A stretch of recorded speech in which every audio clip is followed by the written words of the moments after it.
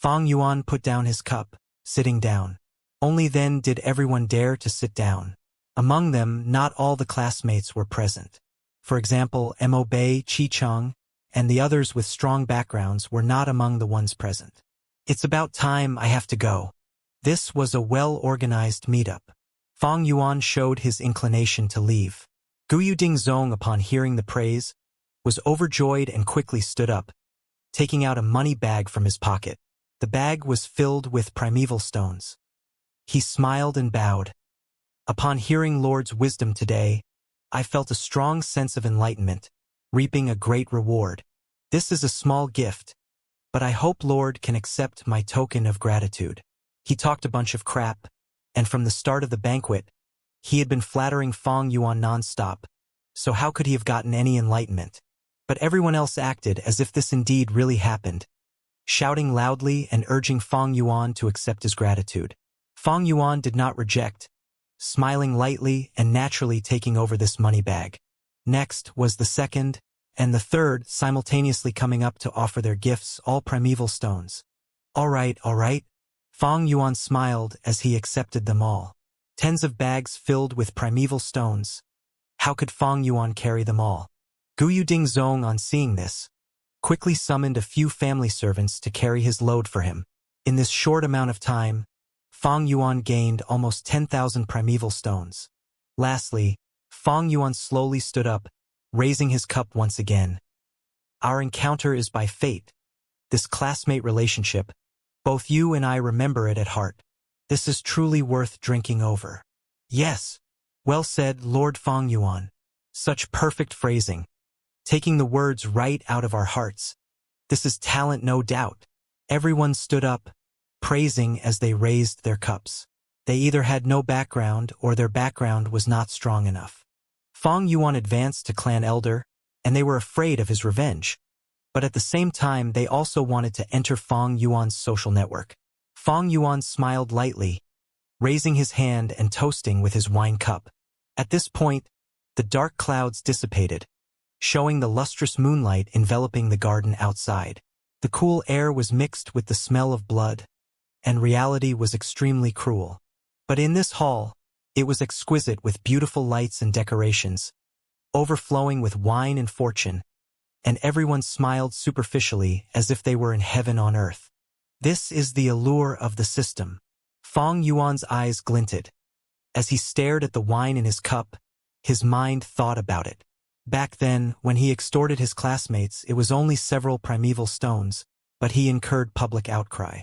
However, right now, he didn't even have to say a word. Yet these people were all willing, fighting to be the first to give him primeval stones, each bag having over 100 primeval stones. This differential treatment, on the surface, it looked like the result of Fang Yuan's elder status. In reality, the truth was because he had previously been outside the system. Right now, however, he had entered the organization's higher management. Under the system, the members are all exploited willingly. Even without any hints from Fang Yuan, they would come forth and bribe him. Some would use their network to get into his faction, while women used their charms to get closer. It works this way in this world, and the same goes on Earth as well.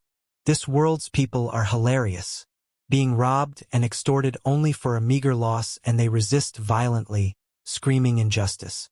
But bribing the higher-ups, sending gifts, bodies, and virginities, they do it willingly. And they are even afraid that it's not enough. Being able to get so many primeval stones today, this is all borrowing the power of the system. Fang Yuan laughed coldly in his heart, thinking of Guyu Qingshu, Mo Yen, and Qishan. Talented people like Guyu Qingshu having great talent, they had much greater cultivating talent than Fang Yuan. But all of them cultivated slowly, staying at rank 2 realm for a long time. Did they not work hard enough? Let's laugh a little. This is the deprivation and pressure from the system. Such deprivation and pressure, it is invisible.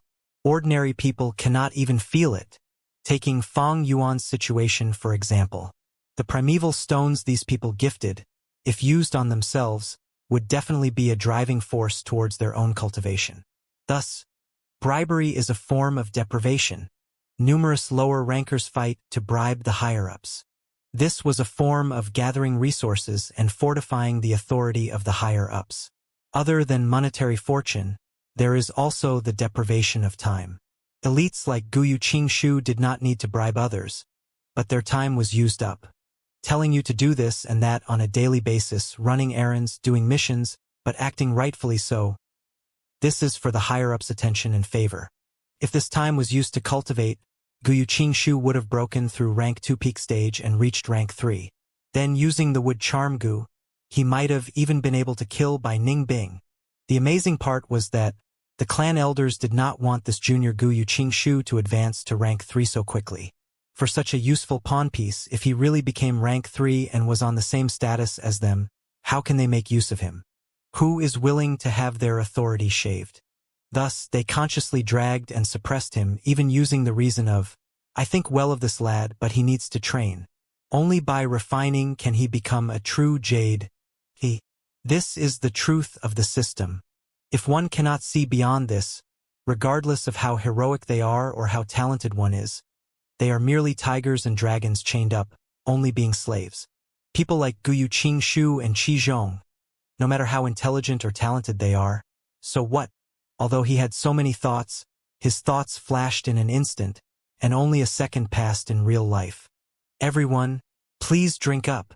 Fang Yuan moved the cup to his lips, downing the drink in one mouthful. Everyone quickly toasted him, not daring to leave behind a single drop. Goodbye. Fang Yuan cupped his fists, taking his leave. The family servants held the primeval stones as they followed behind him. Everyone quickly sent him off. Please continue drinking, you don't have to send me off, Fang Yuan said. But everyone did not do so. Instead, they left their seats and continued their flattery. Fang Yuan continued, I like peace and quiet. Seeing his expression, everyone finally got his intentions and remained in the hall. Seeing Fang Yuan's figure leaving, some people sighed, while others remained silent, and someone exclaimed, Elder Fang Yuan truly is a legend, such elegance. They were all frogs in the well, only able to see the moon from below, thinking about Fang Yuan's unrestrained position but not being able to see beyond the system's restrictions. Actually, as long as one joins the system, they would be weakened, and their benefits would be sacrificed. Even the clan leader has to sacrifice. He needed to manage the clan, and with this he contributed much of time and effort. It is just that the members at the bottom of the chain are deprived more severely. The higher one's status is, the more benefits one will enjoy. Initially, when Fang Yuan extorted primeval stones, he worked against the system, acting alone and not even sparing his own brother. That was to avoid this deprivation. Thus, he had ample time and energy to advance to rank 3 and become a clan elder, causing numerous people to scream in wonder. But now that he had undergone a huge transformation, becoming a clan elder, his temperament became mild and respectful with authority and status, enjoying the benefits of a clan elder, causing many to be filled with envy. This separation in joining, entering and leaving, is filled with deep wisdom and knowledge.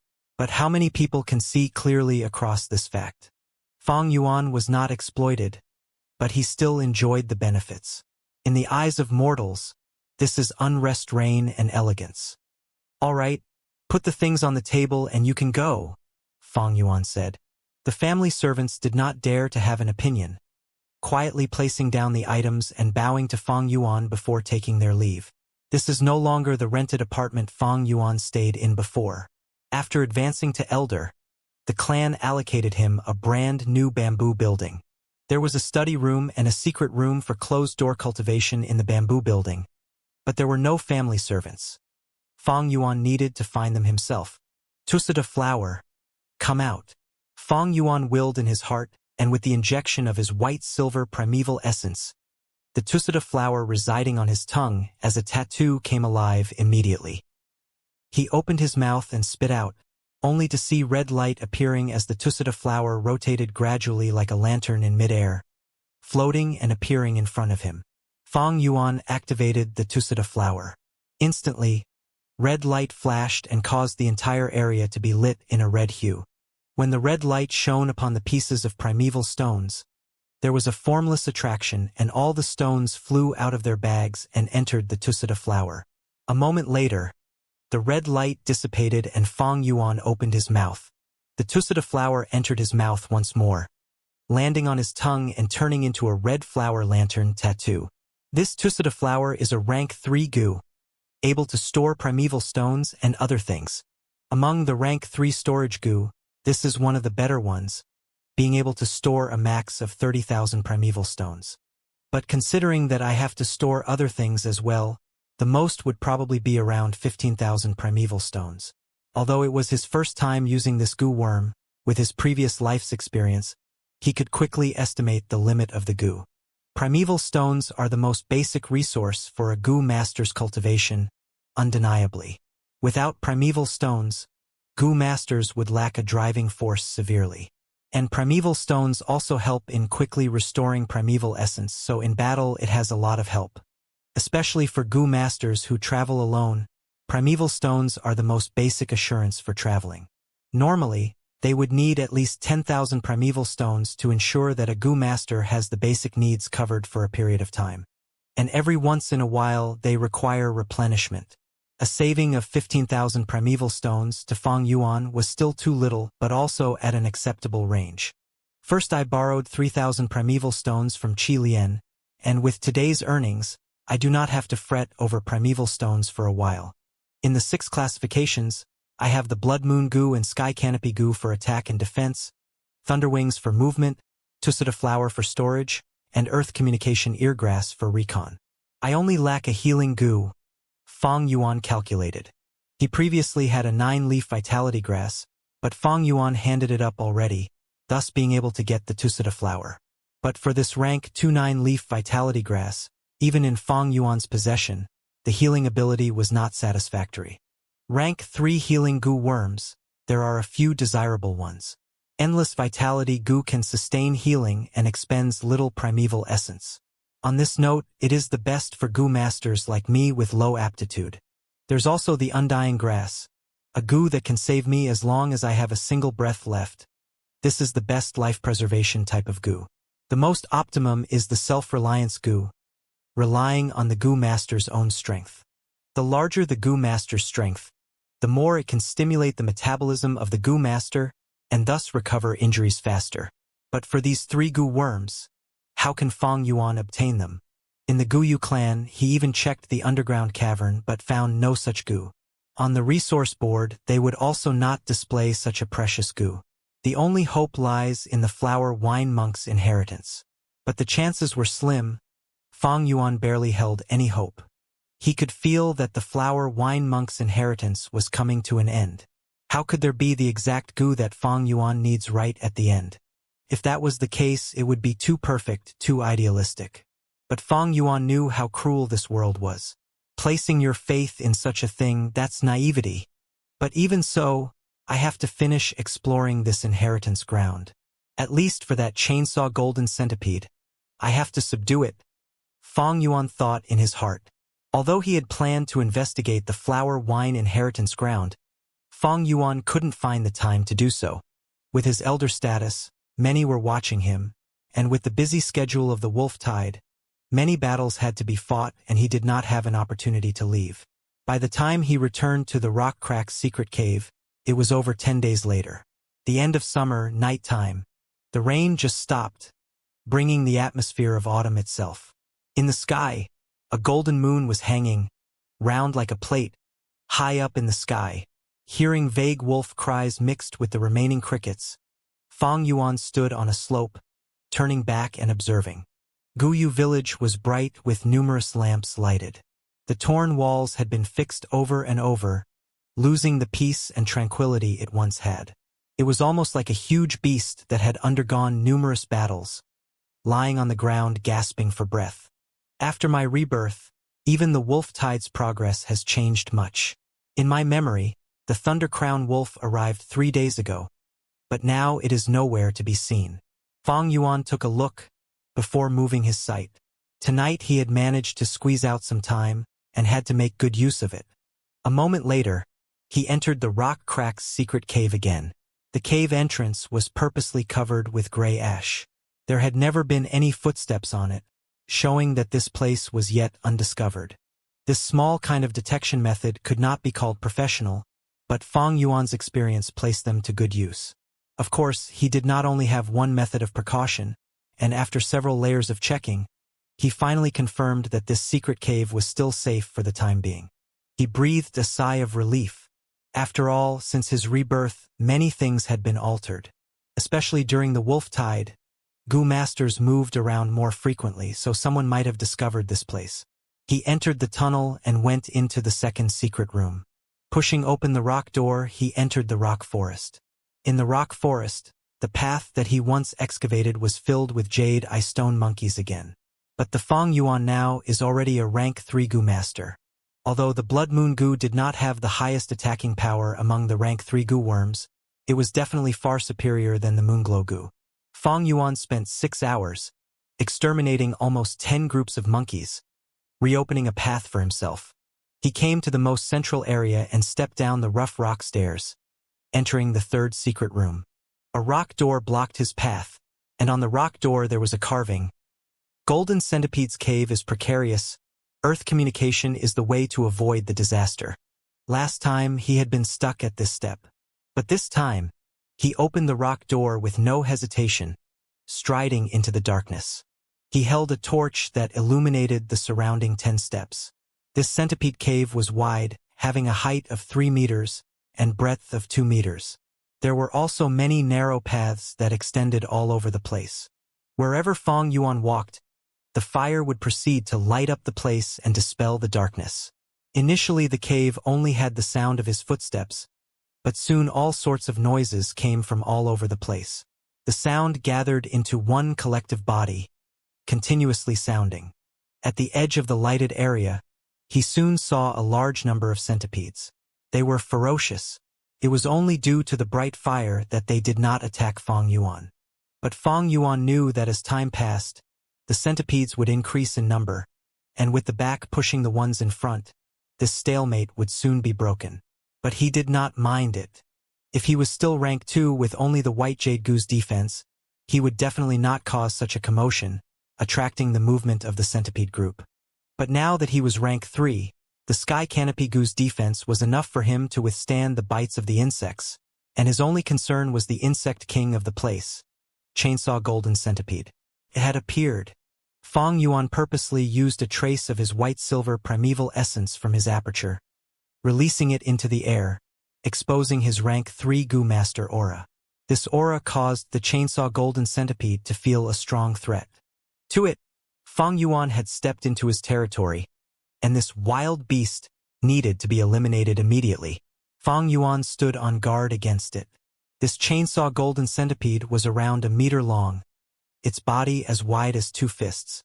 It first landed at the fringe of the lighted area, coiling its body around it, like Python ambushing its prey. But in the next moment, it moved slowly with numerous legs sustaining its weight as it gradually got closer towards Fang Yuan. Fang Yuan's rank 3 aura only made it alert and not afraid. If he was rank 4, it would not pressure Fang Yuan like this.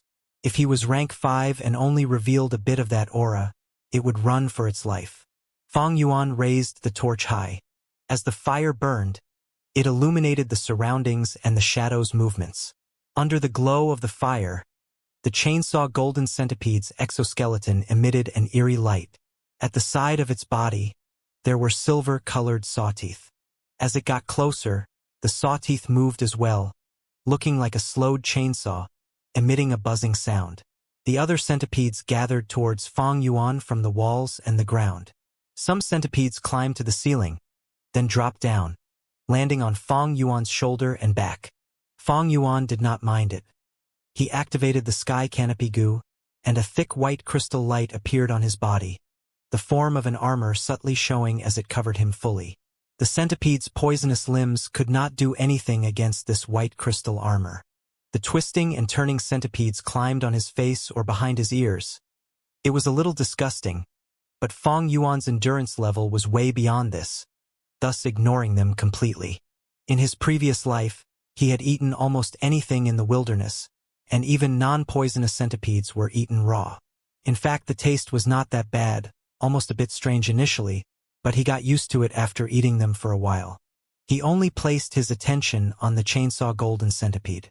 The chainsaw golden centipede moved gradually, reducing the distance between Fang Yuan and itself. When there was a distance of 3 to 4 steps between them, Fang Yuan stopped the white-silver primeval essence from leaking, and this caused his aura to instantly weaken. The chainsaw golden centipede acutely felt that, thus instantly increasing its speed, moving like a golden line. Pew! In the blink of an eye, it had shortened the distance, and coiled around Fang Yuan's stomach. The speed was really fast. It first appeared motionless. Then on the very moment it moved, it dashed through like a golden light. When Fang Yuan managed to react, this chainsaw golden centipede had already coiled around his waist like a snake, opening its mouth and attacking towards Fang Yuan's face. Fang Yuan quickly stretched out both arms, grabbing the head of this golden centipede. The chainsaw golden centipede struggled, and Fang Yuan, who had the strength of 2 boars, felt that his strength was insufficient, especially when the chainsaw golden centipede's 2-bladed edges started to move rapidly. Clank, clank, clank. A strong pulling and slashing force grinded at the white light of the sky canopy goo. At once, Fang Yuan's white-silver primeval essence was rapidly used up as the white light grinded with the chainsaws, causing sparks to fly. Fang Yuan's primeval essence was only initial stage light silver primeval essence, and with only 42% in storage, it could not support such an expenditure. However, Fang Yuan was unfazed. Even though he could not get free from the chainsaw golden centipede, he had a trump card, Spring-Autumn Cicada. He willed in his heart, and the Spring-Autumn Cicada's shadow appeared from his aperture. The Spring-Autumn Cicada was gradually recovering. Its 2 wings were tender and new like fresh leaves, and at the same time its body had a royal wooden luster. But overall, it still gave off a withered feeling of death. It had recovered around 20%, thus its aura was much stronger. Once this aura was leaked, the chainsaw golden centipede that was struggling intensely immediately surrendered. It was only a rank 3 wild goo worm. Against the aura of the rank 6 spring-autumn cicada, it did not dare to move at all. Fang Yuan felt it most evidently. Previously he was still gripping the chainsaw golden centipede like a poisonous python, using all ways to prevent it from biting. The next moment, it had become a soft and harmless rope. Fang Yuan smiled lightly, using his white-silver primeval essence onto the chainsaw golden centipede that had basically given up. Fang Yuan's will worked without obstacles, completely eliminating the wild consciousness it had. In a few breaths' time, the chainsaw golden centipede was already refined by Fang Yuan. Fang Yuan let go of both hands. The chainsaw golden centipede's numerous segments moved with rhythm, moving across the white protective armor and around Fang Yuan's waist, finally twisting and coiling around his arm. The surrounding centipede groups went away like a receding tide.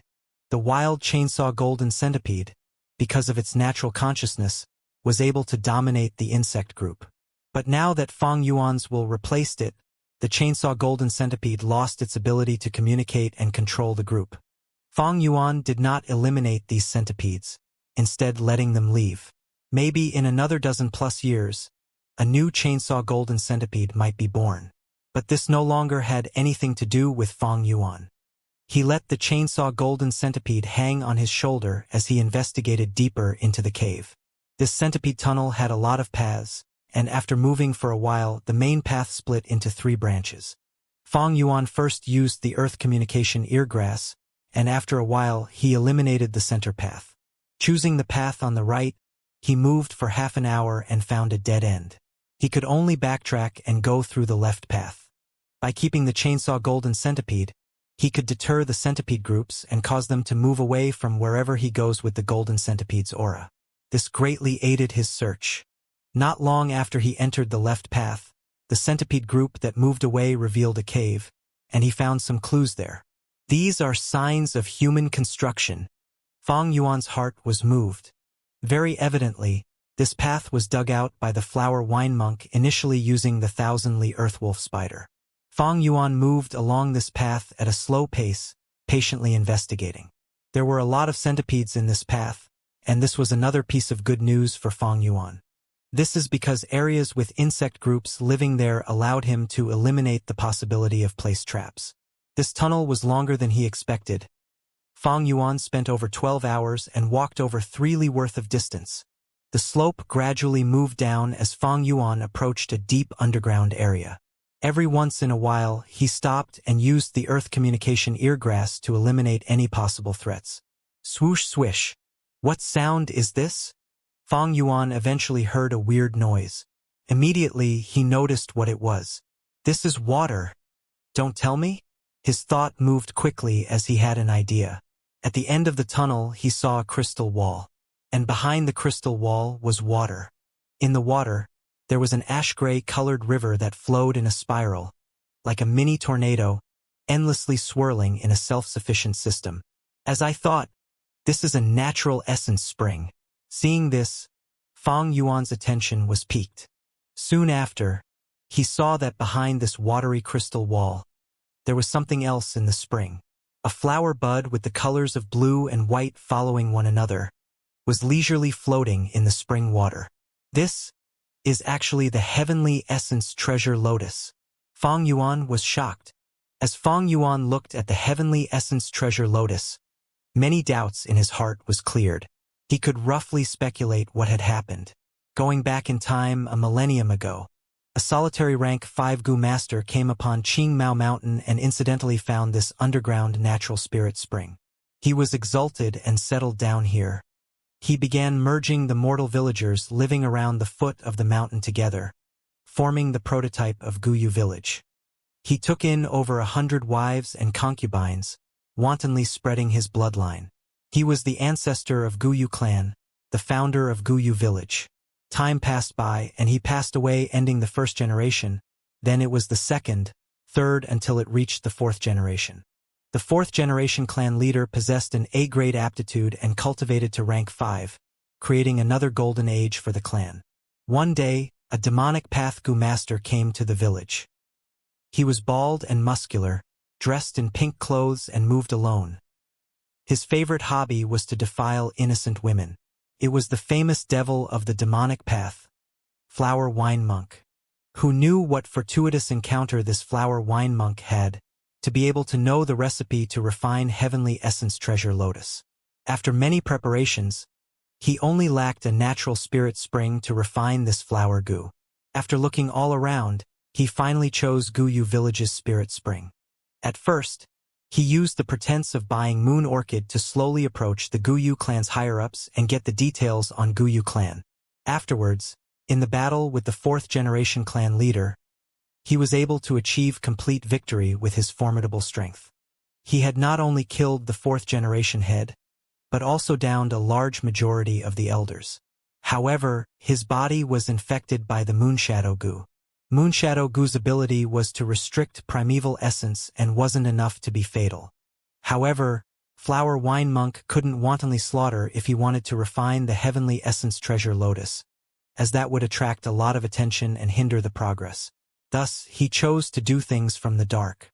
He used the 1,000-li earthwolf spider to dig out a tunnel, secretly advancing to this area. Due to the thorough preparations he had made before and with the sufficient materials, he was able to refine Heavenly Essence Treasure Lotus in the Spirit Spring.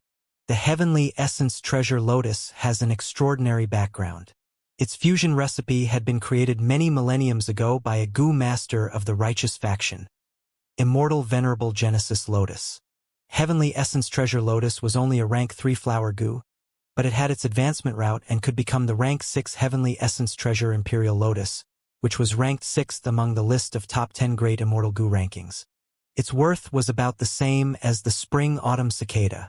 The Heavenly Essence Treasure Lotus had a reputation as a portable spirit spring, because it could produce primeval stones. However, its fusion process had an extremely high price. To refine the Heavenly Essence Treasure Lotus, there must be a natural spirit spring. This spring should be full of primeval energy, and cannot be a spirit spring that has been used for many years, with its reserves drying out. After the fusion succeeds, this spirit spring will be thoroughly useless and will lose its ability to produce primeval stones, becoming just an ordinary spring. A natural spirit spring is extremely valuable. One only needs to look at how this spirit spring has sustained countless Gu masters of the Guyu clan for close to a millennium to realize this point. Refining a heavenly essence treasure lotus would completely destroy this spirit spring. But that was just the beginning. If it was to be advanced to rank 4, it would need 7 spirit springs, 9 at rank 5 and 11 for rank 6. Apart from this, many extremely precious Gu worms would be needed as auxiliary ingredients. If I take this heavenly essence treasure lotus, it would be like carrying a mini-scale spirit spring with me. The heavenly essence treasure lotus is only a rank 3 Gu, so its daily primeval stones production can't compare to a normal spirit spring, but the amount will be enough to sustain my cultivation expenditure. This was just one of its benefits. The primeval stones produced by heavenly essence treasure lotus were a lot more than the earnings from the 9 leaves vitality grass. Primeval stones can not only help in advancing cultivation, they are also an exchangeable form of currency. With the treasure lotus, Fang Yuan could decrease the amount of primeval stones he carried. The Tusita flower could then be used to store various stuffs which could greatly decrease the burden on him. However, I heard that the fusion process of the treasure lotus is quite mysterious. It appears from nothing during which it transits between the astral and physical form. Ordinary people can't see it, and it can only be seen clearly through the crystal.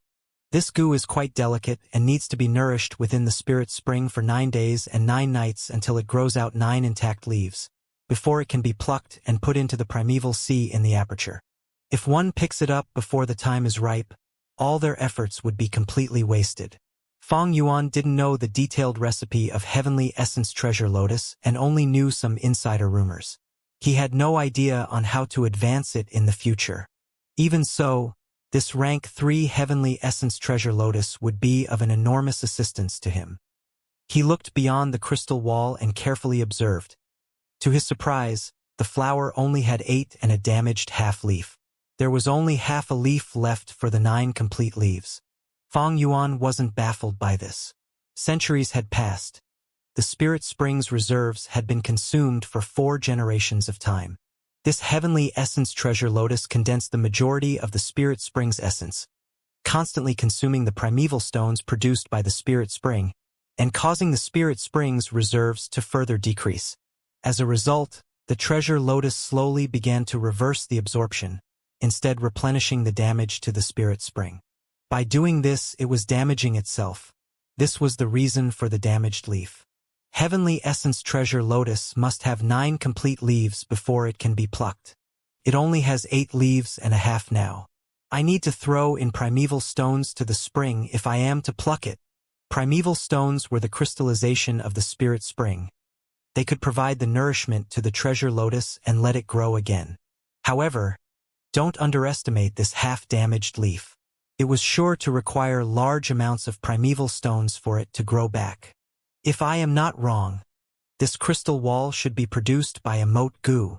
Fang Yuan tried to touch the wall, and found that this wall was real but also virtual, just like light and shadow. His hands went through the wall without any obstruction. But he quickly took back his hand and didn't dare to go deep into the spirit spring. Spirit springs should never be polluted. He poured his primeval essence into the Tusita flower and took out a primeval stone. He threw the primeval stone through the crystal wall. As if the wall didn't exist, the primeval stone went through it and dropped into the spirit spring, striking onto the phantom figure of the heavenly essence treasure lotus. Heavenly essence treasure lotus transited between blue and white and started shaking like water ripples.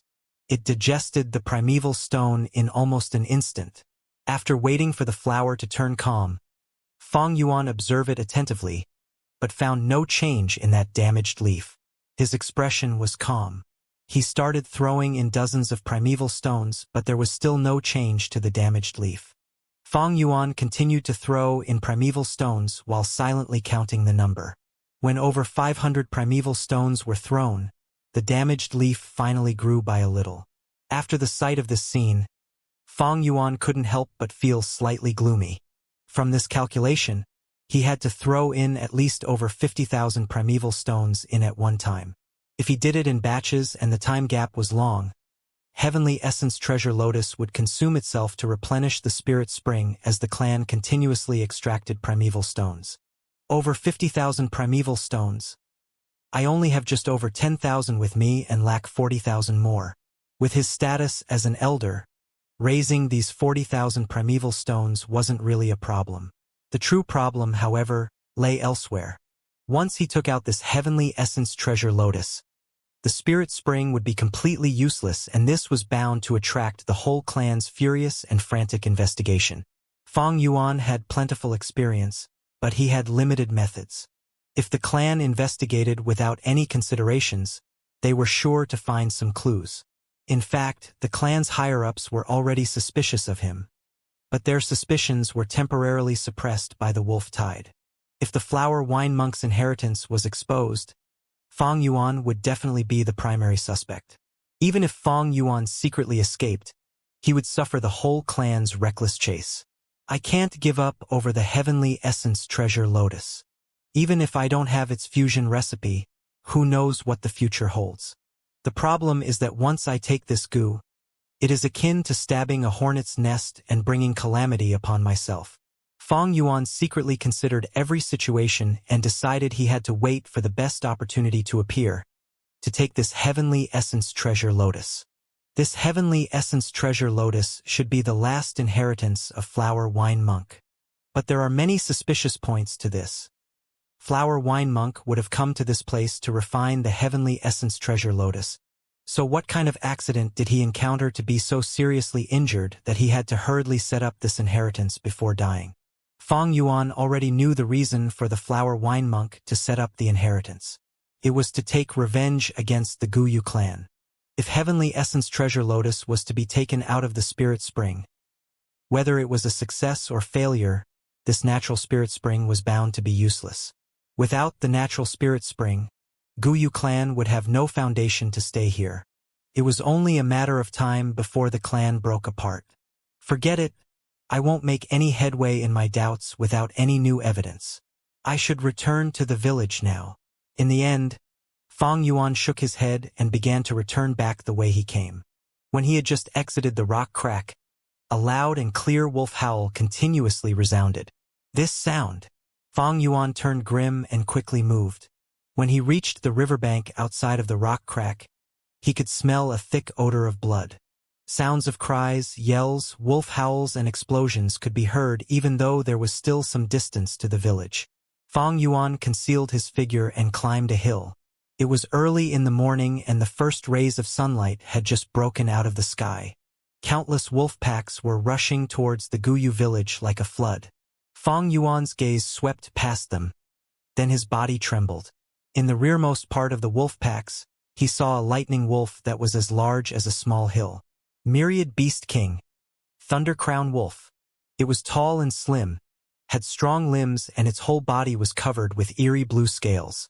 Tufts of golden wolf fur could be seen on its claws and tail. The fur on its head were all stiff and upraised, forming a towering crown. It was crouching on the ground and was still like a sculpture. The frenzy lightning wolves and bold lightning wolves around it constantly howled, serving to show its elegance and nobility. Just by sitting there, it had already brought a great mental pressure to the Guyu clan. The Myriad Beast King has finally arrived. It is the decisive moment for the survival of the Guyu village. Fang Yuan gazed towards the village. Innumerable Gu masters were in fierce battles, using all of their strength to block the frantic charge of the wolf tide. Suddenly, around 10 figures flew out of the village and rushed against the wolf tide, charging towards the Thunder Crown Wolf. They were all elders, and in front of them was the clan leader Guyu Bo. If one wants to fight against the Thunder Crown Wolf, one must strike first. Its strength is just too great, and if it was let into the village, it would definitely cause great losses and damage. This group's capabilities were huge. With the rank 4 clan leader Guyu Bo as the leader, and his elders as his support, they were a strong attacking force. The wolf tide was surging violently, yet they went against it with careful and compact cooperation. As if the group was a warship, splitting the waves apart, advancing bravely forward. Wherever they went, they were practically sweeping everything away in their path. The closer they got to the Thunder Crown Wolf, the more the pressure coming from the wolf tide increased. Guyu Bo was calm and composed. Suddenly he stretched out his right palm and slashed in front of him. Swoosh! A golden-colored moonblade, as big as a grown adult, formed in a split second and flew out towards the front. Swoosh, swoosh, swoosh. After flying out for a few meters, this moon disk suddenly went through a change, and from one blade it turned into three. 3 moonblades flew alongside each other, bringing about the sound of the wind whistling as it plowed open 3 bloody paths like knives cutting meat apart. Many wolves fell without exception. Broken limbs flew into the air, and blood-curdling cries sounded non-stop. A frenzied lightning wolf roared and started rushing over fiercely towards the goo masters from the right side. Let me! A clan elder suddenly went from a thin and dry appearance, turning into a huge fat man in one breath. With a bang, he used his round belly and sent the frenzied lightning wolf flying away. The frenzied lightning wolf had come in a torrential rush, and the greater the strength of collision, the stronger the bounce back was. It was thrown across high into the air, cutting an arc and then finally falling down hundreds of meters away. The other elders were displaying all sorts of abilities. There were some with long hair like needles, continuously shooting out and sweeping away lightning wolves. Some of them had their bodies covered in light armor, forcefully bearing through the wolves, tearing and biting. The Thunder Crown wolf went from a half-sitting state and slowly got onto its feet. It firmly stared at the goo masters rushing towards itself, and the wolf's dark eyes flashed with warning. It opened its mouth and let out a low roar, revealing its sharp and jagged wolf fangs. Each of the frenzied lightning wolves and bold lightning wolves that heard its roar immediately got up and rushed towards the goo masters. The goo masters were instantly slowed in their charge, receiving great obstruction. Clan leader, I'll leave it to all of you, clan elders. You have to win. Numerous eyes flashed and gathered on them. Unknown number of rallying cries and shouts sounded from the depths of the clansmen's hearts. This was the most crucial battle. If they lose the battle, the entire clan would face the danger of being wiped out. If victory was assured, then they would have held against the hardest moment of the wolf tide. This was the battle that would decide the life and death of the Guyu clan. None of the elders backed off. They pushed forward while drenched in blood. Even though they did not lose any numbers, none of them were spared from injury. They eliminated all the obstacles around them until they faced the Thunder Crown wolf, then charged towards it. Therapy light goo. Suddenly a middle-aged female clan elder stretched out both her hands, and a pure white, warm light bubbled forth. The light first flowed onto the clan leader's body, and then reflected onto each of the other clan elders. This was a rank 3 healing goo with area of effect properties, and it could instantly cause the wounds on goo masters to stop bleeding. Light wounds would be recovered completely, while heavy wounds would be healed by half. Continue fighting, Guyubo roared loudly. 5 clan elders swiped their arms as they heard the signal, and sent a moonblade flying towards the sky. Suddenly a clan elder roared as all the muscles on his body erupted and expanded 3 times, becoming a white fur giant ape. It jumped in front of the group, its hands joined together. Guyubo stepped onto its 2 hands, and with a low roar, the ape kicked from the ground and stretched out its waist, using all the strength in its body to toss Guyubo into the sky. Moon invite Gu. Guyubo spread out his left hand. It was giving out a hazy, whirlpool-like purple moonlight. The moonblades that the clan elders had shot towards the sky were all absorbed and annexed by this purple moonlight. Slash! Guyubo's eyes shone as he shouted in a thunderous volume, splitting the air with his palms from up to down. Pew! Winds and thunder resounded as a purple moonblade, larger than a horse carriage, flew towards the Thunder Crown wolf. This moonblade looked slow but was actually fast, and in a split second, it struck its target. The Thunder Crown wolf howled, and at the last moment, a thunderlight armor appeared on its body. Bam! In the next moment, an intense explosion occurred as the sky was engulfed in eerie blue lightning, pitting against the purple, alluring moonlight. Numerous people squinted as the shockwaves spread from the impact, sending the ordinary lightning wolves in the vicinity flying. When the intense light dissipated, the Goo Masters were already engaging in battle with the Thunder Crown wolf. The clan elders were all extremely experienced and well coordinated with each other. An aged old master with floating white hair shot out needles from it endlessly like rain. On another side, a female goo master blew out flames from her nostrils like lingering snakes, and she spouted a wave of orange flame and assaulted two sides at the same time. There were another 3 goo masters. One turned into a white ape, while another turned his muscles into steel from head to toe as they both tried to curb the Thundercrown Wolf. The other goo master tossed out unending numbers of puppet goo, pouring his primeval essence and turning them into vine-armored grass soldiers or wooden servants with red spears, using them as fodder to attract the incoming assault. Healing goo masters stood at the outer circle, using therapy-like goo from time to time. Beside them were defensive goo masters, giving them care and protection. The Thunder Crown Wolf had been beaten badly. Its right front limb had a huge wound, the blood flowing nonstop. This was the outcome from the attack of the purple moonblade a moment ago. It roared continuously as it had fallen into the goo master's well-planned trap. Even if it had the spirits to fight back, there was not much it could do. The goo masters weaved and jumped around it like fleas on a cat or dog. They continued to move around and pulled space as they worked with completely chemistry. But the good situation did not last, for the Thunder Crown Wolf slowly began to adapt, while the wound on its body did not stop healing. It was clear that it had a healing goo on its body. This was very bad news. The healing goo's existence would mean that this is a war of attrition. Wild goo could just use the natural essence straight from the air, while goo masters could only use primeval essence from their own apertures. After the battle reached 15 minutes later, the Thunder Crown Wolf suddenly howled towards the sky, and a torrent of lightning flashes enveloped its whole body, while its speed sharply increased 1-fold. The elder who had turned into a white ape could not dodge in time. Unable to react to this change, he was bitten by the Thunder Crown Wolf and his skull was torn into 2 by the wolf's tugging. The Thunder Crown Wolf had torn a line in the battlefront, and with continuous swipes of its tail, purplish-blue electric currents rushed forth. The goo masters could only back away non-stop. In this dangerous moment, the clan leader Gu Yubo stood out. He was a rank 4 expert with powerful attacks and superior defense, like the center pillar of the group, using all his strength to salvage the situation. Mountain rocks broke and shadows dissipated as group battles enlarged. The aftermath ravaged the battlefield, and not a single lightning wolf dared to enter battle. The situation of the battlefield only became more desperate. The Thunder Crown Wolf's injuries became heavier and worse, the bleeding unable to stop, and bones could be seen in the deeper wounds. At the same time, the goo masters also suffered heavy losses. So far they had already lost 6 clan elders.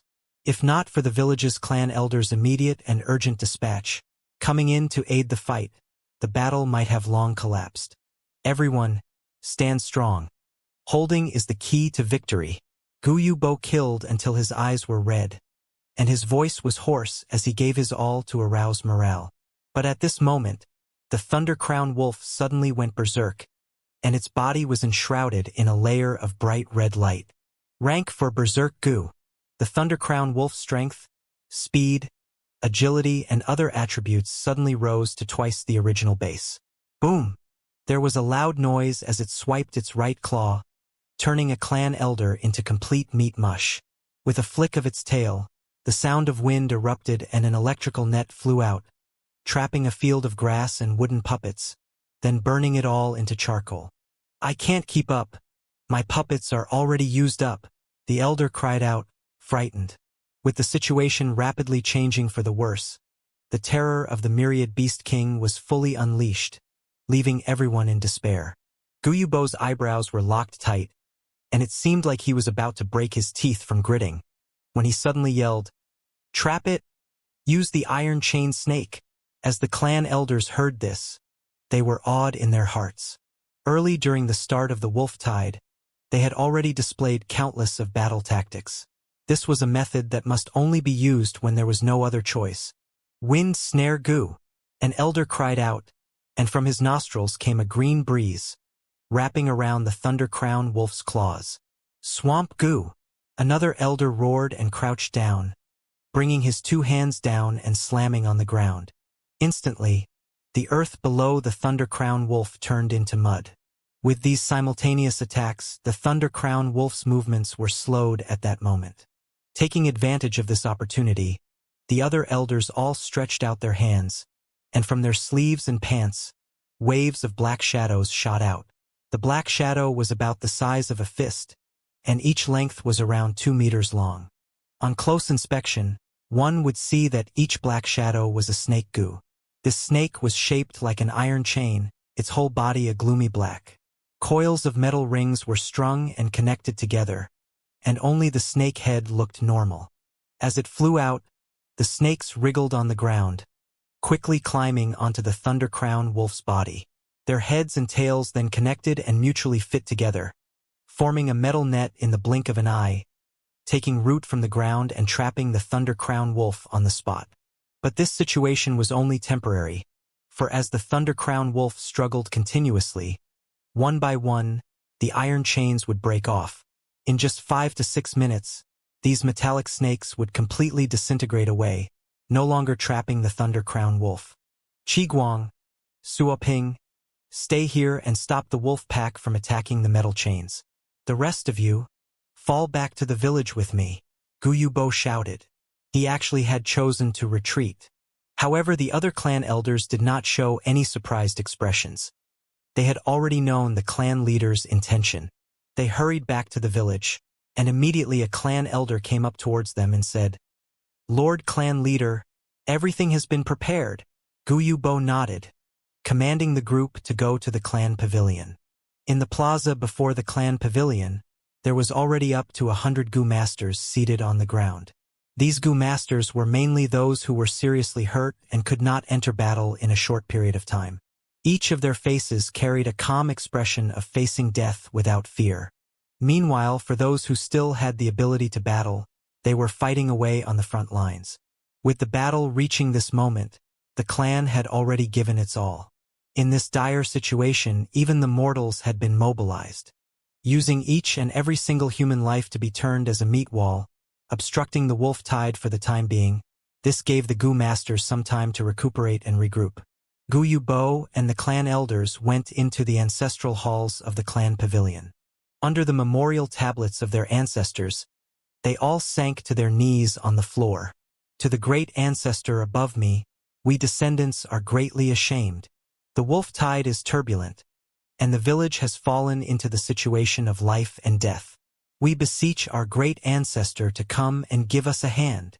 When Guyubo finished speaking in a low voice, the ancestral hall fell into deep silence. Drip drop. A few of the clan elders' blood seeped out from their hastily bandaged wounds, dripping onto the floor. Guyubo and the rest of the clan elders held their breaths, not even daring to pant or breathe loudly. Back in the day, when the first-generation clan leader felt his death approaching, he set out to leave the village. Before his departure, he left a testament behind. It spoke that if the clan would ever fall into the danger of perishing, they could pray before his memorial tablet. At that moment, Gu worms would descend from the sky and help the village through the difficult situation. Throughout history, the Guyu clan had suffered through major crisis a few times, and they had dealt with the calamity this way. This was the Guyu clan's last trump card. In the ancestral hall, it was deadly silent. The clan elder and clan leader lowered their heads like a big rock was weighing on their heart. After a Gu master dies, the Gu worms they leave behind will still have the person's will remaining. They cannot be considered wild Gu worms, and have had lost their ability to use the natural essence in the air. These Gu worms can be considered an extension of life of that particular Gu master. Everyone's heart was uneasy. The first-generation clan head had passed on for at least 1,000 years. So were the methods that he had left behind still effective? No one knew. After all, since the last crisis, it had already been 200 years. Why did they retreat? On the slope, Fang Yuan saw this scene and grew suspicious. In his previous life, his cultivation was too low, thus he could not learn about the clan's secrets. But soon his body shook, discovering that a group of flying worms had descended from the sky. This is... Fang Yuan's eyes squinted as cold light shone. There were up to 100 Gu worms flying around in a cluster, forming a red cloud, descending and landing on the village square. Buzz, buzz, buzz. The noises emitted by the insect group entered the ancestral hall, and the clan elders raised their heads, showing a frantically overjoyed expression. Thank you, great ancestor, for the protection. Guyubo's heart felt at ease as he paid his respects before getting up. Go and see, the clan leader sighed. On his face, there was happiness, solemnness, and grief, a complicated expression. Leaving the ancestral hall and standing on the building stairway, everyone could see that on the village square, there was a red tornado rampaging. These goo worms were only around the size of a fingertip. They were shaped like locusts with a scary face and was red all over. They entered the bodies of the goo masters sitting on the square, extracting their blood and primeval essence. In a few breaths' time, one insect multiplied into more worms. Thus, the goo increased greatly in numbers as time went by. There were constantly new goo worms being produced, flying into the goo master's skin and flying out, and then digging in again.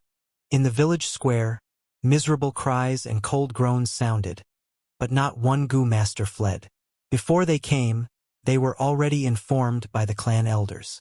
For the clan, they willingly tribute their bodies to feed the goo, using their own sacrifices to bring about the survival of the clan. These are all good lads of our clan. Guyubo, seeing this, muttered in a low voice, as the hand holding onto the railing shivered slightly. The other elders showed a painful expression, but did not say anything. This situation was exactly as recorded in the clan memorials. The first-generation ancestor had left behind these goo worms, and they required goo masters' lives to feed. Only then are they satisfied and will help the clan to defend against external enemies. After these flying goo were full and satisfied, they flew up again with an even greater presence. In the blink of an eye, they had grown in number over tens of times. What was left on the square were piles of white bones as the goo flew out like a tornado, rampaging through the wolf packs outside the village. The blood guillotine indeed. Feng Yuan, who was standing on the slope, saw everything and thought in his heart. This blood guillotine is a rank 5 goo. Its usability and feeding are fused into one. It was a very strange goo. They specialized in consuming a goo master's lifebound origin blood, and after feasting, they would start to multiply from 1 to 2, 2 to 4. If they were hungry and couldn't find food, they would start to eat each other, reducing the size of their group to sustain the expenditure they needed in moving around. At its peak, the blood guillotine could engulf the skies and lands, destroying villages in their path, and were more fearsome than many rank 6 goo worms. When it was weak at only 1 or 2 in number, they would barely have any power and is worse than a rank 3 goo. Especially when this blood guillotine goo advances into the highly acclaimed rank 6 demonic goo, blood deity. Among the top 10 great demonic goo in the world, it ranks 7th. In his previous life, when Feng Yuan created the Bloodwing demonic sect, he first wanted to refine the blood deity instead of the spring-autumn cicada. However, because of circumstances and many other reasons, he could only reduce his expectations and refine the spring-autumn cicada. This group of blood guillotines numbered up to tens of thousands. Like a tornado sweeping the battlefield, everywhere they went, wolf packs howled and wailed. They flew left and right, entering the lightning wolves' bodies, and in a few breaths' time, the lightning wolves' blood would be completely absorbed. But this beast blood could not allow the blood guillotine to multiply. Only a goo master's origin blood that contains primeval essence could achieve this effect. One after another, lightning wolves were reduced to dry corpses, lying on the ground and losing their lives. Only the bold lightning wolves and frenzy lightning wolves' lightning currents could resist this blood guillotine.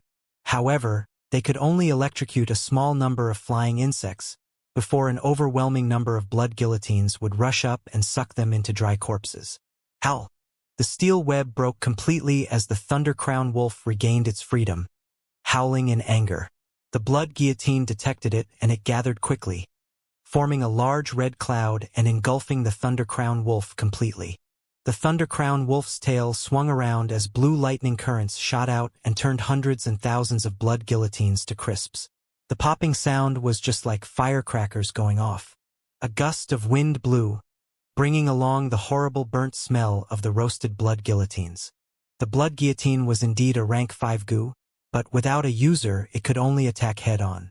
The Thunder Crown Wolf had several rank 4 goo residing in it, and some had a wide area attack method, countering this blood guillotine.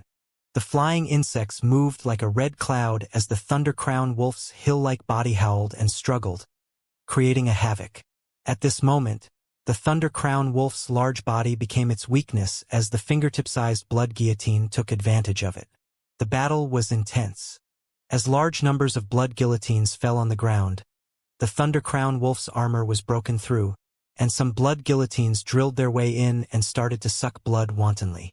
Without any other choice, the Thunder Crown Wolf could only spray lightning plasma on its own body, electrocuting these blood guillotines. But this way, its surface muscles were all fried, emitting a fragrant cooked meat smell. The Wolf Tide's attack on the village had already stopped. Under the Thunder Crown Wolf's command, numerous lightning wolves attacked the insect group instead. The Goo Masters could be said to have escaped death, and many held their breaths as they watched this intense and tragic battle nervously. The insect group was like a death plague. Numerous lightning wolves would rush in and drop dead soon after. However, the lightning wolves' sacrifice also caused the insect group to face high expenditure. The blood guillotine dropped in numbers. The original dense cloud had turned into a thin fog, and soon it was reduced to a small tornado still flying in the air. The Thunder Crown Wolf struggled and escaped, its mouth howling as it ran with all its speed.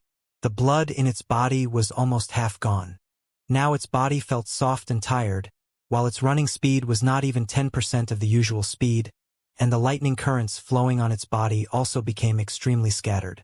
As the leader of the wolf packs, the escape of the Thunder Crown Wolf caused the other lightning wolves' fighting spirit to diminish, and they also escaped all over the place.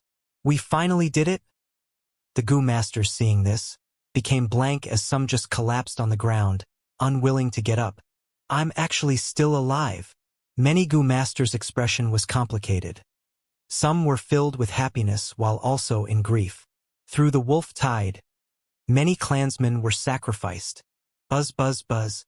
The scattered blood guillotine group flew high into the sky, flying one huge round around the Guyu village before vanishing into the clouds.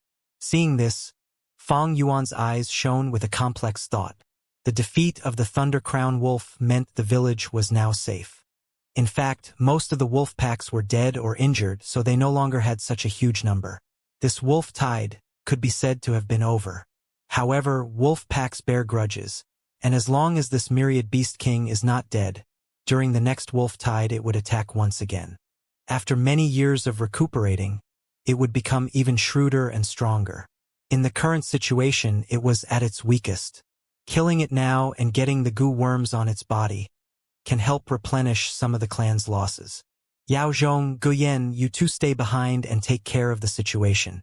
Other clan elders, follow me and assault the Thunder Crown Wolf, Guyu Bo hurriedly ordered, before leading the remaining 7 elders capable of fighting out of the village and towards the direction that the Thunder Crown Wolf escaped in. Fong Yuan's gaze shone, weighing in his heart. Although the clan's power is greatly reduced, the current situation is not in a mess. Moreover, this blood guillotine has a suspicious origin. I better follow the clan leader and check out the situation. Saying so, he went into stealth mode and went down the slope. The Stealth Scales Goo and the Thunderwings Goo cannot be used concurrently.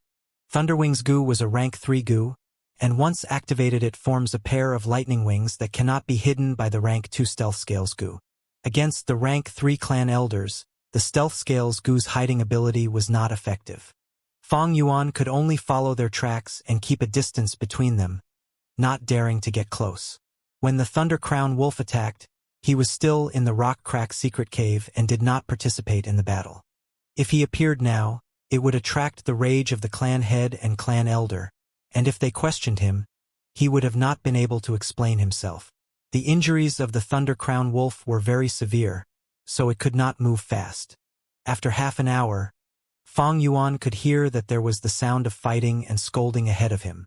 He went there in stealth, getting onto a mountain rock, observing the Goo Masters fight.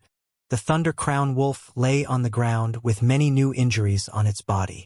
Blood was flowing non-stop as it was gasping for breath. Its dim eyes showed that it was very near death. Old geezer Bai, you and your guys sure have the face. Coming here to take advantage of the situation. Hee hee. Guyubo, that's not the right thing to say. This Thundercrown wolf was obviously stopped by us. Get a clue and fuck off. Guyubo and the Bai clan leader were at a standstill, wary against each other. The wolf den had 3 Thundercrown wolves, all myriad beast kings, each having their packs of tens of thousand lightning wolves. But they did not glue together, and neither could they suppress one another. The wolf pack's movements relied on working together. The 3 Thundercrown wolves had intelligence, each targeting the 3 large beast groups to hunt. In their eyes, humans were also wild beasts and even prey. In their understanding, the wolf tide was a massive hunting session. On Qingmao Mountain, the Xiong, Guyu and Bai clan were able to live for hundreds of years. Naturally, they all had their trump cards. Xiong clan was the weakest, still resisting the wolf tide with difficulty even now. The Bai clan had risen these years, and their cumulative strength had exceeded the Guyu clan. After killing a Thundercrown wolf and pushing back the wolf tide, the Bai clan leader brought his clan elders to Guyu village, trying to find some opportunities. To think that there really was such a chance. Thus they blocked the Thundercrown wolf in this valley. The Thundercrown wolf's body had many goo worms, and some were even rank 4. The Thundercrown wolf's blood, bone, eye and fur were all precious refinement material. The Guyu clan naturally would not let go of them, and under intense anger, they attacked. Hee hee, Fang Yuan, you really came. I've waited for so long. On the mountain wall, a cold laughter was heard. Fang Yuan raised his head, only to see a white-clothed young man descending from the sky as an ice blade slashed towards his face with resolution. His hair snowy white and his orbs blue, a one-armed figure in white. Who else could it be but Bai Ningbing? Before the ice blade touched his body, Fang Yuan could feel a cold, eerie feeling assaulting him from behind like a comet striking the earth, full of cold, killing intent. Fang Yuan's irises were black in contrast, unmoving in danger, leaping backwards and injecting primeval essence into the sky canopy goo, creating a white armor to protect himself. Bam! The ice blade struck the ground heavily, and at that instant a bunch of white icicles grew from the ground, erupting upwards. Swoosh! The sharp icicles stabbed upwards at the direction Fang Yuan was retreating towards, creating an icy path. Fang Yuan easily somersaulted and avoided them. The mountain path was narrow, so he slid down towards the valley along the edges. Fang Yuan, oh Fang Yuan, why is it that every time I see you, I feel that intense urge to kill you? Tell me. Bai Ningbing excitedly shivered as he laughed maniacally. His laughter attracted the gaze of the other Gu masters in the valley. Seeing Bai Ningbing and Fang Yuan, their expressions were different. Lord Bai Ningbing, let me assist you. A Bai clan Gu master who originally stood at the side shouted and struck towards Fang Yuan. Clan leader, it is our clan's Fang Yuan. Guyu clan's Gu masters shouted. I know. Clan leader Gu Yubo's expression was uncertain, and he dodged the Bai clan leader's attack as he decided, shouting, get the materials into our possession first. Fang Yuan had mysteriously vanished before the wolf tide arrived, causing the Guyu higher-ups to feel highly doubtful of him. In addition, the intense pressure from the Bai clan Gu masters resulted in no one going to reinforce Fang Yuan. Bai Ningbing saw help arrive and flew into a rage, shouting at the person, Scram! This is my battle. Don't interfere. Lord Bai Ningbing, you lost an arm and have reduced battle potential. You are the hope of our Bai clan, you cannot be lost. Let me sweep this obstacle for you. The Bai clan Gu master shouted as he leapt, charging towards Fang Yuan. He activated his Gu worm, both hands glowing with an orange-yellow light. Bam! He lightly patted the ground, and the light entered the earth. Instantly, a lump grew from the earth. The mud lump advanced towards Fang Yuan as it got bigger. Suddenly the mud lump exploded, revealing a yellow mud arm. This arm was humongous, as tall as an adult as it grabbed towards Fang Yuan. Its power and presence caused others to feel suffocated. Fang Yuan snorted in disdain. Seeing this arm grab at him and about to succeed, a dark golden light suddenly shot out from his aperture, turning into a shiny ribbon of light, wrapping around Fang Yuan's body.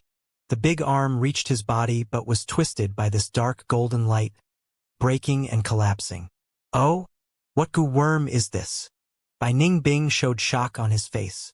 The dark golden light dispersed, revealing the true form of the goo. It was over a meter long, as wide as 2 fists. Its dark golden exoskeleton displayed dominance as its sharp razor blades at the side of its body shone with cold light. "Chainsaw golden centipede. Come!" Fang Yuan shouted, extending his right arm, his fist clenched.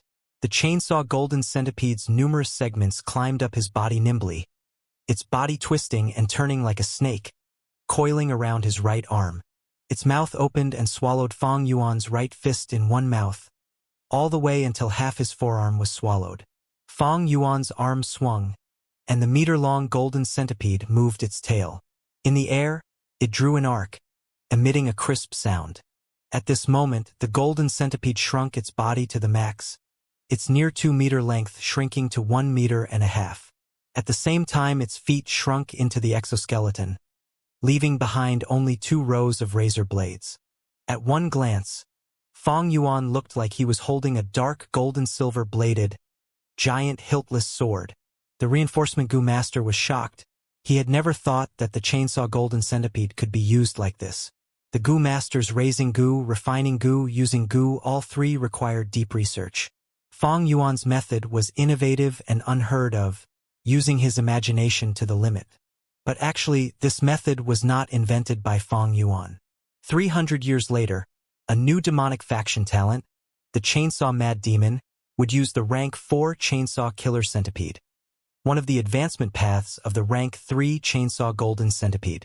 But in this life, Fang Yuan using it at this point is really unprecedented. "I shall let you guys have a taste," Fang Yuan smirked, using the primeval essence in his aperture and injecting them into the Chainsaw Golden Centipede's body. Buzz, buzz, buzz. The Chainsaw Golden Centipede's 2 rows of razor blades started to move violently, emitting a wild sound, causing others' heart to shiver upon hearing. "Thunder wings goo." Fang Yuan's eyes shone with determination as a pair of eerie blue thunder wings formed on his back with a crisp sound. Whoosh! The thunder wings flapped, causing Fang Yuan to shoot out like lightning. Fast! Fast! Fast! The speed was so fast that the Bai Clan Goo Master's iris shrunk as he felt a chill. The smell of death was so close, and he shrieked as he used his strongest goo.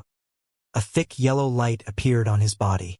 The yellow light was like armor, except that before it fully materialized, Fang Yuan had already gotten close.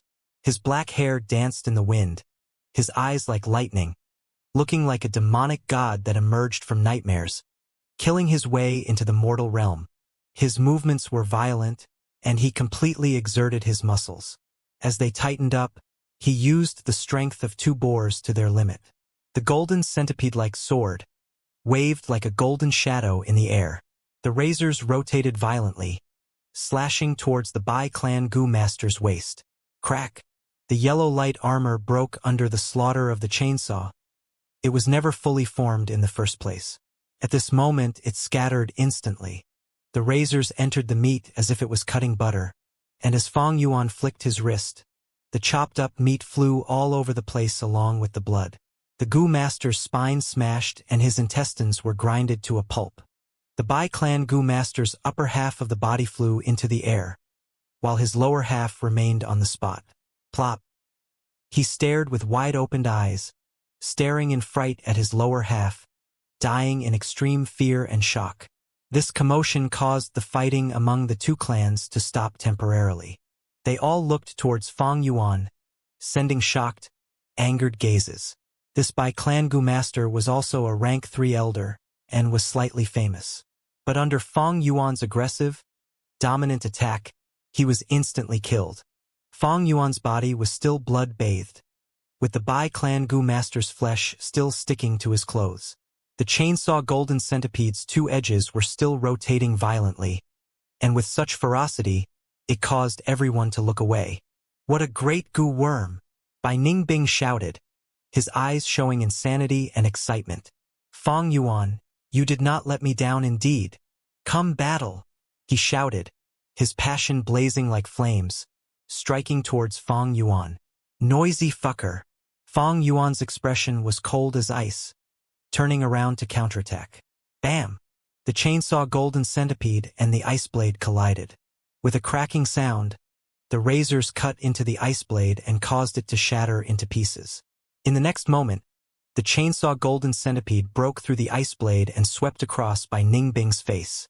Bai Ningbing's expression changed as he resolutely let go of the ice blade and retreated backwards, almost 2 meters of distance away. The chainsaw golden centipede, when shrunk, was only 1.5 m. Adding on Fang Yuan's right arm, there was still a little distance before it could reach Bai Ningbing. But Fang Yuan willed, and the chainsaw golden centipede suddenly extended itself. Bai Ningbing was dumbstruck and did not anticipate this turn of events. He was hit on the chest by the centipede's tail. Even with his ice muscles protecting his body, there was still a large cut on his body. At that instant, he felt a strong force assault him, and he was unavoidably sent flying, landing on a huge rock behind him.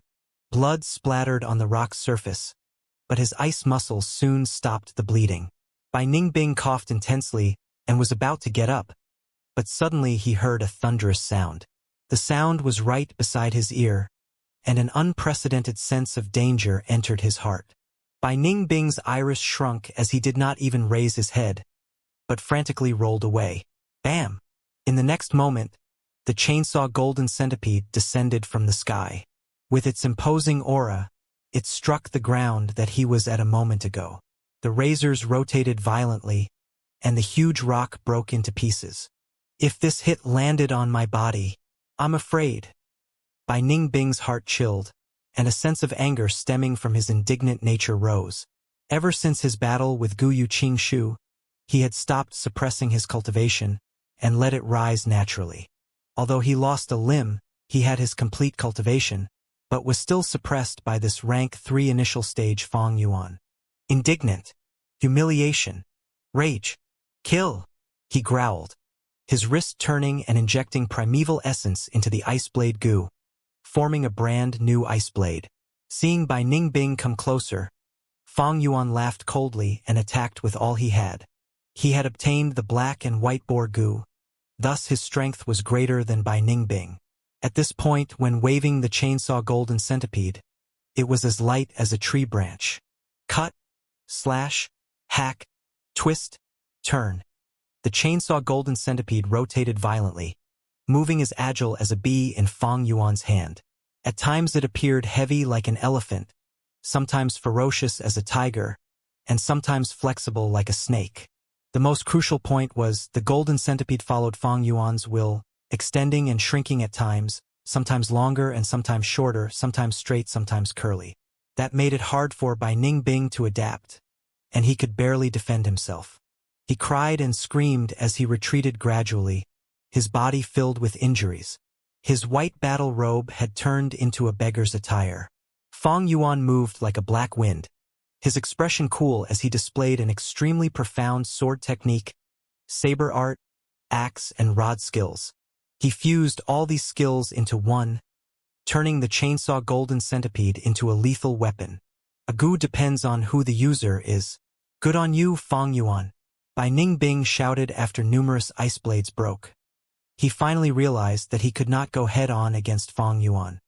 His body was bathed in blood and the ice muscle's defense was almost broken, but this let out his immense battle passion. If close range won't do, then long range it is. Blue bird ice coffin goo. Bai Ningbing pulled some distance and spit out several times. Several flying birds flapped their wings and flew towards Fang Yuan. Fang Yuan did not fluster. With an unchanging expression, his left arm moved and the blood-colored moonblade stopped these ice birds in their tracks, causing them to explode in mid-air. People were normally proficient in using moonblades on only one arm, but Fang Yuan had such a rich battle experience, and even his left arm could completely shoot out moonblades without any deviation. Bai Ningbing, seeing that did not work, used the icicle goo. Icicles flew and mixed in with the blue birds to form a barrage attack. Fang Yuan's long-range attack was solely Moonblade. Thus he only chose to block the most dangerous icebergs. Against the icicles, he dodged some while tanking the others with his sky canopy goo. Bai Ningbing finally had a bit of an upper hand and wanted to increase his advantage, but Fang Yuan suddenly laughed coldly and shrugged his right hand, causing the chainsaw golden centipede to detach and burrow its way into the ground. This hidden threat was too much. Bai Ningbing was dumbfounded at this, scolding loudly as he quickly took steps back. "You forced my hand." Bai Ningbing gritted his teeth, forming an ice blade. At the same time, he activated his swirl goo and fierce wind goo. The white ice blade storm appeared once again. At first it was just a small gust, but very quickly, the size expanded and the icy winds roared as the blizzard spread. The floor was slowly covered in hard ice, preventing the chainsaw golden centipede from emerging and attacking. This ice blade storm is a unique move of Bai Ningbing's. Evidently it showed the battle talent of the northern dark ice soul physique. This was formed by the ice blade goo, swirl goo, and fierce wind goo. When used together, it created something that could attack and defend. Without two or more defense goo working together, one cannot resist it. The fierce winds roared and the ice blades froze all in its path. The white storm assaulted like a huge beast awakening, opening its mouth and devouring Fang Yuan. These three goo together form a ferocious offensive technique that can freeze all life. Even with the sky canopy goo's defense, Fang Yuan would probably be unable to block it. The storm approached, but Fang Yuan showed a look of disdain. The thunder wings behind him instantly flapped, pulling a large distance away from this ice blade storm. Times were different now. If this was the past, his movement speed would be lower than this storm, but now the storm could no longer catch up to him. Fang Yuan's eyes shone with brilliance as he turned his direction in midair and flew towards the valley. The ice blade storm chased him relentlessly. "Don't come here. Fuck off." Whether it was the Bai clan Gu masters or Guyu clan, both were scolding and shouting. Fang Yuan laughed coldly, continuing his charge. The ice blade storm had an imposing aura as it continued to chase Fang Yuan, while Bai Ningbing's laughter was heard from within. "Don't think of getting any further." A Bai clan Gu master blocked Fang Yuan's path. Fang Yuan's hand hooked, and from the ground a thick and long golden line jumped out and landed on his right arm, like a large sword. Buzz, buzz, buzz. The rampaging sound from the razors caused the Bai clan Gu master's eyelids to shiver. Fang Yuan held the chainsaw golden centipede in his right hand as bloodlight shone in his left. He was using the blood moon Gu but not shooting it. His body was covered in a white-colored armor, and thunder wings sparked behind his back. His black hair flew in the wind, and behind him there was a mountain-sized white storm. His presence was overwhelming with his eyes emitting sharp killing intent, as if he was charging through the desert, a general with 7 victories under his belt, stomping all his enemies into minced meat and chopping any opponents into broken bones. Ah! The Bai clan Gu master felt an impossible pressure as veins popped on his forehead, and he suddenly shouted loudly, edging himself on. But as he shouted, seeing Fang Yuan was rushing towards himself without pause, he suddenly shut up and ran away. He was scared. The fear in his heart eroded his fighting spirit. Fang Yuan did not care about him, instead rushing over towards the Thunder Crown Wolf who was on the verge of dying. Winds blew as his charging was fearsome, and everywhere he went, Gu masters avoided. The Thunder Crown Wolf forced itself to focus, turning its head towards Fang Yuan. Lightning gathered on its teeth. The myriad Beast King's pride refused to let itself die so easily. Even through death will it retaliate. Fang Yuan was seemingly about to collide onto the Thunder Crown Wolf like a meteor hitting Earth, but at the last second he suddenly jerked his leg and rushed up into the sky, flying out of the valley at a steep angle. He had just flown out of the valley when an intense explosion occurred behind him. The Thunder Crown Wolf's cries fused with the sound of the Ice Blade Storm. A move like the Ice Blade Storm could be said to be Bai Ningbing's masterpiece, but it had weaknesses too. It could not be easily displayed or stopped. Of course, this storm knocking into the Thunder Crown Wolf was also due to Bai Ningbing's personality. The Thunder Crown Wolf was heavily suppressed by the White Storm. It was already going to die, but now it could resist no further. Its armor was cut into pieces and blood and flesh flew all over the place, revealing its white skeleton, which was quickly minced into bone matter. Damn it! Seeing this, the Guyu clan side all swore. The Bai clan Gu masters also showed a pained expression. With Bai Ningbing doing this, after the Thunder Crown Wolf dies, there would no longer be any valuable loot left on its body. But Bai Ningbing did not mind it. Instead, he rotated even faster, enjoying the feeling of devastating a myriad beast king.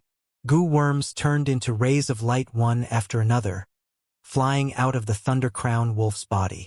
These wild Gu worms had all resided in the Thunder Crown Wolf's body, using each other to work together and survive. Now that the Thunder Crown Wolf was dying, they were like crewmen on a ship, abandoning the sinking ship and escaping for their lives. Catch them! Quick! Stop these Gu! The two clans shouted at once. The situation went into chaos again as clan elders attacked each other in attempt to hinder the other. The two clan leaders could not split themselves, thus finally, only 2 or 3 clan elders with movement-type Gu managed to fly out of the valley. The wild Gu worms ran everywhere and Fong Yuan focused and observed, trying to discern them. What a pity my recon Gu is earth communication eargrass. It cannot increase my vision. There is definitely a healing type Gu on this Thunder Crown Wolf, but whether I can catch it or not, it's up to fate. This was betting purely on luck, but Fong Yuan had no choice.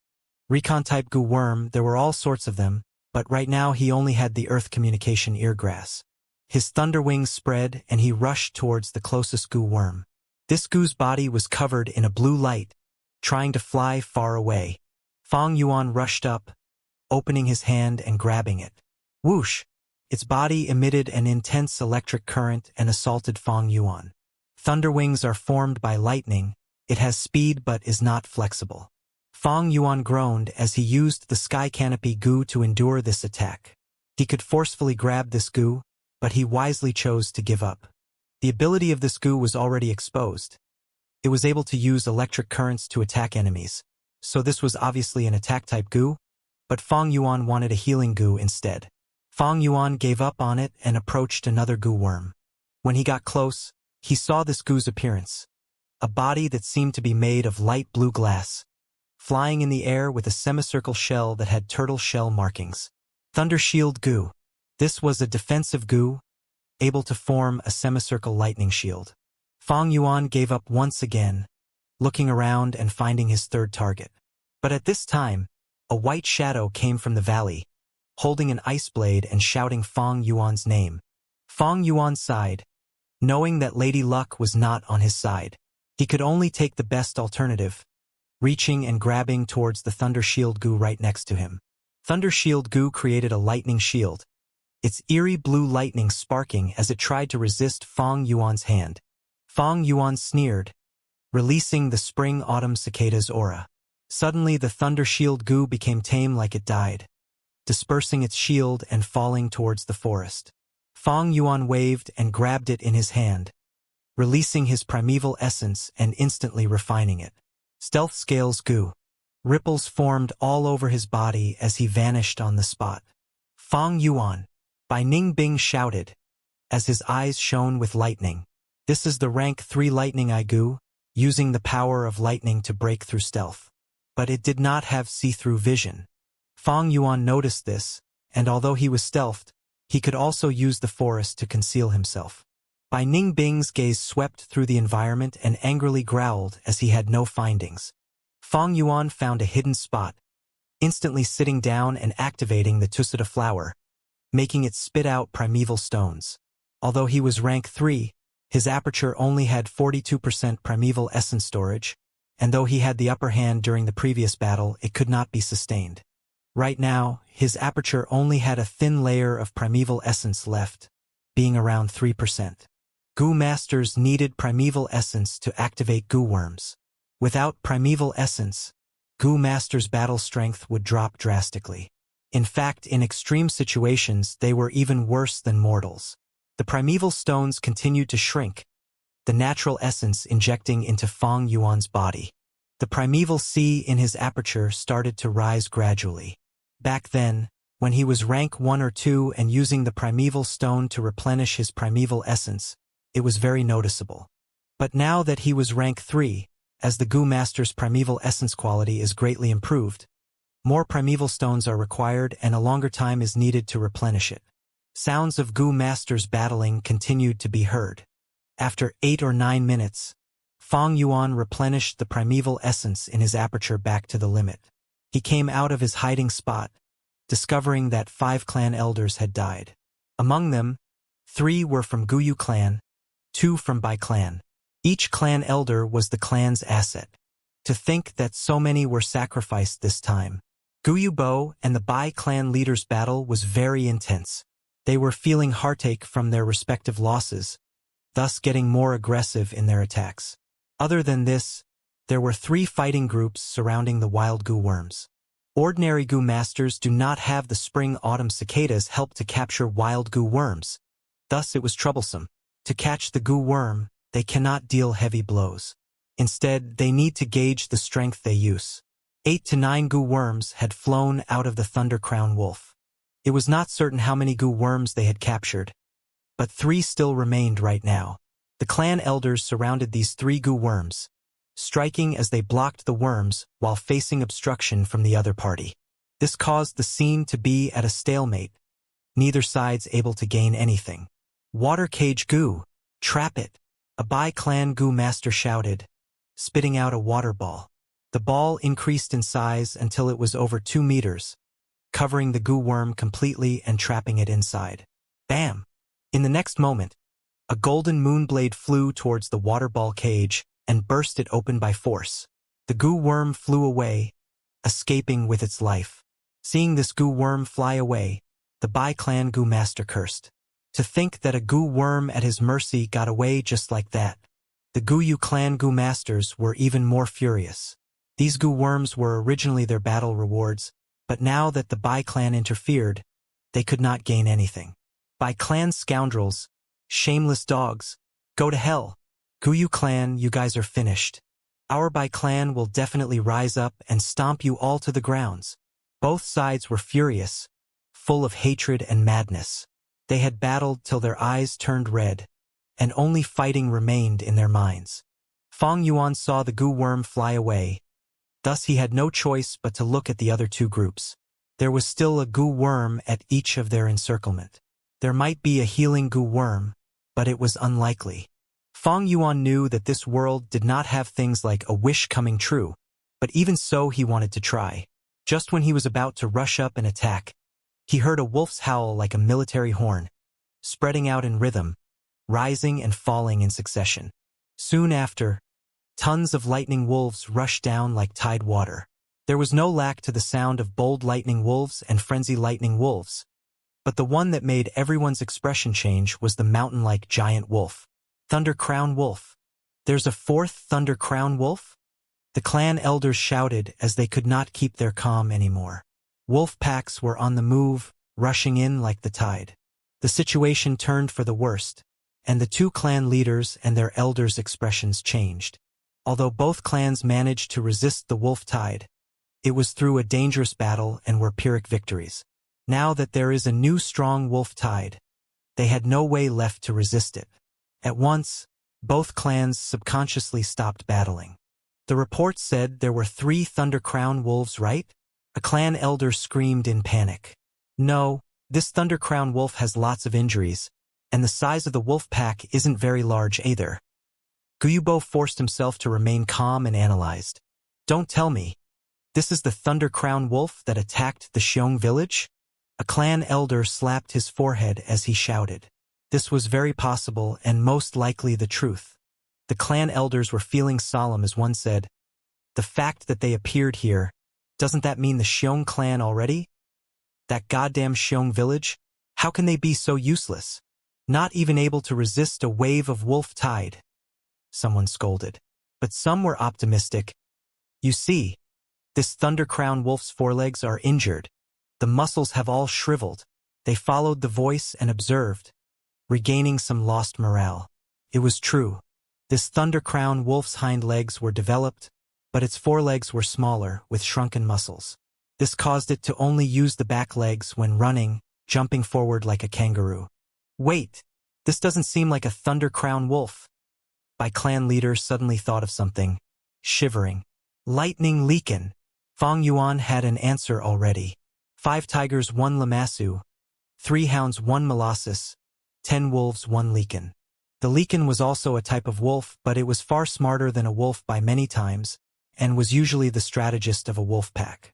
The lightning Leakin before them seemed like a Thunder Crown wolf in appearance. Thus a Recon Gu master's confusion is very common. But it was a true blue myriad beast king, and had intelligence no less than men. This lightning Leakin, although inferior to an ordinary Thunder Crown wolf in terms of physical strength, had human intelligence and was far more dangerous than a Thunder Crown wolf. With a huge army of lightning wolves to command, it was no wonder that the Xiong clan was exterminated by them. Go! Fong Yuan spread his wings and flew into the sky. These elders here had undergone long battles, and their battle strength was greatly eroded. They could not deal with the wolf packs, and more crucially, their misgivings towards each other made it hard for the two sides to work together. Fong Yuan turned around and left. The myriad beast king was no joke. Even though there was still 2 wild goo worms flying around, he couldn't care less. He had to leave immediately, for any later and he might not have the chance. Knowing one's limits and being able to let go and give up, this is the #1 criteria to roam the world. Retreat. The wolf tide is huge. We cannot do anything to it. Get back to the village and plan our defenses. Even though the clan elders have not realized the lightning Leakin's identity, they all had retreating thoughts. But at this time, the lightning Leakin growled, opening its huge mouth. Its wolf fangs were sharp as a dagger, and in between, a black lump appeared out of nowhere, forming into a black ball in an instant. Pew! The black ball shot out, drawing a curved black trajectory in the air and smashing on the ground. It missed. This Thunder Crown wolf is finished. Its aiming sucks. The clan elders shouted about, but Fong Yuan flew even faster. Bam! The black ball of mist exploded, and under that intense impact, the black mist spread all over the place. The speed was faster than the eye could see. In a short moment, it covered over 100 li, 1 li equals 500 m, of radius. This is the rank for wolf smoke goo. Fong Yuan's heart sank. He had made the most logical response at the first moment. But the black wolf smoke spread too fast, completely enveloping him. At once, he felt like he was standing in the middle of the night sky, seeing nothing but darkness. Everywhere was thick smoke, making breathing difficult, and was extremely uncomfortable. But thankfully he had the Thunderwings goo, so as long as he flew up, he could get out of the wolf smoke's range. Crack! In the next moment, a lightning bolt struck, splitting the thick black smoke apart like a thunder snake or a raging dragon, traveling over 100 li and assaulting Fong Yuan head-on. The lightning Leakin attacked. The lightning was so fast a person could barely react to it. But at this crucial moment, Fong Yuan's battle instinct surpassed the speed of his thoughts, reacting in advance. Thunder Shield Goo. Sky Canopy Goo. A round lightning shield appeared in front of Fong Yuan, and on his body a white armor appeared as well. The raging lightning shone at an eye-piercing brightness like a heavenly dragon roaring, ramming onto the lightning shield. The shield lasted less than a second before it broke under the intense force of the lightning. The lightning landed on Fong Yuan.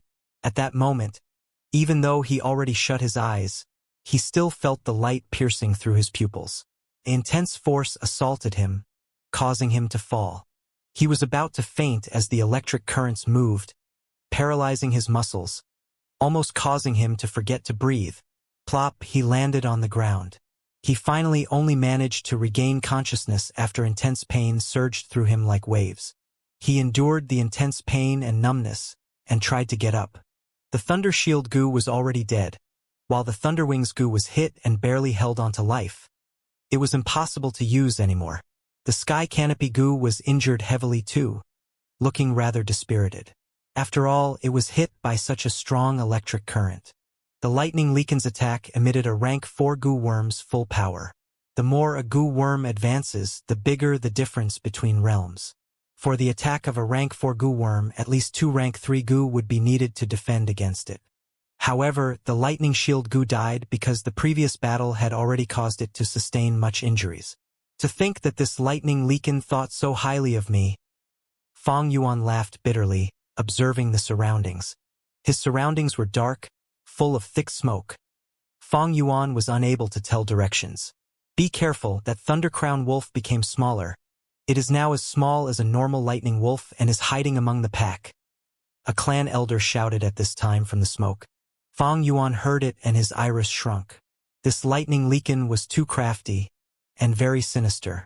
It probably wanted to eliminate all these goo masters, and when it attacked Fang Yuan, it showed that it did not want to let a single one of them off. The surroundings quickly shone with countless wolf eyes. The sounds of their growls and the sound of the wind from wolf packs running about were all heard by Fang Yuan. Under such a dark environment, the goo master's vision is greatly obstructed. But the wolf packs were unaffected, because they had given up on smell and gained excellent vision. I have to get out of here quickly. Who knows if I will encounter that lightning leakin. Even if I do not meet it now, just being surrounded by the wolf packs when I only have 40% primeval essence, it is insufficient to sustain my expenditure. Fang Yuan quickly considered in his heart. Then he activated the earth communication eargrass. Over 10 roots grew out from his ear and extended outside. Many voices were heard. There were wolf cries, battle noises, clan elders' frantic growling, and lightning wolves' sad cries when dying. Too confusing. The earth communication eargrass range was huge, but it could not discern small details. Fang Yuan frowned, only listening to a direction with less noises. But quickly he encountered a pack of over 100 wolves. Lightning wolves ran from the black smoke, each ferocious as ever. Fang Yuan summoned the chainsaw golden centipede and activated the sky canopy goo. The razors rotated violently and the centipede was like a large sword, cutting through the black smoke and landing on the wolf's bodies, causing a rain of blood and bones. Fang Yuan attacked like a boat trying to row uphill, eliminating his obstacles. Numerous lightning wolves died under the chainsaw golden centipede. But then the second, third, they continued to assault him. This lightning leakin is too sinister and diabolic, actually making the lightning wolves surround us from the back. Fang Yuan had been moving in one direction, and after rushing for a while, he realized the truth at once after he kept encountering lightning wolves. He battled as he retreated. After a while, he was bathed in blood. The pressure was too large. The surroundings were covered in darkness. He was unable to see anything. Wolf packs rushed in from all directions, and it was difficult for him to deal with it alone. Guyu Bo, what do you say? At this time, the Bai clan leader said from within the dark smoke. All right, let's work together and get out of this first, Guyu Bo shouted, quickly replying. This was the forced circumstance of the situation. Only through cooperation can they have a chance of survival. Otherwise, by fighting alone, they would soon expend all their primeval essence on the lightning wolves and be turned into food. That would surely be a bad ending. Hell! Fuck! In the next moment, with a wolf's cry, an intense explosion was heard and the two clan leaders shouted, no longer able to organize the clan elders. Evidently, the lightning leakin came out and did a sneak attack. It had a man's intelligence after all. Once it attacked, it was able to interfere with the two clan leaders' plan, and ruined the flow of the clan elders' resistance. Without the two clan leaders to suppress the scene, how can the clan elders work sincerely together? This was a huge question. I'm unable to go on. My primeval essence expenditure is too high. I need to borrow strength from others. After killing for a while, Fang Yuan felt exhaustion. He had the strength of 2 boars, but now he felt extremely sore all over. His primeval essence was no longer enough. He had injuries all over him, but he was forced to stop using the sky canopy goo. The chainsaw golden centipede's body was dim, its razors already in bad shape. In a short period of time, it had killed up to 1,000 wolves, and within that number there were bold lightning wolves as well. A few of them were harder than steel because they had a defensive goo. The chainsaw golden centipede was not invulnerable, and without razors its attack strength would be greatly reduced, quickly becoming useless. Fang Yuan did not prolong any battles. He quickly moved as he fought. He relied on the earth communication eargrass to analyze the situation. Once he heard a frenzy lightning wolf's footsteps, he would change directions and try to avoid them. The frenzy lightning wolf was a 1,000-beast king. He could not fight it alone. Once he was pulled into battle, he would fall into encirclement, and that would be a dead end. "I'm not satisfied." From the thick smoke, a clan elder cried as his voice came to an end. From the black smoke, the wolf packs attacked, and many clan elders died by the wolf's mouths, growling in helplessness and indignance. "I can't hold on much longer either." Fang Yuan felt the aura of death, but he was still calm. The more dangerous it is, the calmer his mind. His heart did not waver at all. In his previous life, he had been in worse situations. The situation right now was still not that bad. With the two clan leaders fighting the lightning Leakin, Fang Yuan still had a chance. Oh? Fighting sounds ahead. Fang Yuan heard the noise and changed his direction. He was at his limits, so no matter if it was the Guyu clan or the Bai clan Gu masters, they were useful to him either way. Kill! Kill! Kill! Far away, he heard this Gu master screaming, battling relentlessly. Fang Yuan sprinted over and suddenly came to a stop. Bai Ningbing. Bai Ningbing's body was laden with injuries. He was breathing raggedly and looked like a mess. When Fang Yuan got there, both were stunned. Fate was indeed a mysterious thing. Just not long ago, they were still mortal enemies, wanting to kill each other. But in this moment, they had to work together for the chance to survive. Working together with Bai Ningbing, Fang Yuan's eyes shone like the abyss, evaluating. Although Bai Ningbing is batshit crazy, along with the fact that he also recognized his own fate, that does not mean he gave up on living. A will to live was a person's natural instinct, the most basic requirement of all. The truth is, because of Bai Ningbing's intense will to live, and because he was facing an unavoidable path of destruction, he developed such a personality. In this world, there are no eternal enemies. Working together with Bai Ningbing was the best solution. But how can he ask it in a way that can convince him? He, Fang Yuan, to think it's actually you. Bai Ningbing spoke first, laughing loudly, his tone becoming aggressive. Then die together with me. With you dying alongside me, it shall be an interesting end to my life. Interesting. Fang Yuan had a thought. Smiling lightly, he approached Bai Ningbing. The surrounding lightning wolves attacked, but Fang Yuan shrugged his hand. The chainsaw centipede swinging and killing 3 lightning wolves on the spot, sending them flying. Up till now, the chainsaw golden centipede's 2 rows of razors were already greatly damaged. His cutting strength was greatly diminished. It could only be used as a blunt object. Under the pressure of these wolves, let's have an intense life and death battle. Isn't that more fun? Fang Yuan got closer to Bai Ningbing, his mouth curling into a cruel smile. Bai Ningbing's eyelids trembled. He did not expect Fang Yuan to be a greater maniac than him. But this was in tandem with his wish. If Fang Yuan's attitude had gone softer, and in order to survive Fang Yuan wanted to work together and escape, he would instead look down on Fang Yuan, even feeling humiliated and wanting to kill Fang Yuan himself. In this world, some people are like this. If you be kind to them, they will feel that you are easy to bully and look down on you. By having a strong attitude towards them, you can gain respect instead. You really want to die? Then I'll grant your wish. Bai Ningbing squinted his eyes, emitting a dangerous aura.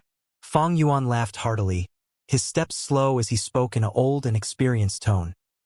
Humans only live for 100 years.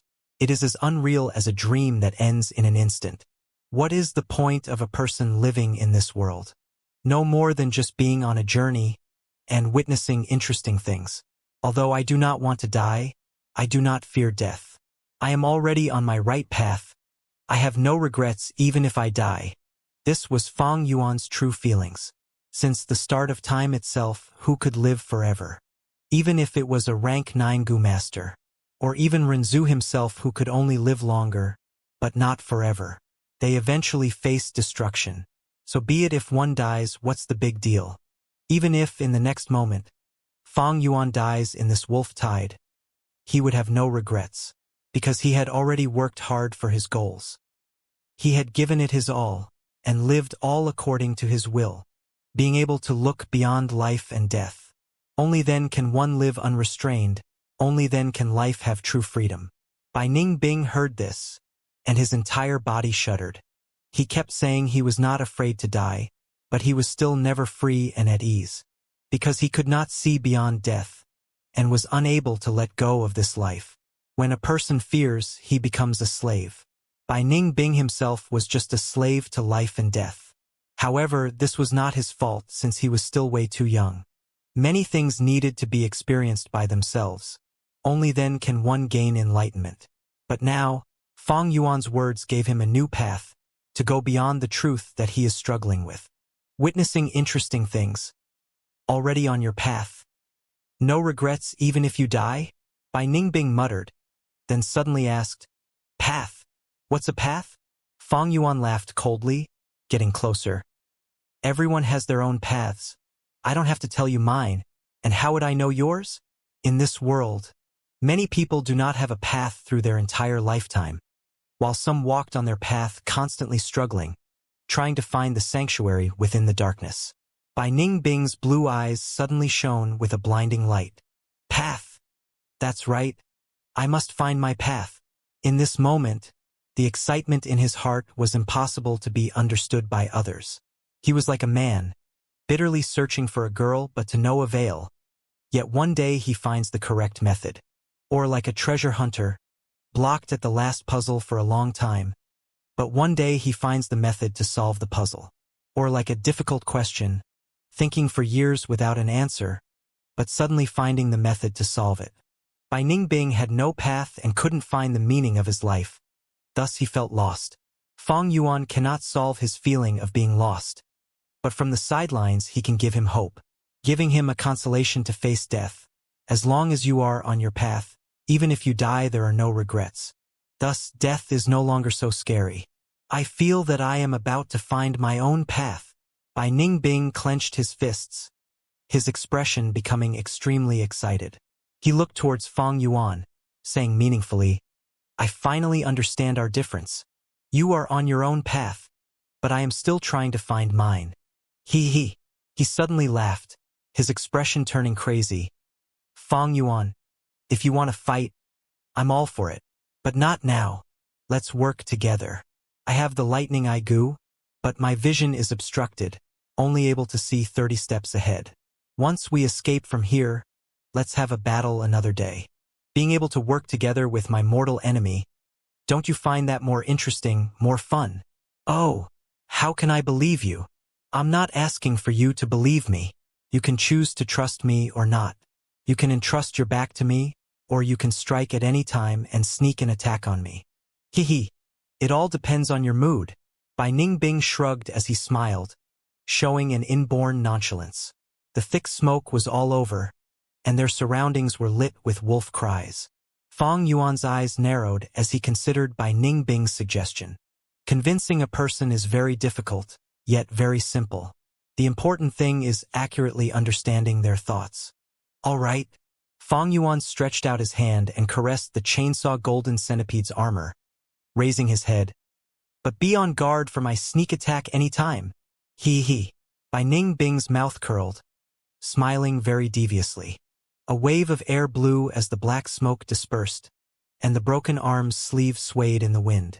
In the thick smoke, to decide the direction, it was difficult. The more narrow their vision, the more easy it is to get lost. Bai Ningbing had the lightning eye goo and could see up to 50 steps ahead. But now it was restricted by the thick smoke, so he could see less than 30 steps ahead.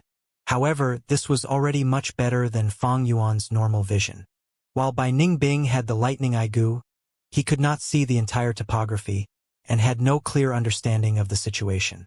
He could only see what was ahead of him, and at times he even ran into a wolf pack and got surrounded by them. Fang Yuan, on the other hand, had the earth communication eargrass. The smoke reduced vision, but could not block sound from being transmitted. The surroundings were noisy, and the earth communication eargrass could hear up to 200 steps away. But Fang Yuan could only move according to the noise. His vision was too narrow, only able to see a tree or a rock right in front of him. Without anything to compare to, he could not discern his direction. Cooperation.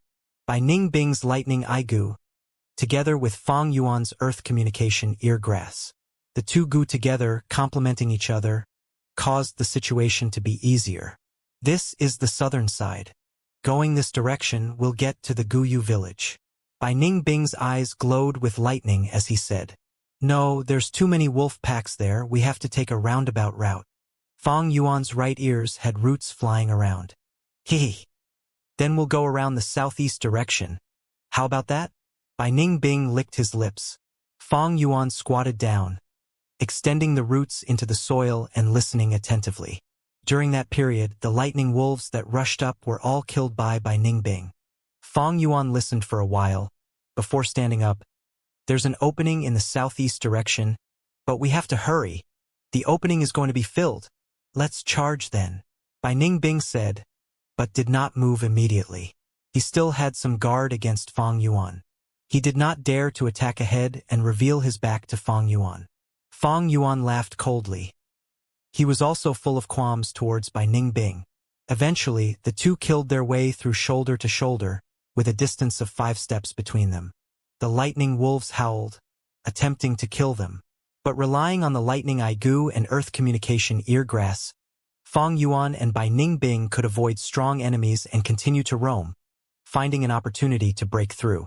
The advantage of having information was unveiled here. Bai Ning Bing and Fang Yuan, if alone, they would be trapped by numerous wolves. But now that they worked together, they could control the initiative and started to have an easy time. After charging for a while, the path ahead of them was suddenly clear, and the bright sunlight caused both of them to squint. "We're out." Bai Ning Bing laughed loudly. Fang Yuan looked back, only to see a thick black veil behind him, as if a black pot had covered the entire mountain. The intense smoke continued to emit sounds of explosions and screams.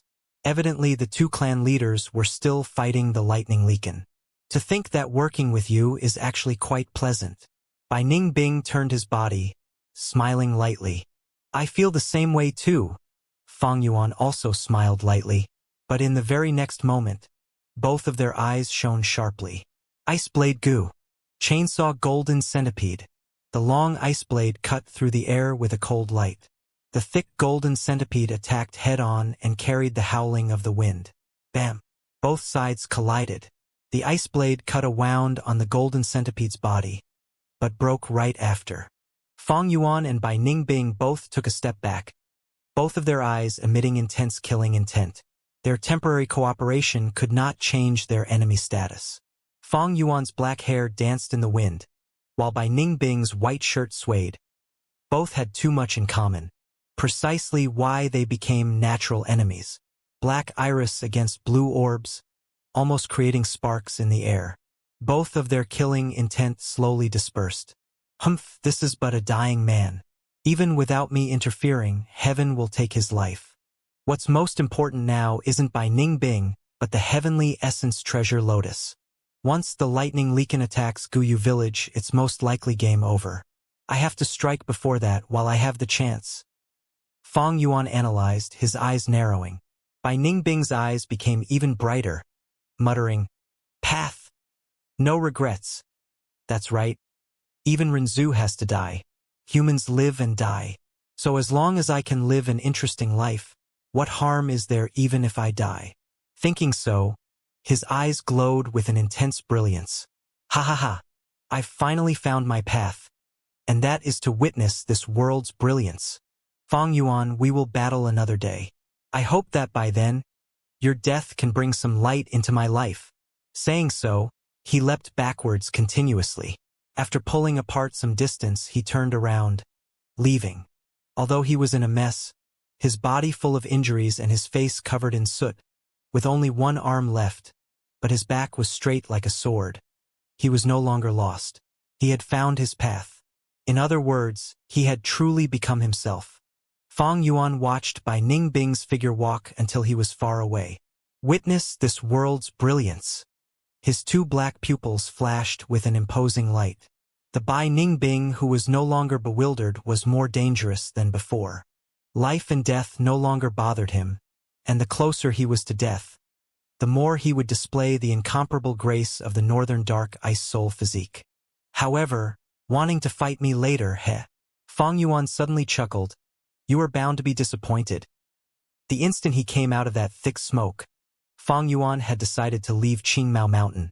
It would be interesting to fight with Bai Ningbing, but it was of no benefits to him.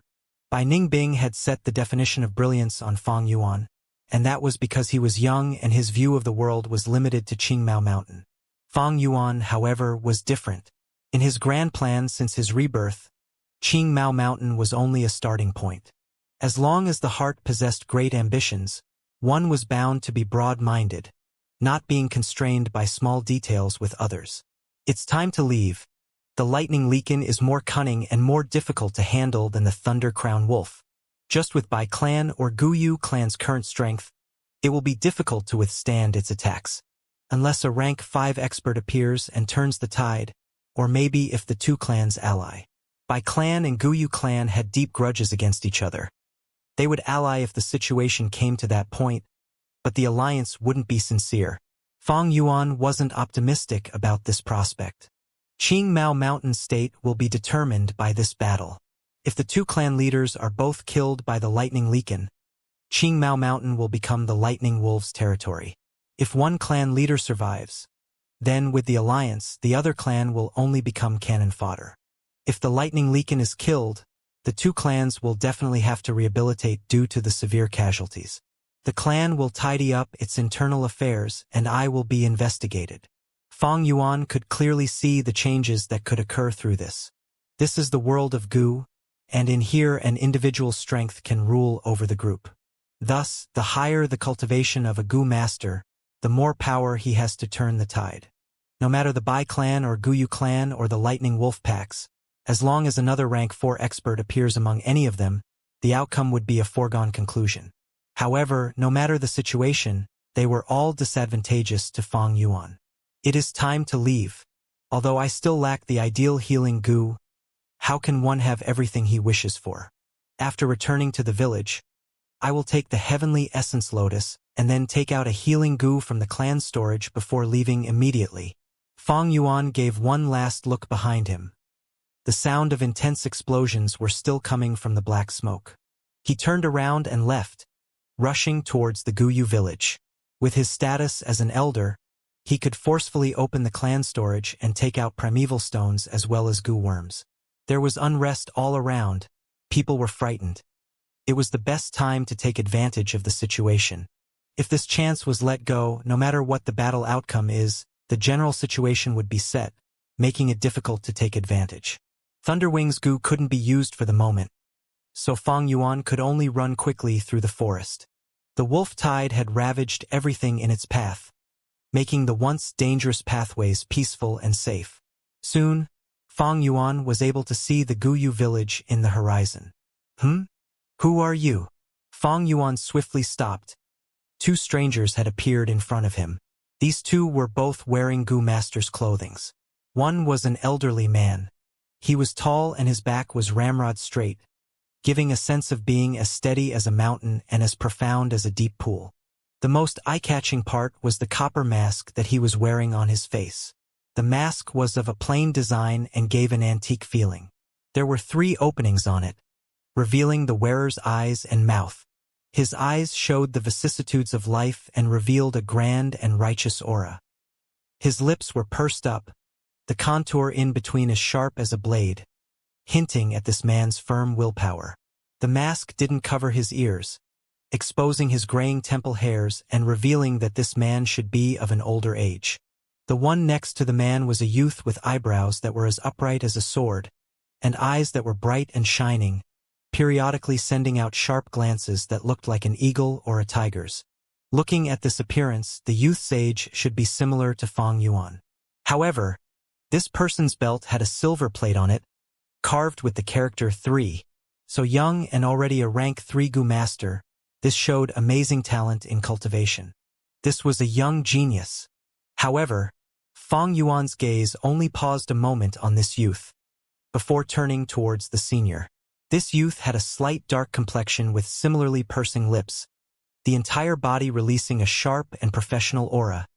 Definitely not someone to be underestimated. But the slightly bulging chest area along with the structure of the limbs and throat allowed Fang Yuan to instantly see through her identity as a girl. Fang Yuan would never look down on women, but compared to this heroic girl, the identity of the middle-aged man beside her would shock anyone. Tai Shui Leng. Fang Yuan's mind jolted. He inwardly recalled the identity of this middle-aged man. The man was wearing a copper mask, and the square amethyst plate on his belt was carved with the character 5. He was the rank 5 Gu Master, enforcer of the law, a great detective, the number 1 investigator of the southern border. Divine Investigator Tai Shueleng. He was impartial and merciless in upholding justice. Many demonic path cultivators had been arrested by him and many vile characters beheaded.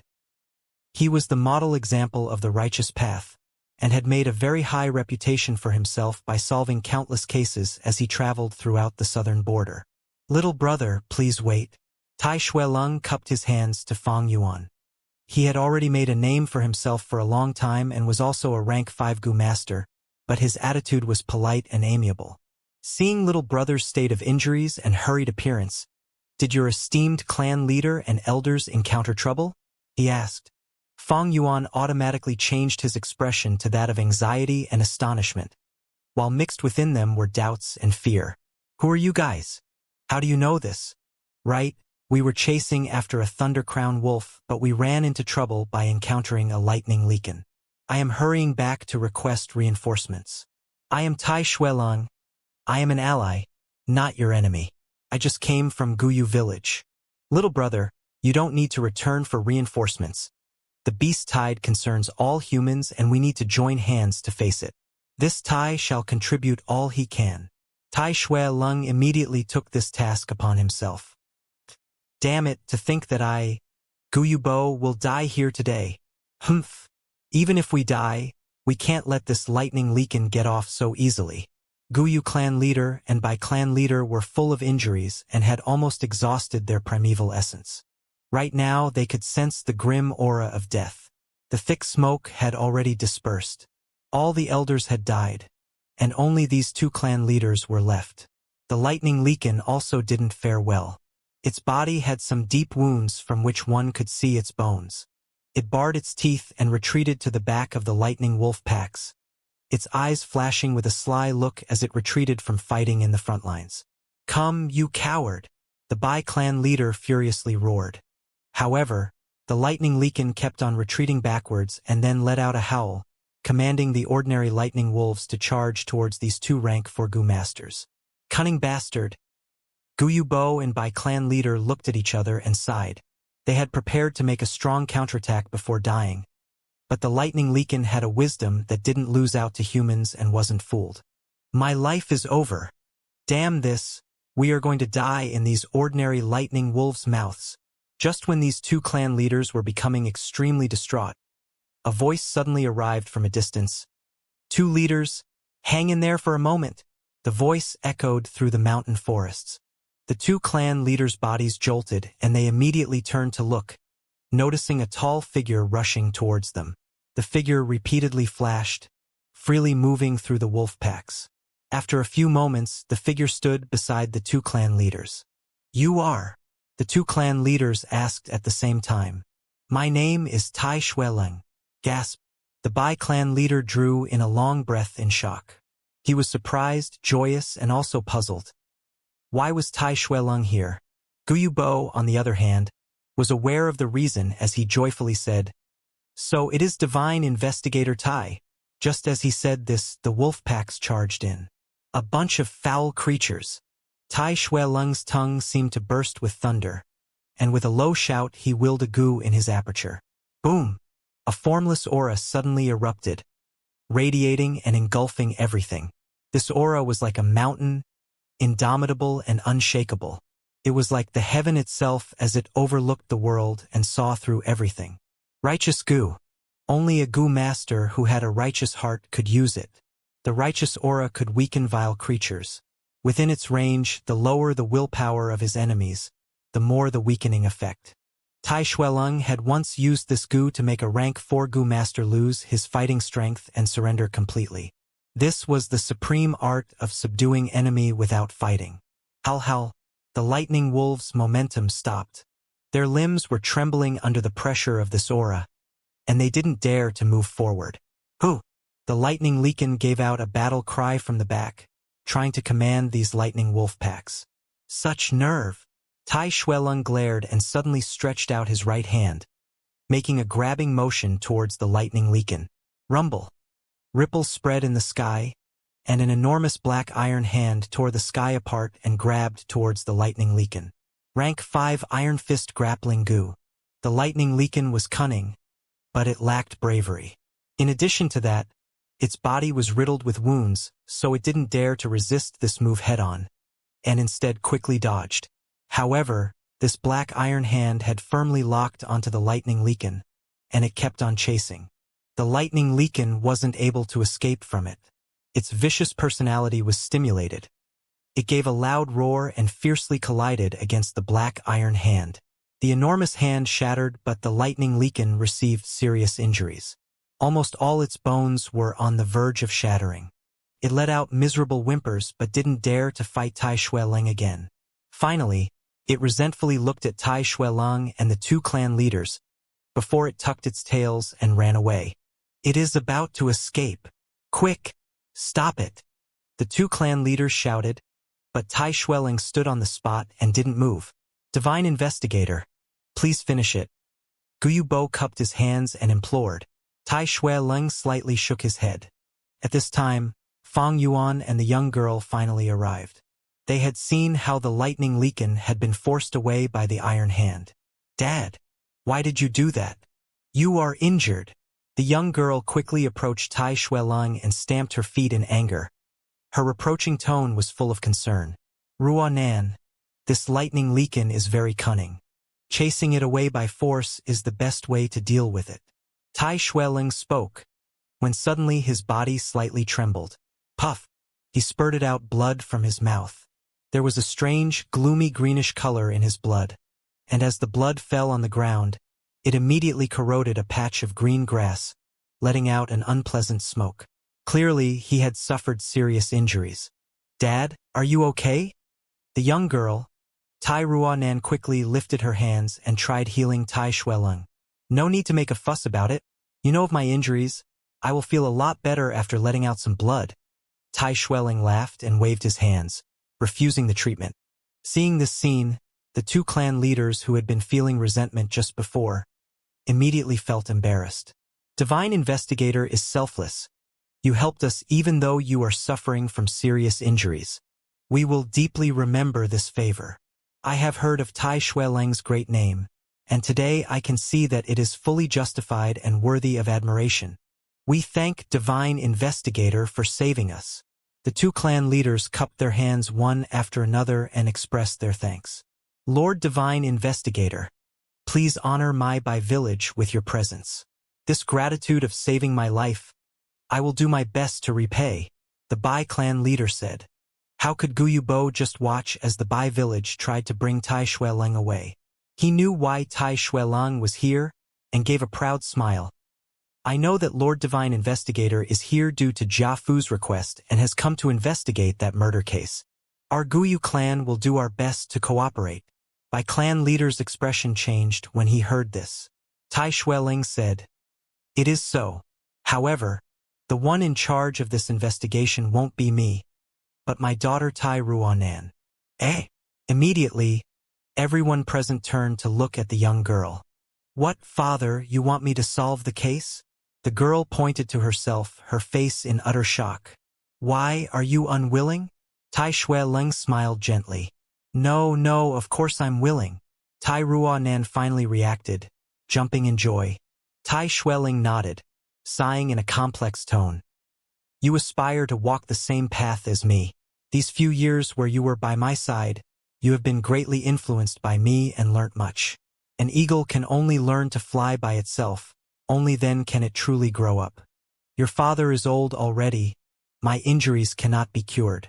I cannot continue being with you as you live your life, and as the newer generations replace the old, what happens next is up to you. Father, don't give up yet. Isn't there still hope for treatment? The young girl's voice trembled as she choked back tears. You and I both know that the chances are infinitely slim. People have to learn to face facts. Ruanan, Tai Xueling laughed, then turned towards Guyubo. Don't worry, Guyu clan leader. This daughter of mine has learned at least 80% of my abilities. With my guidance along the way, she will not let your clan suffer any injustice. Of course, of course. Guyubo quickly cupped his fist. Young heroines are on par with males. Such an elegant disposition and the child of a hero. There is no reason for me to worry. Please come to the village and let us feast upon your arrival. The dishes filled the entire table, with the fragrance overwhelming the surroundings. Clear wine was poured out from the wine jar in a straight line into Tai Xueling's cup. The wolf tide was just over, and Guyu village was in its toughest period. Large amounts of resources had been expended, causing a food shortage and lack of commodities. Many mortals would starve to death. But even so, to welcome Tai Xueling, Guyu clan still assembled this banquet. As the clan leader, Guyu Bo sat at the clan head seat, while Tai Xueling and Tai Ruanan were beside him. Other than that, Guyu Qizhong, Guyu Guyen, Guyu Emochen, Guyu Yaoji, as well as Fang Yuan and the others, all being elders, were present. Before the wolf tide, Guyu clan had over a dozen clan elders. But now only one table remained, and there were less than 10 elders. Moreover, the clan elders present were all injured to varying degrees. Especially in the case of Guyu Emochen. 2 weeks ago, when he resisted the wolf tide, he was heavily injured and had been hiding in his private room to recuperate. He was resting in bed, but when he heard about the arrival of Tai Xueling, he forced his body up and attended this banquet. But this also let him escape the crisis. While his old rival Gu Yuqi Lian had followed the clan leader in assaulting the Thunder Crown Wolf and was killed by the Lightning Leakin. If not for Brother Tai's help today, I might have become the Lightning Leakin's lunch already. For saving my life, I toast Brother Tai this cup. Guyu Bo stood up, holding the cup with both hands and bending his back, sincerely offering his gratitude. I was only doing what I could. Tai Xueling raised his cup, drinking the wine in one go. He had a vigilant and strict lifestyle, refusing to gamble or find prostitutes, standing by his morals and never went greedy on drinking. He had thus never been drunk. After drinking this cup, Guyu Bo looked at the people in the banquet, his eyes turning red, sighing and sitting down. Tai Xueling had seen such situations many times, and he consoled, Guyu clan leader, my condolences. As long as your clansmen still exist, the village will definitely thrive again one day. That Lightning Leakin was heavily injured as well, and the Lightning Wolves have greatly been damaged. They will not attack for the next few years. This wolf tide has been safely endured. The wolf tide's harshest period is indeed over. For the next few months, although lightning wolves will still appear, their quantity will continue to decrease, and no large groups will be formed. The wolf packs no longer have the ability to directly charge at the village. The Lightning Leakin will return to the wolf den and recuperate there, while slowly organizing the remaining wolves. Many wolves will be recalled, and many lightning wolves would die, causing the wolf pack's need for food to decrease drastically.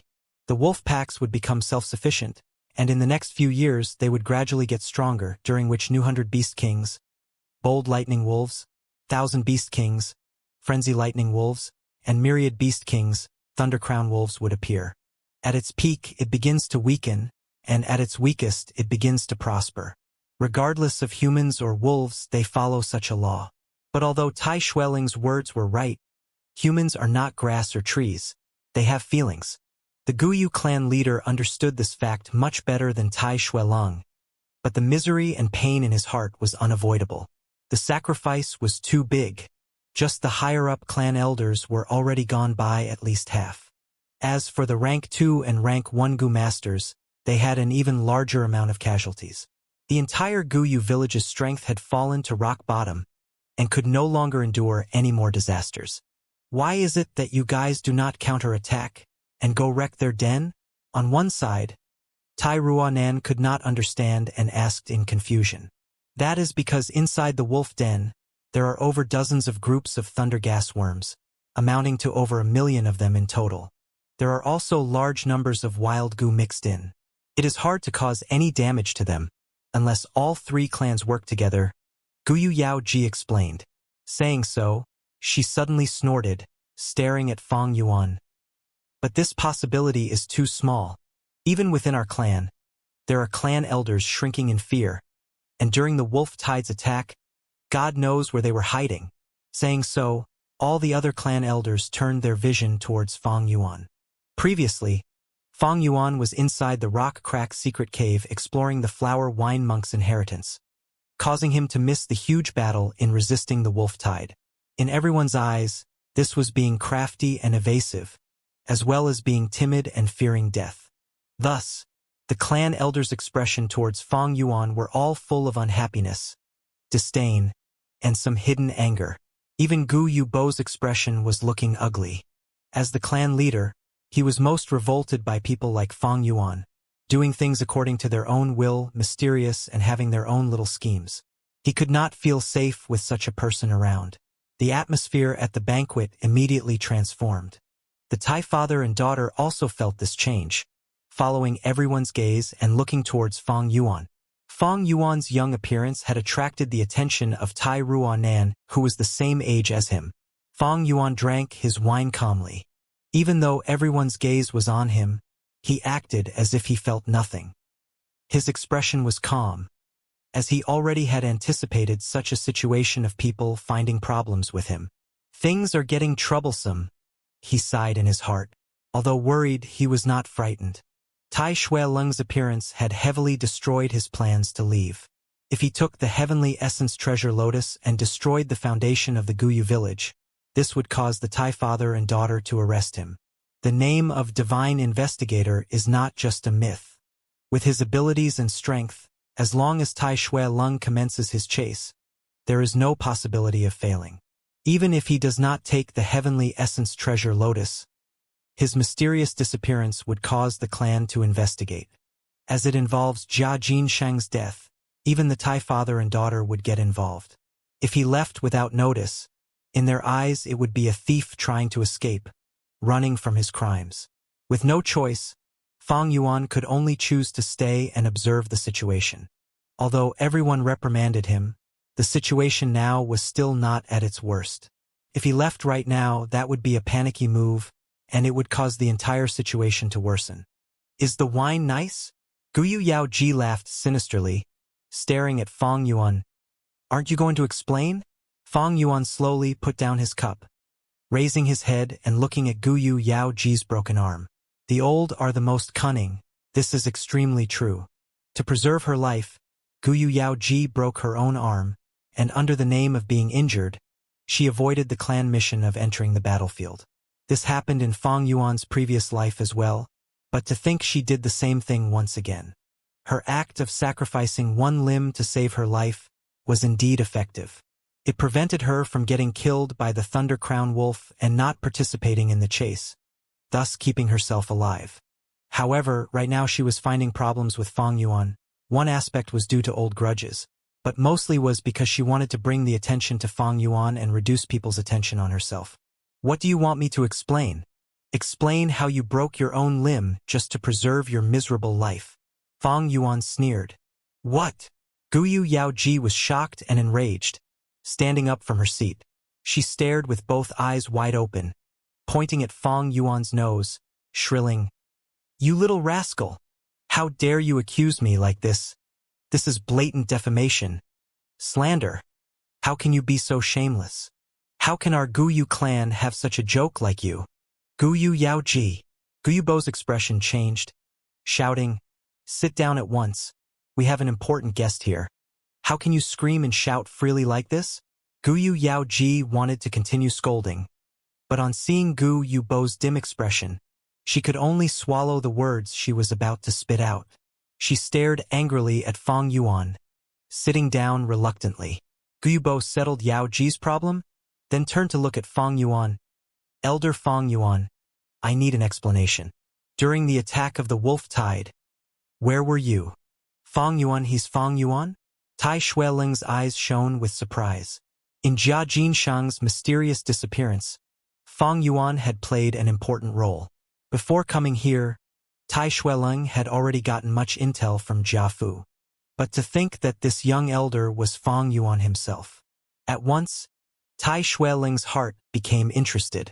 He had solved numerous cases and could see the peculiarity from all the traces of evidence to guess the actual fact. From everyone's expression, he could tell the truth behind Fang Yuan's sudden evasion from battle. But the truth that everyone knew was only scratching the surface. What is the utter reality? Regardless of what the truth is, Fang Yuan's answer would reveal a fragment of his inner thought. That would be very helpful in solving the case later. Sensing Tai Xueling's attention on him, Fang Yuan's heart tightened, but his expression remained the same. He looked at everyone plainly, and a mocking smile appeared on his face. There's not much to explain. Since Clan Elder asked, I'll just say it out. I was extremely frightened back then. The stress accumulated during this extensive period, as well as my fear of death that had reached its limits. I could not endure it. I was cowardly and weak. I hid in a corner and no longer dared to enter the front lines. Once he said so, everyone was dumbfounded. They had expected Fang Yuan to use all sorts of excuses and reasons, and were prepared to expose his lies and criticize Fang Yuan. But to think he admitted it directly. Any kind of lie, as long as it is not true, will have loopholes. Furthermore, Tai Xueling is here. Fang Yuan's expression was calm, looking down and staring at the wine in his cup. Tai Xueling's expression turned weird. He subconsciously frowned, and a sense of loathing and antipathy rose in his heart. This young man, he has an inbred demonic nature. At the banquet, it was utter silence. Everyone was stunned, staring at Fang Yuan blankly. They had not expected him to reply like this, directly admitting it so honestly. He's too young after all, actually saying such words. Humph, once he said that, it means his entire political career is ruined. From now on, this Fang Yuan is no threat anymore. The clan elders furiously assessed. At this point into the wolf tide, the outcome had already been decided. In the next few months, there will only be small wolf packs moving about. As the lightning leakin continues to call them back, as well as the goo masters killing them, the lightning wolves would basically vanish completely by the end of the year. But conflicts never end. At places with people, there are interests, and where there are interests involved, there are conflicts. During the wolf tide, it is the struggle between man and wolf. But now that the toughest part of the wolf tide is over, the clan's internal struggles surface above the water, turning into internal strifes. The wolf tide assaulting the village caused many goo masters to die. Some factions were destroyed, and the interests they once held naturally has to be distributed. Among the Guyu clan higher-ups, there were originally many clan elders to divide the interest cake of the entire village. But now that only Fang Yuan and the other elders amounting to less than 10 remained, that cake was still whole and intact. To split this large cake among themselves, they would have to compete against one another. Political battles, although not as flashy or bloody as the wolf tide, was full of schemes, plotting and setting traps. It was difficult and harsh. At first, Fang Yuan, as the only newly advanced elder, had a strong momentum and attracted great attention. But now that he admitted his mistake, it completely ruined his political career. It was tantamount to giving up the chance to compete for this interest cake with the other clan elders. At once, Fang Yuan's threat level towards the other clan elders became much lower. Their gaze towards Fang Yuan showed that the pressure they felt towards him had reduced. At this time, clan leader Guyu Bo sighed. Since Fang Yuan himself admitted to it, as clan leader, I have to punish you for the act of running away from battle. According to the clan ancestors' rules, runaways will be stripped of their clan elder status. But the final result shall be decided by me and the other clan elders. We'll decide on your punishment after a discussion. But regardless of the result, I hope you can accept it. The others showed a weird expression. Fang Yuan nodded, not speaking, as if he had submitted to fate. Guyu Yaoji broke her own arm to save her life. This was decisive and ruthless. Fang Yuan was the same, except he lost even more, giving up his clan elder status. His greatest problem now is the sudden appearance of the Tai family father and daughter.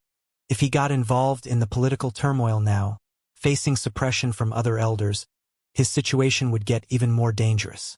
Letting go, willingness to let go, among taking and letting go, that is life.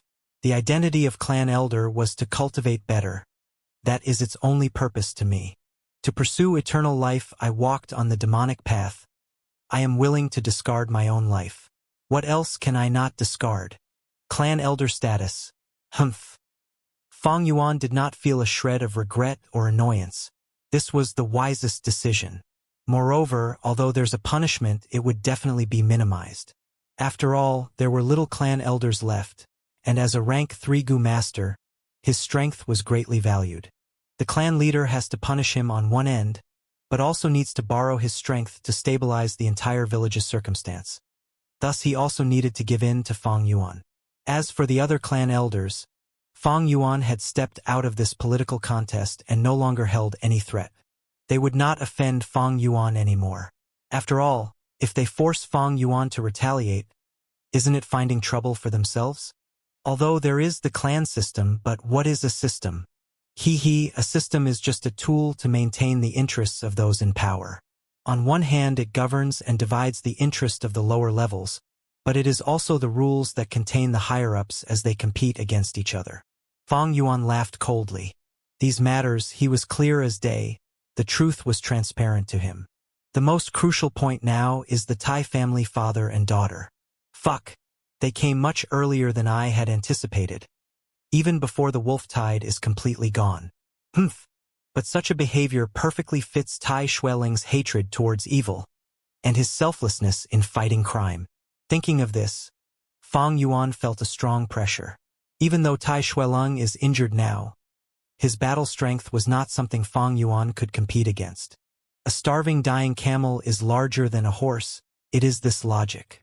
I need to leave the village, but I also need to avoid the pursuit of the Tai father and daughter pair.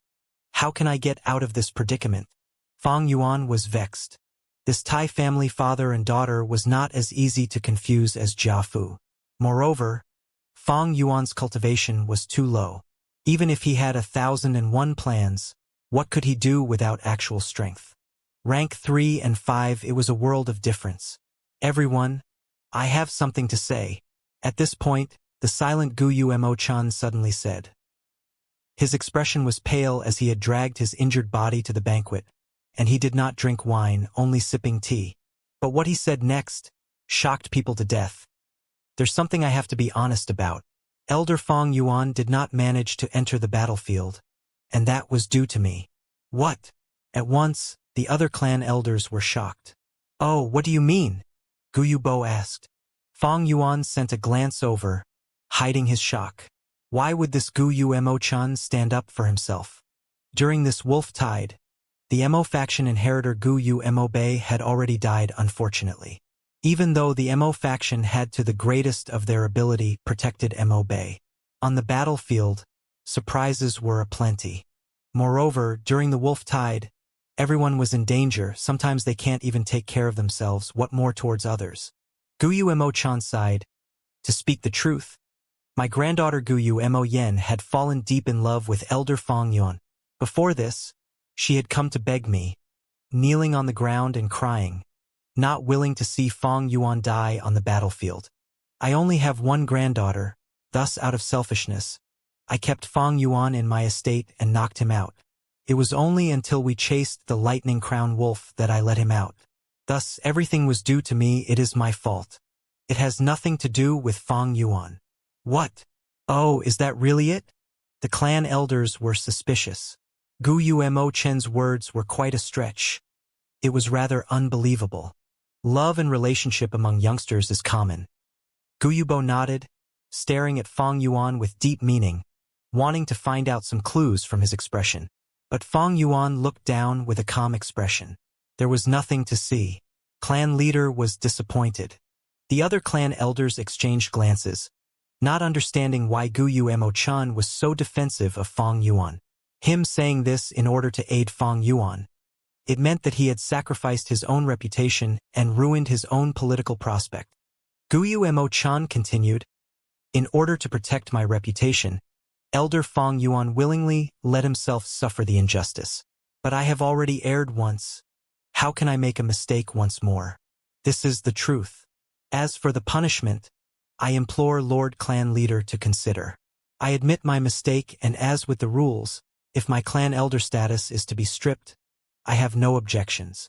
Clan Leader quickly waved his hand, saying, "Elder Mo-chan has worked hard all these years. What you did was understandable. Humans are not grass or wood. How can we not have feelings?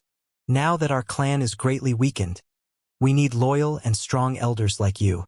But this is still your own selfishness.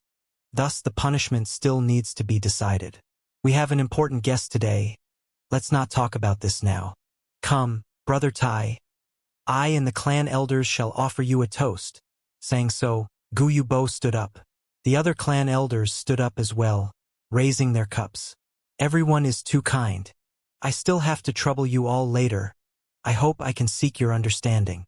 Tai Shuelong did not put on airs, standing up and drinking his wine. In the courtyard of the Mo faction, flora and fauna were abundant. The artificial mountain had a spring flowing with crystal clear water. In the night sky, the moon hung high in the sky like a plate. The banquet had long ended. Fong Yuan sat in the cooling pavilion as he listened to the sound of the flowing water, and he placed down his tea cup with a plain expression. Sitting opposite him was Guyu Mo-chan. After the banquet was over, he had invited Fong Yuan over for a discussion. "Come, have another cup of tea. This bamboo leaf clear water tea is good in eliminating hangovers." Guyu Mo-chan laughed, pouring personally into Fong Yuan's cup.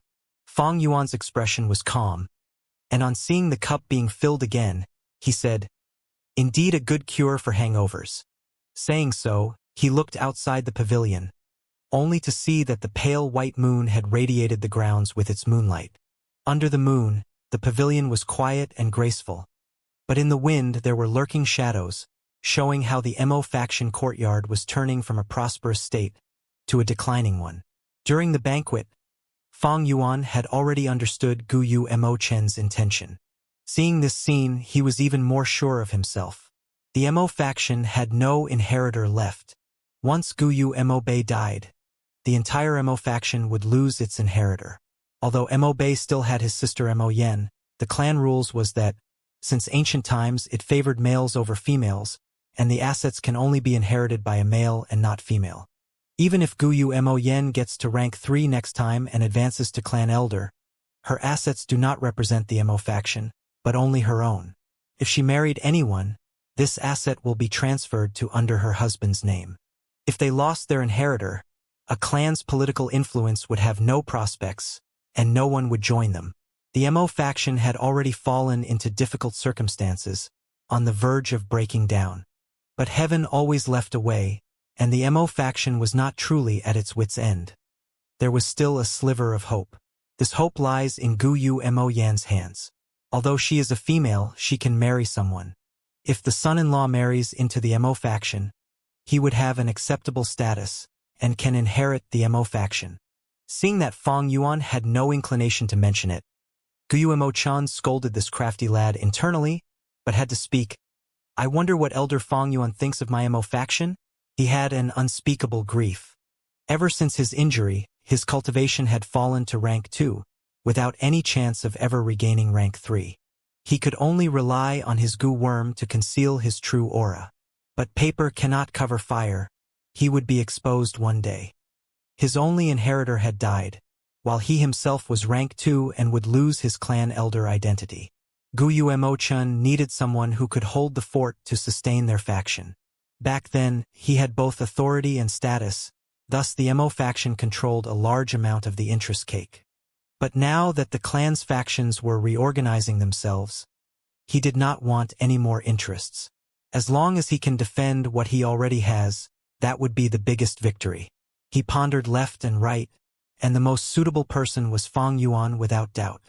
Sunset clouds are blown away as cool wind fills the air, and the jade disk spins silently in the Milky Way. Bai Ningbing looked out from the window and gazed at the night sky. A bright and sparkling moon was shining in the sky.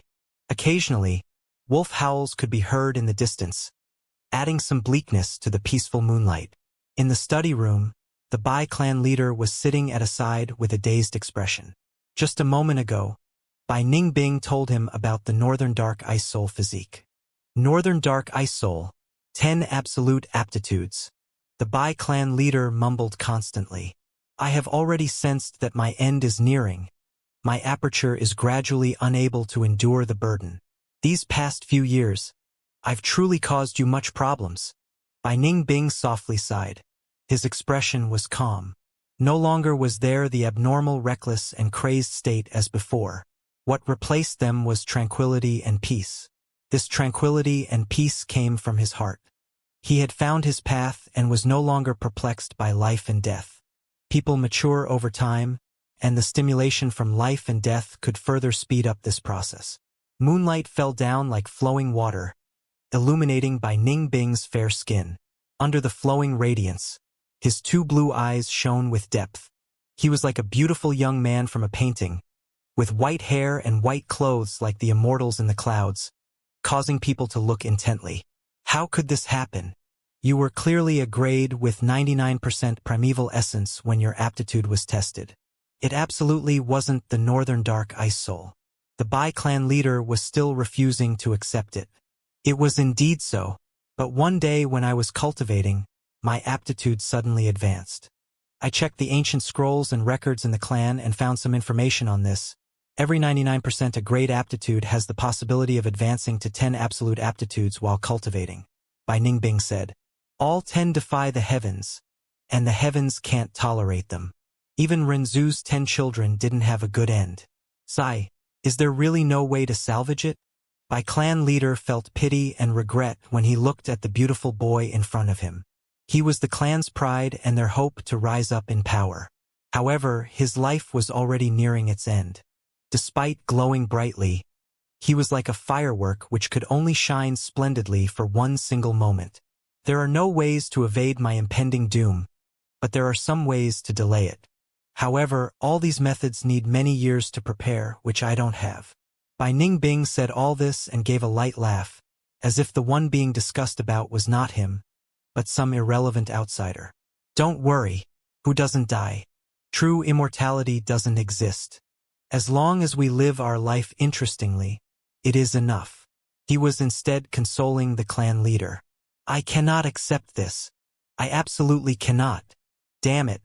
My Bai clan has been suppressed by the Guyu clan for centuries. We finally found hope, but it ends up like this. No, there is still hope. Bai clan leader's voice got louder and louder till suddenly his expression turned firm as if he had decided on something. Follow me. I will bring you to a place. He stood up and said. After a while, the bright moonlight shone upon a deep pool. This is the spirit spring? Bai Ningbing asked. He had been led by the Bai clan leader as they went through a long secret pathway, and finally arrived here. Indeed, this is our clan's restricted area, the location of the spirit spring. You also know this, every clan's foundation is established upon a natural spirit spring, where the primeval stones produced by it will be used to provide for their cultivation. Our Bai clan can only be considered a small medium-scale clan, and only by annexing Guyu and Xiong clan as well as possessing at least 3 springs can we become a large-scale clan. By clan leader side. Then clan leader, what did you bring me here for? By clan leader's face revealed a complex expression, and as he turned around to look at Bai Ningbing, his expression contained some hesitation. I had originally never thought of bringing you here. However, the affairs of the world are hard to anticipate. To think you would end up possessing Northern Dark Ice Soul. Your only chance at living lies within this spring. What is in this spring? Bai Ningbing asked. A great immortal, Bai clan leader said with a deep voice. Great immortal? Bai Ningbing was flabbergasted. Great Immortal is its title. It is a snake goo left by our Bai clan's first-generation ancestor. It likes cleanliness, and its food is the water of Spirit Spring. It has always been secretly living in the Spirit Spring. Bai clan leader introduced. Before the first-generation ancestor passed away, he set up a secret inheritance and left behind the snake goo as a clue. If you can get the approval of the great Immortal, it will open the secret inheritance for you. But if you can't receive its approval, the Bai clan leader stopped his sentence in the middle. What happens then? Bai Ningbing asked. Bai clan leader's expression turned grave and he said, "It will kill you." At the same time, Guyu village. Inside the room, Tai Ruanan kept her recon goo and nodded with satisfaction. The environment here is pretty good. It's rather clean. The clean she referred to wasn't talking about the cleanliness of the room, but was pointing at the lack of surveillance. It was impossible to say that there absolutely wasn't any surveillance. After all, Tai Shuelong was rank 5, so he possessed too great of a threat. Hence, there was a necessity for some precautions. However, Guyu clan's defensive and surveillance measures were just at the right amount and the level was quite low too, not creating any feelings of provocation and aversion. It could even be taken as excessively earnest and passionate reception, which was why Tai Ruanan gave the assessment of rather clean. Tai Shueling slightly nodded. Ruanan, you have followed me for so long and have learned many things. However, some things can only be learned by taking actions and not just by spectating from the sides. Hence, I handed this case to you. Father, I will definitely work hard and give my best. Good. Then, let me ask you, what should your next step be? Tai Shuelong was deliberately testing her. Tai Ruanan smiled. She turned around and gazed at the moon through the window. The moon is beautiful tonight. Dad, can I have the pleasure to take you around this Guyu village? Upon hearing this, Tai Shuelong revealed a gratifying smile. When starting out on a case, it was not urgent to understand the details of the case. The first step to solve a case was to survey the surroundings. The father and daughter pair slowly walked through the streets. After resisting the most terrifying attacks of the wolf tide, Guyu clan was now in a wretched state. There were collapsed bamboo buildings and bloodstains all around. Junks were piled up all over the place and feeble moaning sounds of crippled people could be heard from time to time. The Thai father and daughter pair walked around the village without saying any words. Fong Yuan, you bastard, fuck off. Suddenly, a loud roar came from within a courtyard. The Thai father and daughter stopped walking. After a long while, the courtyard gate opened and Fong Yuan walked out while rubbing his nose with a vague smile on his face. Hello, little brother Fong Yuan. Tai Shuelong took the initiative to send his greetings. Junior pays his respects to Lord Divine Investigator. Fong Yuan constrained his smile and cupped his hands. Little brother, we are new here and don't know the place well. Is it possible for little brother to tell us a thing or two? Tai Shuelong suddenly asked. Tai Ruanan glanced at her father, but she didn't make any comments. Fong Yuan's gaze hardened. He was just about to go meet them, but this opportunity was delivered right up to him. Both of you have traveled a great distance and suffered hardships to come and solve the case. The whole village ought to help you. Please follow me. Fong Yuan spoke directly without showing the slightest evil intention, and walked in front. The spirit spring was raging like the boiling water. All of a sudden, the spring water rose up like a tidal wave. After it reached a certain height, the spirit spring scattered and splashed in all directions. A slender white snake, its whole body covered with snow-white scales, tread on the waves and revealed its elegant appearance. Its eyes were like jade, cold and indifferent. On the two sides of its head were a pair of long whiskers, floating like celestial ribbons. Rank 5 white form Immortal snake goo. I pay respects to great Immortal. By clan leader emotionally kneeled on the ground, and at the same time anxiously urged, By Ningbing, why are you not kneeling down? I will never kneel before a goo. Bai Ningbing coldly snorted, his body standing upright and tall. Although the white form Immortal snake goo released an ethereal cold grandeur with heavy killing intent concealed within, Bai Ningbing was not the least bit afraid. His two blue pupils directly stared at its snake eyes. Time seemed to have stopped at this moment. The spirit spring and the Bai clan leader had become insignificant background objects. Under the bright moonlight, The picturesque youngster with blue pupils and the silver-whiskered white snake gazed at each other. After a good while, the white snake suddenly gave a long cry and turned into a white rainbow, slamming into Bai Ning Bing. Bai Ning Bing's body jolted. The white light entered his aperture and turned into a white snake. The white snake occupied the central area of his primeval essence, and with its tyrannical attitude, all the surrounding goo were immediately forced to the side. This situation, Bai clan leader stood up with a puzzled expression. It doesn't match what the clan's secret records say. According to the clan's secret records, once a goo master obtained approval, the white form immortal snake goo would fly with the inheritor and open the inheritance in the sky. However, the current situation was somewhat weird. The white form immortal snake goo took the initiative to enter Bai Ning Bing's aperture and didn't kill him, which should mean that it had approved of him. But why didn't it carry Bai Ning Bing and fly to the sky? Could it be that the secret records were wrong? Bai clan leader couldn't make sense of it. Time quietly flew by. That more or less sums up everything about Guyu village. There is the underground cave, but that is a restricted area of the clan and outsiders aren't allowed entry. Fang Yuan said. He looked at the bright moon in the sky and continued, "It is getting late. Please go and rest. You need to have the energy to investigate tomorrow, right?" Ha ha ha, Elder Fang Yuan is correct. We are really thankful for Elder Fang Yuan's directions. Please go and take a rest, Tai Xueling said. In that case, I will take my leave. Fang Yuan cupped his hands before directly leaving.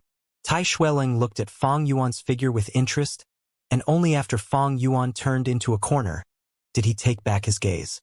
Ruanan, what do you think of this Fang Yuan? He suddenly asked. I don't like him. My intuition tells me he is covered in shadows. The young girl frowned. Tai Xueling nodded his head. I know you have the intuition goo which strengthens your intuition, but we need definite evidence to solve a case. Just relying on intuition alone won't be convincing. Don't always depend on your intuition. I do not want you to use the intuition goo to solve this case. Yes, father. Tai Xueling said again. Now, analyze this person Fang Yuan. Father, you suspect it is Fang Yuan? Tai Ruanan was stunned, but continued. He is a very logical and intelligent person, and when he introduced the village to us, every word he said was appropriate and well organized. Gasp! Tai Ruanan suddenly drew in a mouthful of cold air. She frowned. I didn't notice this earlier, but after you just reminded me, I realized it. This Fang Yuan is too good at speaking. Everything he said is objectively the truth, abandoning his personal feelings, standing at a bystander's perspective and describing calmly, not allowing others to find flaws in his words, thus not able to get additional clues. His words were very clean. The young girl hesitated. Before using the word clean, Tai Xueling nodded, but then shook his head. He did not abandon his feelings. Everyone has feelings, and even a cold-blooded murderer has feelings. He only concealed his personal feelings very well, and was in full control of his emotions. This lad has a demonic nature. Demonic nature? That's right, think about it. He spoke the truth during the banquet, saying he was frightened and did not dare to enter the battlefield. Tell me, if it was a normal person, would they do that? Tai Xueling asked. Tai Ruanan shook her head. No, Gu masters put the clan's honor and their own reputation higher than their own lives. But that might not be certain, for in history there have also been many people who sacrificed their own reputation, right? That's right. But who were those people? Tai Xueling's gaze was deep. Tai Ruanan considered, before her expression changed. They were all outstanding individuals. That's correct. Throughout history, those who sacrificed their own reputations only had two aims. One was that they had a greater aim in mind, and compared to their aim, reputation is worth nothing. The other is to preserve themselves, defaming themselves to prevent suspicion. Tai Ruanan's eyes shone. Father, you are saying? You are thinking too much. I just feel that this young man is very interesting, but too bad he is only a C grade, Tai Xueling said. The moonlight was like water on this night. Fong Yuan walked on the empty street, his footsteps slightly heavy but filled with determination. After interacting with Tai Shueleng earlier, he was indeed what the rumors said. This Tai Shueleng had a gaze that could see through the world, and his intelligence and wits were deep like a chasm. He swept through the southern border for tens of years, establishing his famed name. He really was an outstanding talent. Wanting to remove his suspicions in front of such a person was extremely difficult. As long as they had enough time, they would definitely discover the truth. Now is a race against time. But, MO Faction's recruitment, I can make good use of it. Not long ago in the MO Faction Pavilion, Fong Yuan had given absurd demands. In return for marrying Mo Yen, he wanted 100,000 primeval stones, 10 rare Gu worms and each at least rank 3. This made Gu Yu Emochin furious. He was marrying away his precious granddaughter, but Fong Yuan still had more demands. Such a shameless way to ask for gifts. And so greedy, it was really the last straw. Thus, the discussion faltered, and he chased Fong Yuan out. Fong Yuan left immediately without any inclination to stay. He knew Mo Chen's intention, thus he would definitely compromise. His absurd demands were just a way of bargaining, paying the lowest price when buying, and asking for the highest price when selling. But this matter has equal benefits and demerits. Although with more primeval stones I can feed the heavenly essence treasure lotus, my original plan to get out of the political spiral would be ruined. In tonight's banquet, Guyu Emo-chun sacrificed himself to salvage my political career. From then on, he might face all sorts of elders' suppression. Guyu village's political situation now was, clan leader was healthy, while for the two important elders, Guyu Qi-lian was dead but the Qi faction was not finished yet, as inheritor Qi-chang was still alive. At the same time there was still Guyu Qi-zhong, an elder from the same faction. But Mo faction lost its inheritor and Mo-chan was heavily injured, falling to rank 2, unable to even keep his clan elder status. The two formerly large factions had already gone downhill. The medicine faction in contrast were mostly healing Gu masters. As supports they had little sacrifice while still keeping most of their strength, and were on the verge of rising up.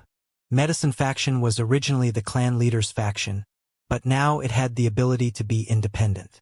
Regardless of whether Guyu Yao Ji chooses to be independent or rely on the clan elder, in order to strengthen themselves, they would need to snatch and merge. And the weakened Qi and Mo faction were the best targets. If they did not strike now, later on when the two factions stabilize internally it would be much more difficult. Being in the human world, many things are not up to me. Why not just let down my hair and sail away to the seas? Sailing with the winds and breaking waves as I travel 30,000 li.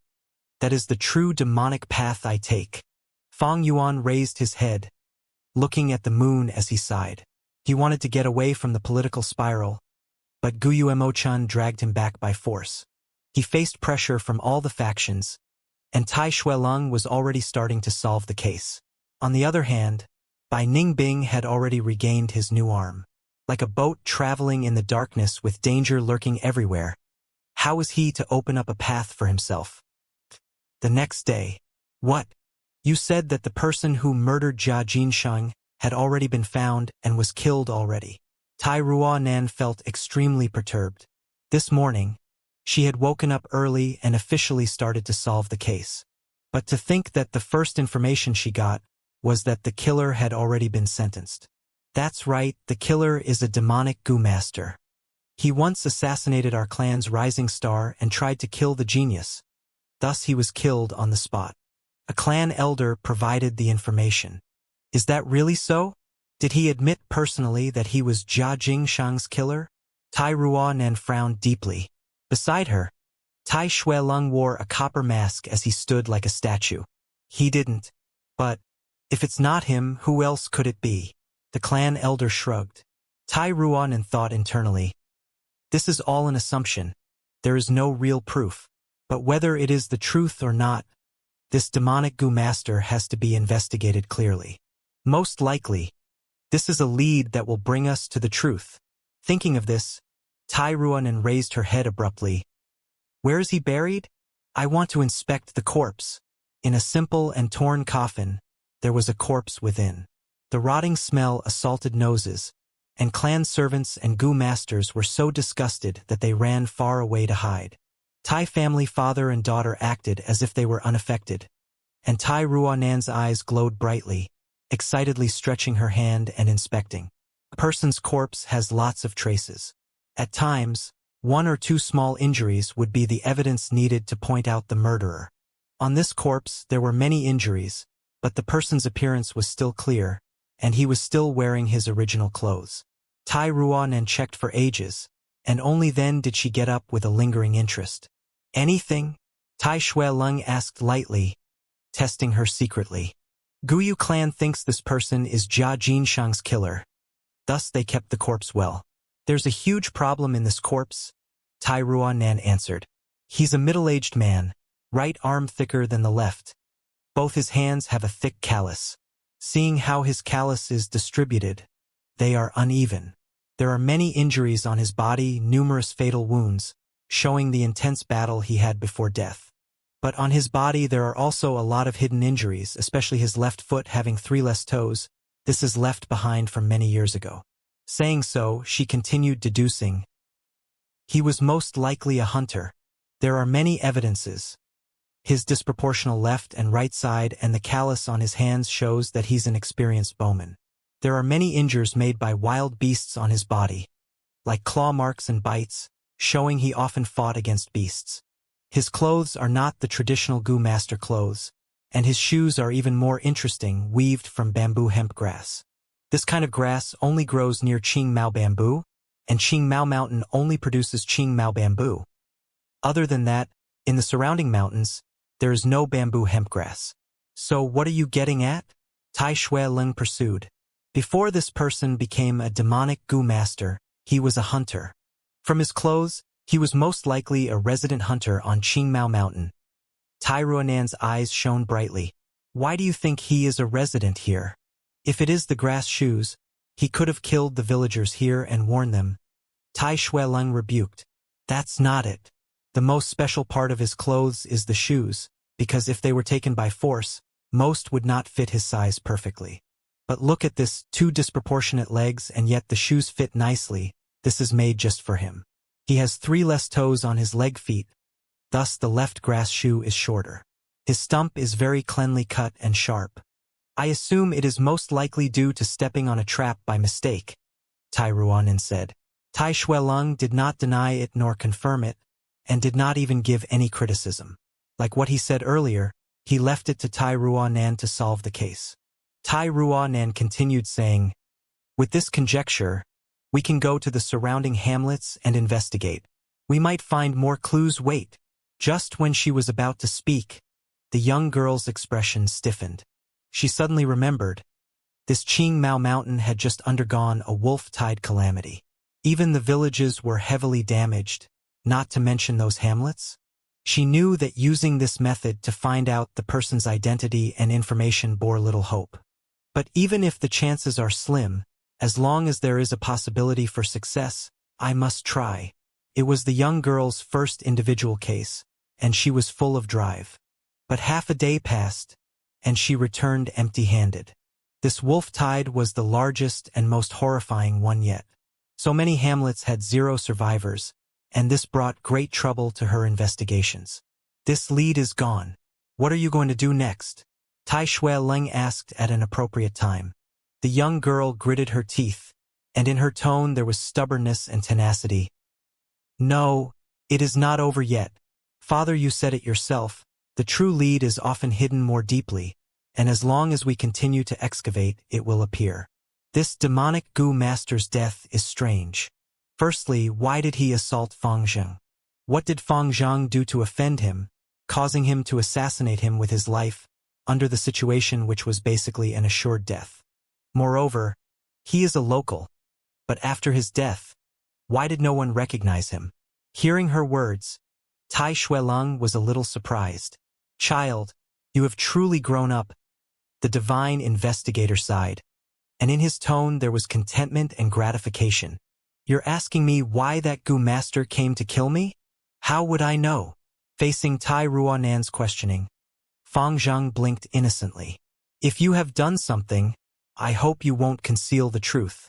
Because your words, even though they might seem insignificant, can have great help towards solving the case, the young girl said sincerely.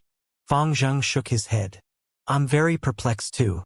During that period, I was cultivating nonstop, so how could I attract any assassinations? But afterwards, the people around me realized that this demonic Gu master could have been hired by the other two clans to kill a rising star like myself. You also know the rivalry between us and the Bai clan and Xiong clan. Especially the Xiong clan, they are the greatest suspects as they had once recruited demonic Gu masters into their clan. Xiong clan Tai Ruanan became a little discouraged after hearing this. Since the Xiong clan had already been eliminated by the wolf tide, it seems that this lead is lost as well. Suddenly, murmurs came from outside the room. Quick! Look there. Isn't that people from the Xiong clan? I thought the Xiong clan was exterminated. How can there be any envoys coming here? Xiong clan envoy's appearance caused a vivid discussion among the village, as people talked with one another. Soon, news came from the clan leader pavilion. Xiong clan still has a large number of survivors. They retreated on their own, using a gu that their ancestor left behind, concealing many people at the same time, cheating death. These scumbags, retreating and avoiding battle, causing the wolf tide to come to us. These Xiong clan people may look rough and large, but their hearts are devious on the inside. Wanting to borrow the power of the wolf tide to weaken us, they are too despicable. Guyu clansmen were furious. The appearance of the Xiong clan envoy had caused the Qing Mao Mountains political distribution to undergo a complete shift. What was thought to be a two-sided competition between Bai clan and Guyu clan in the end remained a three-way competition. But one would understand once they thought about it. The Xiong clan had survived for hundreds of years without falling. They had their own foundations too. Which clan did not have an ancestor and a trump card? After the Xiong clan envoy left, Guyu Bo immediately called for a clan elder meeting. These Xiong clan bastards, they really are nothing good. To think they retreated immediately. Can't look down on anyone indeed. Xiong clan had always ranked behind our clan and Bai clan, and was the weakest among the forces on Qingmao Mountain. But to think they had such a scheme, we have to be more careful from now on. They wanted to borrow the strength of the wolf tide to eliminate us. They nearly got us this time. If not for that lightning leakin, we might not have lost so many elders. These people deserve to die. If it wasn't for the Tai Divine Investigator appearing, 2 clan leaders might have died. We cannot let them off simply. Asking for compensation is a must. It was us and Bai clan working together to settle the problem of the lightning leakin. But to ask for compensation, we need to first discuss and formulate a sum. The clan elders spoke one after another, discussing until they had a conclusion. Guyu clan would dispatch an envoy towards the Xiong clan. They have to observe Xiong clan's remaining strength. If Xiong clan was strong, they would join forces with the Bai clan. If the Xiong clan was weak, they might send people to eliminate them and steal the spirit spring. So then, who would be suitable enough to be dispatched to Xiong clan? Guyubo looked around, asking, which clan elder would shoulder this responsibility?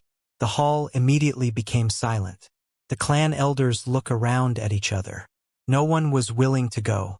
The internal conflict was at its peak now, and it was the most crucial moment for the factions to divide the interest cake. If they went to the Xiong clan, their faction would be without a leader and others would make use of the opportunity. When they return, all would have been decided, so by then who would they complain to? This old one feels that, to go to the Xiong clan, someone of seniority and experience must go. It has to be someone who can hold his own. Among all of us here, only Elder Mo-chan can take on this role, Guyu Yao-ji suddenly said. Guyu Mo-chan snorted, rebuking. Speaking of qualification, Lord Yao-ji has much more experience than me. Especially in terms of fame, I cannot compete at all. I admit complete defeat. Going to the Xiong clan, it seems we will have to trouble Lord Yao-ji after all. Elder Emo-chan is extremely right. I recommend Lord Yao-ji. A clan elder stood up. I feel that Lord Emo-chan is a more suitable candidate. Another elder immediately rebuked. The scene was chaotic. Guyubo stood at the leader's seat, staring coldly without making a sound. The medicine faction already had intentions of detaching into its own force, no longer under his control. Thus he did not want to help either, and merely observed the scene. This was the first contest between the medicine faction and the MO faction. The two had their respective political allies, but the current situation was that both leaders made much compromises as well as exchange of benefits. But on a whole, the medicine faction was stronger. Guyu Yaoji's reputation as well as the Qi faction's inclination caused this situation. Guyubo stared coldly, noting in his heart the factions that each individual belonged to. As the clan leader, he did not want to see his authority being reduced, and these elders were his competitors. But now he had decided to merely observe, and not strike yet. MO faction controls too much power and resources, and now that they have lost their inheritor, the medicine faction jumped out hurriedly and tried to attack them. Thus, the most crucial aspect of this contest is all on one person. Guyubo thought silently, turning his gaze towards Fang Yuan. Fang Yuan had been sitting in his seat, not saying a word. It seems this Fang Yuan isn't very close with the MO faction, and has not gotten a mutual agreement on interest distribution. Otherwise, he'd have helped out already. Is this my chance? Guyubo thought. But at this moment, Fang Yuan suddenly stood up from his seat. This action attracted everyone's attention. What he said next was a shocker. Going as an envoy, this is an important matter involving the survival of our clan. I am willing to step up, bearing the responsibility of an envoy, and investigate the Xiong clan's current state for our clan. What? Fang Yuan is asking to go? What is the meaning of this? Is he really stupid or acting stupid? Isn't he afraid that when he comes back, all the interests would have been distributed away already? The clan elders all showed expressions of shock. Fang Yuan had his own plans. If he went to the Xiong clan, he might be able to find a chance and instigate a conflict among the three clans. Even if he can't, this is a chance to leave. Wait! Anyone here can be the envoy but Fang Yuan alone. The door suddenly opened and Tai Ruan walked in, barging her way in. Fang Yuan turned his body to look, and his irises shrunk a little. He saw the Tai family father and daughter walk in, as well as two other people behind them. One looked just like Fang Yuan. It is indeed his brother Guyu Fangzheng, while the other was Guyu Jianghe. What does Tai Divine Investigator have to enlighten us on today? Guyu Bo stood up to greet him, his tone slightly unhappy. This was a Guyu internal discussion. How could they just barge in like that? Guyu clan leader as well as the other elders.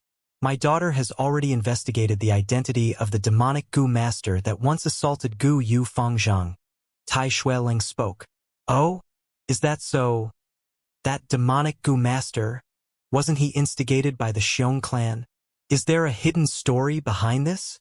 Indeed, this demonic Gu master's true identity is a hunter from a hamlet at the base of the mountain. Only by chance did he manage to become a demonic Gu master. His name is Wang Er. The reason why he assaulted Gu Yu Fangzheng is because of his brother Fang Yuan. Saying so, Tai Ruanan stared intently at Fang Yuan. Brother, to think you are such a person. Fang Zheng, standing at one side, clenched his fist, showing rage in his eyes. What do you mean by this, young lady? Gu Yu Mo-chan said in a solemn voice. Don't tell me. Fang Yuan is the one that hired this demonic Gu master to assassinate his own brother Fang Zheng? Gu Yu Yao Ji showed an excited expression. Even Gu Yu Bo was taken aback, as he adjusted his posture on his seat. You're all mistaken. Tai Ruanan shook her head. The truth is, Fang Yuan killed innocent people, murdering old man Wang's entire family, causing Wang Er to take revenge. But Wang Er did not know that Fang Yuan had a twin brother. Thus he mistook Fang Zheng for Fang Yuan and assaulted him for revenge. Young lady, everything needs proof, a clan elder spoke. Of course I have evidence. Guyu Jianghe, tell us everything that you know. Tai Ruanan was prepared for this, not panicking. Guyu Jianghe sighed. He looked at the Tai family father and daughter in fear, slowly walking forward and kneeling on the ground, crying, It is this subordinate's dereliction of duty. I seek clan leader's punishment. Gu Yubo's face was grim as water. Say everything clearly first. Do not hide anything from us. Back then, when Fang Yuan killed Old Man Wang's family, it was under Gu Yujiang's area of jurisdiction, and only when he got to the spot did he discover it. Because of the clan evaluation, he suppressed this matter and did not report it. Never would he have thought that today the matter would be exposed, dug up by Tai Ruanan. The truth is like this.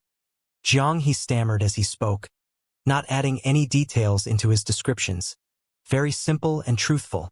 At this time and place he did not dare to lie. Fang Yuan was also a clan elder, so he did not dare to exaggerate facts. I never would have thought that the truth would be like this. Fang Yuan killed Wang Er's father, and Wang Er came to take revenge, but found Fang Zhang instead. So that's it. Fang Zhang was innocently involved, and blocked the crisis for Fang Yuan. The clan elders whispered among themselves. Fang Zhang's clenched fist was even tighter as rage grew in his heart. He could not help but growl at Fang Yuan. Brother, how can you take people's lives away so easily? That old man and girl, they were innocent mortals. How could you cut them down? Facing his brother's accusations, Fang Yuan was indifferent, as if he did not hear it. Guyu Fangzhang was not the main point. Fang Yuan looked at the Tai family father and daughter. Being able to discover the truth in such a short time, they were indeed divine investigators. Regardless of what goo worms they used, whatever method to make Jiang he submit and reveal his own secret, they had their ways. This ability made Fang Yuan even more certain that the matter of him killing Jia Jinshang would definitely be found out by the Tai father and daughter duo. It was only a matter of time. After all, this is the goo world, where goo can be used to commit crime and also used to solve crime. Pressure was intensifying. Elder Fang Yuan, is it true that you massacred the whole family of old Wang? Gu Yubo asked with a heavy voice from the main seat. All the gazes were on Fang Yuan. The young elder coldly smiled. It is indeed true. Gu Yu Fangzhang closed his eyes in grief. He may have killed many lightning wolves, but he had never taken any human lives.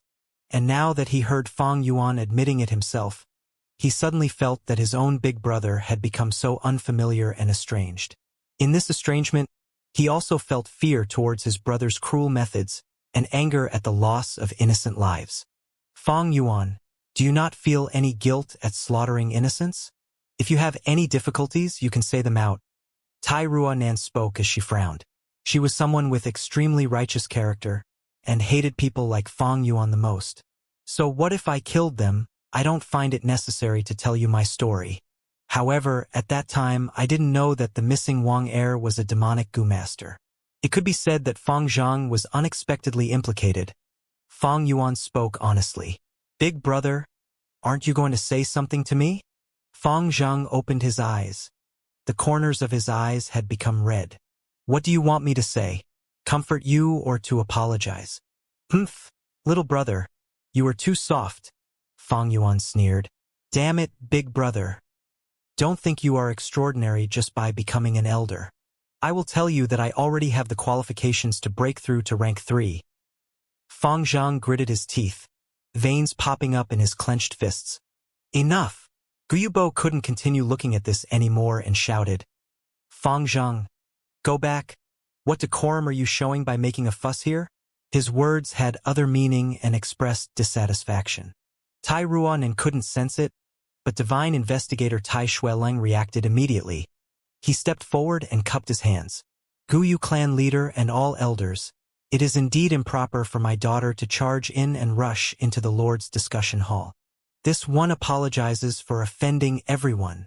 The elders promptly stood up and kept on saying Tai Xueleng was too kind. Guyu Bo's expression also relaxed. Tai Xueleng continued. Since little brother Fang Yuan is involved in Jia Jinshang's case and is also a suspect, I hope he remains at the village and will not leave to the other village. Guyu Bo massaged his temples and sighed. Our Guyu clan really hopes we can provide a suitable explanation to Lord Jiafu. Since Divine Investigator is also requesting, I will have to request Elder Fang Yuan to not leave before you are free of suspicions. I hope you can understand. Gu Yubo looked at Fang Yuan, his expression sincere. But his gaze, however, held deep meanings. Fang Yuan might have killed the whole of old Wang's family, but they were only mortals. How could it be a crime for a Gu master to kill these mortals? Especially if this Gu master was an elder of the clan. Thus, there was no punishment. Yes. Fang Yuan glanced at Gu Yubo and replied expressionlessly. Damn it. It's like this again. Tai Ruan and punched a tree, causing the leaves to scatter. She was very indignant as she said with clenched teeth. It is clearly a murder, but they are turning a blind eye to it and not giving a damn. Father, are the mortals not humans? Why do Gu masters feel that they have the rights to kill the mortals? Tai Shuelong was silent like a sculpture. The weather was somewhat gloomy, and the wind blew and tree leaves rustled. Tai Ruanan suddenly lowered her head.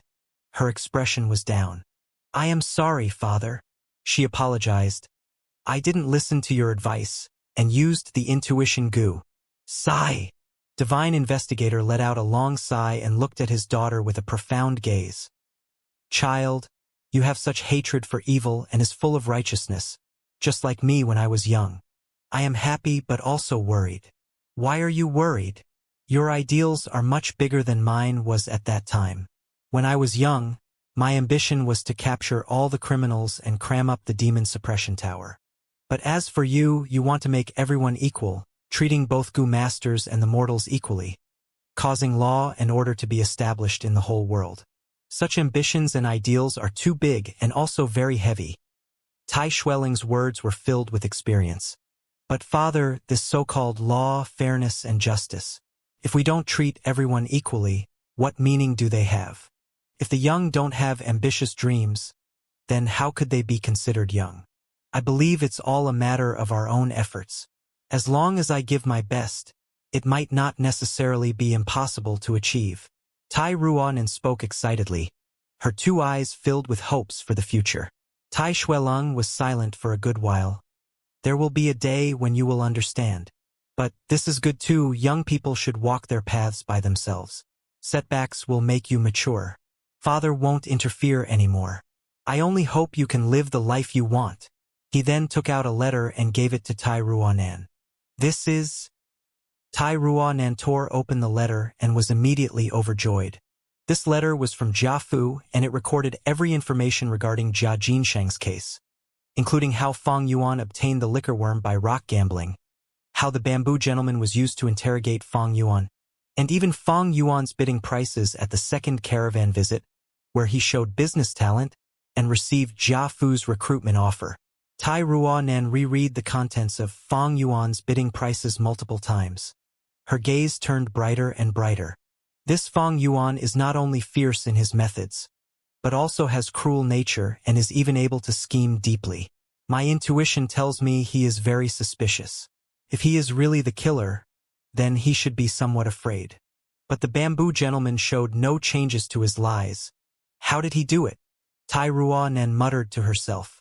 What are you preparing to do next? Tai Shueling asked. It has been a long time since Jia Jinsheng's death. Everything is fishy and filled with mysteries. Till now, his corpse has not been found and even the place of his death hasn't been deduced. This case is too clean, giving me no clues, except that Fang Yuan is the biggest suspect. Although the clues from Wang Er has been broken, there are no evidences to prove he is the killer. However, because there are no other clues, I can only rely on my intuition to investigate this Fang Yuan. Tai Ruanan enthusiastically replied. You feel that Fang Yuan is suspicious? Tai Shueling asked. Extremely suspicious. Tai Ruanan immediately said, this Fang Yuan is clearly only a C-grade aptitude, but why is his cultivation speed faster than Fang Zheng's? One could say he had the help from the liquor worm and the relic Gu, but this speed is still very fast. Guyu clan might not have sensed anything wrong, but this is a case of those closely involved can't see as clearly as those outside. This is the first suspicious point. Besides this, there is another suspicious point, his luck. He rock gambled for the first time in his life and bought 6 purple gold stones, but was able to get 2 live Gu, a mudskin toad and a liquor worm. Isn't this luck way too much? Tai Xueling nodded. Yes, continue. This Fong Yuan looks ordinary, but if we look into him, we will find that the mysteries surrounding him are like the thick fog covering the mountain. Many things that were inadvertently revealed makes one ponder. For instance, his rock dissecting technique. He actually used the moonlight goo to dissect rocks and did it without damaging the core. Such delicate control is really unimaginable for a student. Wait, Tai Ruanan paused. She had discovered something as her eyes let out bright and sharp light. Her gaze landed on a line of words in the letter, and the more she looked at, the more her gaze brightened. I found it. This Fong Yuan has a huge problem. After a long while, she suddenly raised her head and excitedly spoke. The fragrance of the tea in the cup rose with the steam and spread in the study room. Fong Yuan held the teacup, then blew the floating tea leaves and drank the hot tea. After that, he leisurely let out some turbid air. Upon seeing the leisurely attitude of Fong Yuan, Guyu Mo-chan did his best to endure and felt the veins in his forehead bulging. Previously, Fong Yuan had asked for a huge price and he had angrily chased the latter out of his house. But today he had no choice but to reinvite Fong Yuan. All this was simply because circumstances are more powerful than men. Yao faction had been pressuring him from everywhere and the matter regarding his drop to rank 2 was going to be revealed sooner or later. Mo faction was in imminent danger. It urgently needed an elder to serve as son-in-law and stabilize the situation. This bastard is too vile, making such sky-high demands. Does he really think my Mo faction is bathing in gold? Guyu Mo-chun cursed inwardly, while outwardly putting on a warm smile and speaking in a negotiating voice. Elder Fong Yuan, your price is too much. It greatly exceeds what my Mo faction can support. Can you decrease it? Fong Yuan glanced at Guyu Mo-chan. This old man who knew when to give and take was worthy of respect. In fact, his current situation was also becoming messed up. The Tai father and daughter were forcing him into a corner. Once it was found out that he killed Jia Jinshang, Guyu clan would definitely hand him over to appease the Jia family's anger and simultaneously be able to continue trading with the Jia family caravan every year. It was almost the crucial moment now, so Fong Yuan softened his tone. Then we will decrease it by 30%. But there is a condition. You need to show me your sincerity by paying 40,000 primeval stones in advance. Also you must hand over a pig iron goo and an afterlife grass goo. Guyu Mo-chan couldn't help but massage his brows when he heard this. He replied in a sunken voice, Pig iron goo will be handed to you, but my Mo faction's warehouse doesn't have any afterlife grass goo. We can't also give the 40,000 primeval stones at once. They will be given to you in installments. Fong Yuan knew this old fox wasn't speaking the truth, but he was very clear that being too overbearing could instead produce the opposite result. That's okay. I will wait for you to send them first, then we can talk about marriage. Before that, I can't guarantee my allegiance. Fong Yuan left these words before walking away. The study room was silent once more. A long while later, Guyu Mo-chan suddenly said, You can come out. A hidden door was pushed open and a young girl walked out. There were tear stains on her face and her eyes were red from the crying. Grandpa! She paid her respects. She was Guyu Mo-yen. Guyu Mo-chan sighed. You are also clear on the family's situation. Mo-yen, our family needs your sacrifice? Can you understand? Yes. The young girl sobbed and lowered her head. No matter which world, there is no such thing as a free lunch. Even Fong Yuan contributed a lot of strength to the clan as a clan elder. The only difference is that the amount one pays or obtains differs from person to person. Even those kids with golden spoons also cannot freely enjoy the privileges. By receiving the family's nurturing, they needed to have the resolve to sacrifice. And this resolve was already present in Guyu Mo-yen. She didn't have the least bit of feelings for Fong Yuan, even feeling hatred and disgust towards the latter. But she knew she had to marry him for the sake of her family, becoming his wife. Living steel goo is a rank 2 goo, looking like a charcoal briquette, fist-sized and black all over. On the surface, there were numerous holes. Fong Yuan injected his primeval essence and this living steel goo started floating, rotating on its own, black smoke pouring out from the holes on it. Chainsaw golden centipede coiled around Fang Yuan's leg, its dark gold-colored armor full of injuries. The 2 rows of razors on its sides tattered and damaged. But when the steel smoke came over and covered these wounds, they gradually healed. The black smoky steel essence continued to be used, as the 2 rows of razors on the chainsaw golden centipede could be seen growing at an observable rate. Healing goo varied in a few types. There were some that healed goo masters, some that specialized in certain injuries, and those that healed goo worms. To the chainsaw golden centipede, the living steel goo is its healing goo worm. An hour later, the living steel goo became smaller and smaller. It went from a fist-sized charcoal to a pearl size, eventually vanishing. It was an expenditure-type goo, but its sacrifice brought about the recovery of the chainsaw golden centipede. At this point, the chainsaw golden centipede was good as new. Its 2 rows of razors were shiny as new, glowing with a sharp and cold flash. On its dark gold exoskeleton, the injuries were mostly healed, and only 5 to 6 light scars remained. But this was nothing to worry about. In about a few weeks, these scars would vanish through the natural recovery of the centipede. However, if not for the living steel goo and just relying solely on the chainsaw golden centipede, it would take at least half a year for the razors to fully grow back. The chainsaw golden centipede was more strong than it was flexible. Although it used little primeval essence and had great attacking power, its weakness was a lack in the healing aspect. All living beings are equal. In this world there is no all-round goo. There has to be weakness and advantages. Even rank 6 or 7 goo and above followed this natural law. This way, the chainsaw golden centipede's battle strength is completely recovered.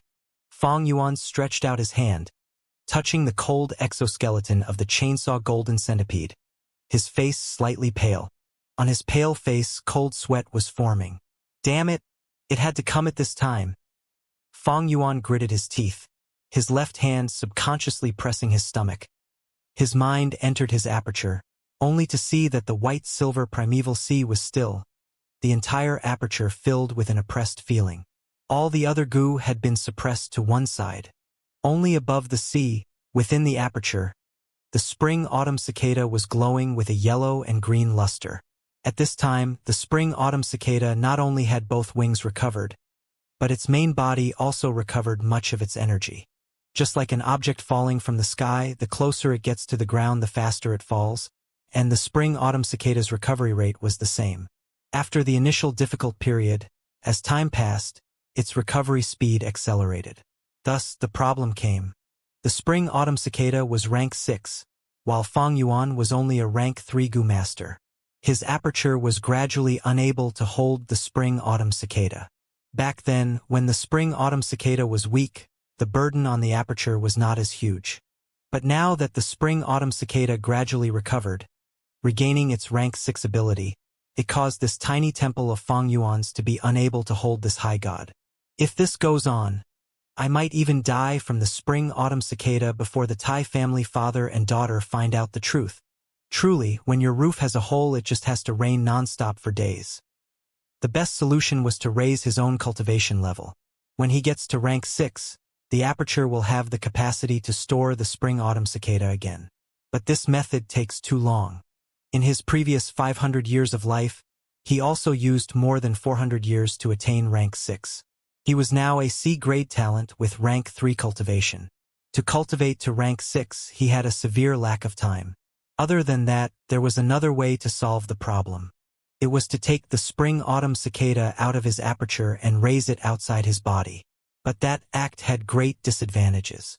Firstly, the spring-autumn cicada was not a battle-type goo, so it could not protect itself. Keeping it in the aperture was safer. Secondly, when a rank 6 goo appears, it would interfere with natural laws and cause a mirage at the location it is at. Fang Yuan was now at the village where there were many people, and the Tai family father and daughter was onto him as well. Once the spring-autumn cicada leaves his body, everyone would find out. Therefore, he could only feel troubled. The spring-autumn cicada's recovery is getting faster. At this rate, I don't have much time. Once I get the 40,000 primeval stones from Guyu Mo-chan, I'll take the heavenly essence treasure lotus and leave this place. As for the Tai family father and daughter, I can resolve it at a later time. Fong Yuan sighed. Tai family father and daughter's matter was something that he could only put off and delay. But now, the spring-autumn cicada was not giving him time to stall. He was at his wit's end. As time urged him, wasting every minute and second is reducing his lifespan. A goo master being killed by their own goo worm was not uncommon. Many goo masters who forcefully activate their goo get a backlash from their goo worm's power and lose their life. Such incidents were everywhere. Gu Yuqingshu was the prime example, buried not far away. 6 purple gold stones, each fist-sized. With Fong Yuan's cultivation, he actually opened 5 on the spot. How could he have so much primeval essence at that time? Tai Ruanan stared at the information on the letter, laughing smugly. Tai Xueling nodded. You finally found this suspicious point. Indeed, only when you are meticulous can you discover what normal people cannot see. But what can you derive from this suspicious point? Tai Ruanan closed her eyes, activating the intuition goo secretly. In the darkness, she felt an enlightenment in her mind, and she opened her eyes abruptly. Instinct tells me, Fong Yuan must have had the liquor worm from long ago. But instincts are sometimes wrong. They cannot represent truth, Tai Xueling reminded. Isn't it easy to get evidence? As long as he has the liquor worm, he has to feed it. If he feeds it, there has to be evidence. Tai Ruanan's mouth curled into an arc. Let's go. We'll find Gu Yu Fongzheng, Fong Yuan's brother once again. As the little brother, he has to be the most familiar with Fong Yuan. You're asking about Big Brother's actions back then? Fong Zhang showed a complicated expression. He sighed, recalling, back then, Big Brother was a very outstanding individual. Since young, he constantly displayed his talent, making many poems, causing the entire village to put their attention on him. Back then, I admired him and held him in awe. In my heart, he was like a tall mountain that I couldn't climb. Maybe because he was at such a high point, when he tumbled down, the despair was greater. Afterwards, during the awakening ceremony, he was tested to have only C-grade talent. Thus he became discouraged for a long time, sleeping in class and not returning to the hostel at night, buying wine and getting drunk all the time. From that moment on, I realized Big Brother was also human. Wait, you said, by wine. Tai Ruanan heard this crucial phrase and caught on to it, squinting. Yes, for a period of time, he was dead drunk. Maybe reality was too harsh. He only had C-grade talent, but his brother turned out to be a grade, and he could not accept the truth. Actually, if I was in his shoes, I would understand his feelings and emotions as well, Fong Zheng said. Wait, let me ask you. From that moment on, Fong Yuan would buy wine to drink every few days? Tai Ruanan asked again. Yes, from that moment on, brother fell in love with alcohol, spending a lot of money for wine. For a time, he was in love with the bamboo wine, which is our clan's specialty, a very expensive wine. He snatched primeval stones from his classmates in order to buy wine to drink. This is an overbearing act, thus not a single student liked him. Why, is there a problem? Finally, Fong Zheng asked in confusion. There's a huge problem. I suspect that your brother's liquor worm wasn't obtained from the gambling rocks, but he had it long ago. Your brother's drunkard act was merely a performance. His real motive was to conceal the fact that he had the liquor worm, and was feeding it. Tai Ruanan replied solemnly. What? Fong Zheng, hearing so, jumped from his seat in shock. This was shocking information. What you just said made me even more suspicious. Where did your brother buy wine normally?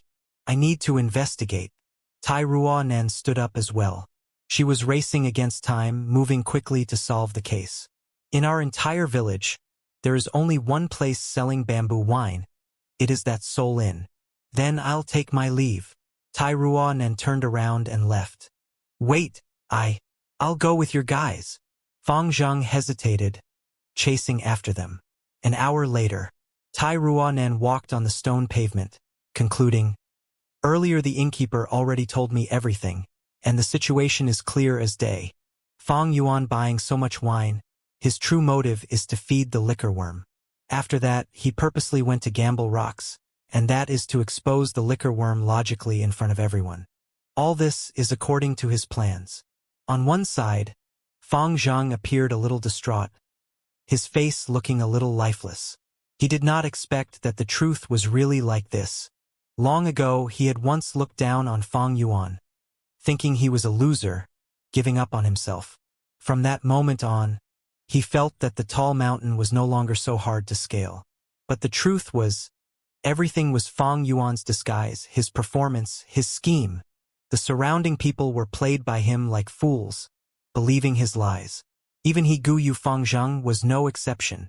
Looking at it now, his disdain and despise towards his big brother back then was like a giant mockery of a joke. Big brother, in your heart, what place do I hold? In those eyes of yours that pretended to be drunk, was I a huge joke? Big brother, you are such a scheming fox. In your heart, was I childish enough for you to sneer at? Fang Zhang screamed in his heart. He was humiliated, he was furious. He felt that he was played by Fang Yuan. From the start, he was a clown putting on a childish and laughable act. He felt the disdain Fang Yuan felt towards him. Big brother, how can you treat me like this? If not for Lady Tai, I would still be in the dark. How long do you intend to lie to me and to the clan? You killed the innocent, taking lives as you wish. Deception and lies, indifferent and inhumane. Is that the real you? Long ago, in Fang Zheng's heart, Fang Yuan was like a tall mountain, so tall he could never scale. Long ago, Fang Zheng thought that the shadow of this tall mountain would enshroud him his entire life. But life gave him an unexpected twist. Fang Yuan being dispirited, let Fang Zheng see his weakness. The tall mountain that he resembled instantly collapsed. And yet, this was actually all Big Brother's performance, an act? The collapsed mountain in his heart became enshrouded in a layer of mystery. Big Brother, exactly what kind of person are you? Fang Zheng realized at this moment that he knew nothing about this blood-related brother of his. Fang Yuan's heart was full of scheming. He had too deep of a shrewdness. With his acting skills and the indifference towards taking human lives, Fang Zheng felt infinitely distant towards him. Along with this distant feeling, there was also a feeling of fear that Fang Zheng did not want to recognize. This goddamn feeling was back, creeping into his heart. He tried his best to shrug off this feeling of fear, causing him to subconsciously follow after Tai Ruanan's footsteps. Lady Tai, thanks for letting me find out the truth and seeing my brother's true side. Helping you is akin to helping myself, so just ask away. I will tell you everything I know, Fang Zheng said earnestly. Tai Ruanan nodded, but then shook her head quickly. What I need to know, I already understand now. The problem now is, where did Fang Yuan get that liquor worm from? You are right. This matter is suspicious. During Big Brother's situation back then, he had not inherited our parents' assets, and at the same time was only a C grade, beginning his cultivation. Where did he get the liquor worm from? Fang Zheng frowned. In this situation, there's only two causes. One is outside help, and the other is an inheritance legacy. But who would invest in a C-grade talent? If it is an inheritance, which is it? Thinking of this, Tai Ruanan stopped in her footsteps. Inheritance legacy. Inheritance legacy. In her mind, this phrase kept appearing. She fell into deep thought. If it was an inheritance legacy, everything would fall into place. Firstly, the liquor worm's origin can be explained. Secondly, the reason for killing Jia Jinsheng is also established. Tai Ruanan thought excitedly. What perplexed her the entire time was the killer's motive. There has to be a reason to kill. Fang Yuan showed the liquor worm, and Jia Jinsheng wanted to buy it. But the value of the liquor worm is too low to establish a motive to kill. But what if Jia Jinsheng, who refused to give up, adamantly wants to buy the liquor worm from Fang Yuan, thus following him all the way and discovering an inheritance legacy ground? What would Fang Yuan do? He. Tai Ruanan laughed. Fang Zheng showed a perplexed gaze. Tai Ruanan looked back. I want to inspect the Guyu clan's history records. Fang Zheng shook his head, waving his hand. The history is kept in the clan's forbidden grounds. How can an outsider inspect it? Then can you get in? Fang Zheng shook his head. Only clan elders. Is that so? Then what can we do now? Tai Ruanan frowned. Lady Tai, maybe I can help. From the shadows, a crippled old woman walked out. It was none other than Guyu Yaoji. She was still the medicine faction family head. But when she stepped down from the medicine hall elder's position and was replaced by Guyu Qizhong, also losing an arm, her former authority had almost fully vanished. But the pursuit of authority was already ingrained in her soul. She understood deeply that collaborating with Guyu Qizhong was only a temporary solution. The only way was to devour the Mo faction. Only then would she have the ability to take back her medicine hall elder's position. To absorb the Mo faction, all she had to do was to eliminate their hope. And this hope was naturally Fang Yuan. Divine Investigator Tai, to speak the truth, I've been observing both of you for some time. Come with me. I'll bring you into the clan's forbidden area. Normally that place would be heavily guarded. But coincidentally, right now I am in charge of protecting the forbidden grounds. Guyu Yaoji laughed sinisterly. She obviously hoped to harm Fang Yuan indirectly, but if he was innocent, she could definitely slander him using her wicked methods. In the underground tunnel inside a hidden room, Tai Ruanan looked at the Guyu clan's historical records. From the first generation onwards, after Guyu clan was built until its golden age, and then its decline, the records contained the information for the last few hundred years. All events, big and small, were recorded in detail. This first-generation clan leader has a mysterious origin, creating the Guyu village single-handedly. He's most likely a demonic cultivator. Tai Ruanan flipped the first few pages, saying something shocking. That's nothing much. Many demonic cultivators, after getting sick of roaming, would choose to spread their bloodline and establish a clan. A few hundred years later, they would be wiped off their demonic origins, and the descendants would become righteous cultivators. Such situations are actually very common. It is nothing strange. Beside her, Tai Xueleng said, Then all his previous wrongdoings, will it all be spared like that? Tai Ruanan had an indignant expression. These demonic cultivators caused all those crimes.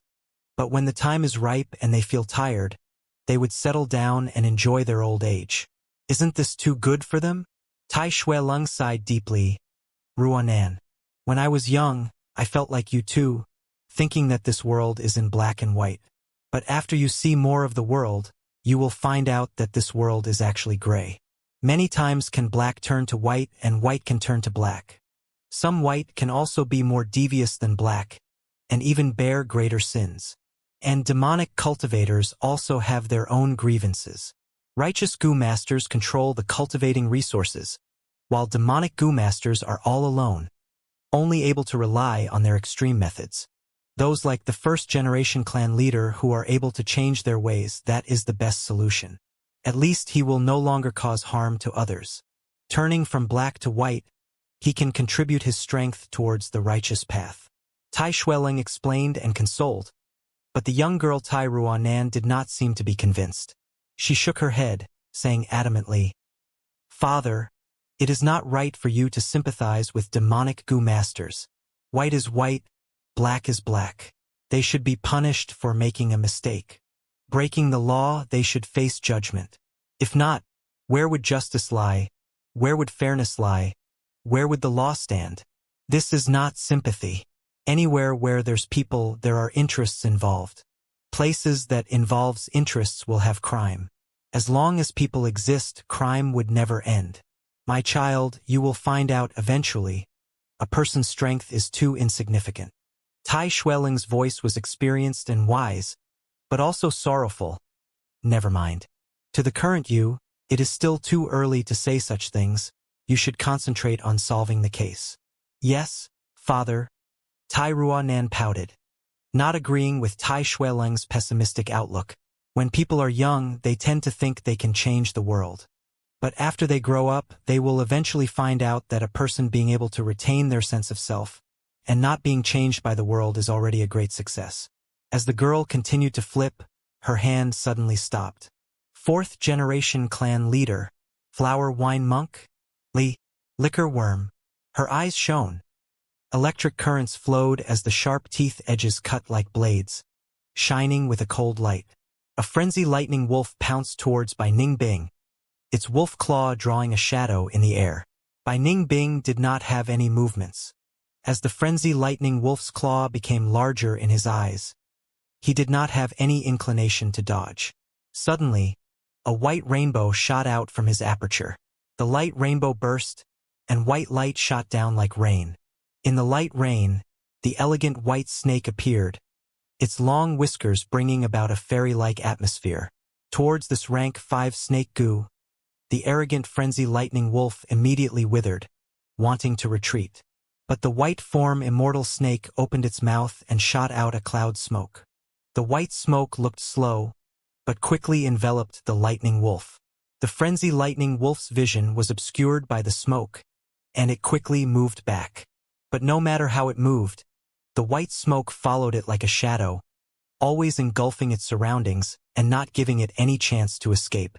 White form immortal snake's ability was this lump of smoke. After being enshrouded, one cannot tell their directions, as their vision is dyed in a white smoke. Wild beasts like lightning wolves relied on their strong vision and had weak hearing.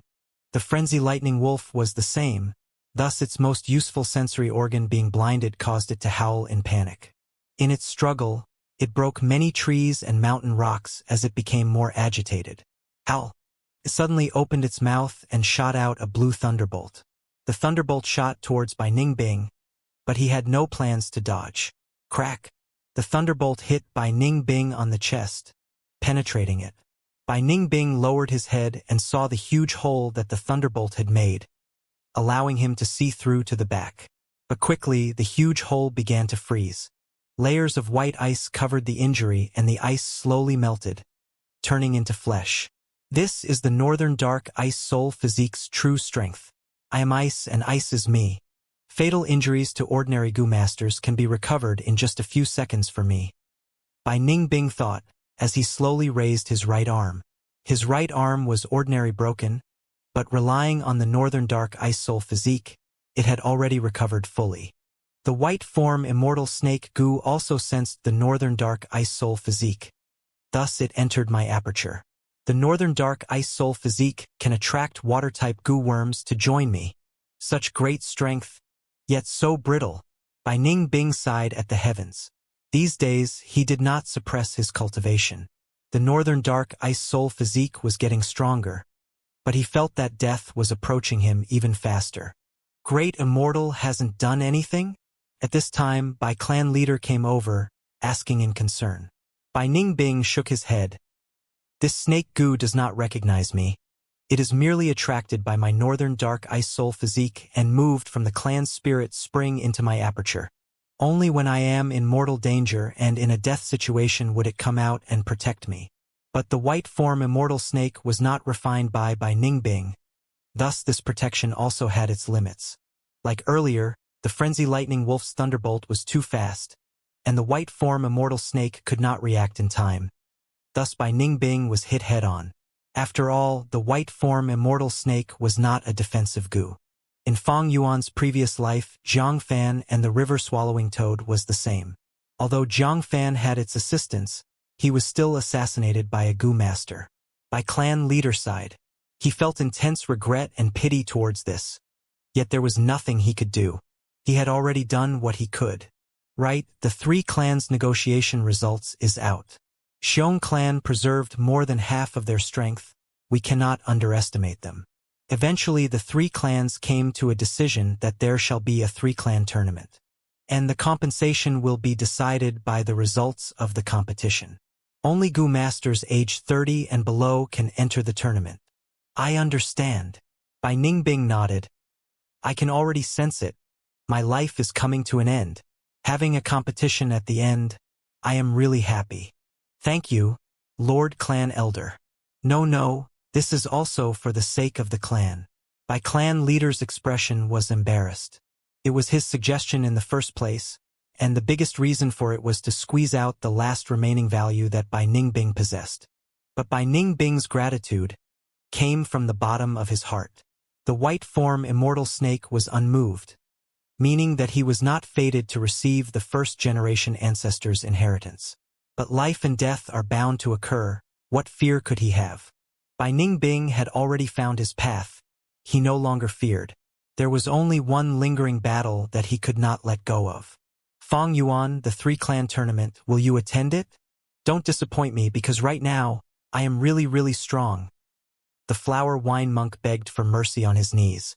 The fourth clan head was merciful and kind, intending to spare his life. Yet the flower wink monk suddenly launched a sneak attack, and the clan head flew into a rage, killing the flower wine monk on the spot. However, due to the heavy injuries from the sneak attack, he passed away not long after.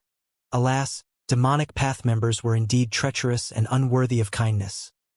However, as Tai Ruanan read through this content, her eyes gradually dimmed down. What a pity! This flower wine monk died on the spot and couldn't leave behind an inheritance. If he could leave an inheritance, that would be perfect to explain everything. The young girl sighed inwardly. Yet she didn't give up and continued to flip through the Guyu clan records, until the time was up and Guyu Yaoji rushed them out. Fong Zhang welcomed the Tai father and daughter outside of the clan pavilion. Were there any discoveries? Tai Shuelong was silent whereas Tai Ruanan gave a bitter smile and shook her head. Fong Zhang continued, I just thought of something which might be of help. Big Brother and Chief Action worked quite closely, and the Chief Action's elder Guyu Qilian had once defended him in front of everyone. Lady Tai, do you think this liquor worm could have been secretly handed over by Elder Qilian to my big brother? Chief Action. Tai Ruanan frowned. Yes, Qi and Mo faction were the most influential factions of our Guyu clan before the Wolf Tide. Fong Zhang explained. How was Fong Yuan involved with Chief Action? Tai Ruanan reflected on this. She started feeling a headache. This was her first case and she had been full of confidence at first, but when she actually started doing it, she felt that it was filled with difficulties. When she had seen her father solving the cases, it was as if success was guaranteed. All the mysteries were solved with methodical and orderly arrangement. However, she realized how truly difficult it was to solve a case when it was her turn. There seemed to be no trails sometimes, whereas all kinds of weird clues seemed to emerge, causing Tai Ruanan to be at wit's end. It was like she was covered in a dense fog and she didn't know how close or far she was from the truth. Would this clue regarding Chief Action be of any use? Tai Ruanan couldn't help but feel at a loss, and she subconsciously looked at her father. Father should have already discovered some clues, right? At this moment, the admiration in the young girl towards her father deepened further. If it was my father, this case should have already been solved. I am still far away from father's level. But even if I fail, as long as father is here, the truth will come out and the killer will be punished. Tai Ruanan felt ashamed but also a sense of pride. With Tai Shuelong here, she had no worries that the criminal could get away. But the young girl quickly shook her head, getting angry. The anger was towards herself. Ruanan, you are worthless. Didn't you think of surpassing father? How can you surpass him if you have the mentality of always relying on him? Ruanan, cheer up, you can do it. The young girl pursed her lips, inwardly encouraging herself.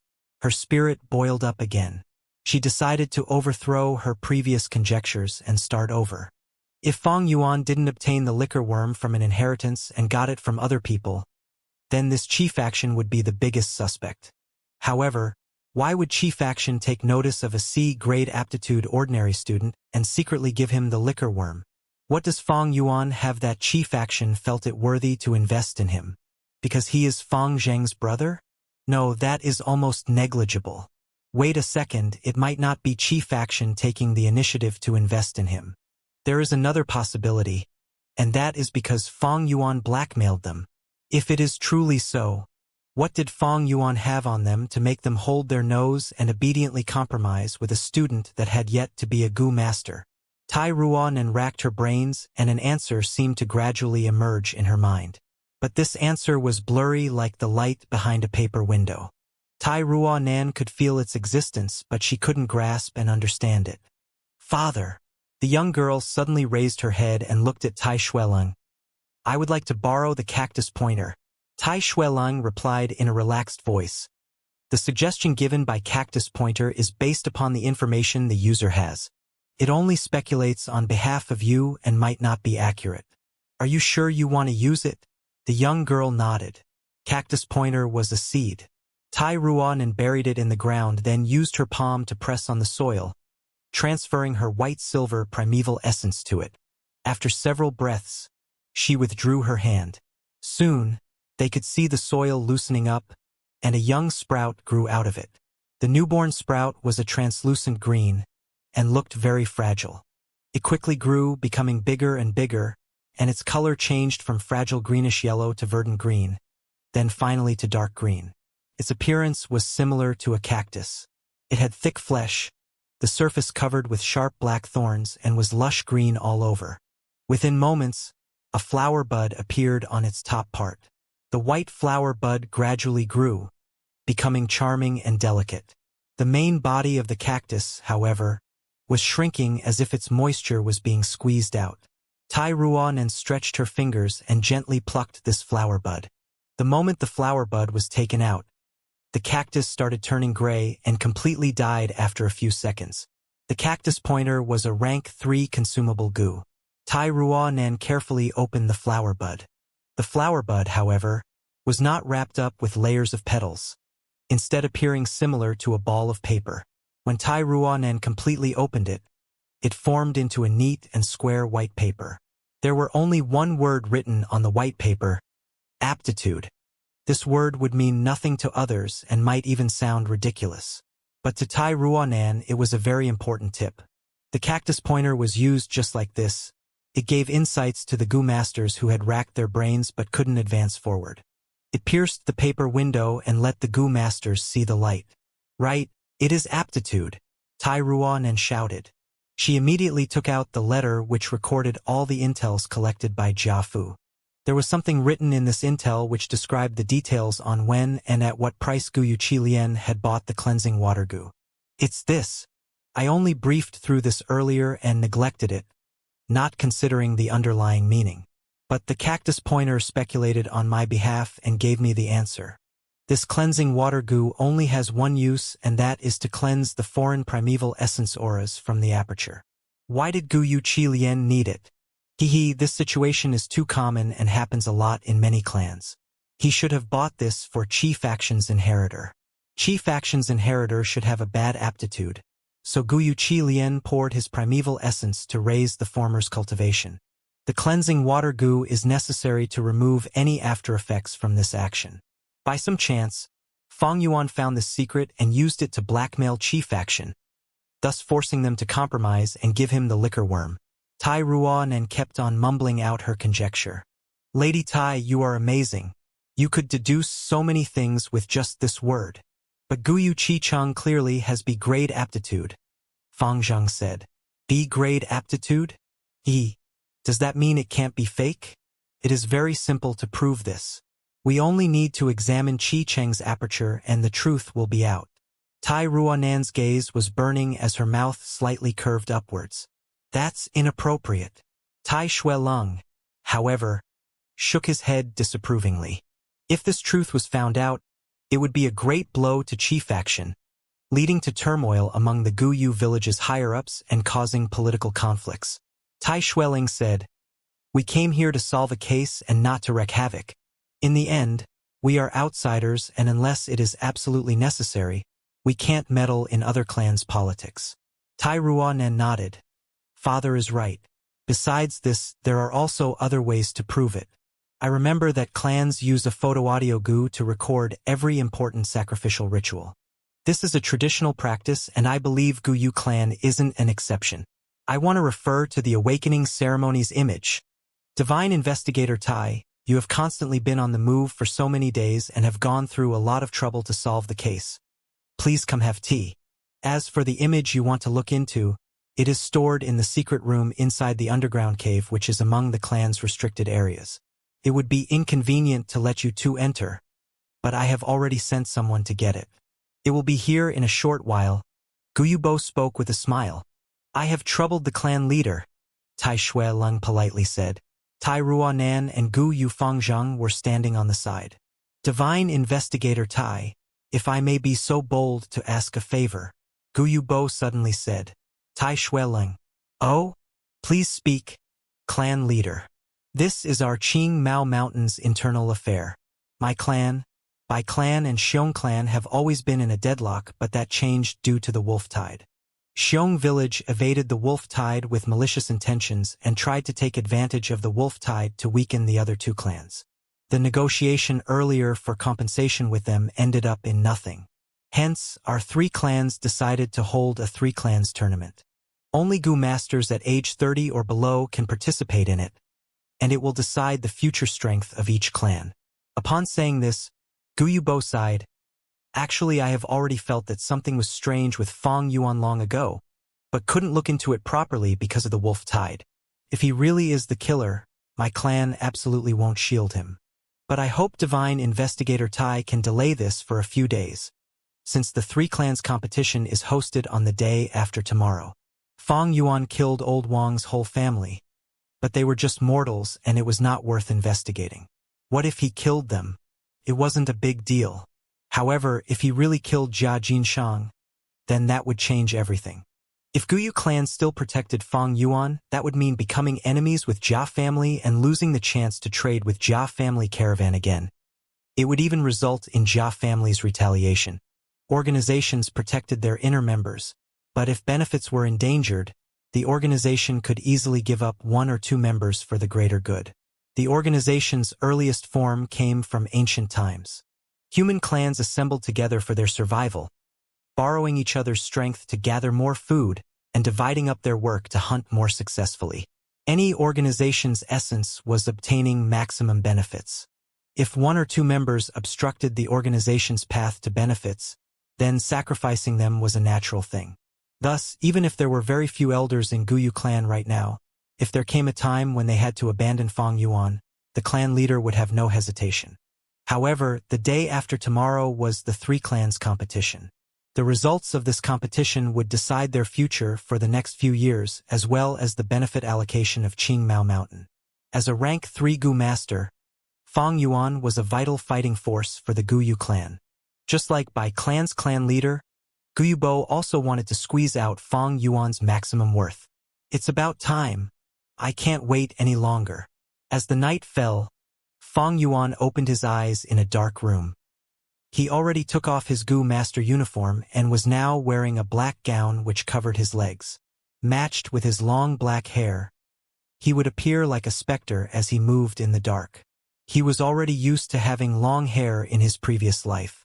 Some Gu worms needed long hair to show their abilities, like the black hair Gu, steel hair Gu, and so on. Having long hair was quite convenient as well. You could just cut it short if there came a time where you had to alter your appearance.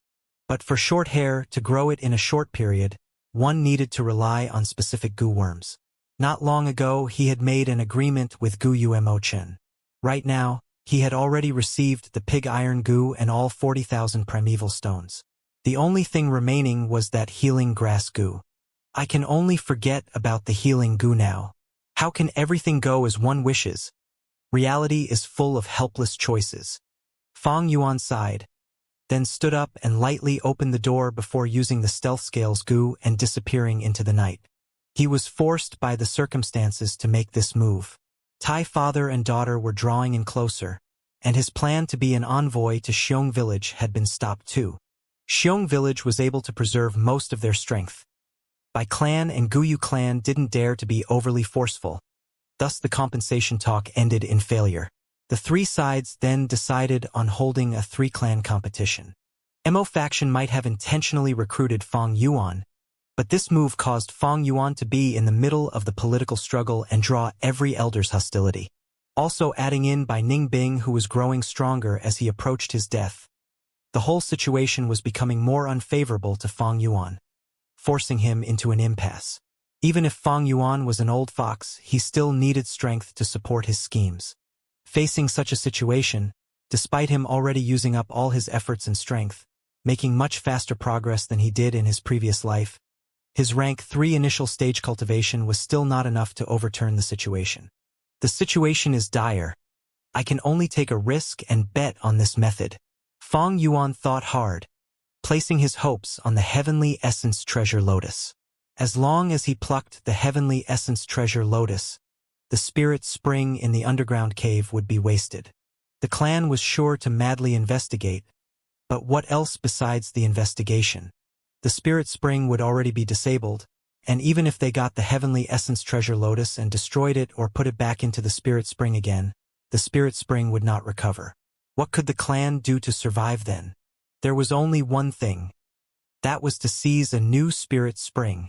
However, there were only 3 spirit springs in Qingmao Mountain and each were occupied by one of the 3 clans. If one was destroyed by Fang Yuan, then Guyu clan had only one choice to make a choice between the 2. This choice was war, a war with either Bai village or Xiong village.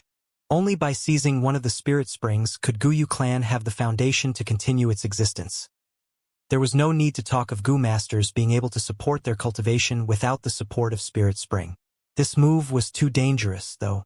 But Fang Yuan had no other choice as the spring-autumn cicada was recovering so fast that his aperture was already starting to feel a burden. He didn't have much time, so he could only fight back for a sliver of chance at survival and seek life in death.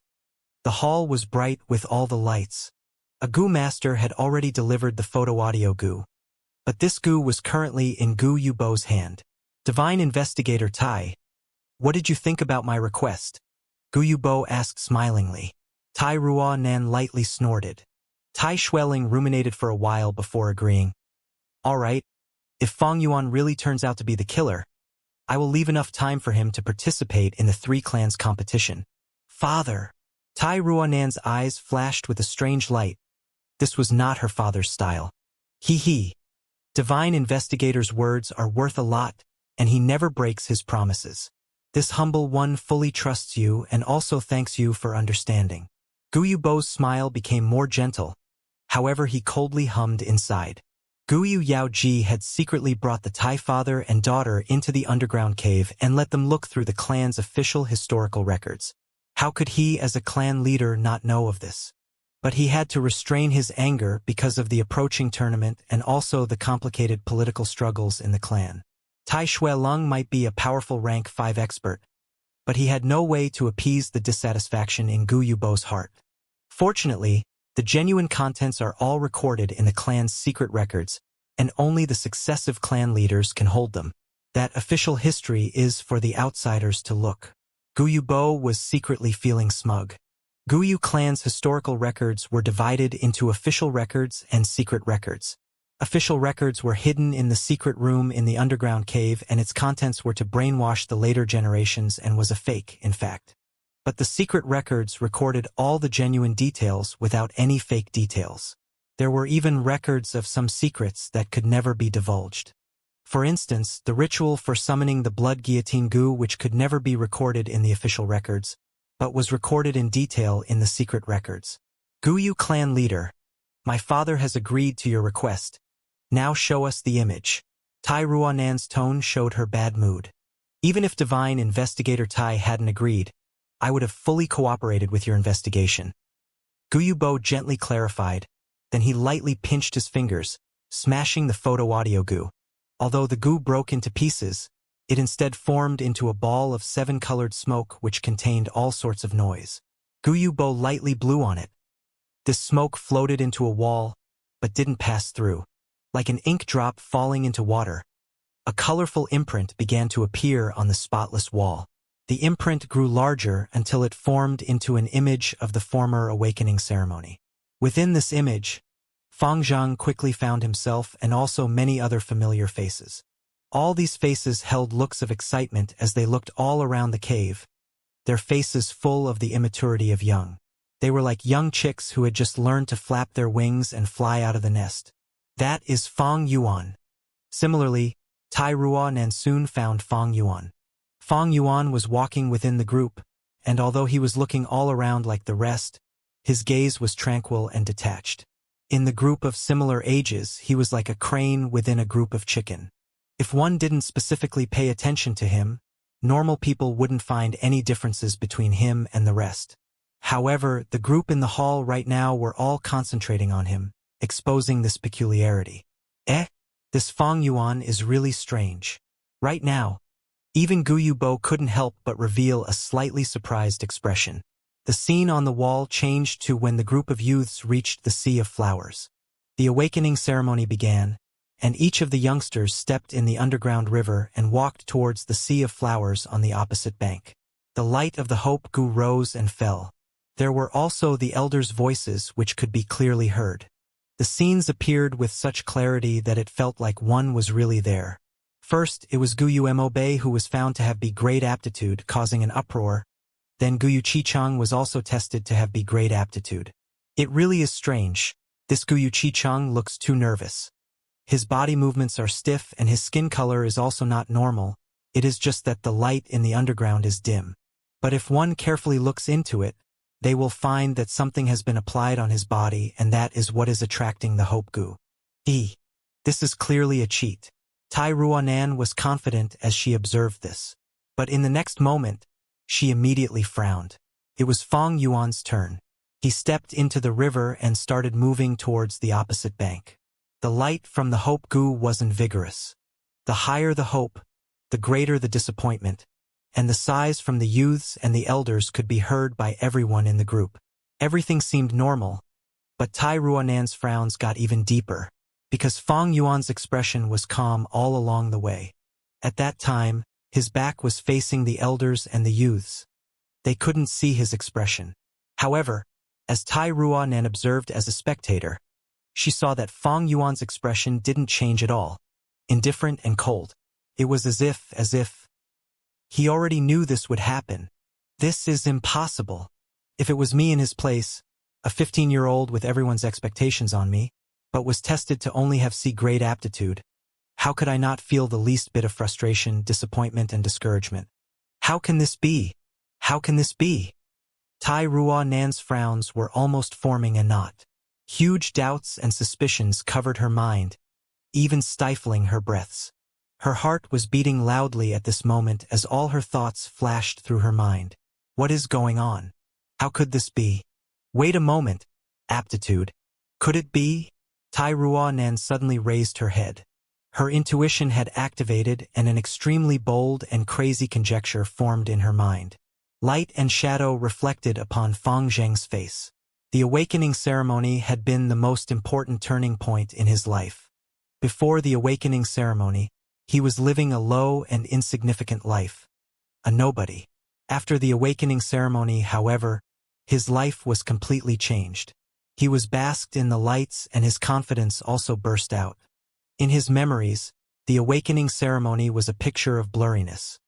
He had passed through it without even realizing it. Right now, as he observed this as a spectator, complicated emotions rose up in his heart which he couldn't explain with words. Fang Zhang looked at himself when it was his turn. He remembered how inferior and weak he had felt at that time. Soon, he saw how he had tumbled down into the river and struggled to get up, and was pulled up by his big brother Fang Yuan, how he had cut out a sorry figure. A smile appeared on his face. This was the former him, the one who was ridiculed by many. Then he saw himself walking absent-mindedly towards the opposite bank, and saw his body being enveloped by the lights of the hope goo along with the shocks and admiration of many. That time was a moment of glory, a moment of miracle, and a great aptitude. His life would no longer be the same from that moment. Fang Zhang, I have a question. Tai Ruanan suddenly spoke, breaking Fang Zhang's recollection. What is it? Please ask. I will definitely answer everything I know. Fang Zhang turned around with a smile. It's about your big brother. When your big brother pulled you up, I saw his mouth moving, but there was too much noise in the surroundings. What did he say to you? Could you tell me the exact words he told? Tai Ruanan asked with a bright gaze. His words. Fang Zhang tried to recall. He seemed to have said road? Right? It was road. Fang Zhang's eyes brightened. I remember it. He said to me, the road to the future will be interesting. Huh? Strange, I didn't think anything of it at that time, but now that I recall it, I think Big Brother's words contained profound meaning. As if he already knew I had a great aptitude. No, he didn't mean the A-grade aptitude, but something else. Tai Ruanan's body trembled. Her expression complicated as she let out a breath of turbid air. Lady Tai, what do you mean? Fang Zhang did not understand. Tai Ruanan stretched out her finger, pointing at the wall. Look at him. Guyu Fong Yuan. Don't you think he looks way too calm? When finding out that he has C-grade talent while his blood-related brother has a grade talent, normal people would definitely have some reaction to it. But him? Not a trace of emotion. The surrounding praises and mockery cannot move his heart. Don't you find this strange? Throughout the process, he is too calm. Tai Ruanan's words attracted everyone's gaze. As the scene replayed, all the gazes on the wall landed on Fong Yuan's silhouette. Fong Yuan stood among the crowd, standing alone, upright. A dark shadow engulfed half his body. And this scenario was a huge contrast to the other side. His own brother, Guyu Fongzhang, was moving step by step, his body bathed in the Hope Gu's pure white light. At this moment, the elder and younger brother had a swap of identities. The former fell from grace, falling to the lowest point in his life, engulfed by shadows. The latter being blessed by fate, shining in brilliance, climbing his way to the top. A 15-year-old youngster, going through such a catastrophic change in his life. But yet, on his body there is no trace of disappointment, perplexity, or jealousy. Only calmness. He stood among the crowd, silently watching like he was an outsider, like he was watching a show. Tai Ruanan's voice came appropriately. Yes. Fong Yuan watched silently. As the shadows engulfed half his body, his face was expressionless, except the pale color of a youngster's skin. Guyu Bo stared at the wall, solemn. Fong Zhang felt a strong chill emerging from deep within his body. Brother, what in the world are you? Even if he had a prediction towards the awakening ceremony's results, his heart would definitely feel a change in emotions, and he definitely won't be as calm as this. I used the cactus pointer earlier and always thought that the word aptitude was referring to Guyu Chi-chung. But now that I think about it, it might not refer to Chi-chung, but most likely Fong Yuan. Tai Ruanan said, Lady Tai, what do you mean? I don't understand it at all. Fong Zhang was more confused. Tai Ruanan raised a finger. Only one type of situation would cause Fong Yuan to be so calm. That is, he has a trump card that no one knows. Only one situation would cause him to not be jealous, and that is because he has something greater. If two people walk together and one person finds a primeval stone, only if the other finds 10 or 100 would they not be jealous, and have a calm emotion. Fong Yuan is like that. You are saying, Fong Yuan cheated and concealed his true aptitude? He is not a C-grade talent. Guyu Bo understood Tai Ruanan's words. But if he is A or B grade, why would he not display it outright? Fong Yuan had great wisdom since young. Tai Ruanan's lips curled, her expression confident as she radiated utter confidence. These few days I've read some of his poems. With such visions and aspirations, even father was full of praise for him. Such a genius, he naturally has his own schemes. Guyu Bo shook his head. Just with this alone, it still doesn't confirm anything. Concealing aptitude and revealing his aptitude gives two completely different treatment. Even if Fong Yuan didn't know this, after a year in the academy, he should be clear of it. Of course he knew, that's why he did not dare to reveal it.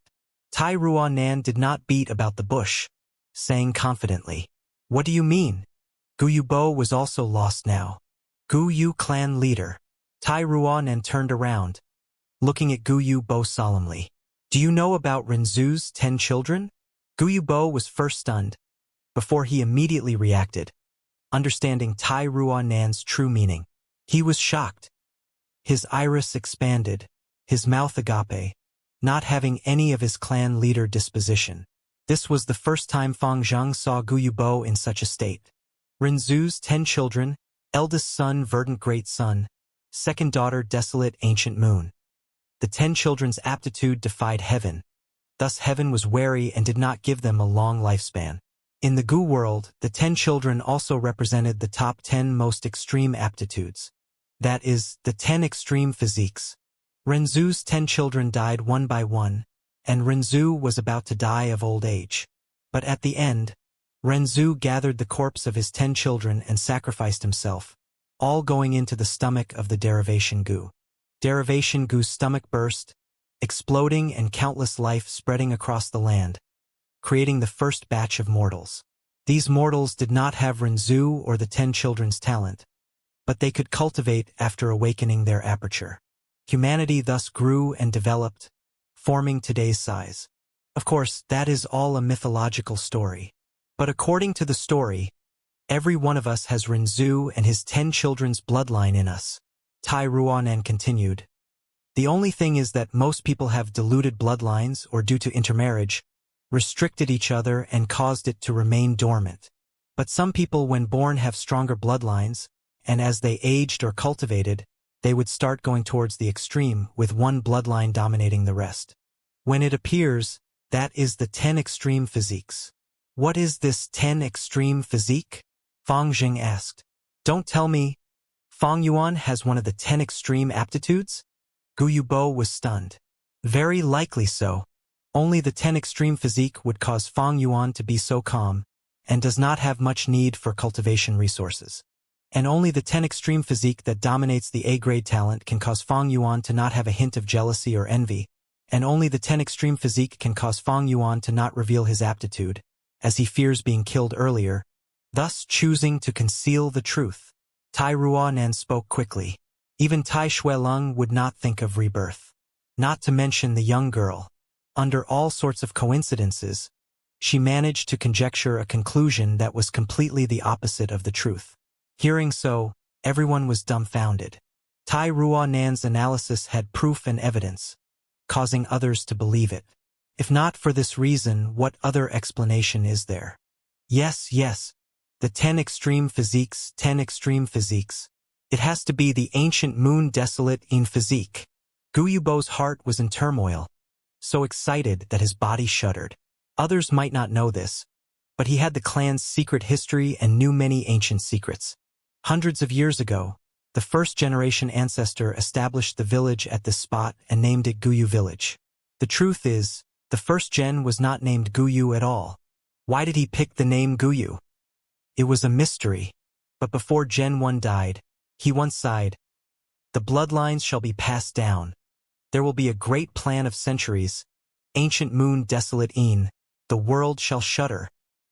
He left behind those parting words, and in his will, it predicted that the Guyu clan would one day in the future produce a Gu master with one of the 10 extreme aptitudes, the ancient moon desolate een body.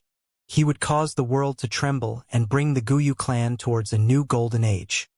He also mentioned to his descendants that if one day such a physique appeared, they had to be brought into the blood pond graveyard. As the clan leader, Gu Yubo knew the weakness of the 10 extreme physiques, but he had studied this will deeply, and found that the first-generation ancestor seemed to know a method to curb this weakness. And this method was kept in his coffin in the graveyard, in an eternal slumber with him. If the ancient moon desolate in physique really appeared, bring him to the coffin. To think that Guyu Fang Yuan is that prophesied genius, the ancient moon desolate in physique. Gu Yubo screamed in his heart. This cannot be. Under everyone's watchful eye, how can Big Brother cheat under everyone's gaze? Fang Zhang was completely taken aback, shaking his head, unable to accept this theory. Tai Ruanan looked at him in pity. If even Qi Chang could cheat, why couldn't Fang Yuan? The 10 extreme physiques have endless potential, unlimited possibilities. Maybe Fang Yuan awakened early, and maybe he deceived the bamboo gentleman, due to the 10 extreme physique. Or maybe Jia Jinshang was killed by Fang Yuan, because he found out the secret of Fang Yuan's. Tai family young lady, speak with caution. Gu Yubo's expression was unhappy, speaking in a low tone. Words cannot be spoken mindlessly. Whether Jia Jinshang is killed by Fang Yuan, that is not confirmed yet. Fang Yuan is my clan's member, and even if he did commit the act, how we are going to answer to the Jia family is also our matter. You are only here to investigate the case. Guyu clan leader's attitude had changed 180 degrees. Before, he had thought Fang Yuan was a C-grade talent with no possibility of investment. But now, Fang Yuan was the ancient moon desolate in physique. Once it involved the first gen's prophecy and will, his value completely changed. He had to be protected, and even if the Jia family was offended, there will be no regret. Oh crap! This Guyu clan leader just turned on his words. How shameless is he, changing his attitude so quickly. I should not have revealed the truth of the 10 extreme physiques so soon. The 10 extreme aptitudes rule over the A-grade talent, so it seems the Guyu clan leader wants to protect Fang Yuan now. This will bring great obstruction to solving the case. What do I do now, father? Tai Rua Nan's heart sank, and gritting her teeth, she subconsciously looked for her father's figure. Where's father? The young girl was stunned. Divine Investigator Tai was still around earlier, but in the blink of an eye he was gone. This discovery caused Guyu Bo to tense up. Where could Tai Shueleng have gone at this time? Guyu clan leader naturally related it to Fang Yuan. Fang Zheng, I am going to look for your big brother. Go inform the other clan elders, and quickly assemble to look for me. Leaving behind his instructions, Guyu Bo activated his Gu worm and flew out from the window. Tai Rua Nan snorted, running out of the room towards Fang Yuan's residence. In the entire hall, only Fang Zheng was left. How can this be? Fang Zheng's current state was not optimistic. His face was pale, his body on the verge of falling over, his spine devoid of all strength. He felt that his world was covered in darkness. He felt his world collapsing. How could it become like this? Brother's aptitude is the 10 extreme physique? My A-grade talent is nothing compared to him. A complete failure compared to him. As he thought and thought, Fang Zheng's tears fell down. At this moment, all of his spirit was dampened. All this time, his greatest achievement was beating Fang Yuan in aptitude. All his confidence was built upon this. But right now, he was told this cruel fact. His aptitude was nothing compared to his brother. His proudest and most confident area had been suppressed by Fang Yuan. The confidence he had built up after so long collapsed in an instant. Big brother. He raised his head, allowing his tears to flow like a river. He screamed in his heart. From start to end, you've been watching a show all along, seeing me jump up and down, looking at my clown-like performance. The corners of his eye looked at the wall again. The images turned and moved, and people moved all over the place with countless voices praising Fang Zheng's performance. However, Fang Yuan alone stood among the people, his face calm as he watched. Peacefully watching just like that, Fang Zheng suddenly felt that in this image, he who was covered in this light of hope was so childish, so eye-piercing. In his heart, Fang Yuan's calm dark irises showed a divine expression. His image was gradually enlarged, getting taller and taller until he was unable to climb over, as high as a mountain reaching into the clouds. Those calm eyes looked at him from that mountain high up in the sky, staring at Fang Zheng's pathetic appearance who was at the foot of the mountain. Those eyes were like they were saying, Fang Zheng, my laughable little brother, you won't do, won't do, like the echoes in a valley, reverbing in Fang Zheng's heart. He felt a strong depression, unimaginable depression, suppressing him until he could not breathe properly. He thought he had gotten rid of this feeling, but to think that today this feeling assaulted his heart again. In fact, it was more intense than before by 100 times. I'm going to die, I'm going to die. Fang Zheng's face twitched, veins popping on his forehead. He was drowning in his delusions, gripping his own throat tightly. With a plop, he fell onto the ground kneeling. Because he lacked oxygen, his face went red and his tongue stretched out, his eyes gradually popping out. No, I don't want to die. I really don't want to die. His other hand grabbed the tile on the ground, but as he used too much strength, even his nails broke and blood bled. The intense pain increased Fang Zheng's desire to live. His body had no injuries, but in his heart, he had received a fatal injury. He could not get up, for the pride sustaining him had already shattered. He felt that he did not have the face to see anyone. He was unable to face up to reality, to his older brother. He had become a huge joke, an ironic clown. His heart was like dying ash, but this ash still had small embers burning. So what if he is the 10 extreme aptitude? Brother, you did something wrong. You killed someone you should not have done so. Right, that's right. You have to pay for your sins of murdering big brother. Jia Jinshang was killed by you, right? You walked on the wrong path? You did something wrong. So what if your aptitude is better than me? Ring. Something seemed to have sounded off near his ear. A lump of fire started to burn in Fang Zheng's heart. The dying ember resurrected. The hand gripping his throat gradually let go. Fang Zheng's body was covered in sweat as he kneeled on the ground, one hand sustaining himself as the hand was full of injuries from grabbing the tile. Droplets of sweat flowed down his face and nose, and onto the file. His distorted, horrifying face had gradually calmed down. A gust of wind blew along the door and windows into this hall. The cold wind of the night sky stimulated his body as he shuddered. Fang Zheng half laid on the ground as he laughed, his voice shrill and eerie. The light of the fire danced around his face along with the wind. As it shone on the young man's face, it was not of warmth and brightness, but it resembled the devil's dance. There's no one here. Turning the house upside down, Gu Yubo did not find Fang Yuan anywhere. A huge rock weighed on his heart. With Fang Yuan and Tai Shuelung's sudden disappearance, it easily caused him to relate them together. Speak. Where is Fang Yuan? Gu Yubo's face was grim like water, as he screamed at Tai Ruanan who just arrived. How would I know where Fang Yuan is? Tai Ruanan's attitude was tough. Even against a rank 4 expert, she did not relent. Humph. Why did Tai Shuelung go missing? Tai family's young lady? Can you give me an explanation? Gu Yubo said as he got closer to Tai Ruanan. The young girl's expression was slightly stunned. The truth was, this matter had been very peculiar from the start. The original plan was that her father and her would come here next year. Back then, Tai Shuelung was solving another case when a white crane suddenly descended from the sky. The white crane carried a letter and passed it to Tai Shuelung. After seeing this letter, Tai Shuelung changed his plans and put down the case at hand, heading immediately towards Qingmao Mountain. If not for the letter, the Tai family father and daughter would not have gotten here so early. As his daughter, Tai Ruanan knew her father well. Normally, only exceptional cases would cause Tai Shuelung to make such a decision.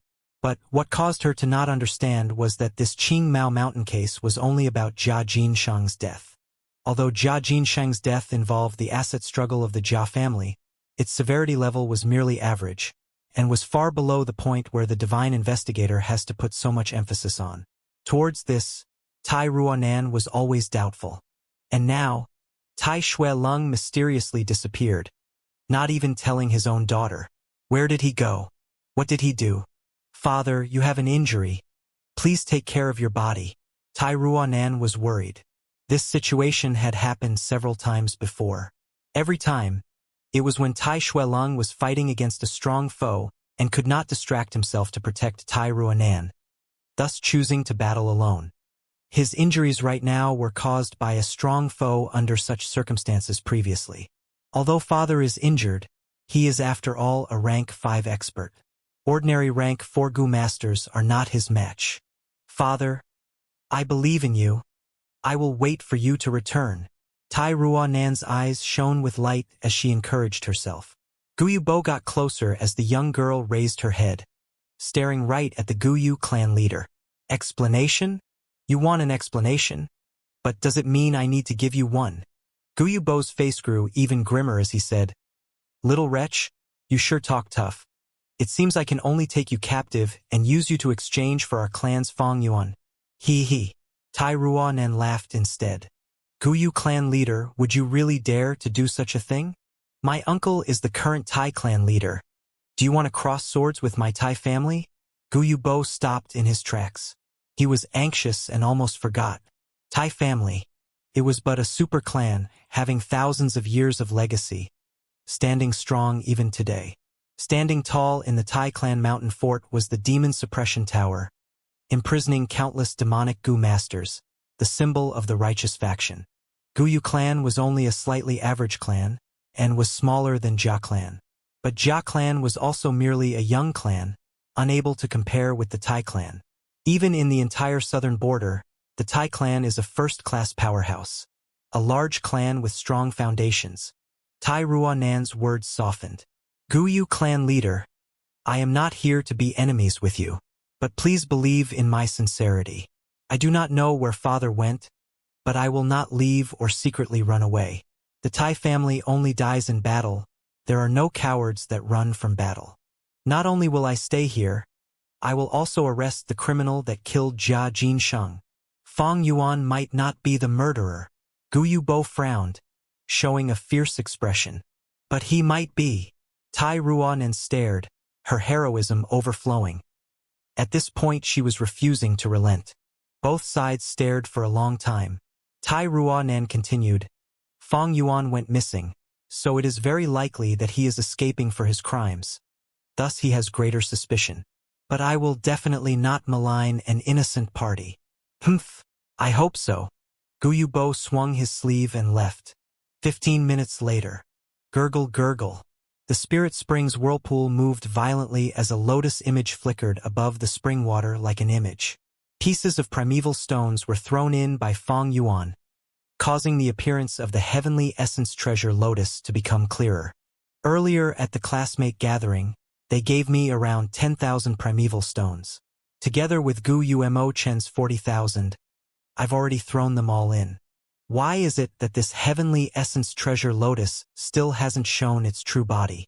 Fang Yuan stared intently through the crystal walls, glaring at the center of the spirit spring, feeling uncertain. The heavenly essence treasure lotus was very precious. After continuous advancing and reaching rank 6, its value would be no less than the spring-autumn cicada. Even in his previous life, Fang Yuan had only heard of it and never interacted with it. Thus right now it was his first time seeing one, and so he was slightly unsure. But he soon calmed himself, laughing. Around 50,000 primeval stones. It's more than enough. Why am I worrying over nothing here? So what if the refinement fails? Thinking so, he no longer hesitated. Taking in a deep breath, he jumped up, knocking onto the crystal wall. This wall was formed by the moat Gu. When Fang Yuan knocked onto it, it was like jumping into the water. There was a ripple in the walls as he was instantly swallowed up. Water surrounded Fang Yuan from all directions. Fang Yuan opened his eyes, but he could not see the heavenly essence treasure lotus. The heavenly essence treasure lotus could only be seen through the water crystal walls before extraction. Fang Yuan knew this well, and was not surprised. He had already estimated the distance, and even accounted for the refraction of the light due to the water, and grabbed according to his memory. This grab was like grabbing out of thin air, conjuring a lotus.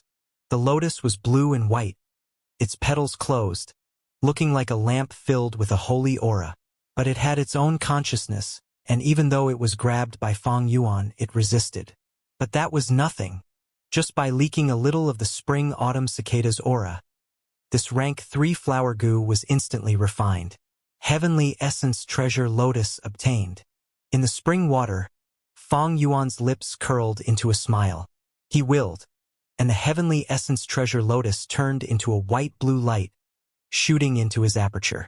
Without the heavenly essence treasure lotus, the numerous whirlpools in the spirit spring vanished. The spring water that was filled with vitality turned into a puddle of still water without any signs of life. The spirit spring is no more. This place is no longer safe. I have to leave as soon as possible. Fang Yuan's expression turned serious, and just as he was about to leave, something suddenly happened. Deep in the spirit spring, a blinding blood-colored light shot out. A large suction force suddenly appeared. Caught off guard, Fang Yuan was sucked deep into the water. The spring water turned red, becoming blood water, wrapping around Fang Yuan completely, dragging him down. Sky canopy goo. Thunder wings goo. In the moment of crisis, Fang Yuan screamed in his heart, and a white armor appeared on his body. At the same time, a pair of large lightning wings appeared behind his back. Thunder wings spread, giving Fang Yuan an upward force. But the blood water came endlessly, and its suction force became greater and greater. There was no way to oppose it. Puff!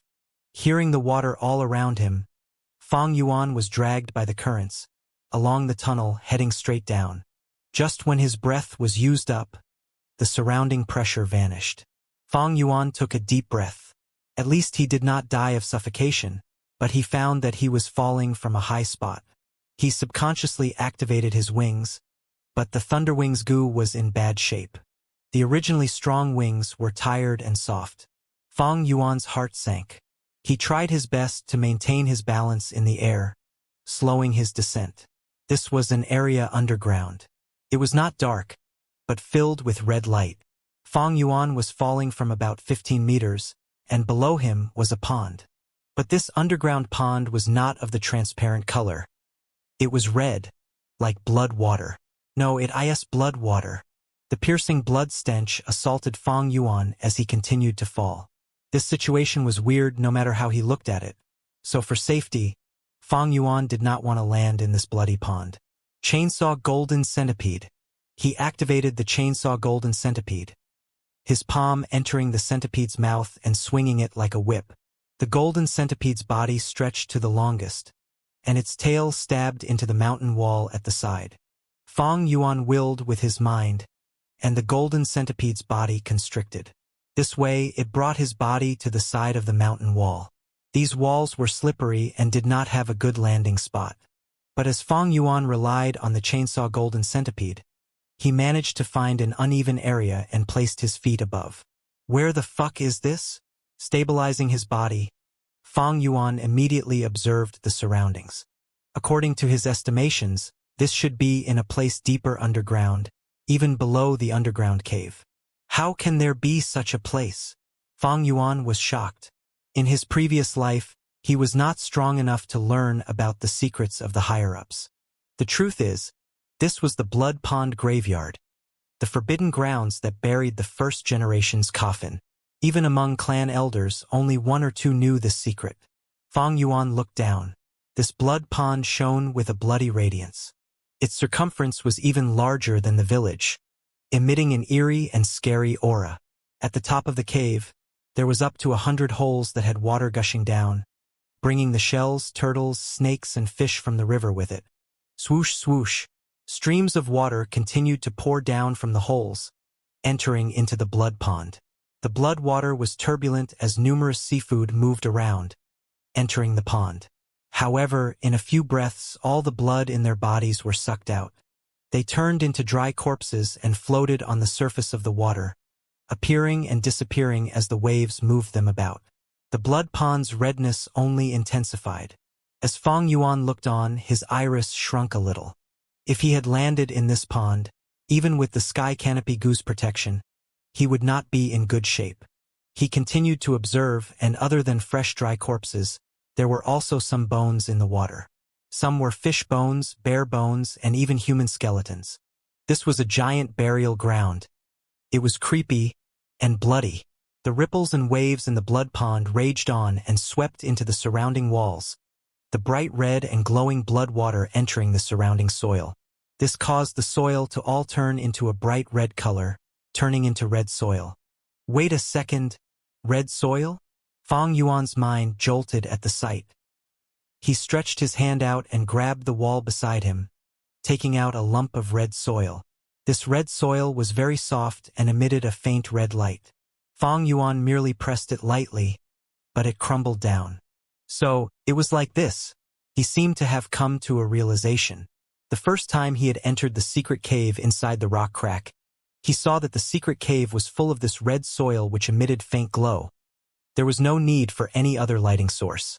He had felt it weird at the time because Qingmao Mountain soil was blue-black in color. He had thought this was arranged by the flower wine monk, but now it seemed that the source was this strange blood lake. Fang Yuan felt even more wary. His 500 years of experience had almost become an intuition.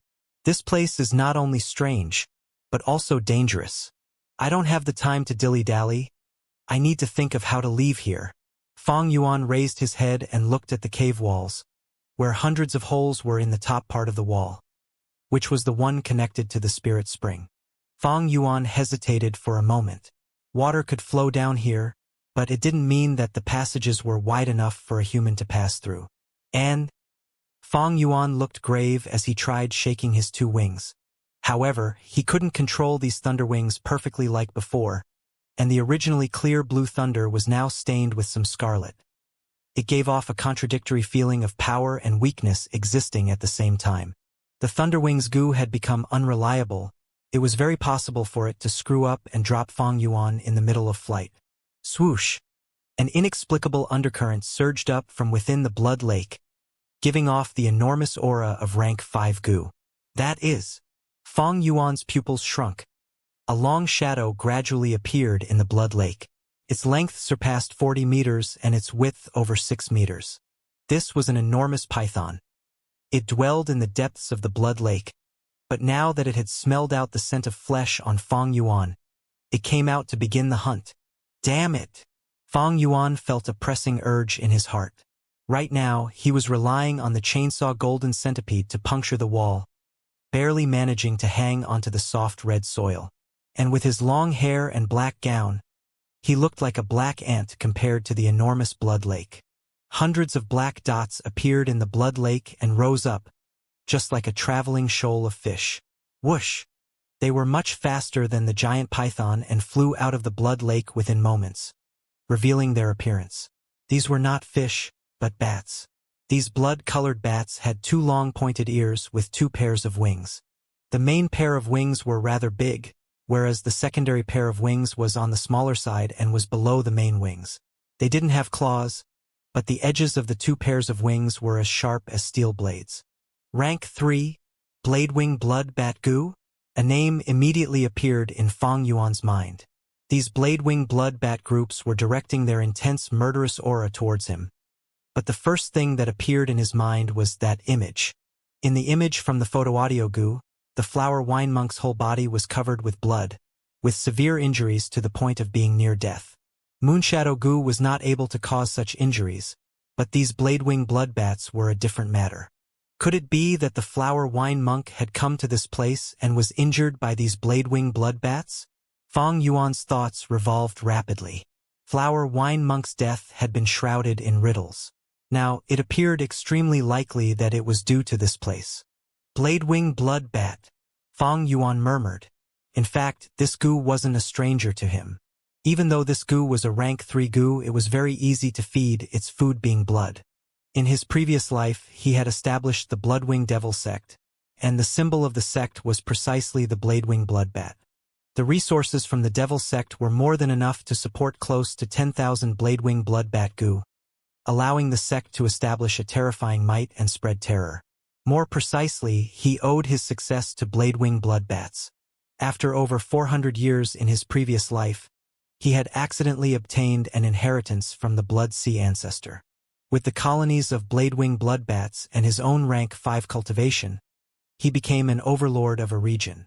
This Blood Sea ancestor was a rank 7 demonic path goo master who took lives as easily as cutting grass, and his evil reputation was such that it resounded throughout the world, having his name recorded in history. At the beginning, he was just a mortal, but through luck and destiny, he became a goo master of demonic path. He started out from the lowest of levels and rose up in ranks, before becoming an authority of demonic path after 800 years. He didn't have high aptitude, thus he had limited primeval essence in his aperture. Therefore, he had a crazed interest towards researching the fusion of goo worms. Wild goo worms possessed their own will and could absorb the natural primeval essence in the air by themselves.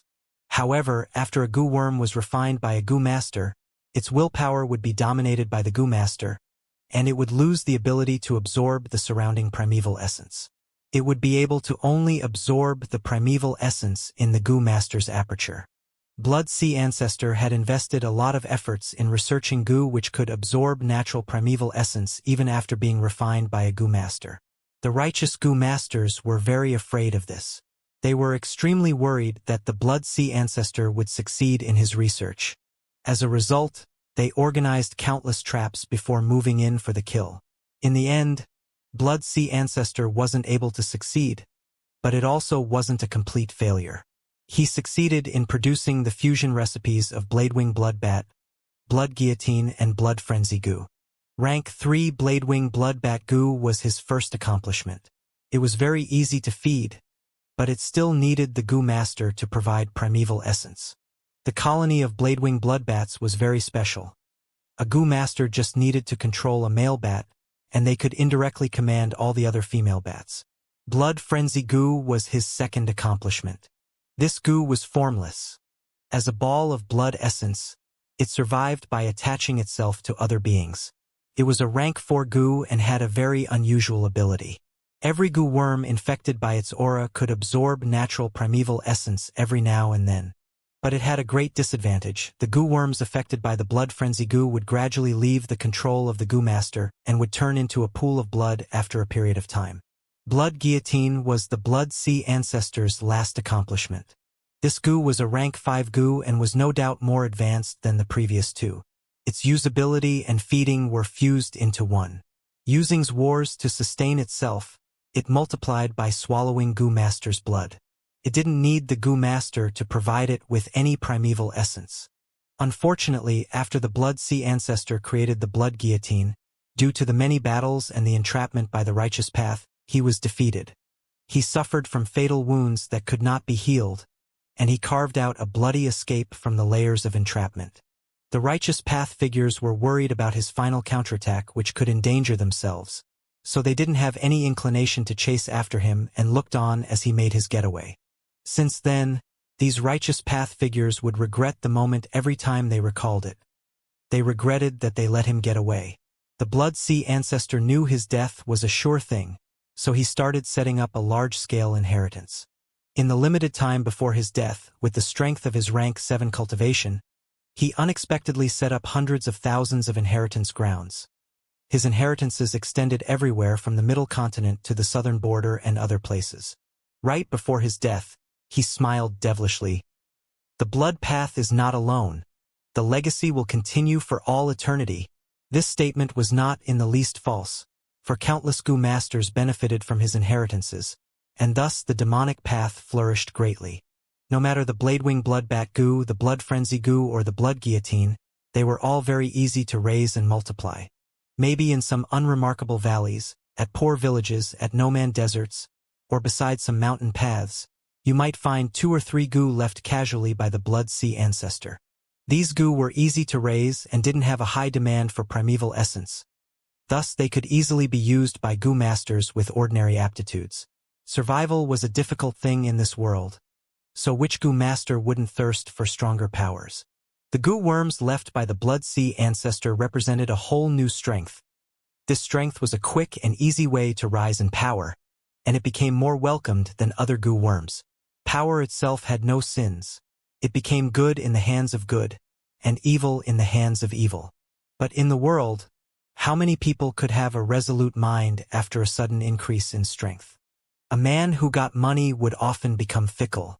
A sudden rise in strength would certainly nourish ambitions that weren't there before. As a result, many goo masters that obtained the Blood Sea Ancestor's legacy would become a devil that massacred everything. Even many righteous path figures had changed their sides. The inheritances of blood goo brought great turmoil and danger towards the whole world. In each inheritance of the Blood Sea Ancestor, there were often only 2 to 3 goo. However, these inheritances were like a spark of fire that could cause a prairie fire if left alone. There would be demonic path goo masters who would come into possession of the blood goo every so often and cause chaos. Some of them would fail, killed away in some villages. Some would succeed temporarily and become a huge figure, harming a whole region. No matter if they succeeded temporarily or failed at the moment of their exhaustion, they would also leave behind new blood inheritances. Thus, the blood calamity continued endlessly. Not only did it not end with the death of the Blood Sea Ancestor through the combined strength of the righteous path, it instead thrived even more greatly with the foundations left behind, unable to be eliminated as it continued for eternity. It was to the extent that the righteous path figures would frequently curse. These accursed blood goo masters, we have already killed waves upon waves of them. But if we become even a bit careless, we will see a new one coming up from nowhere.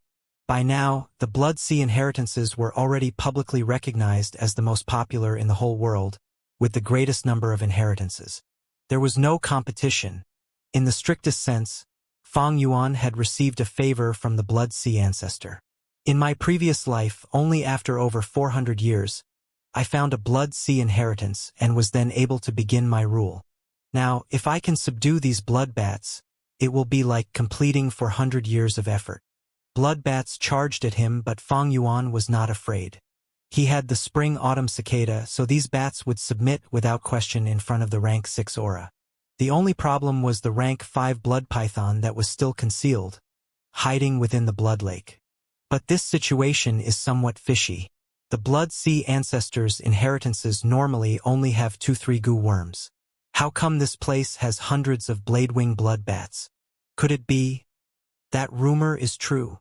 The rumor said that the blood sea ancestors' hundreds of thousands of inheritances were diversions, and the true inheritances were only a few.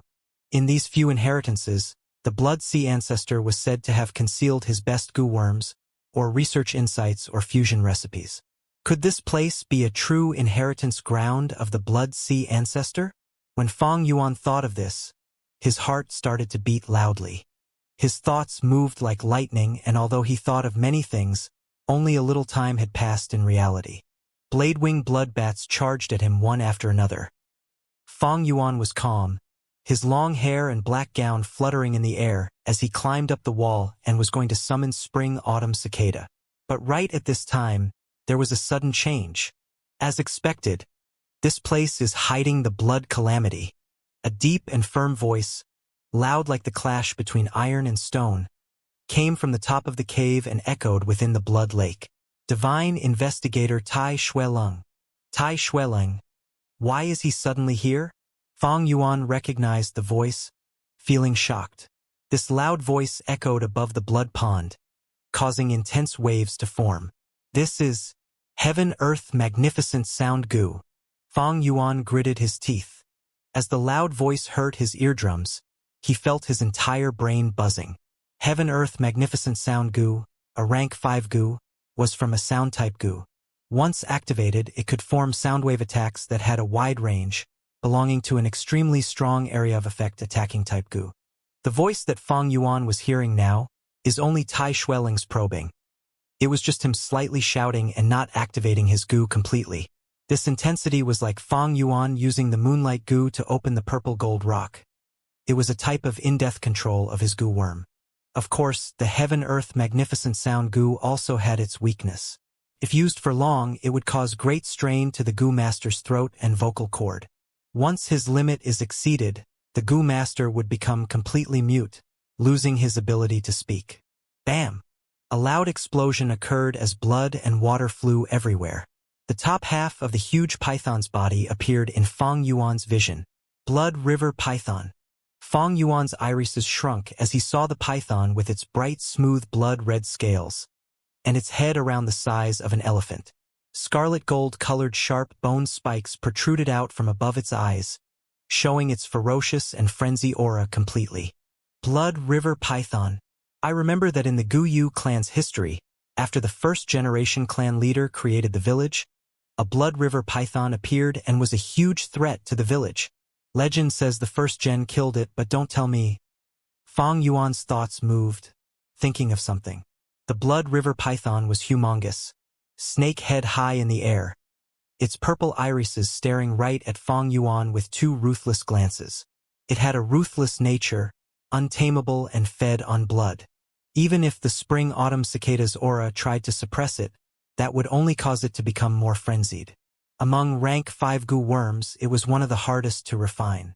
But after the Blood River Python took a look at Fang Yuan up on the walls, it raised its head higher and turned towards the top of the cave.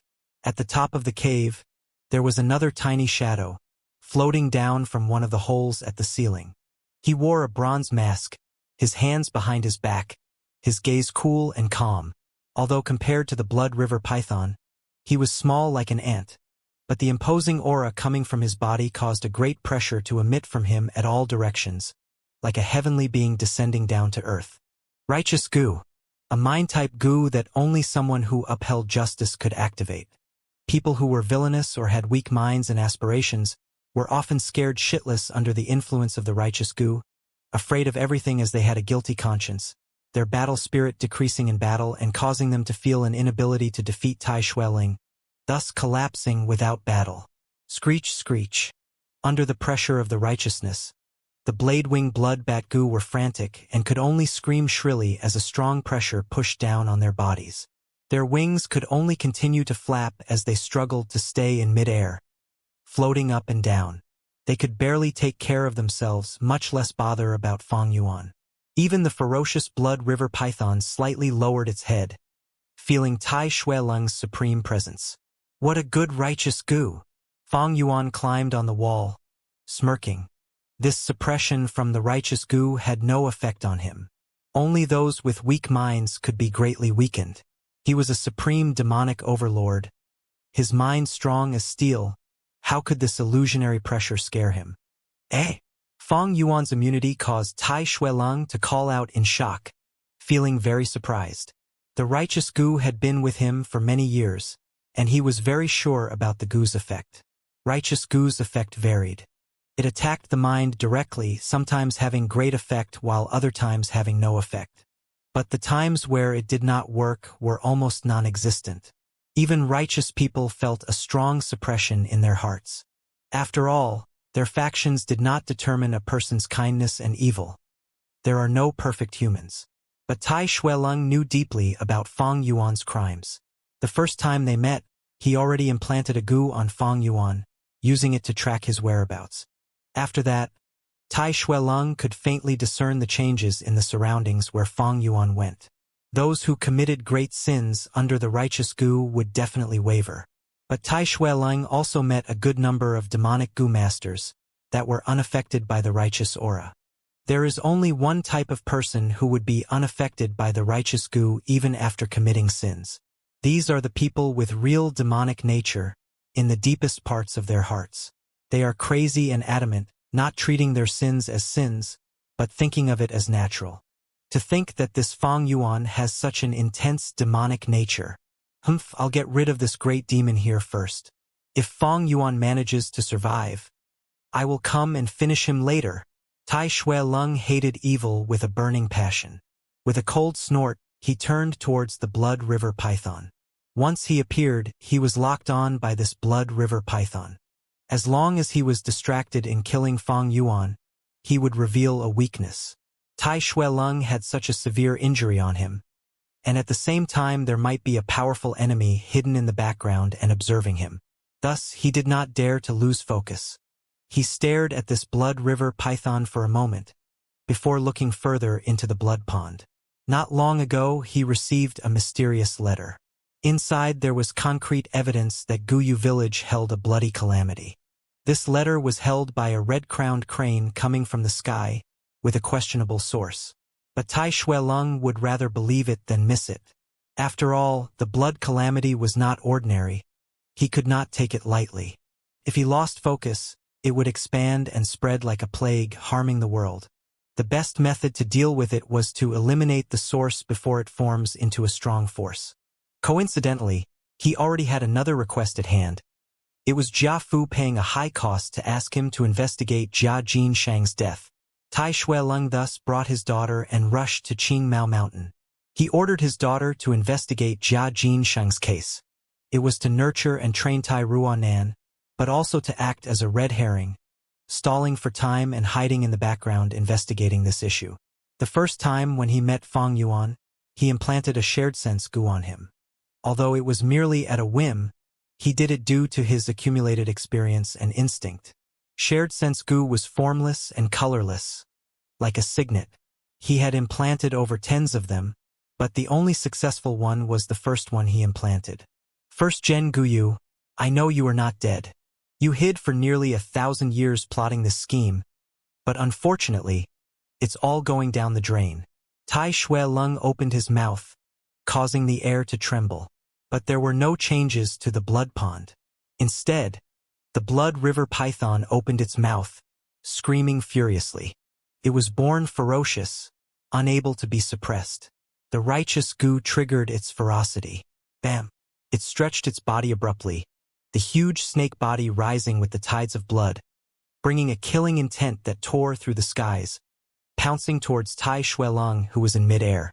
Tai Shuelung was already wary against the blood river python, and he quickly moved, avoiding the blood river python's bite.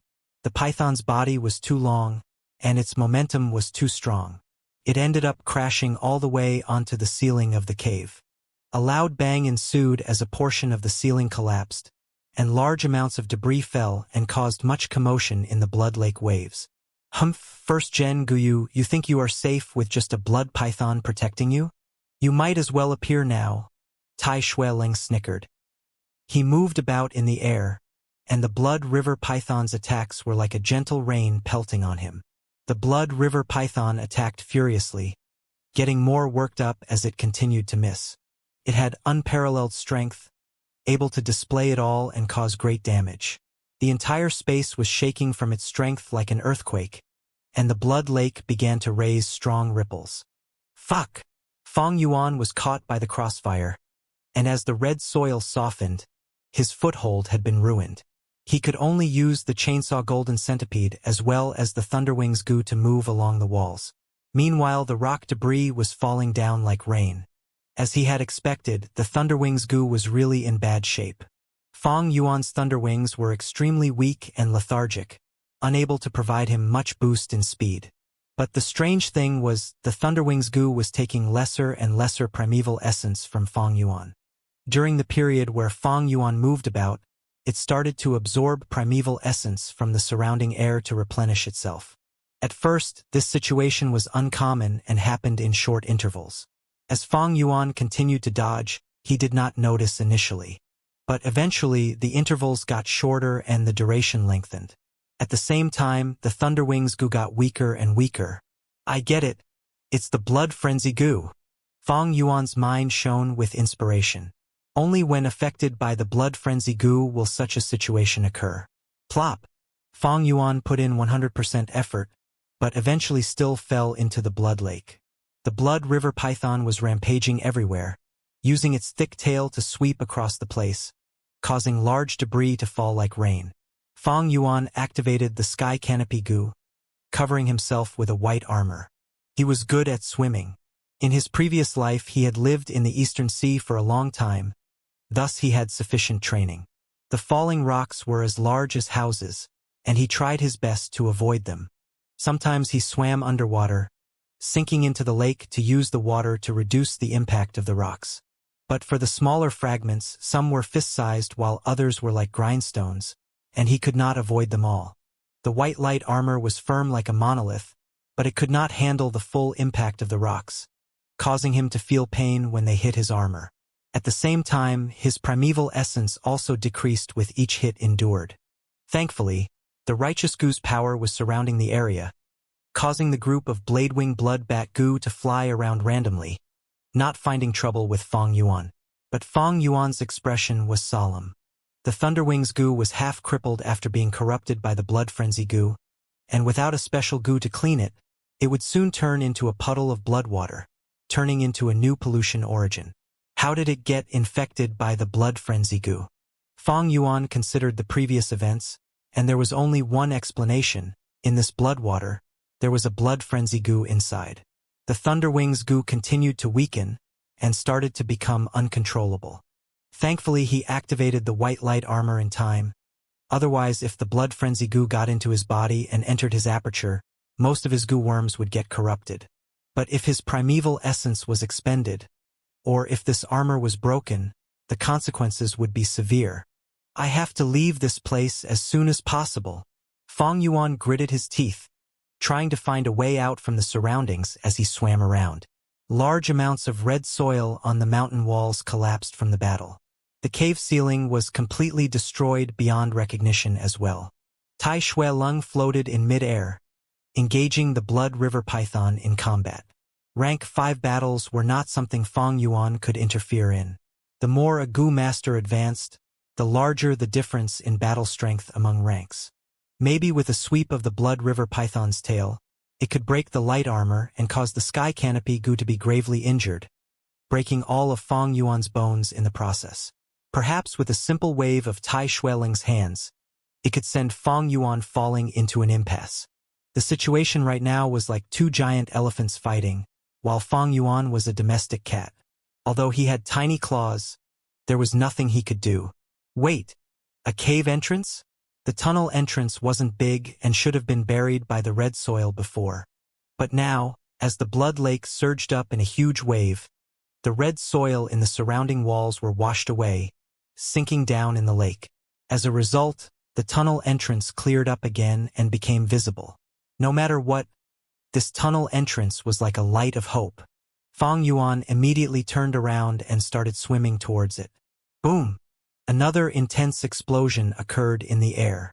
The enormous force of the explosion struck the surroundings and violently pushed Fang Yuan forward. Damn it! He cursed. Great amounts of red soil had fallen down and buried the tunnel entrance again. Iron Fist grappling goo. In the air, Tai Shuelong took a deep breath and slowly extended his right hand when he felt the time was right. There was a ripple in the air before him and a giant black iron hand appeared. It appeared slow but pressed down on the Blood River Python's tail within moments.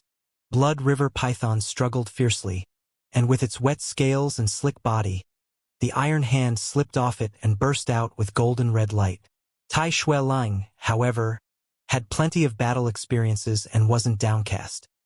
He slightly raised his head, puffed up his cheeks and blew strongly towards the Blood River Python.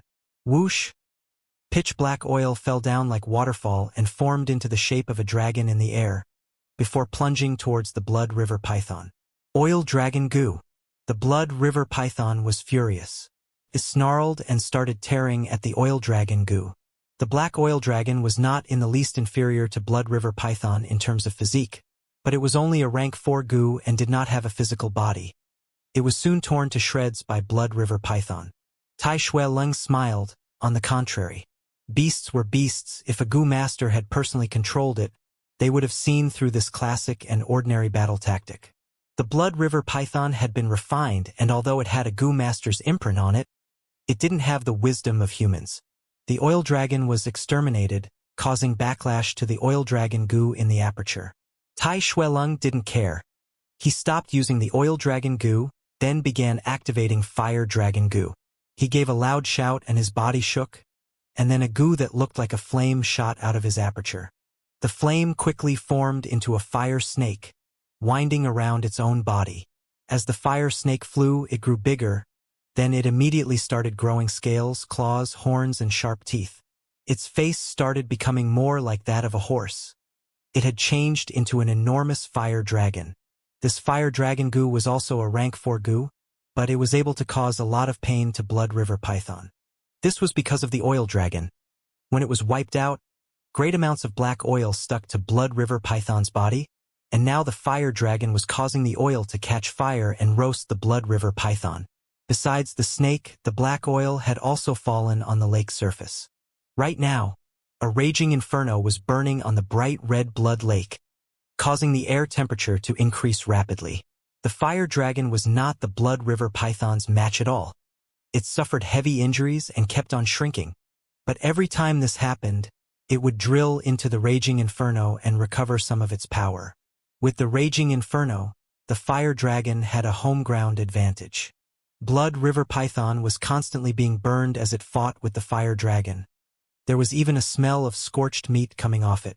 Blood River Python had a berserk nature, and it would erupt with even stronger counterattack if it got suppressed. But right now, it was actually shrinking back, giving up on the fire dragon and diving deep into the blood lake. Humans were the highest of all living beings and possessed the intelligence to develop new concepts. With Tai Shuelong's tactics, 2 rank 4 goo were able to make the rank 5 Blood River Python retreat. But goo were the essence of the world, containing the secrets of heaven and earth, a portion of the natural laws. And Blood River Python's ability was extreme self-recovery.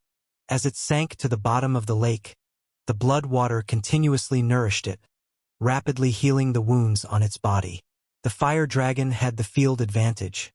So did the blood python. As long as the blood lake existed, it was like a cockroach that couldn't be killed. Fang Yuan's situation was even more perilous. The inferno on the surface of the blood lake was constantly spreading, burning even hotter, and the flames were roasting him alive. The pressure on the sky canopy goo was getting bigger and bigger. But the most critical point was not this, but rather it was the increasing difficulty in breathing. The flames used great amounts of air to maintain their combustion, and this place is underground and was originally a half-sealed area, which meant it took more time to replenish the used oxygen. Fang Yuan was gradually starting to feel suffocated. Although Oil Dragon Goo and Fire Dragon Goo sent Blood River Python retreating with their combined efforts, this is only temporary. As long as there are large amounts of blood water, Blood River Python will recover with a terrifying rate. Once it comes out, it will have recovered to its peak state and the Fire Dragon Goo would no longer be its match. But this is basic knowledge. It is impossible for Tai Shueleng to not know this. Then Fang Yuan bobbed up and down on the blazing lake. His thoughts were revolving rapidly, and his heart tensed when he thought of this. If he wasn't wrong, Tai Shueleng should have achieved his intention by making Blood River Python retreat. Tai Shueleng needed enough time, and he needed the situation to be like this to prepare his following killing move. Sure enough, in the next moment, while floating in the air, Tai Shueleng suddenly extended both his arms, and a deep roar emerged from his mouth. He withdrew the righteous aura that had been suppressing everything, and wholeheartedly poured his rank 5 primeval essence into the copper mask. The copper mask started to brighten up. It was only a glimmer at first, but within few breaths of time, it burst out with an extremely dazzling green light, as bright as a fragment of the sun. The green light shone upon everything like a monarch overlooking the heavens and earth. For a moment, the red soil, blood lake, and raging inferno were covered with a layer of dark green light. The green light contained a mystical power. Under this power, the mountain rocks began to shake and crumble. From above the cave, huge rocks came crumbling down, flying towards the copper mask. Great amounts of soil and rocks from the top to bottom of the red walls also slowly flew up. Tai Shueleng's face was already shrouded by the light from the copper mask. Great amounts of mountain rocks gathered around the copper mask and condensed together into a human shape. Debris continuously converged from all around, and the rock figure kept on getting bigger. From 1 meter in the beginning, it rapidly grew to 3 meters, 5 meters, 8 meters, and finally reached 18 meters. Giant Mountain Puppet Goo.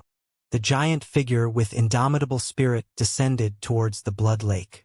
Its 2 feet touched the bottom of the blood lake, but the water only reached up to about its waist. Its body was very robust and grand. Horse chariots could run on its 2 arms, and it could hold an elephant on its fist. Its face looked simple and unadorned. It was the enlarged version of the copper mask. Fire Dragon, come. It spoke, and its voice seemed to shake the heavens and earth. The fire dragon, which was churning in the fire sea, flew up and coiled around the giant puppet's right arm like a snake, and its head rested on the right shoulder of the giant puppet. Next, the oil dragon Goo flew out and formed a pitch-black oil dragon which coiled around the giant puppet's left arm, and its head rested on the left shoulder of the giant puppet. With dragons on his left and right, the giant figure appeared like a heavenly deity descending down.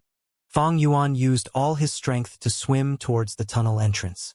When the debris had flown and formed the giant puppet, the red soil covering the tunnel entrance had also gone with it, once again revealing the opening. This battlefield was becoming more dangerous. The tunnel entrance could be buried again at any time. Fang Yuan didn't dare to stay longer. The fire sea gradually died out, and suddenly a huge red wave rose from the blood lake. Blood River Python initiated its attack from the lake. It coiled around the giant puppet and moved upwards. The giant snake head smashed towards the giant puppet's face like a ram. This attack was very powerful, and if it really struck, more than half of the giant puppet's head would be destroyed. Iron Fist Grappling, the giant puppet shouted. The air split open and an iron hand flew out, grabbing at the snake head. With a loud boom, the iron hand shattered, but Blood River Python's attack was also stopped. Tai Shueleng won a brief respite. The giant puppet's 2 hands grabbed towards Blood River Python in tandem. Oil Dragon and Fire Dragon seized the chance and climbed Blood River Python. The 2 snake combined and formed a blazing flame, roasting Blood River Python. Blood River Python kept on hissing in pain and struggled furiously. But why would Tai Shueleng let it escape so easily? The giant puppet's hands were like pincers as they firmly pressed on the Blood River Python. The Blood River Python was not able to escape. Its body was scorched black, giving off the smell of burnt meat. This stimulated its vicious nature. Since it couldn't escape, it coiled around the giant puppet and violently contracted, trying to kill it by constriction. Although the giant puppet was made from condensed mountain rocks, its body had the softness of the red soil. With blood river python's constricting force, its waist quickly shrunk by a fold. Cracking sounds emerged, and fragments of rocks flew in all directions. Under the stimulation of death, blood river python burst forth with an even greater strength. Fang Yuan finally climbed to the edge of the tunnel entrance, when suddenly the giant puppet gave out coughing sounds. Tai Shuileng's old illness had reappeared.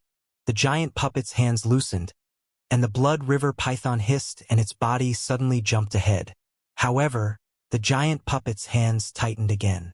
The blood river python opened its mouth wide and revealed its sharp fangs, its head crazily swaying, but it still fell short by a distance. It was not able to retaliate, and it was gradually losing its strength. It would burn to death soon. But right at this moment, dense bloody fog rose up from the middle of the blood lake. Blood frenzy goo. Fang Yuan's eyes showed a hint of dread. He immediately climbed the tunnel entrance and went inside it. The bloody fog rapidly pervaded the air, and the raging inferno on the blood lake had completely extinguished.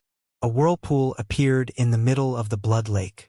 The whirlpool had started from the middle of the lake and quickly spread from there, growing bigger until its edges were touching the surrounding walls. Humph! Guyu first head, you couldn't endure it anymore? The giant puppet coldly snorted. A giant blood wave reaching as high as 10 meters gushed out of the middle of the whirlpool. And from within the blood wave, a vertical crimson coffin gradually rose up. A hoarse and strange voice was transmitted from inside the coffin, and anyone that heard this voice would feel cold to the bone. Young Junior, thou dare spoil my plan. Thou court death, and I shall give it to thee.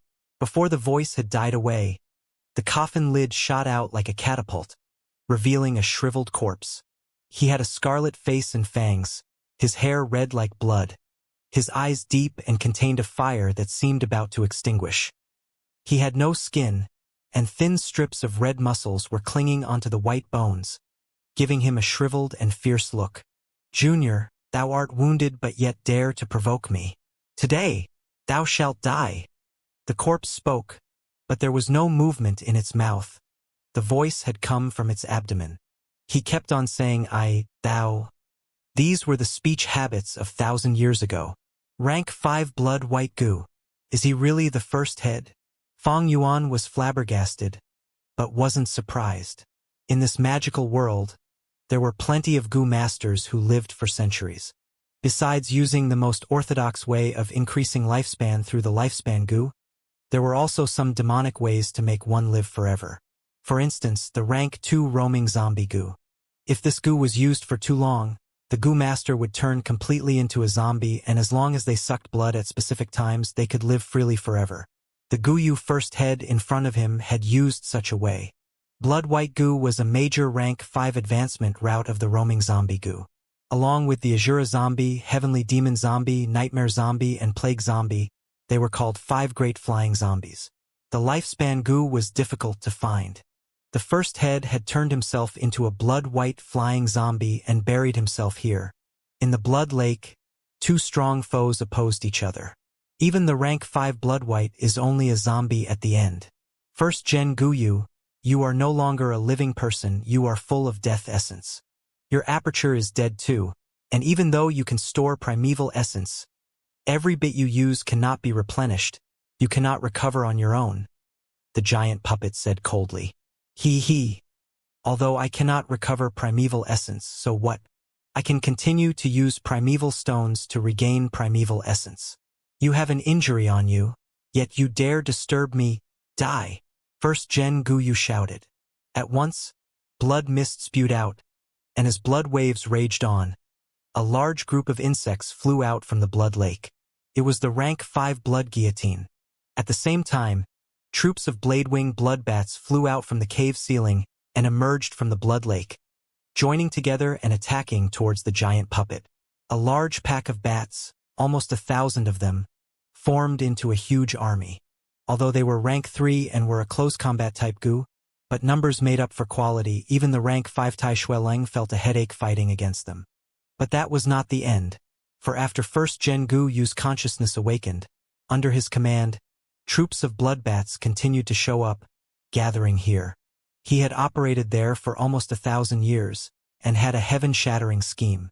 He had converted the place into his personal backyard, thus having a great location advantage. Bloodbat groups were organized, staying in formation in the air, continuing to move around like a strong army, surrounding the giant puppet. The Blood River python stopped struggling, instead coiling up its body. This caused Tai Xueleng to feel a threat, and he concentrated his mind even further.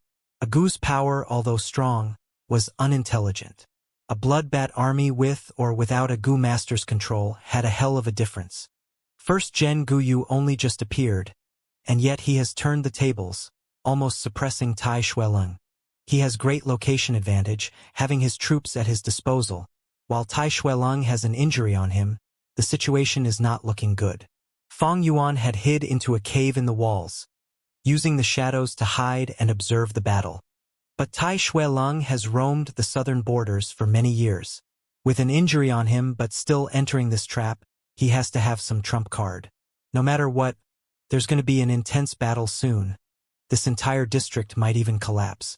Should I stay here and observe? Staying here is very dangerous. This is the deepest part of the underground cave. I might get buried alive. If I stay and watch the show, what are the chances of me benefiting from their conflict?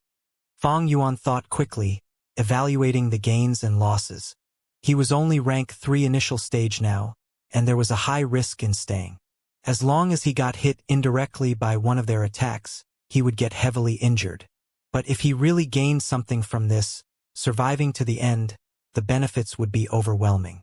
After all, what a rank 5 Gu master owns could help him save up to 100 years of hard work. High risk, high return. Fang Yuan heaved a long sigh and planned to retreat. The situation was no longer under his control. There was too much risk in staying. Birds die for food, people die for fortune. These situations, he had seen much of them in his previous 500 years of living. He was vigilant in nature. As long as he lived, there would always be more opportunities in the future. After all, he knew countless secrets and many unexposed inheritance grounds. They were all profitable and useful to him. He did not have to risk his life here. Just when Fang Yuan was about to leave, a small amount of bloodbats flew out from the army and towards him. This bloodbat group had around 100, causing Fang Yuan to quickly retreat.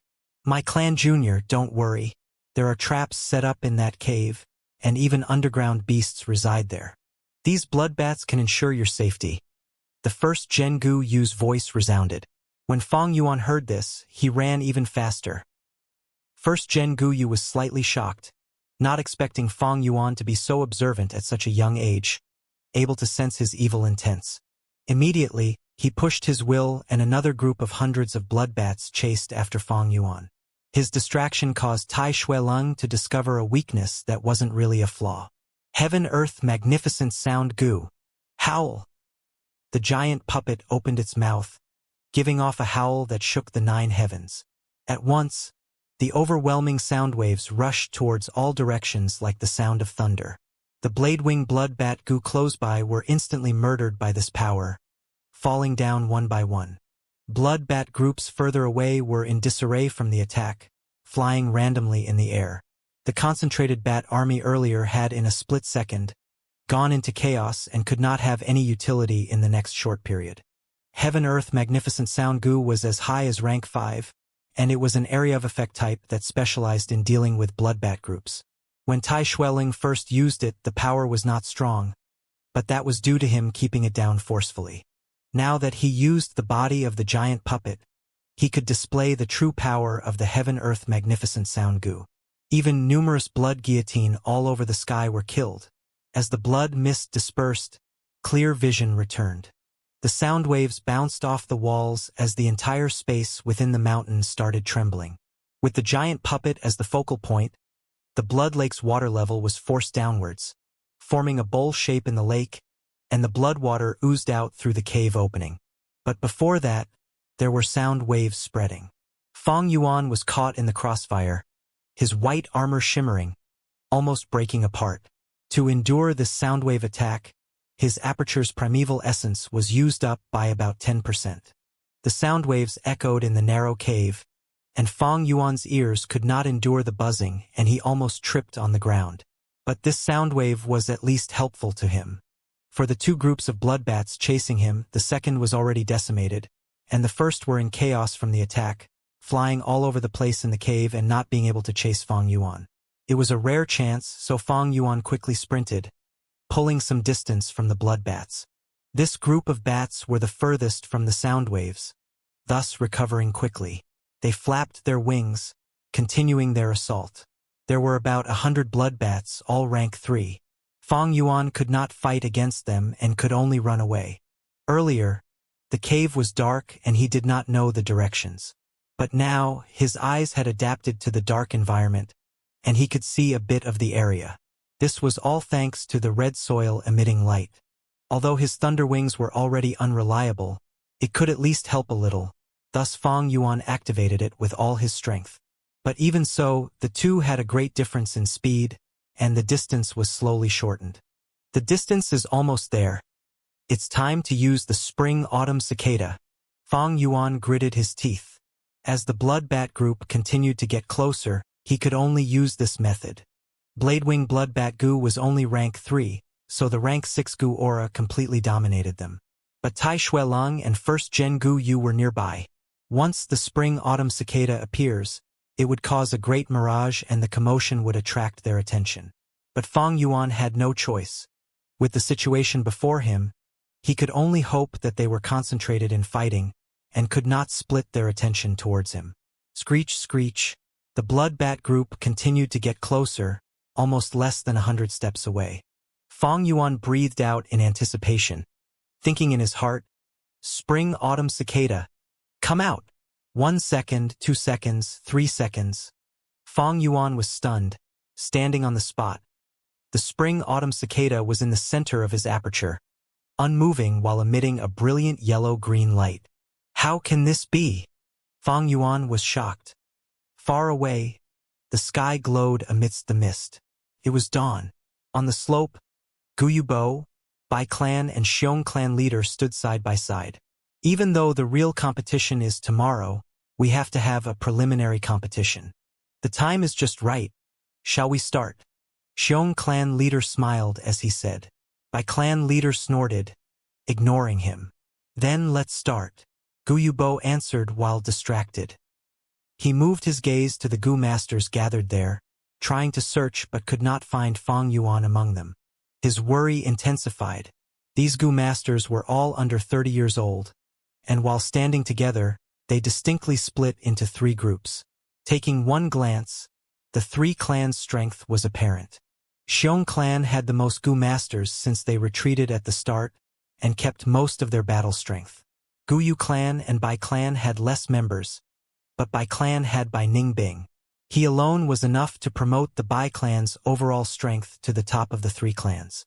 Xiong clan leader shouted, "This competition will be held around the surrounding 100 li, all the way until night time, ending when the sun sets. Battles will not have life and death restrictions, but I hope you can control yourselves. You have a token in your hands, and the ones who collect 30 of them gets the qualification to enter the 3 clans competition. Ready, and start. Life and death battles, only those who qualify can enter. There is no participation limit, and the surrounding 100 li is the stage. Even entering midway is permitted. This is not a fair competition." But the 3 clan leaders did not have any opinions or grudges towards it. In this world, survival is based on one's own strength, one's fist. The stronger you are, the more rights you have to gain more benefits. If you are weak, then you should begrudge your luck and lay low, accumulating strength and becoming strong. In a few breaths' time, Fang Yuan felt like 2 or 3 years had passed. His forehead was full of cold sweat. The spring-autumn cicada was unable to come out. How could this happen? Spring-autumn cicada is his vital Gu. It was very important to him. A rank 6 Gu, his final trump card, to think it could not be controlled. This was too severe. and Fang Yuan had to place all his attention on this problem. In the dark cave, he squinted. He only panicked for less than a second before calming himself down. His mind moved like lightning, his spirit entering his aperture. There was nothing wrong with the spring-autumn cicada. It was still recovering quickly. But no matter how Fang Yuan willed it, it remained stagnant at the center, not moving even a single step. I get it. Fang Yuan was enlightened. This spring-autumn cicada, once it becomes a vital goo, it stays in the aperture and can no longer be moved. Goo was the essence of living beings. It had endless possibilities and all sorts of forms and abilities. For goo worms, nurture, use, and refine, all three were deep and profound and often were their special cases in these aspects. On nurturing, goo worms only ate specific food. On refine, they had all sorts of requirements. On use, the bamboo gentleman could only be used by a goo master that has never lied. And to use the righteous goo, it needed the goo master to have a heart of justice. Or the photo-audio goo dying after one use while the visuals could stay on the rock walls for a period of time.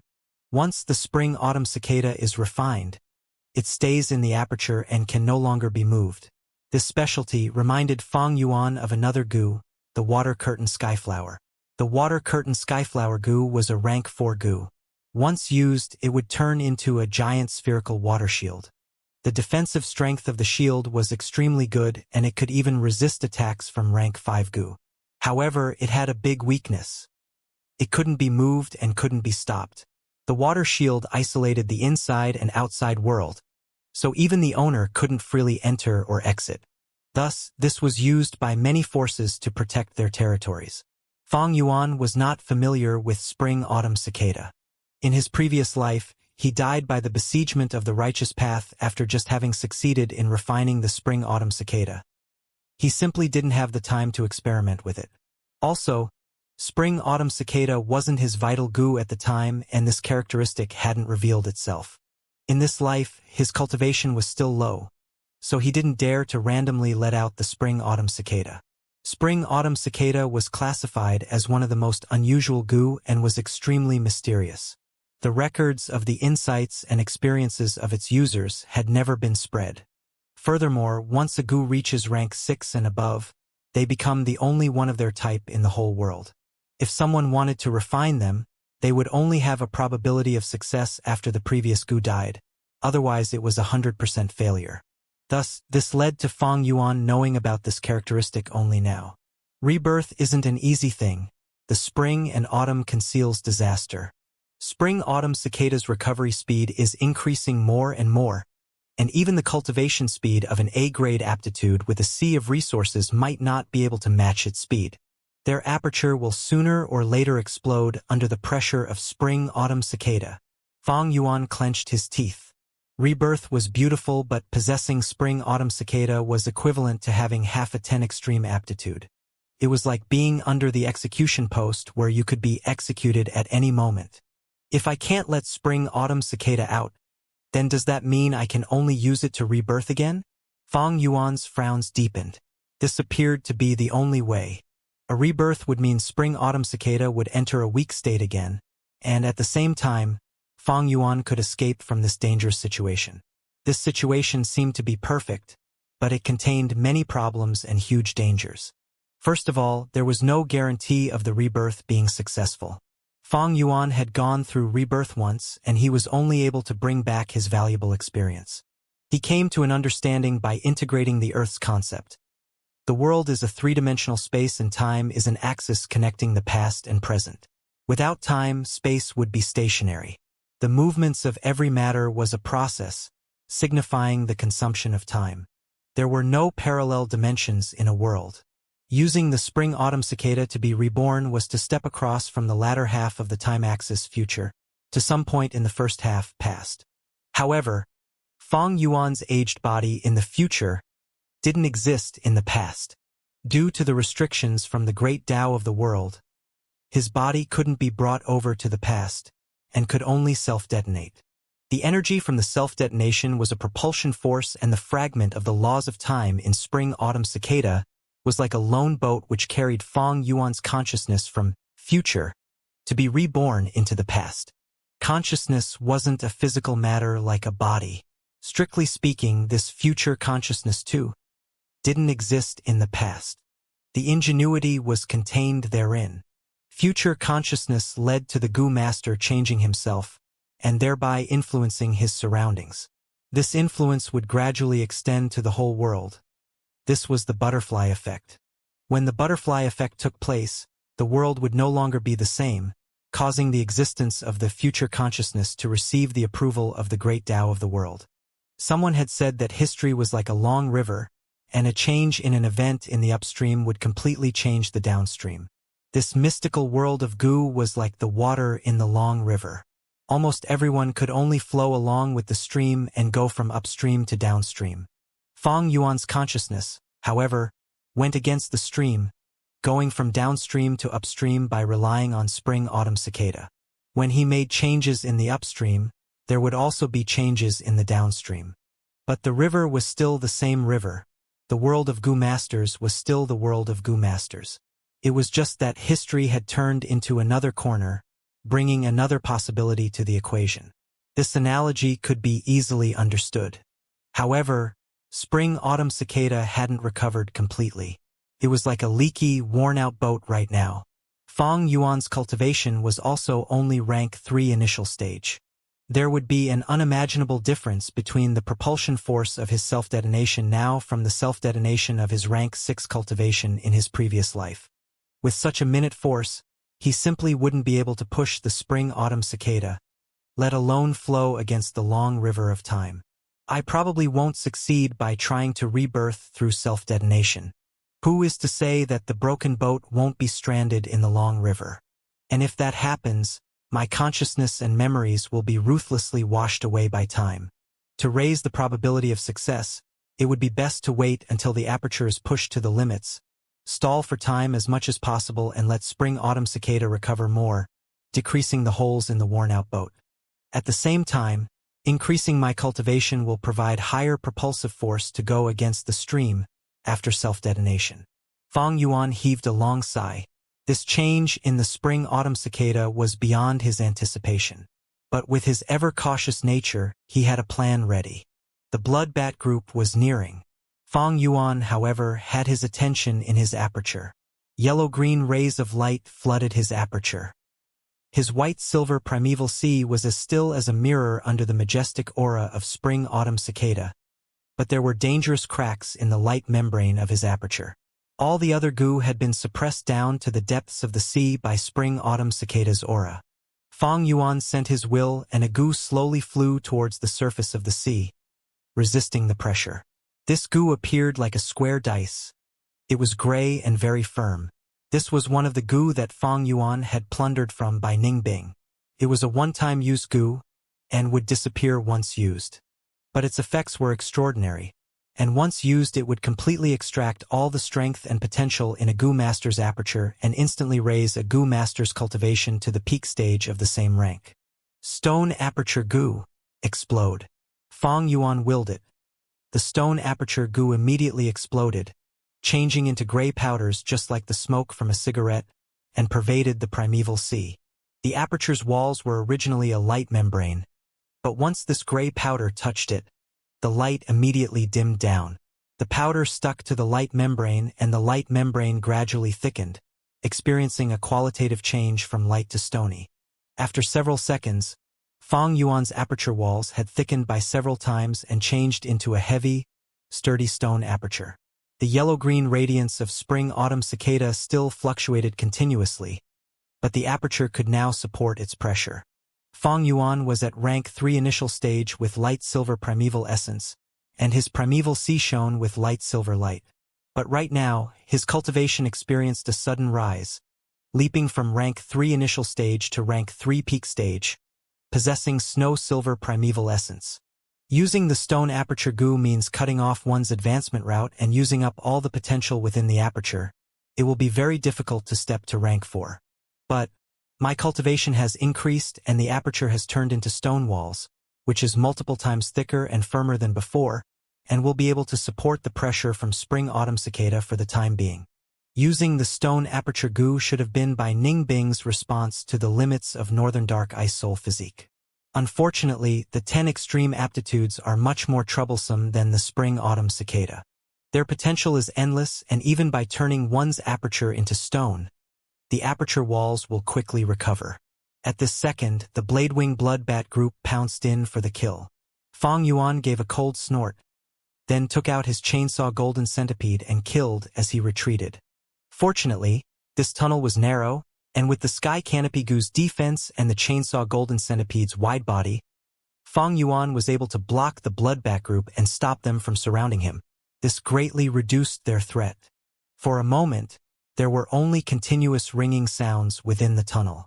The sounds of chainsaw golden centipede's attacks and the sound of Bladewing Bloodbats smashing into the white armor quickly echoed through the tunnel walls and formed into a medley. The primeval essence in Fang Yuan's aperture continued to deplete rapidly. There were close to 100 bloodbats, but without a goo master there to control them, there were a lot of internal frictions between the bats and they couldn't form a tacit cooperation. Thus, in reality, Fang Yuan only needed to deal with 30 to 40 bloodbats at the same time. But even this number wasn't something he could withstand, and he had to retreat while fighting back. What was even more awkward was that even though he had leaped to rank 3 peak stage, his aperture still contained the initial stage light silver primeval essence. Just by relying on his C-grade aptitude, the self-production speed of snow silver primeval essence was way too slow. The current situation also didn't allow Fang Yuan to multitask and take out primeval stones to absorb natural primeval essence. Consuming primeval stones could quickly recover primeval essence, but this method wasn't suitable in a real battle. Distracting oneself in a life and death battle was asking for humiliation. It was an extremely stupid move and was akin to courting death. At the same time, the efficiency in absorbing natural primeval essence at such a situation was also very low. This way could only be used during normal cultivation, or to exploit short gaps in battles to quickly recover primeval essence. Luckily, Fang Yuan obtained a grass goo not long ago. Heavenly Essence Treasure Lotus. Heavenly Essence Treasure Lotus could produce primeval stones. It was very precious and rare. But in fact, this effect was only an expression of its innate ability. Heavenly Essence Treasure Lotus was also called Portable Spirit Spring, and its innate ability was to produce natural primeval essence. The primeval essence would then condense together to form primeval stones. The Heavenly Essence Treasure Lotus that Fang Yuan possessed was lying deep in his primeval sea. It appeared like an extremely small spirit spring. Heavenly Essence Treasure Lotus's recipe was created by Immortal Venerable Genesis Lotus. Only the Goo Masters who have reached rank 9 were respected as Venerables. For Righteous Path they were called Immortal Venerables, and for Demonic Path they were called Demonic Venerables. Immortal Venerable Genesis Lotus was also known as the person with the fastest primeval essence recovery speed since the ancient times. In this aspect, he was above other Immortal Venerables and Demonic Venerables, and it was all because of the Essence Lotus. Fang Yuan's Heavenly Essence Treasure Lotus was only a rank 3 and he had just refined it, so it was at its poorest level. But it was already providing a continuous supply of natural primeval essence to Fang Yuan. The moment this natural primeval essence appeared in Fang Yuan's aperture, it would be automatically refined and turned into snow silver primeval essence. Supposedly, if Fang Yuan absorbed primeval essence from primeval stones, he would still have to divide a part of his mind. But this Heavenly Essence Treasure Lotus was his goo, so using it was as simple and easy as moving his fingers. Fang Yuan retreated while fighting, and with the assistance of Heavenly Essence Treasure Lotus, his primeval essence recovery speed could already be comparable with B-grade aptitude Goo Masters. Kill! He gave a fierce shout before abruptly changing his battle style and charging into the Bloodbat group. Chainsaw Golden Centipede exploded forth, and its silver sawtooth crazily rotated around, producing screeching sounds as it cut down on a Bladewing Bloodbat hiding in the rear. This Bloodbat appeared rather similar to other Bloodbats, albeit looking a bit more dominant. This was the sole male bat in this Bloodbat group, and was refined by the first-gen Guyu. By controlling it, one could indirectly gain control of the whole Bloodbat group. Fang Yuan had been secretly planning this attack after careful observation, and made this attack appear unintentional. With the Guyu first head not present on the scene, This attack was very effective. The male bat died on the spot, twisting into a bloody pulp. The remaining female bats immediately scattered.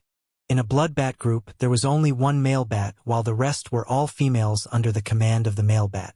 Between the male and female bats, they looked the same and did not have difference in appearances. But Fong Yuan was beyond familiar with these blade-wing blood bats in his previous life. As long as he had enough time, he could differentiate them. Without the male bat, the entire group fell into chaos. Fong Yuan took the chance and waved the chainsaw golden centipede, killing his way through. A moment later, over 20 blade-wing blood bats were decimated, showing Fong Yuan's resolution of battle. But the intense battle also caused Fong Yuan's primeval essence in his aperture to decrease tremendously. Time to go! Fong Yuan decisively retreated, running away at full force. When the blood bat group behind him reacted, Fong Yuan was already 100 steps away. About 20 blade-wing blood bats continued to chase after him while the others flew in all directions. Gasp, gasp. In the narrow tunnel, Fong Yuan breathed hard while sprinting, activating the heavenly essence treasure lotus. After an intense battle, the snow-silver primeval essence left in his aperture as well as the low primeval sea level gradually rose back up. The longer time passed, the faster Fong Yuan's battle strength recovered. Suddenly, Fong Yuan's thunder wings flapped, and the force dragged his entire body forward, almost letting him crash into the cave walls. The thunder wings goo had been polluted by the blood frenzy goo, and it had reached its limits, starting to show signs of being uncontrollable. Very soon, the thunder wings goo will turn into a pool of blood water and turn into a new pollution source. Thinking so, Fong Yuan stopped hesitating and activated it 3 times, finally causing the disobeying Thunderwings goo to detach from his back. Go! Fong Yuan resolutely gave up the Thunderwings goo, throwing it behind him. The Bladewing blood bat group behind him surrounded the Thunderwings goo completely. They rushed up, tearing the Thunderwings goo into bits. This obstruction gave Fong Yuan a little bit of time to recover.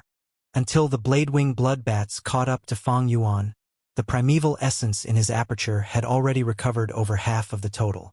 The snow-silver primeval essence compared to the light-silver primeval essence had several times more sustainability, and Fong Yuan's current battle strength had greatly exceeded an initial stage. He laughed heartily, waving the chainsaw golden centipede to fight once again. After killing around 8 to 9 of them, the rest all flew and escaped. Unfortunately, I do not have a goo like the Iron Hand grappling goo. The Bladewing bloodbat goo flies too fast, and its wings are sharp like blades. It is really hard to capture. If I can capture 2 or 3, that would be nice. Fong Yuan kept the chainsaw golden centipede and turned around towards the deeper part of the cave. When he snatched the heavenly essence treasure lotus, he was engulfed by the blood water. That was definitely caused by the first gen Guyu. First gen Guyu used the blood white goo, turning into a flying zombie. His aperture was long dead and could no longer recover primeval essence. Unless he used primeval stones, his primeval essence in the aperture would be limited by the amount left inside. But if he had a heavenly essence treasure lotus to a large extent, he could negate this weakness. Thus, not long ago, he sent 2 groups of Bladewing bloodbats towards Fong Yuan, attempting to capture him. Thankfully, Fong Yuan saw something amiss and turned around in time. At the same time, Tai Shuelung indirectly helped him with the sound wave. I wonder how's the battle between Tai Shuelung and first gen Guyu. Fong Yuan's gaze was concentrated. No matter which side won, they would still target him. Tai Shuelung wants to bring him to justice, while first gen Guyu wants the heavenly essence treasure lotus. Although the Bladewing bloodbats had dispersed, Fong Yuan's danger was still unresolved. I have to leave Qingmao Mountain immediately, as soon as possible. Fong Yun gritted his teeth. He could no longer return, only able to walk along this mountain cave, trying to find a way out. This cave was obviously man-made, but after a long time, many areas had collapsed. Fong Yuan continued to advance, and when he met these dead ends, he could only use the chainsaw golden centipede. The chainsaw golden centipede was originally an underground creature, adept at digging holes, so at this time it had a great use. Fang Yuan also had the strength of 2 boars, and he dug through the soil and continued forward. This greatly reduced his speed, and after 3 to 4 hours, he finally got to the end of the cave. A large sturdy rock wall blocked his path completely. Even the chainsaw golden centipede couldn't drill its way through. Did the first Gen Gu Yu seal this cave completely already? Fang Yuan's heart sank. Bam! The 2 sides' palms met, and the Xiong clan Gu master flew into the air like a rag, landing heavily on the ground. Cough! The Xiong clan Gu master coughed out a mouthful of blood, falling unconscious. In the sky, the sun was shining brightly, sending down scorching rays of light. The sunlight shone over the wilderness, and the light reflected on by Zhong Shui's fat face. This young Bai clan Gu master laughed smugly. Humph. So what if you're the Xiong clan Gu master, daring to compete strength with me? She moved her fat, slim body, trying to finish off her opponent and take the token. But suddenly a moonblade came attacking. Bam! Bai Zhong Shui's body turned, shooting a water ball from her mouth. The water ball and moonblade collided, exploding together. 3 Gu masters with Fang Zhang as the lead jumped down from the branches. Gu Yu clanspeople, this is my battle reward. Bai Zhong Shui squinted, her eyes showing a dangerous light. Fang Zheng's strangely bloodshot eyes stared at Bai Zhong Shui intently as he said, "So what? Now you are our prey." At another side of the forest, more footsteps were heard. A few people walked out from the shadows. It was Xiong clan's genius youngster Xiong Lin. His bald head reflected the sunlight, causing him to shine like a diamond. He. This has gotten interesting. Bai Zhong Shui laughed loudly, but the next moment her laughter stopped. The 2 sides attacked together, causing Bai Zhong Shui to be caught off guard, getting surrounded. Bai Zhong Shui coughed out some blood, her expression turning ugly. What? Gu Yu clan? You are cooperating with these despicable Xiong clan people. Fang Zhang was expressionless, his killing intent raging, not saying a word and getting closer to Bai Zhong Shui. Xiong Lin laughed. This battle concerns the 3 clans' demographics for the next 100 years. So let me tell you, Gu Yu clan has already established an alliance with our Xiong clan. Bai Zhong Shui, today is your death date. Spit. Bai Zhong Shui coughed out a mouth of blood water as she stared at her surroundings in disdain. So what if I die? Heh, ganging up. You are just afraid of our Bai Ningbing. It's useless, this is only the initial battle. There will still be 1 versus 1 later. Is there anyone in your clans that can fight against Bai Ningbing? We are destined to be number 1. He. Thus we decided that in this first battle, we shall cooperate and finish off Bai Ningbing. Xiong Lin laughed loudly. Buzz, chainsaw golden centipede's razors grinded against the rock wall, causing a loud noise to echo in the cave. This rock wall was sturdy and thick, being very weird. Fang Yuan's forehead was full of sweat, as he used the chainsaw golden centipede and blood moon Gu to attack in turns. But even after many hours, he only progressed about 50 centimeters. Is it really the end for me? Fang Yuan's heart moved, suddenly feeling that there was a life form in the rock wall. He quickly used the earth communication eargrass Gu, listening to the rock wall. There was a mysterious life form on the other side of the rock wall, but its aura was very weak. Half an hour later, Fang Yuan dug a hole. The mysterious life form showed itself.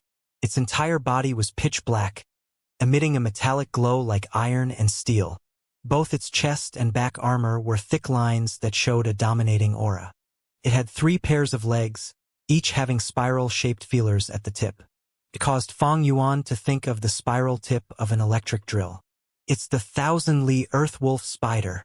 Fang Yuan was enlightened, immediately thinking of the flower wine monk. The questions in Fang Yuan's heart were mostly answered at this point. Back then, the flower wine monk, in order to nurture the heavenly essence treasure lotus, came to the Gu Yu village. But at the last moment, he was stopped by first Gen Gu Yu. Thus he used his methods to throw it into the Blood River graveyard. The flower wine monk was also a rank 5 Gu master. He had to have an intense battle with first Gen Gu Yu. First Gen Gu Yu had operated for hundreds of years, having terrain advantage, so the flower wine monk could not compete against him. Thus he could only escape. He used the thousandly earthwolf spider to dig out this path, and after leaving the battlefield he had already suffered an incurable injury. At the end of his life, he hurriedly left behind his inheritance as a last act of revenge. He attempted to let his descendants take the heavenly essence treasure lotus and ruin the Gu-Yu clan's foundation. This explains why the flower wine monk was bathed in blood, his body full of injuries. But the reason for why the thousandly earthwolf spider fall into slumber and seal itself here, that was still a mystery. Also the first-gen Gu-Yu, what in the world was he after? These suspicions are all minute details. What's important is leaving this place.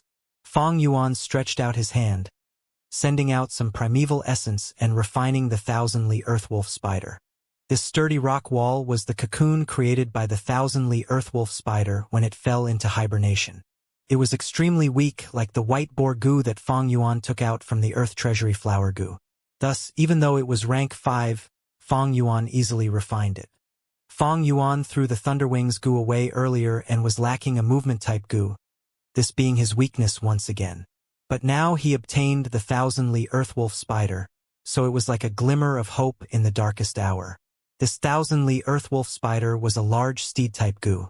It ate soil as food and was easy to raise. Feng Yuan injected his snow-silver primeval essence into it, and the thousandly earthwolf spider gradually awakened, its aura becoming stronger. It started to consume, eating large amounts of soil. When it recovered to an extent, Feng Yuan, who couldn't wait to leave, quickly got onto its back, ordering it to move forward. Although it had only recovered a little, the thousandly earthwolf spider was still a rank 5 goo. Its 3 pairs of legs moved quickly, dashing through. After the cocoon broke, the cave behind was exposed too. This path was the one the flower wine monk created when he escaped. Seniors paved the way for juniors to run along, so this greatly helped Feng Yuan. The only worry was, steed-type goo worms took a lot of primeval essence to use. The thousandly earthwolf spider was rank 5. Rank 3 primeval essence could not sustain its expenditure, so every now and then, Feng Yuan had to stop and sit on the thousandly earthwolf spider's back, activating the heavenly essence treasure lotus while extracting natural essence from his primeval stones. With 2 sources, as well as his C-grade natural recovery, Feng Yuan's primeval essence recovery rate was fast, incomparable to before. As he instructed the thousandly earthwolf spider to move forward, he would also stop to recover his primeval essence. When they encountered a cave-in, they would drill their way through, and with such a repeated process, Feng Yuan gradually moved away from the Blood Lake graveyard, going towards the surface. The sun lowers as night descends, and the setting sun was like a burning fire on the horizon. Standing on a slope was Bai Ningbing, clothed in white, his hair snowy white. The setting sun's last rays reflected in his eyes, hinting that his life was ending. Such a beautiful sunset, how many more times can I see it? This brilliance of nature, I have only seen a little of them all, what a waste. Especially when around me, these annoying fellows are still arguing. Bai Ningbing snorted in his heart, retracting his gaze and sweeping the environment. Gu Yu and Xiong clan's alliance. The remaining 100 Gu masters gathered together and surrounded Bai Ningbing. Bai Ningbing, if you back out of this competition now, we can spare your life. Indeed, if you know your place, we might as well be kind and let you off. Your Bai clan Gu masters are mostly finished. The remaining ones have all been stopped by us. Don't rest your hopes on reinforcements. They will not come. With Feng Zhang, Xiong Jiaoman, Xiong Lin and Qi Chang as leaders, the young Gu masters spoke in turns, trying to break Bai Ningbing's spirits. But these words Bai Ningbing did not put to heart. A bunch of rats coming to the elephant and screaming, how pathetically laughable. Bai Ningbing laughed coldly, his gaze sweeping across the crowd, showing disdain. Among you people, only Gu Yu Feng Yuan is slightly interesting. Too bad he isn't here. Hee. Come at me together. Saying so, Bai Ningbing created an ice blade, using his hand to wipe the sharp blade that emitted cold energy. He did not even look at the people around him. This person is too arrogant. Humph. Not taking us seriously. Brothers, let's attack together. Everyone send out one attack, Even 10 by Ningbings will be turned into meat paste. The Gu masters jeered, but no one dared to attack rashly. Although Bai Ningbing was alone, his aura was overwhelming, causing everyone to feel threatened. Everyone calm down. Don't listen to Bai Ningbing's taunts. We did not practice together before and do not have good cooperation. If we attack together, we will waste much of our efforts and he will take advantage of it. Xiong Lin shouted. Then who attacks first? Qi Cheng asked. Although they cooperated with Xiong clan and attacked the Bai clan, this alliance was not a close one. Whoever attacks first bears higher risks, and also risks the other party taking advantage of their combat. Never mind, I'll engage Bai Ningbing first. To be honest, I've wanted to fight you some long ago. Xiong Jianman took a step forward. She blew a whistle, and once she did, sounds of beasts stampeding could be heard from afar. Many black shadows overlapped in the forest, and what showed up was over 200 black bears. The black bear at the front of the horde was larger than the rest. It was 100 Beast King level black bear. The wolf tide was dangerous, but it was also an opportunity. Xiong Jiaoman rose to rank 3 because of it, and the bear enslavement Gu also rose to rank 3, finally being able to enslave bear-type 100 Beast Kings. This was Xiong Jiaoman's trump card. Way to go, lady boss. Oh my god. So many bears. With all these bears and us being around 100 people, Bai Ningbing is dead meat. Xiong clan Gu masters were stirred, getting excited. Guyu clan looked complicated. After Xiong Li died, this Xiong Jiaoman became the #1 contender in the Xiong clan. Looking at Guyu clan after Qing Shu died, Mo Bei followed as well. Although Fang Yuan rose to rank 3, his aptitude is only C grade, it was hard to count on him. Thankfully, we still have the A-grade Gu Yu Fang Zheng. Many Gu masters looked at Fang Zheng, thinking so and feeling assured. Especially during this 3-clan competition, Fang Zheng seemed to have gotten more mature, attacking more ferociously, and many Bai clan Gu masters were killed by him. Such a performance caused many clansmen to feel comforted. This was the true disposition of a grade genius. The results are pretty much assured. Even a rank 3 peak stage with much talent cannot be the match for 100 people. Lord Qing Shu, I will take revenge for you personally. After that, if Big Brother appears. Fang Zheng stared intently at Bai Ningbing, thinking rapidly in his mind. Merely 100 Beast King. What a boring trick. His entire body was emitting cold air. Northern Dark Ice Soul Physique. I'm at my limit already, huh? Bai Ningbing felt his life ending. His body had reached some sort of limit. Not soon after, he would die. Even now, he could feel his body starting to collapse, and much of his flesh and blood was turning into ice and snow. But even so, Bai Ningbing remained calm, his gaze concentrated. He took a final look at the sun's rays, before turning around and looking at the charging bear group. Since you are all looking for death, I shall act mercifully and grant you all your wishes. Maybe this way, it can bring some excitement to my life, he sighed softly. Not far away, the 3 clan leaders and Gu masters stood still, completely silent. The battle is finally starting. Killing Bai Ningbing is the greatest victory. Xiong clan leader was secretly excited. Humph, we were tricked. They actually ganged up to deal with us. You have all underestimated Bai Ningbing. Get ready for a shock. Bai clan leader was calm as water, plotting in his mind. Guyu Bo showed a worried expression. Up until now, Fang Yuan and Tai Shueleng did not show up at all. Although the 3-clan competition was important, his mind was elsewhere. Desolate in ancient moon physique. If Fang Yuan really has such an aptitude, we have to protect him at all costs and bring him into the Blood Lake graveyard.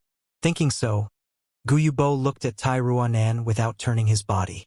This Tai family young lady had a strong background, but she was already brought around by Guyu Bo, secretly a captive. Tai Ruanan was not worried about her situation. She believed her father, and was also thinking about how to capture Fang Yuan. Whatever aptitude Fang Yuan had, as long as one bothered to, they could assess it. If he really was a 10 extreme talent, then his suspicion would be the greatest. Fuck! Fang Yuan cursed. lying on the thousand-li earth wolf spider's back, sticking closely and preventing himself from falling off. He wanted to use the flower wine monk's open path to advance easily. But good times do not last, for not long after, the thousand-li earth wolf spider started to go crazy. It started to absorb the natural essence in the air using it.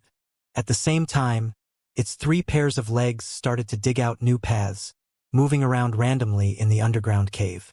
Fang Yuan understood finally. This thousand-li earthwolf spider, under the flower wine monk's command, had engaged in battle with first-gen Gu Yu previously. In the battle, it was corrupted by the blood frenzy Gu. The flower wine monk relied on it to escape, then hurriedly created the secret cave, leaving behind his inheritance before dying. Upon losing its master, the thousand-li earthwolf spider lost control and frantically went back to that path that it had dug when escaping. Right before death, what was fortunate was that the thousand-li earthwolf spider sealed itself and fell into hibernation, preserving its last life force before dying. Hundreds of years later, Fang Yuan returned to the place and dug out the cocoon, causing it to awaken again. But the blood frenzy goose problem was not solved, and thus after a while, it started to act up again. Fang Yuan was deep in the cave, and just by relying on his own strength, he could not escape to the surface. He needed the ability of the thousand-li earthwolf spider. The thousand-li earthwolf spider started to go crazy, getting more uncontrollable. Fang Yuan could only ride on its back, betting on his luck. But at this point, the thousand-li earthwolf spider's frequency of going crazy was not so high, so Fang Yuan still had some control of it.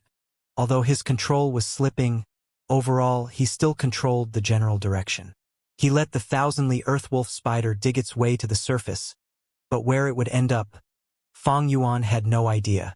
The last of the sun's rays were like blood, reflecting on the minced corpses and broken limbs everywhere on the battlefield. Bai Ningbing stood arrogantly on the battlefield, a thick layer of ice beneath his feet as the icy domain continued to spread outwards. The remaining Gu masters amounted to less than 30, staying closely together trying to find a bit of assurance from each other's body warmth. The bear group had long been exterminated. Even Xiong Jianman had been beheaded by Ningbing's ice blade, and her head flew far away as blood poured like a fountain out of her neck. Xiong Lin was penetrated by the icicles from Bai Ningbing, and Guyu Qicheng was turned into an ice sculpture. In the ice coffin, he still retained the dodging action right before death, his face showing shock, fear, and utter shock, vivid and lifelike. Fang Zheng's body was full of injuries, but there was no blood. His injuries were all frozen by the ice and snow. He breathed roughly, looking at Bai Ningbing in disbelief. What happened earlier was like a nightmare. Bai Ningbing was definitely a rank 3, but his battle strength was almost rank 4. Humph. Although lookalikes, but you are not him, how boring. Bai Ningbing looked at Fang Zheng walking closer. Fang Zheng, still being alive, was also intentional by Bai Ningbing. The Gu masters all got into a commotion, their morale at its lowest. If not for the fact that their clan leaders were watching from afar, they would have broken down and escaped for their lives already. Damn it! Damn it! Why is our battle strength so different? I am an A-grade talent. Am I going to die here? Fang Zheng gritted his teeth, screaming in his heart. Die! Bai Ningbing jumped, raising his ice blade high while in midair. Slash! The ice blade expanded, almost 5 to 6 times of the original, sending an unblockable aura as it slashed towards everyone. I am going to die. Facing this attack, many Gu masters broke down and cried in despair. Fuck! Why did it come to this? Xiong clan leader's face was full of despair. Guyubo was urging to move, but Bai clan leader snickered, stopping him. Guyu clan leader, no one is to interfere. Are you going to turn on your word and break the agreement? Guyubo squinted his eyes. Bai Ningbing is only rank 3. He cannot have such strength.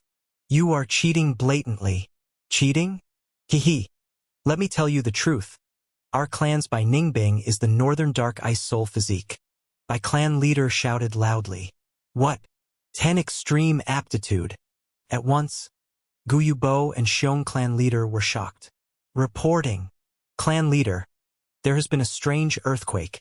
Many of the clan's bamboo buildings have collapsed, and the ground is seeping with blood water. Not many people are injured, but they are flustered. A Guyu clan Gu master came running. To think that there is a thing. Guyu Bo's expression changed. Moon raiment. With the blade impending, Fang Zheng shouted, activating his Gu worm. A misty light that was blue like the moon gushed out from his body, extending and surrounding all the Gu masters around him. But even so, everyone was still in despair. Struggling is useless. Bai Ningbing's blue eyes shone with cruelty and indifference. But at this time, bam! The ground under everyone's feet suddenly grew and turned into a lump before exploding, sending soil flying. Gu masters cried painfully as they rolled away from the impact. In a cloud of smoke, a giant spider emerged from everyone's sights. The aura of a rank 5 Gu made everyone wary. On the spider that looked like it was made of steel, a black-clothed, black-haired young man was standing upright. I finally reached the surface. Fang Yuan clenched his fist, his eyes emitting a brilliant glow. Eh? Soon after, he saw Bai Ningbing who was hacking towards him in midair. The giant ice blade cut through the winds as it slashed towards him. Fang Yuan, you are finally here. Bai Ningbing's calm face, after a slight stun, completely transformed into one of excitement and battle intent. Fang Yuan snorted before the ice blade touched him. The icy winds caused him to feel a slight chill as his black hair flew behind him. He raised his hand, the chainsaw golden centipede. Bam! Ice blade collided with the chainsaw golden centipede, and after a stalemate, the golden centipede's razors rotated furiously, large amounts of ice shards flying out. Friction noises, cracks quickly emerged from the surface of the ice blade, quickly covering its entire body. Break! Fang Yuan shouted. He had the strength of 2 boars, his strength completely overwhelmed by Ningbing. Bai Ningbing could only let go as the ice blade broke into pieces, and ice shards fell. The thousandly earthwolf spider began to go berserk again, spreading its 6 legs and attacking towards Bai Ningbing. Gu worms had low intellect, but they were born sensitive, able to sense which target was more of a threat to them. Bai Ningbing's aura caused the thousandly earthwolf spider to treat him as an enemy, locking onto him. Bai Ningbing's arms waved, and icicles flew out in a row. The icicles hit the thousandly earthwolf spider's body and shattered, while the thousandly earthwolf spider went berserk and growled, pouncing while Fang Yuan was on it. Swish, swish, swish. 3 black spiral legs shot out like an arrow towards Bai Ningbing's fragile body. Sensing danger, a snowy light shot out from Bai Ningbing's aperture. The light expanded, revealing the white form Immortal Snake Gu, floating in mid-air. Bai Ningbing laughed heartily, leaping and landing on the white form Immortal Snake's back, staring at Fang Yuan. Interesting. Very interesting. Fang Yuan, you didn't let me down after all.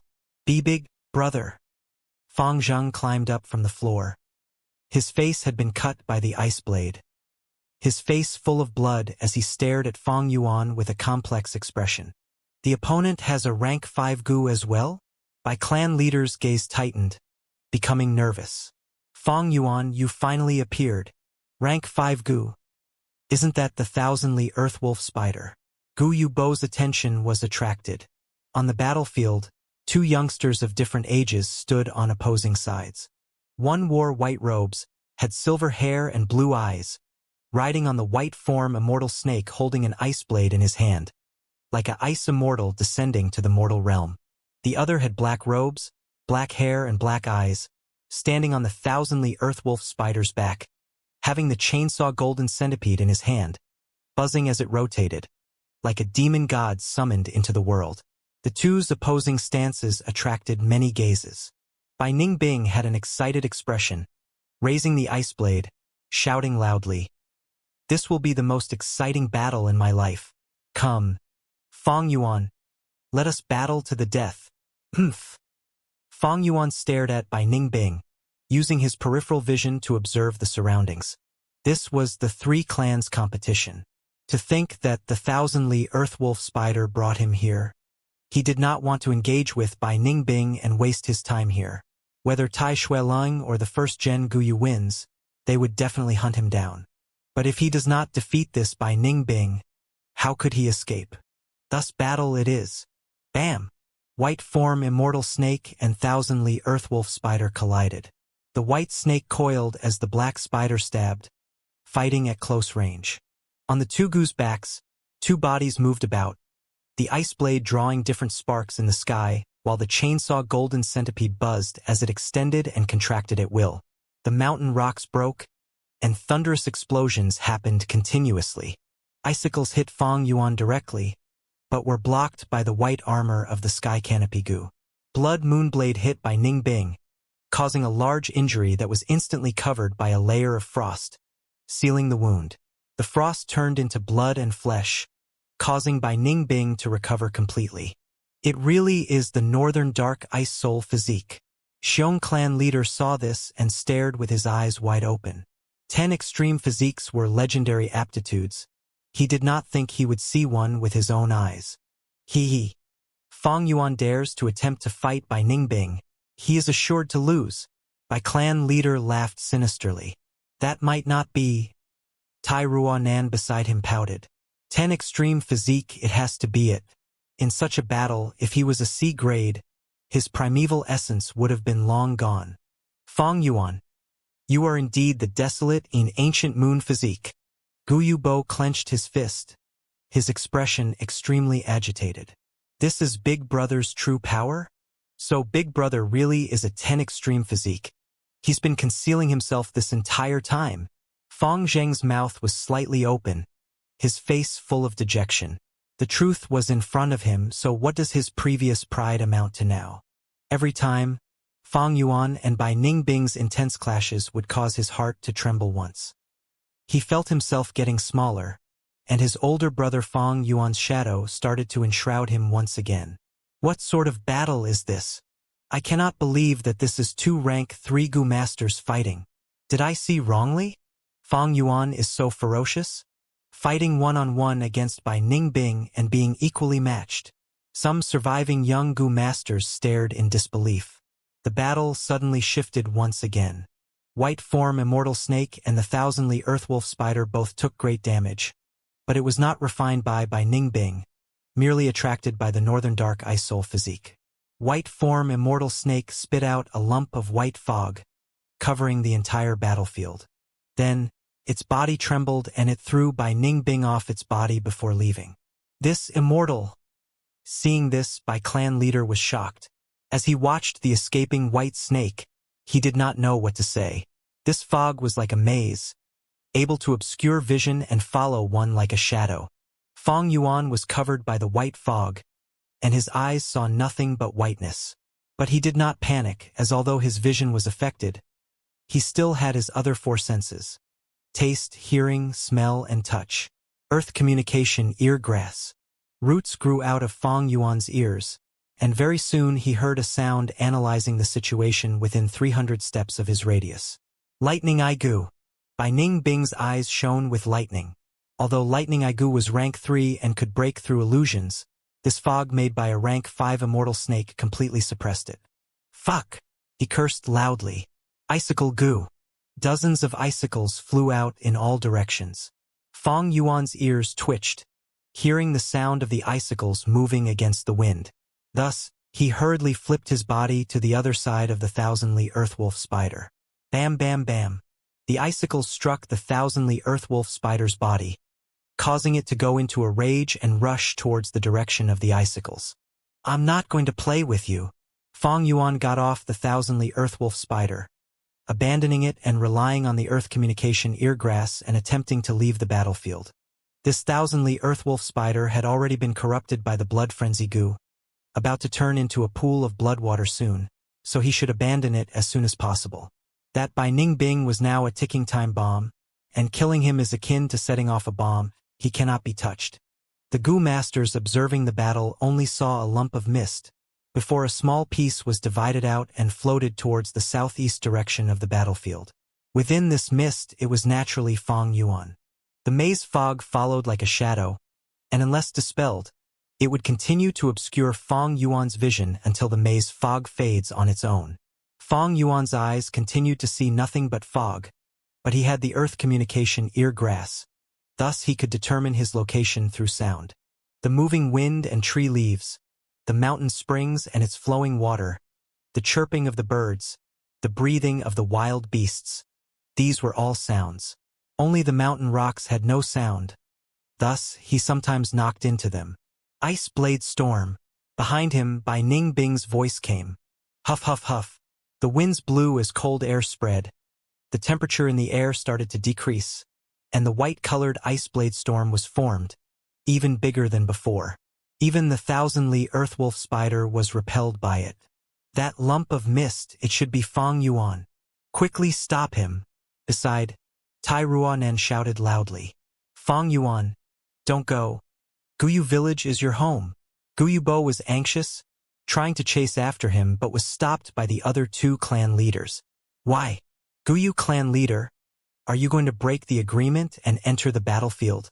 Xiong clan leader crossed his arms and snickered. Humph, our Guyu clan admits our loss for this battle. Now, whoever stops me, I will murder without hesitation. Guyu Bo watched as Fong Yuan got even further, as his anxiety rose. Are you threatening me? I am not scared of you. Guyu Bo. By clan leader's expression was grim, at the same time signaling to his Gu masters. The Gu master understood, and immediately dispatched his men to chase after Fong Yuan. We cannot let him escape. I'm going ahead. Tai Ruanan, seeing this chance, immediately moved, a pair of black steel wings emerging from her back as she flew into midair, chasing after Fong Yuan. But at this time, a green shadow shot over. Rank 5. Giant Mountain Puppet Gu. This Gu looked like a bronze mask. Its appearance was simple, only showing both eyes and mouth. The bronze mask was covered in blood, flying towards the young girl's face, disregarding her shock. Father! Seeing the blood traces, Tai Ruanan screamed subconsciously. At this time, a large steel hand flew over as well, grabbing Tai Ruanan and flying far away without a moment of pause. This sudden change caused everyone to be taken aback. It seems Tai Shueleng is most likely going to lose. It has been almost 1,000 years, senior brother. You have really brought me, your junior brother, some surprise. Over 300 meters above the ground, an elderly Gu master stared at the scene, his expression calm and indifferent. His hair was white and so were his eyebrows. As he sat on a giant crane, his right palm opened with a kinship bloodworm Gu.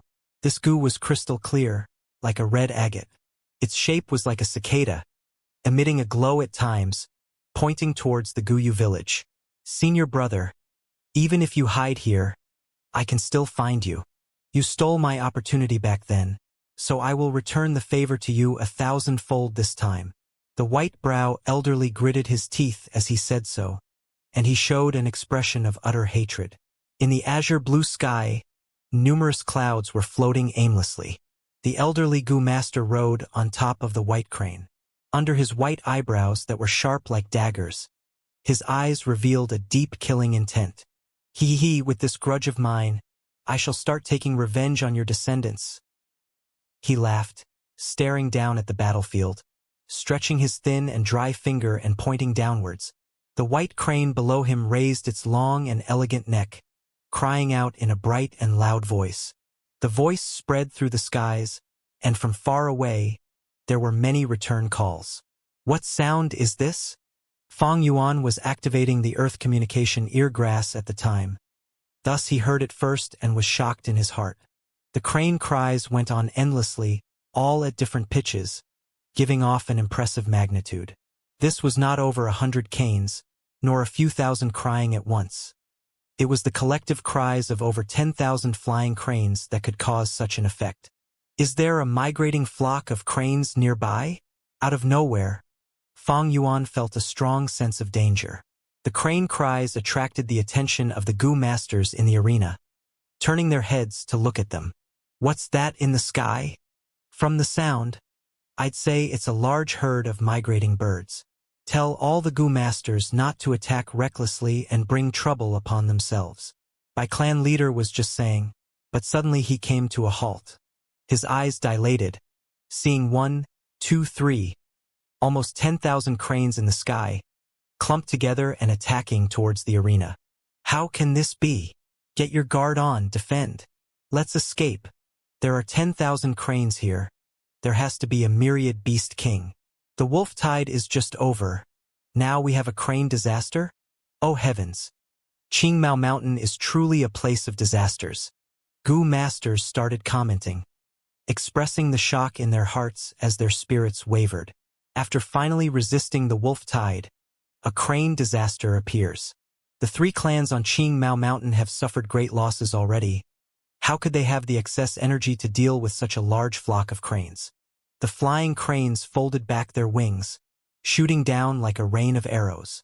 Under the thunderous cries, screams of fear, pain and horror erupted at once, as all sorts of lights burst forth.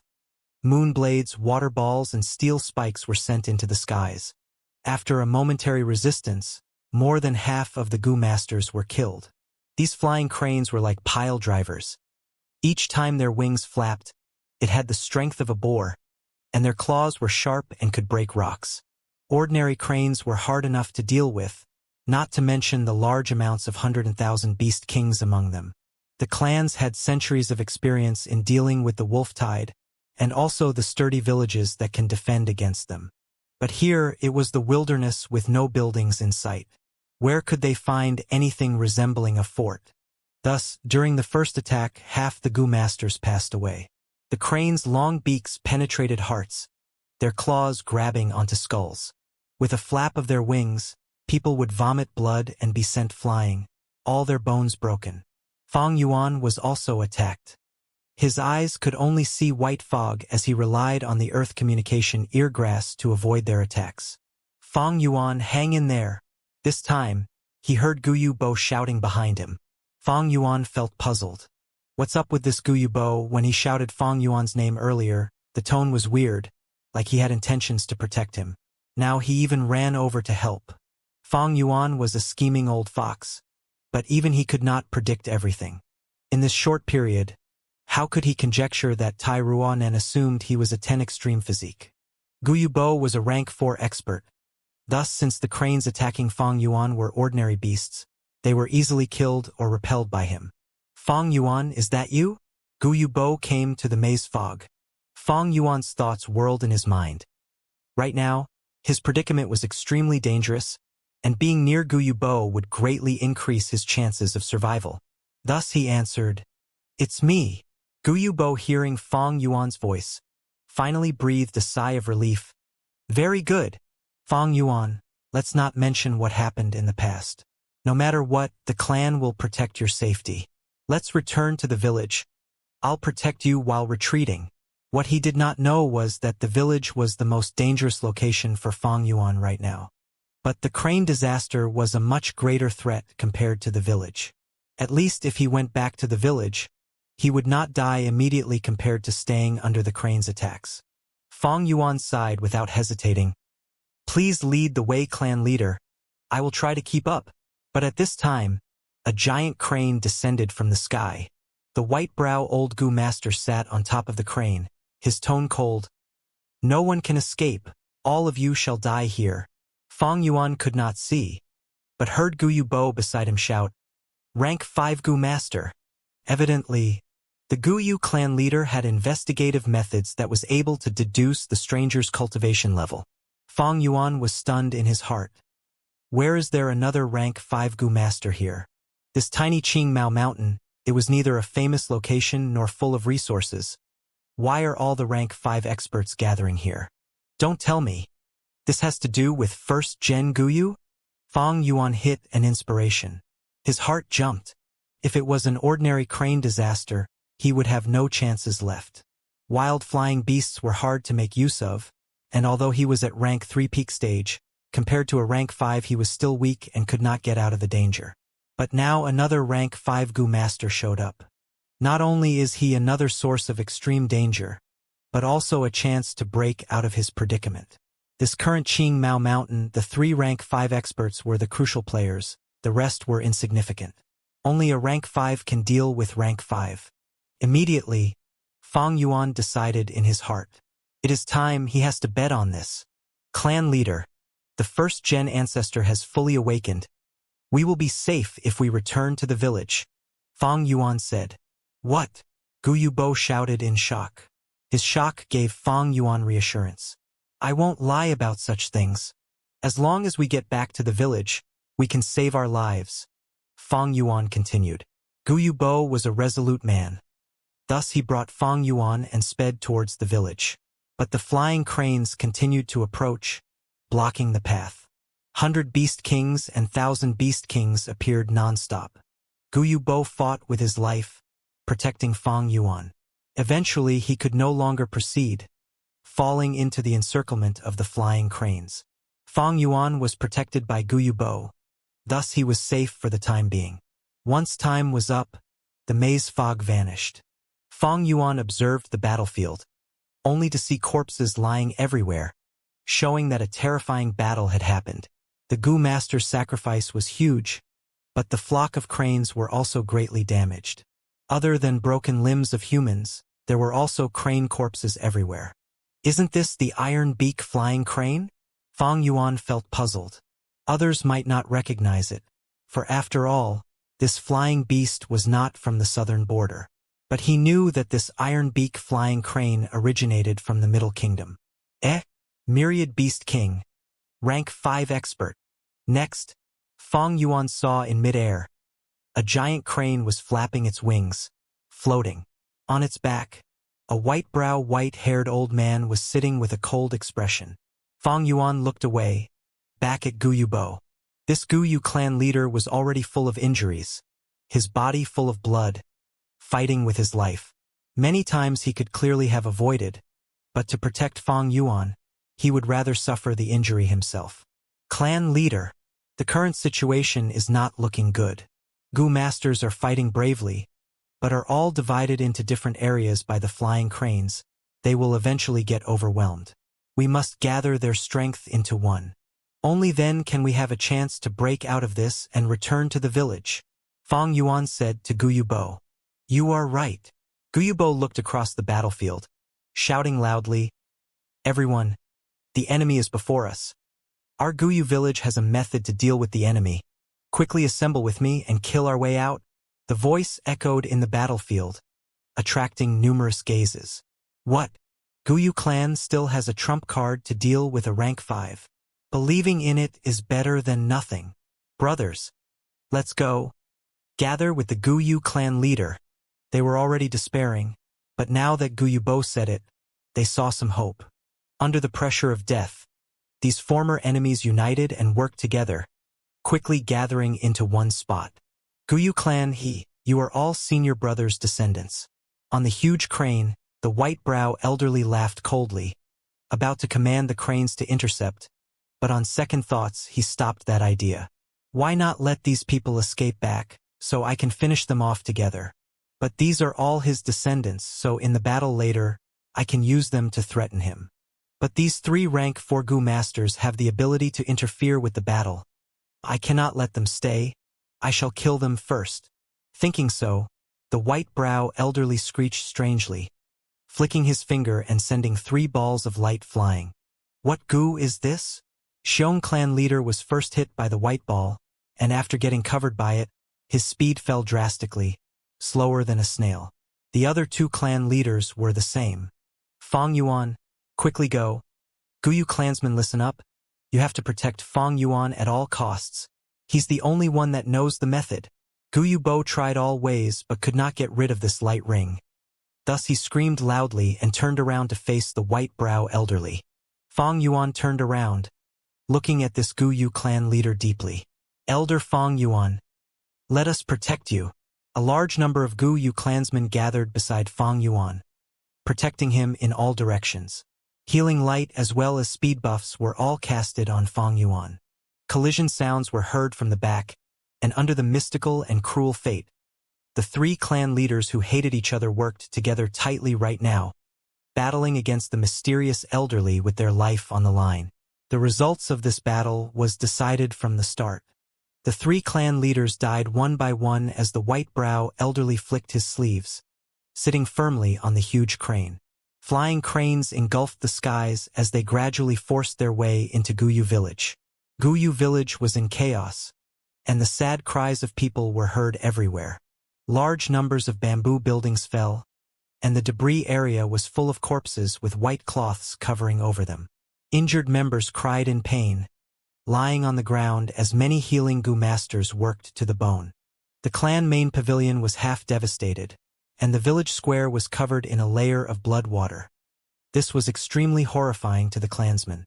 Because Tai Shuelang and 1st Gen Guyu engaged in fierce combat, it caused the mountains to shake.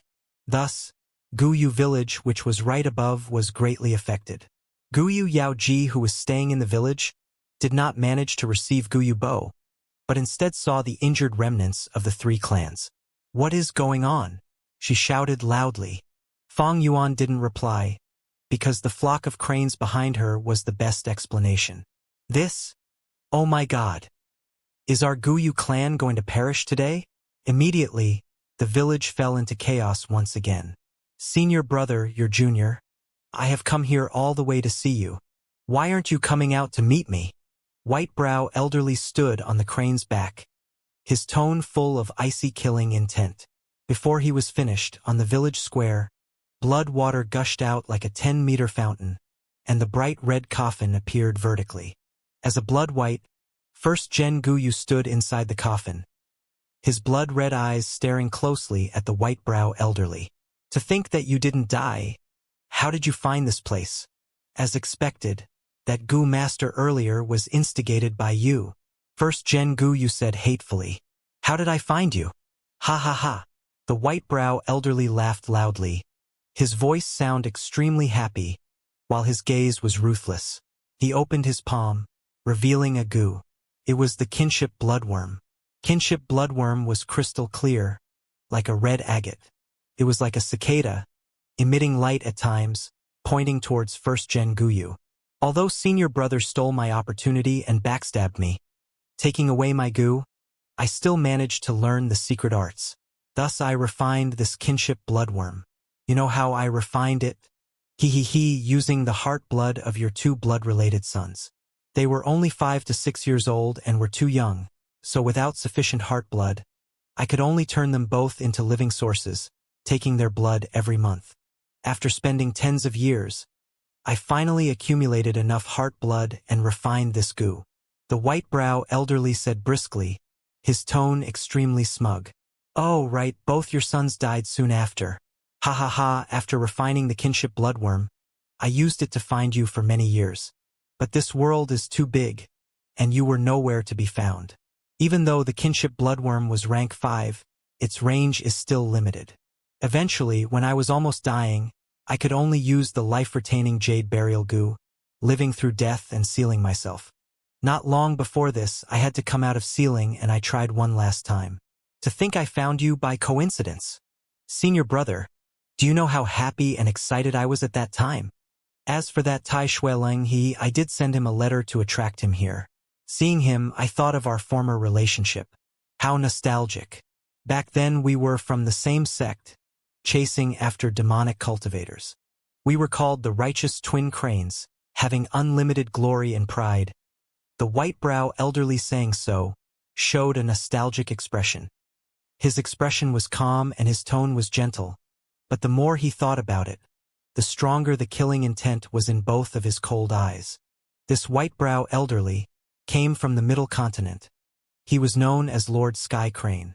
Back then, he used the rank 5 crane enslavement Gu and ruled over a myriad beast king level crane king and rose to fame.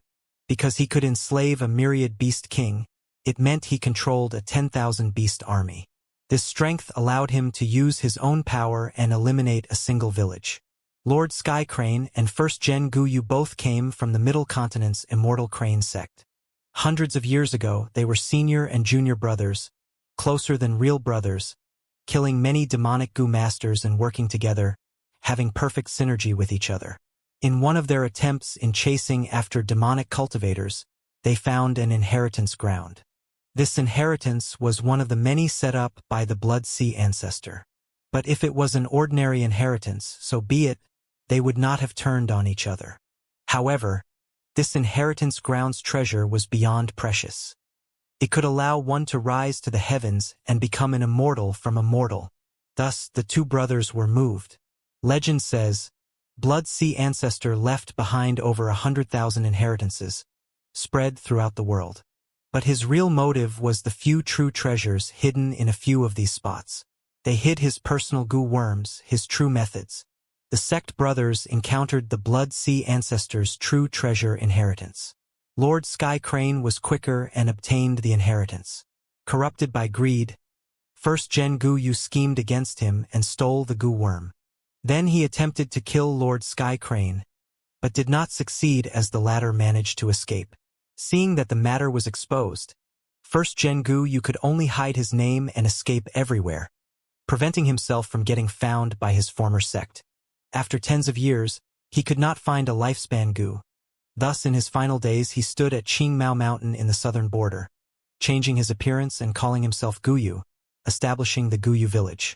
Lord Sky Crane, being unable to find him, was filled with hatred. Meanwhile, the Immortal Crane sect was very interested in the Blood Sea inheritance. Thus, with their help, Lord Sky Crane used the life-preserving Jade Burial Gu, falling into a deep sleep and preserving his last bit of life. This life-preserving Jade Burial Gu's method was also a special method. Similar to first Gen Gu used transformation into a zombie, they were unorthodox methods and were just desperate measures. Turning into a zombie, replacing life with death. Life-preserving life burial could enable one to hang on to life, but did not increase their lifespan. There was only one way to increase one's lifespan in this world. Like what Feng Yuan did in his previous life, they would need to use the lifespan Gu, increasing one's own lifespan from the roots. This was the proper way. Other methods had disadvantages and were not recognized by heaven and earth, belonging to helpless resorts. Senior brother, you shameless disciple, despicable scum. Back then when you backstabbed me, did you expect retribution today? Haha. The heavens did not let me down, for I finally found you.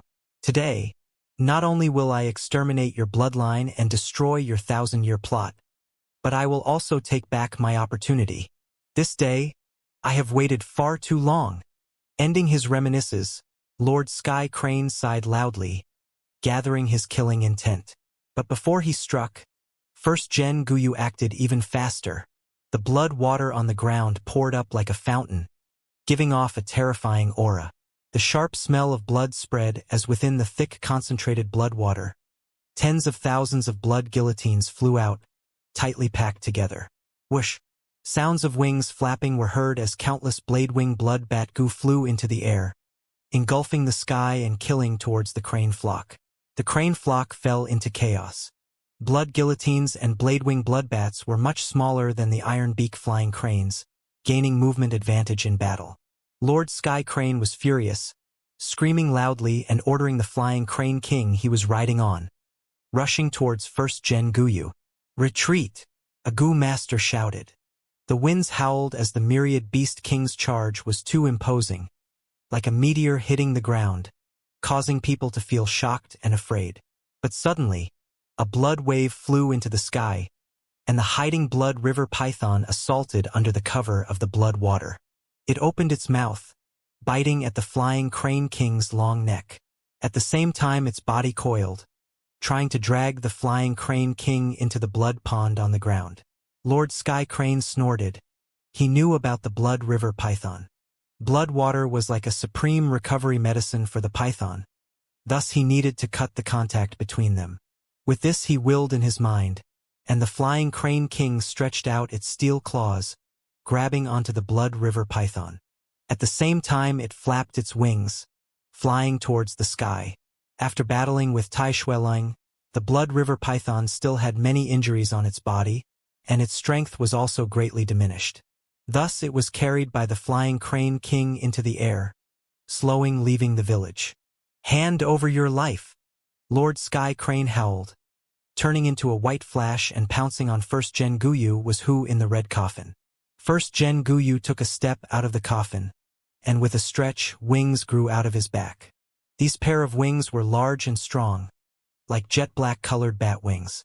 Zombie Gu are a classic series of Gu worms, widely spread in the world.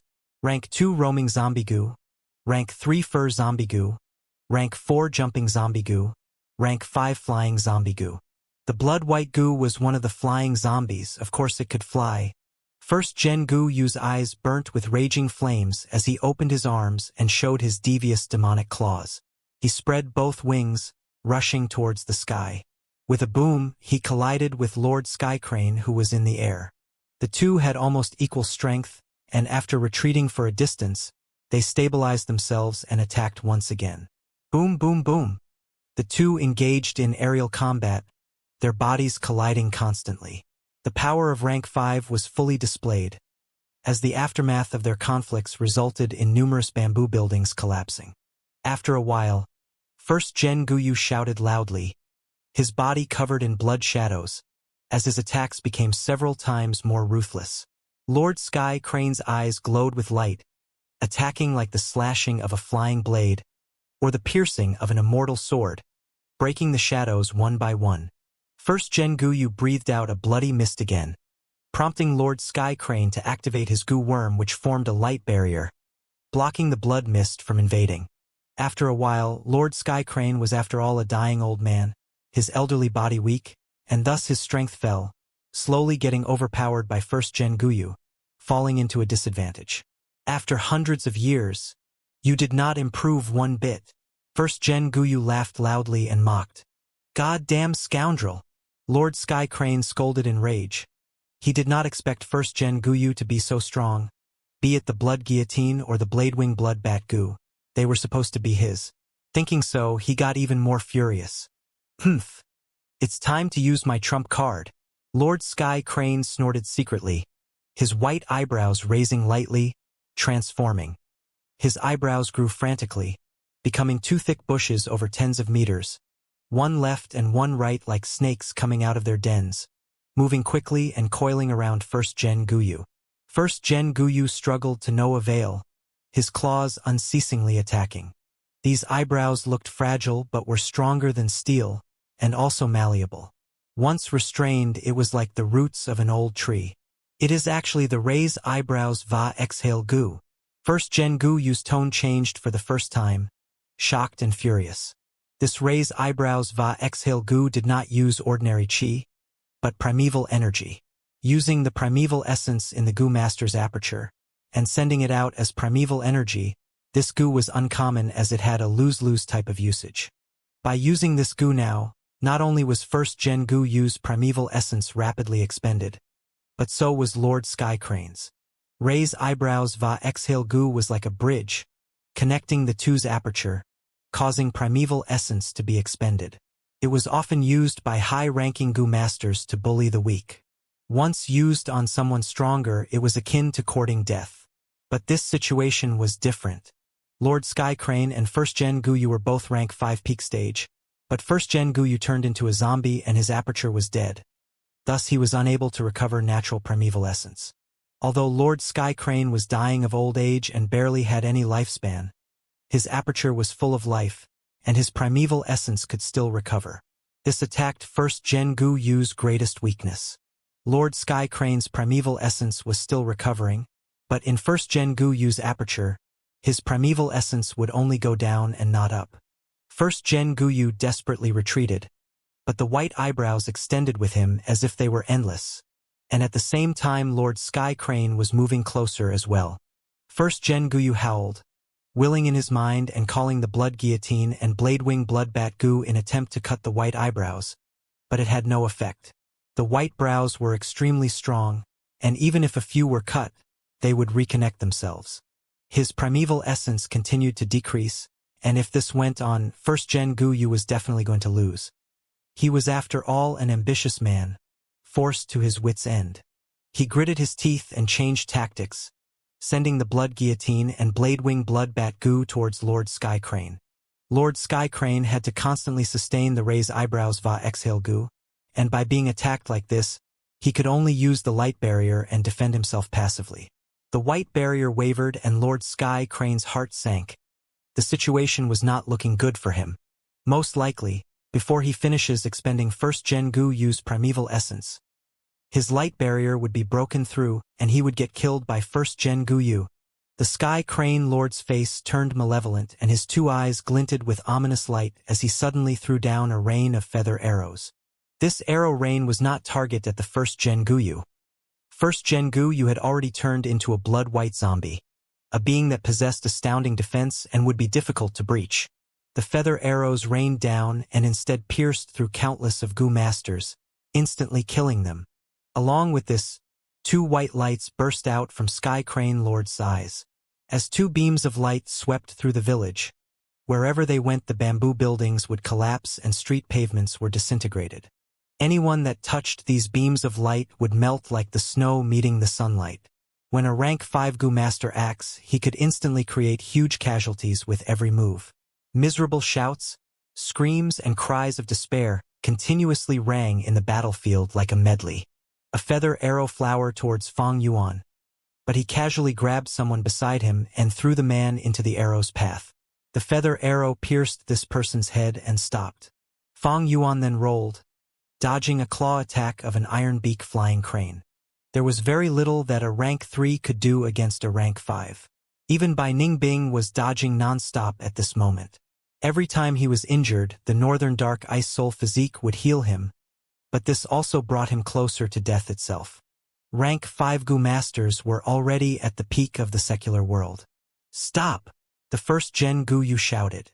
As he watched the Gu masters before him getting slaughtered, his heart felt like it was bleeding. He had a great conspiracy for establishing the village and spreading his bloodline. It was not simply just to hide his identity. The clan members were the fruits of centuries of planning. But now, as they were slaughtered by the Sky Crane Lord, it was akin to using up the first-gen Guyu's centuries' worth of heart blood. Being left with no choice, first-gen Guyu could only 5-up on Sky Crane Lord. He ordered the Blade Wing Bloodbat Gu and Blood Guillotine to fly towards the village, defending it against the Sky Crane Lord's attacks. The Sky Crane Lord laughed loudly. The Blood Sea inheritance was focused on attack and not defense. By doing this, the first-gen Guyu was giving up on his own advantage and using his weak point to battle. The Sky Crane Lord understood the first-gen Guyu very well and knew his scheme. Thus, he intentionally let these Guyu clan members go first, and then attacked them at this moment. Sure enough, he was able to escape from the perilous situation he was under while the first-gen Fuyu was troubled by trying to take care of the entire situation. Not good. As the situation continued to be in a deadlock, the first-gen Guyu suddenly shouted. Shadows of iron chains had suddenly appeared around his entire body.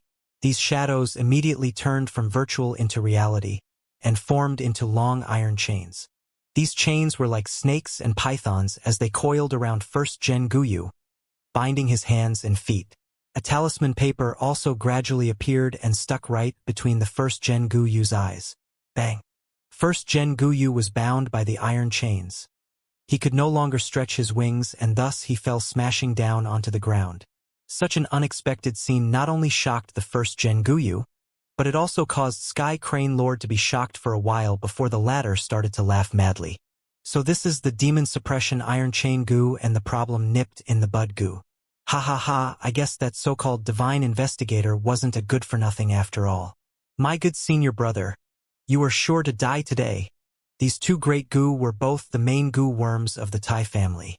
The Demon Suppression Iron Chain Gu could restrict a Gu master's movement ability and thus let others trample upon them. The problem nipped in the bud Gu was able to extract Gu worms from inside the Gu master and seal them away. Countless numbers of demonic path Gu masters had been captured by Tai Shuelung through these two Gu, and now he had used it on the first-gen Guyu. When did this happen? The first-gen Guyu was startled and also furious. He though back to the final scene when he had struck Tai Shueling dead.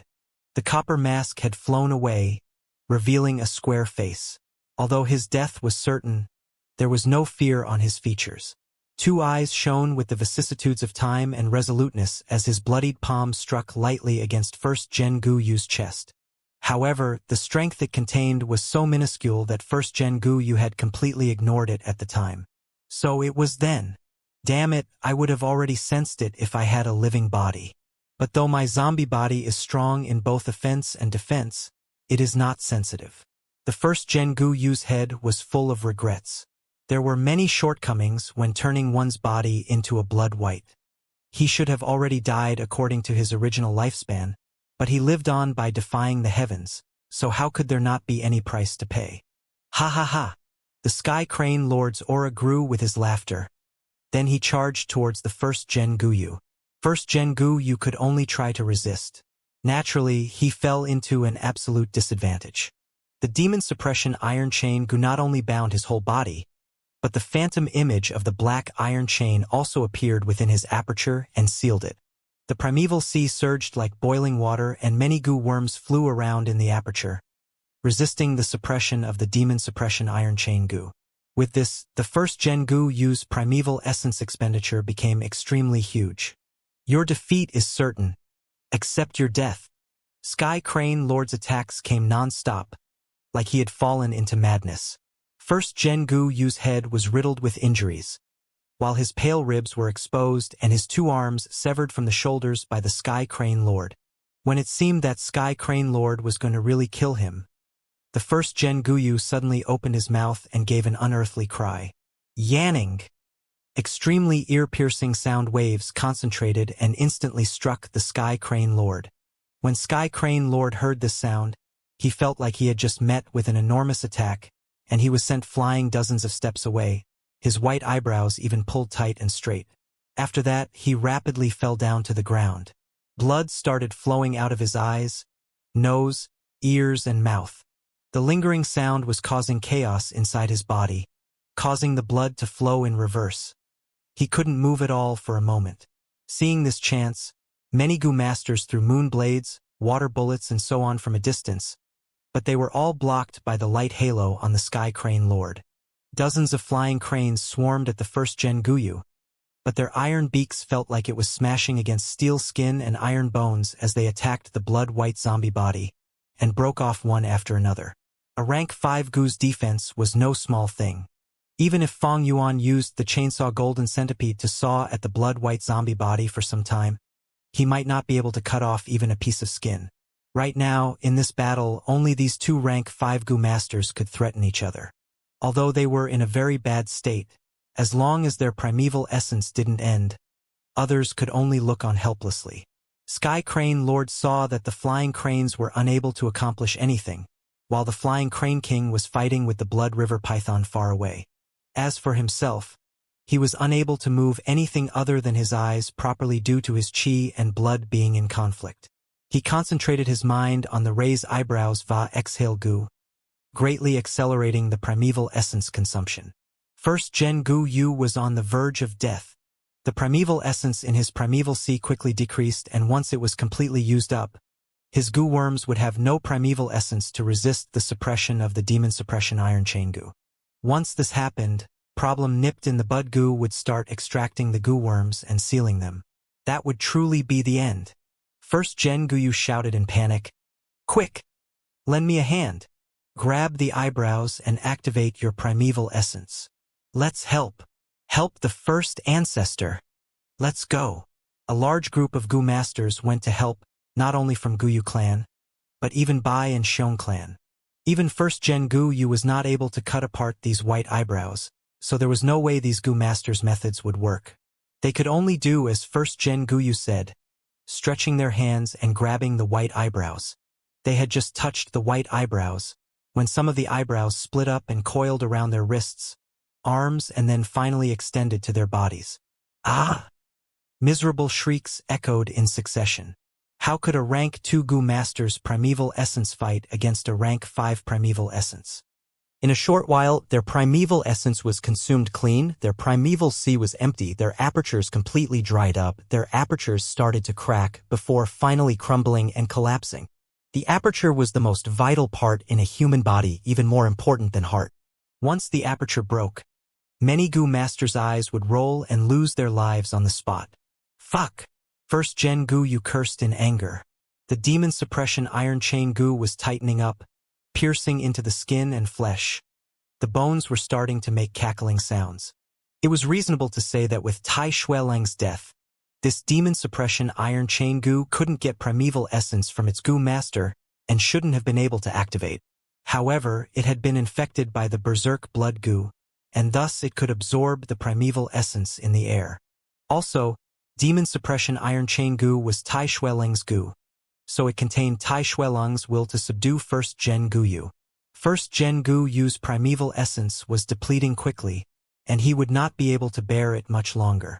Many goo masters that were rushing to provide assistance saw this and couldn't help but slow down. What are you afraid of? If the first ancestor loses, we will also die. Are you hoping that you will be spared?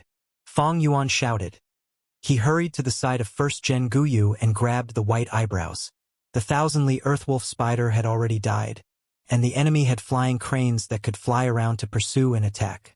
There was no hope for him if he tried to escape alone.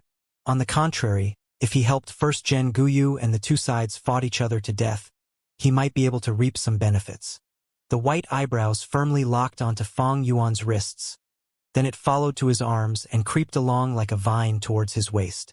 The snow-silver primeval essence in his aperture was being quickly consumed, but Fong Yuan clenched his teeth and persevered. His actions served as an example. Other Gu masters were spurred and rushed forth in succession. Let's do this together. We might have a chance at life. That's right. There is strength in numbers. Sai, what else can we do?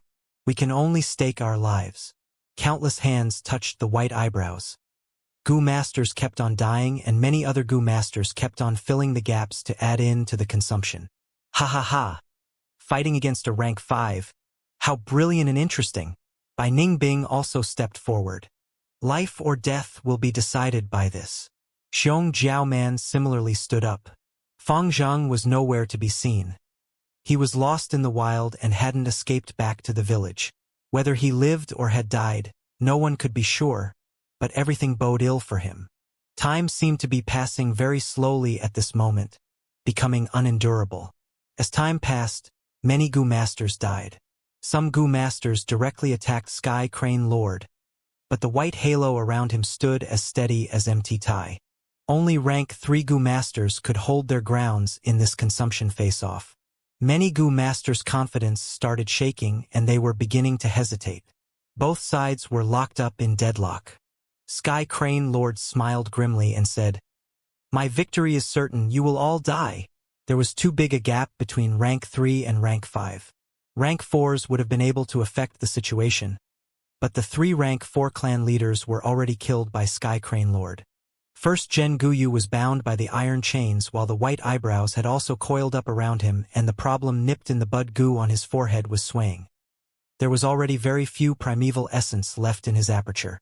Suddenly the problem nipped in the bud goo let out a faint yellow light and slowly extracted a ball of yellow light from first Gen Guyu's aperture. This yellow light was bigger than a fist but smaller than a basin.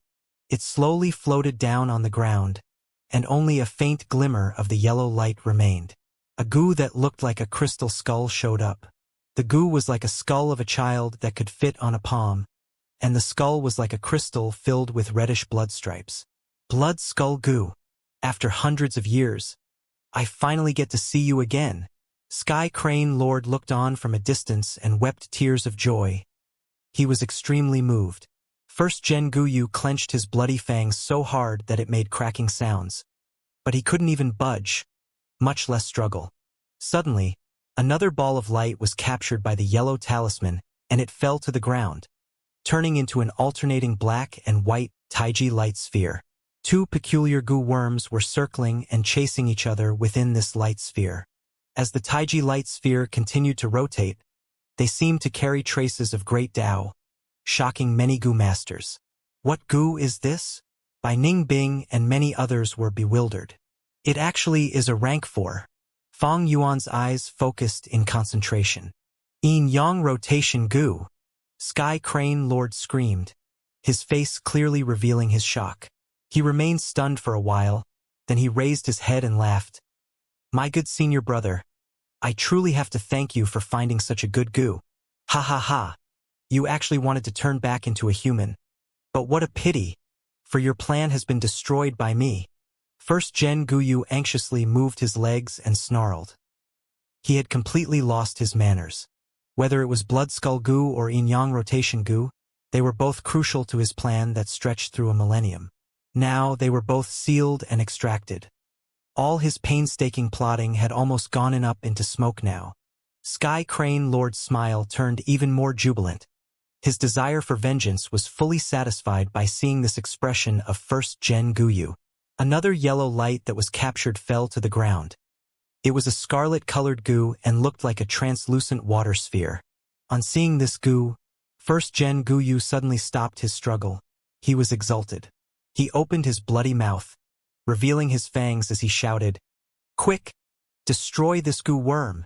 Several goo masters immediately moved forward upon hearing this and used their attacks. This goo had been sealed by problem nipped in the bud goo, stopping the first-gen Guyu from activating it with his thoughts. There was a layer of yellow light on the surface carrying an imprint. It could only be unsealed by Tai Shuelung or by using some special goo worms. However, this goo was an expendable goo and was special as it needed to be destroyed to be activated. Several goo masters made their moves. The yellow light imprint was only a sealing goo worm and didn't have any defensive powers. After several attacks, the yellow light imprint collapsed, destroying the sealed goo worm along with it. Buzz!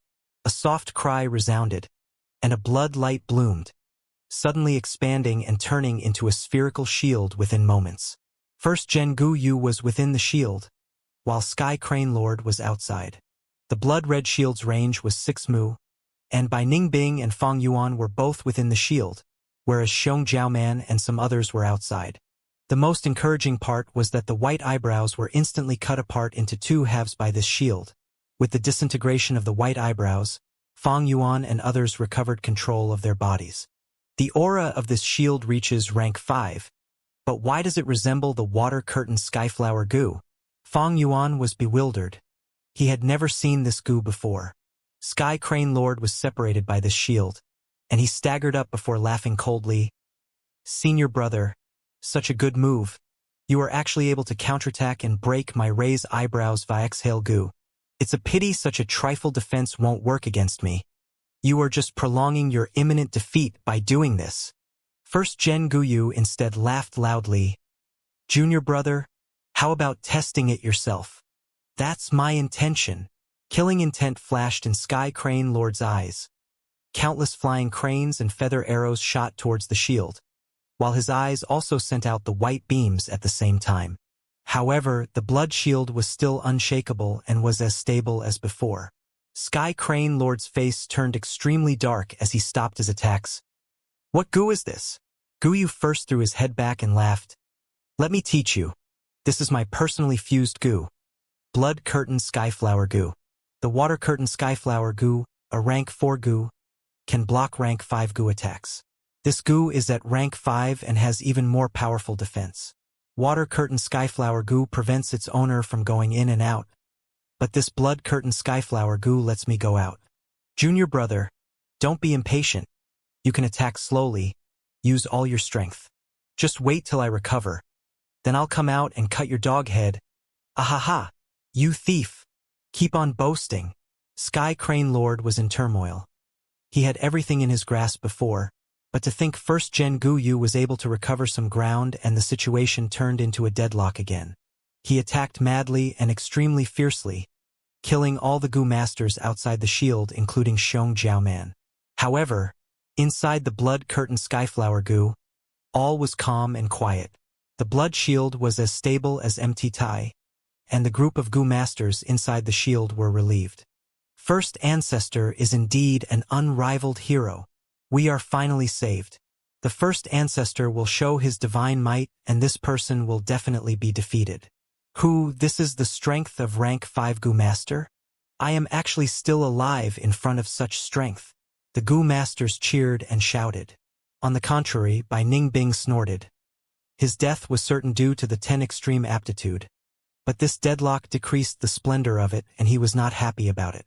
Sky Crane Lord kept on attacking for a long while with no results. At one moment, he suddenly stopped as if he had woken up. First-gen Guyu's words were meant to incite him into attacking the Blood Curtain Skyflower Goo and wasting his primeval essence. If he wasn't wrong, this Blood Curtain Skyflower Goo had the same effect as Water Curtain Skyflower Goo. Its fusion price was extremely high and belonged to one-time use expendable category, but it had a high defense, albeit with a set duration. It would automatically dissipate after a certain amount of time. At this thought, Sky Crane Lord sat cross-legged, then took out 2 primeval stones and pinched them, starting to recover his primeval essence.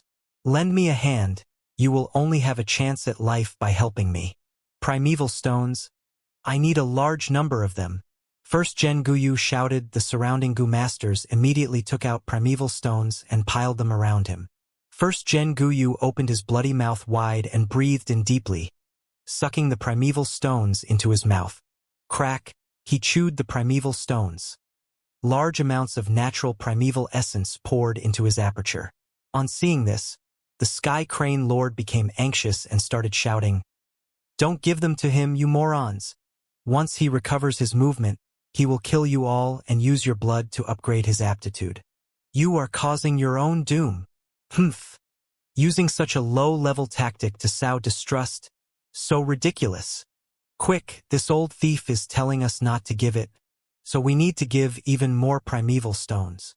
Everything depends on Lord Ancestor. Gu Masters provided the primeval stones generously, and soon, great quantities of primeval stones entered First Gen Gu Yu's mouth. Fang Yuan and Bai Ningbing watched indifferently from the side. A normal body wouldn't be able to endure such a large amount of primeval essence pouring into them, but First Gen Gu Yu's blood-white zombie body was powerful and strong. The primeval essence in his primeval sea began to rise rapidly. The demon suppression Iron Chain Gu was becoming weaker, and after quite a while, it turned into a pool of blood. It had thoroughly died out.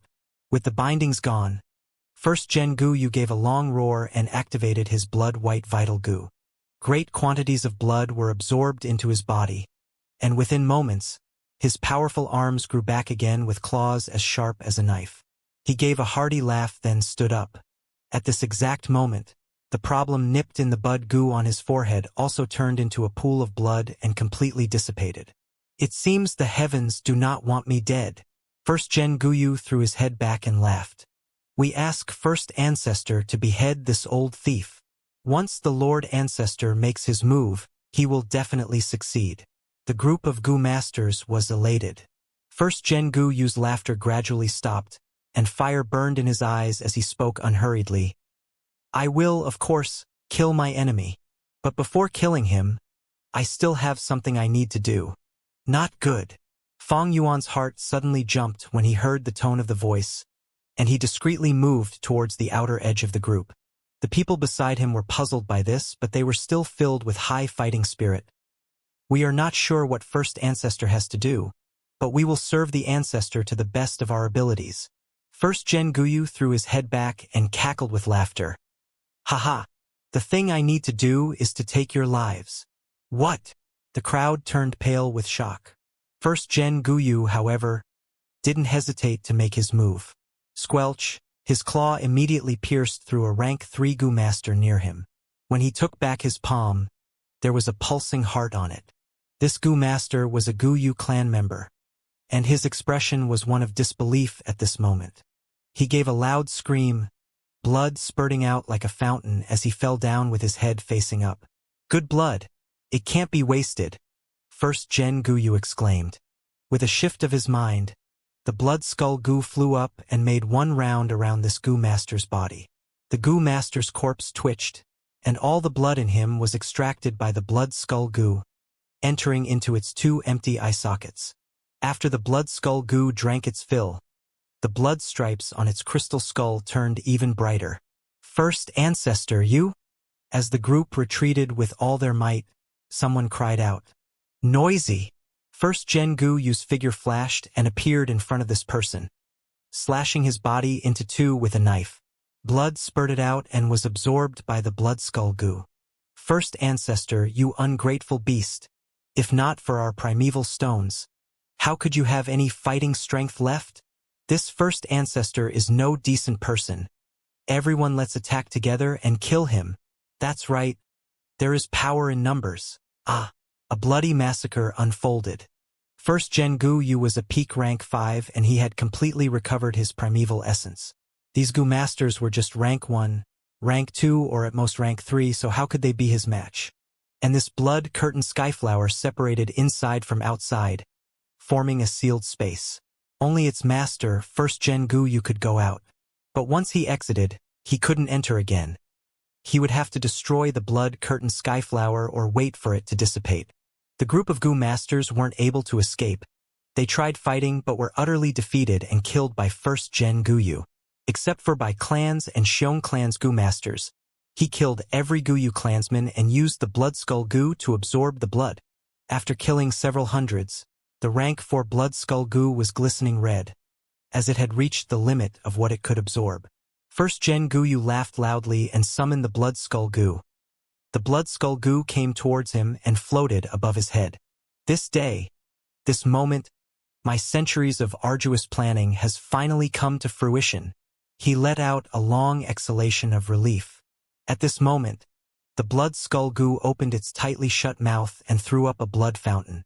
The blood fountain didn't have the fishy odor of blood, but instead let out a sweet, relaxing fragrance.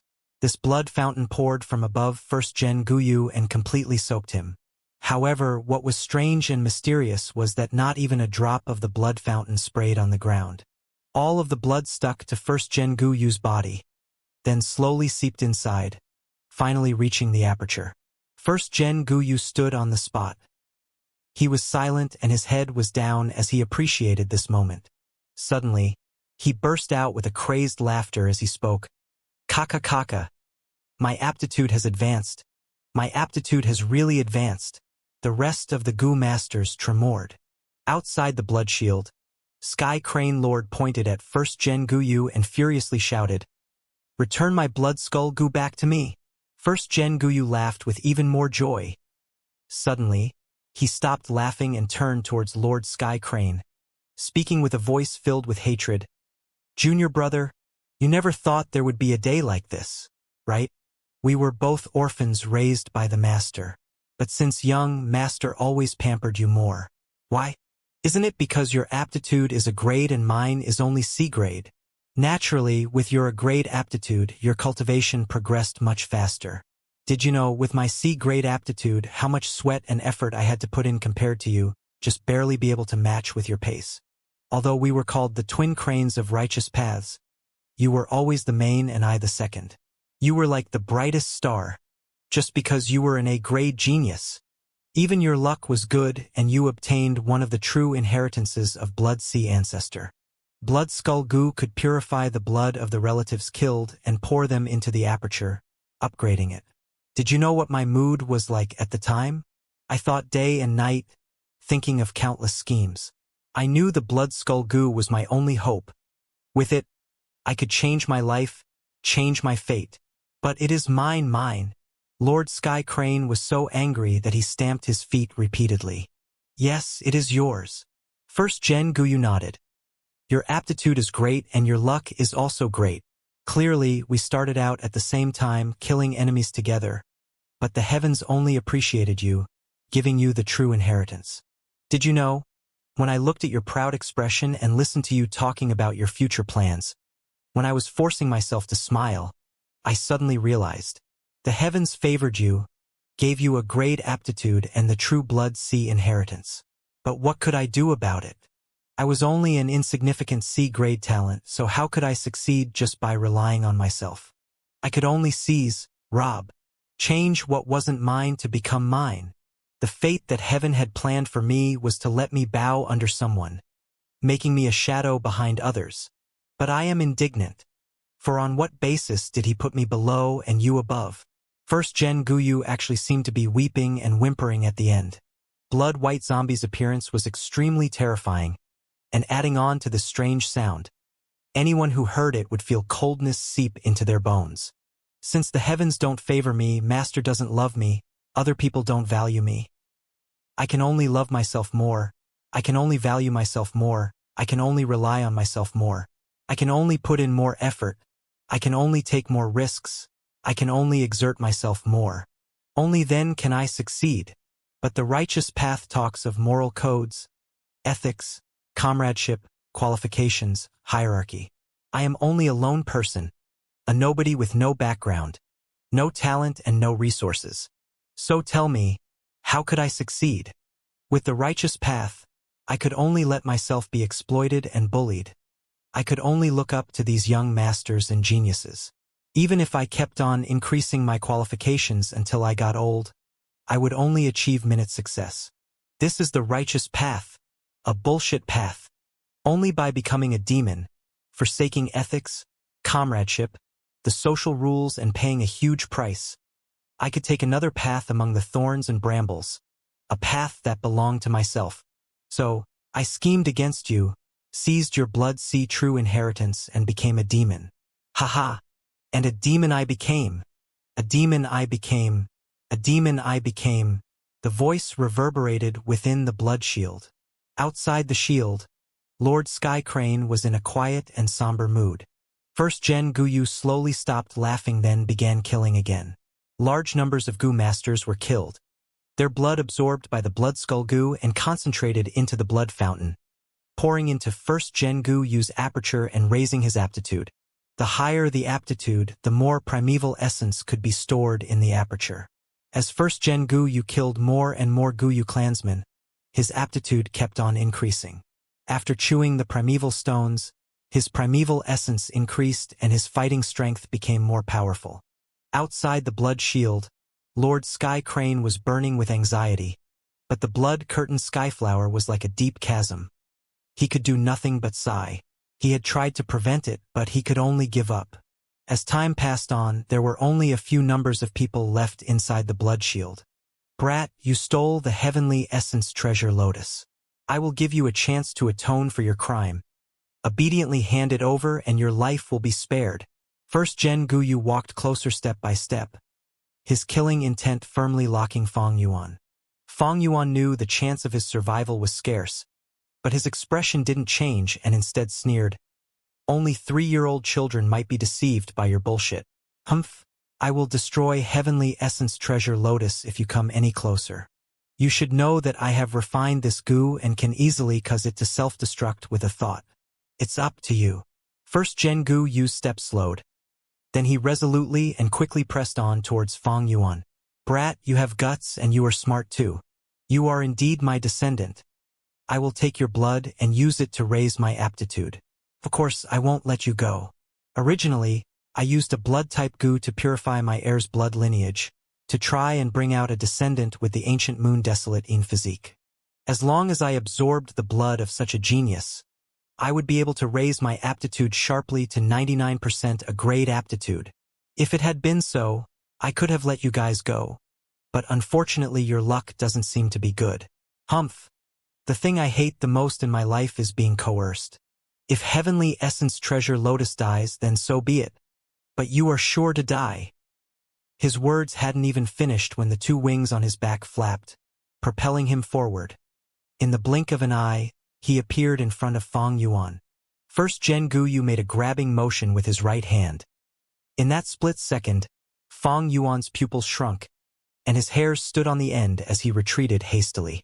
However, how could it be easy to dodge a rank 5 expert?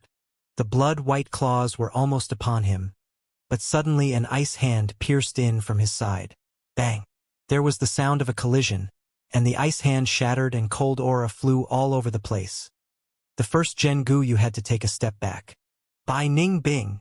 Fong Yuan was shocked when he turned around to look at the person who had helped him. Bai Ning Bing took back his broken arm, and cold air blew out from the wound and instantly condensed into a new ice hand just like before. It was just that there was no flesh in the hand. He was already reaching the lifespan limits of his 10 extreme aptitude. To think that I can have such a splendid death. It's a pity I won't be able to see the conclusion to this battle. Bai Ningbing heaved a deep sigh, then suddenly smiled and looked at Fong Yuan with his deep blue pupils. Fong Yuan, you and I are the same kind of people. My death is certain, but it would be a real pity if you were to die too. So I will protect you, but I have a condition. Bai Ningbing may only be a rank 3 Gu master, but as his death closed upon him, his fighting strength continued to grow steeply like a water fountain. The final hope to win against First Gen Gu Yu was him. What condition? Fong Yuan's gaze flashed. Bai Ningbing stretched out his two arms like he was embracing the world. Clothed in a white gown, matching with his snowy white hair and sharp eyebrows, he said, "Live on for me and witness the myriad wonders of this world." In that moment, Fang Yuan was emotionally moved. This man. Fang Yuan looked at Bai Ningbing and he felt like he was looking at his younger self in his previous life. Bai Ningbing's words might sound like nonsense, but they were genuine. Maybe ordinary people would never believe it, but Fang Yuan understood the profound meaning contained within these words. Bai Ningbing was a top genius, his talent in defiance of the heavens but his lifespan superficially short. He had already found his path and found his faith. He wasn't afraid of death, but he was reluctant to leave this world. He had regrets, but under this situation where he had no other alternatives, he could only entrust them to Fang Yuan. "Oh, it actually is Northern Dark Ice Soul Physique. TSK. Such a pity that you are not a descendant of my lineage, otherwise they wouldn't have needed to die." First Gen Guyu smiled malevolently. "But you want to block me by relying on this Northern Dark Ice Soul Physique? So naive." His figure disappeared and appeared right in front of Bai Ningbing. Boom! There was a noise of explosion, and the two had traded off a blow. First Gen Guyu was forced back 2 steps, whereas Bai Ningbing's whole skull and most of his body was blown away. But in the next instant, crackle, crack, cold air permeated the area. Ice and frost condensed together to again grow out the body and the skull. Bai Ningbing was resurrected. What? First Gen Guyu got the shock of his life. 10 extreme aptitudes were rarely seen, and this was the first time he was facing one. 2 people traded off blows again. In the end, Bai Ningbing's cultivation level was weak and was firmly pressed in a disadvantageous position, so the situation looked very bad. However, no matter how First Gen Guyu killed him, he didn't die. At this moment, Bai Ningbing's Northern Dark Ice Soul body was close to an undying body. No matter how severe the wounds, they would be frozen back to the original state in a matter of seconds. Guyu Bo was becoming more furious and also fearful, and he crazily increased his offensive attacks. Bai Ningbing gradually lost all color of life, turning into a moving iceman. Even his white hair had turned into thin icicles. The time had finally arrived. Death was descending at this moment. Infinite brilliance in the mortal realm. To the ends of the world, the skies and seas stretch beyond. As the winds blow my ashes back to the earth, it is incomparable to the shining moon in the reflection of the water.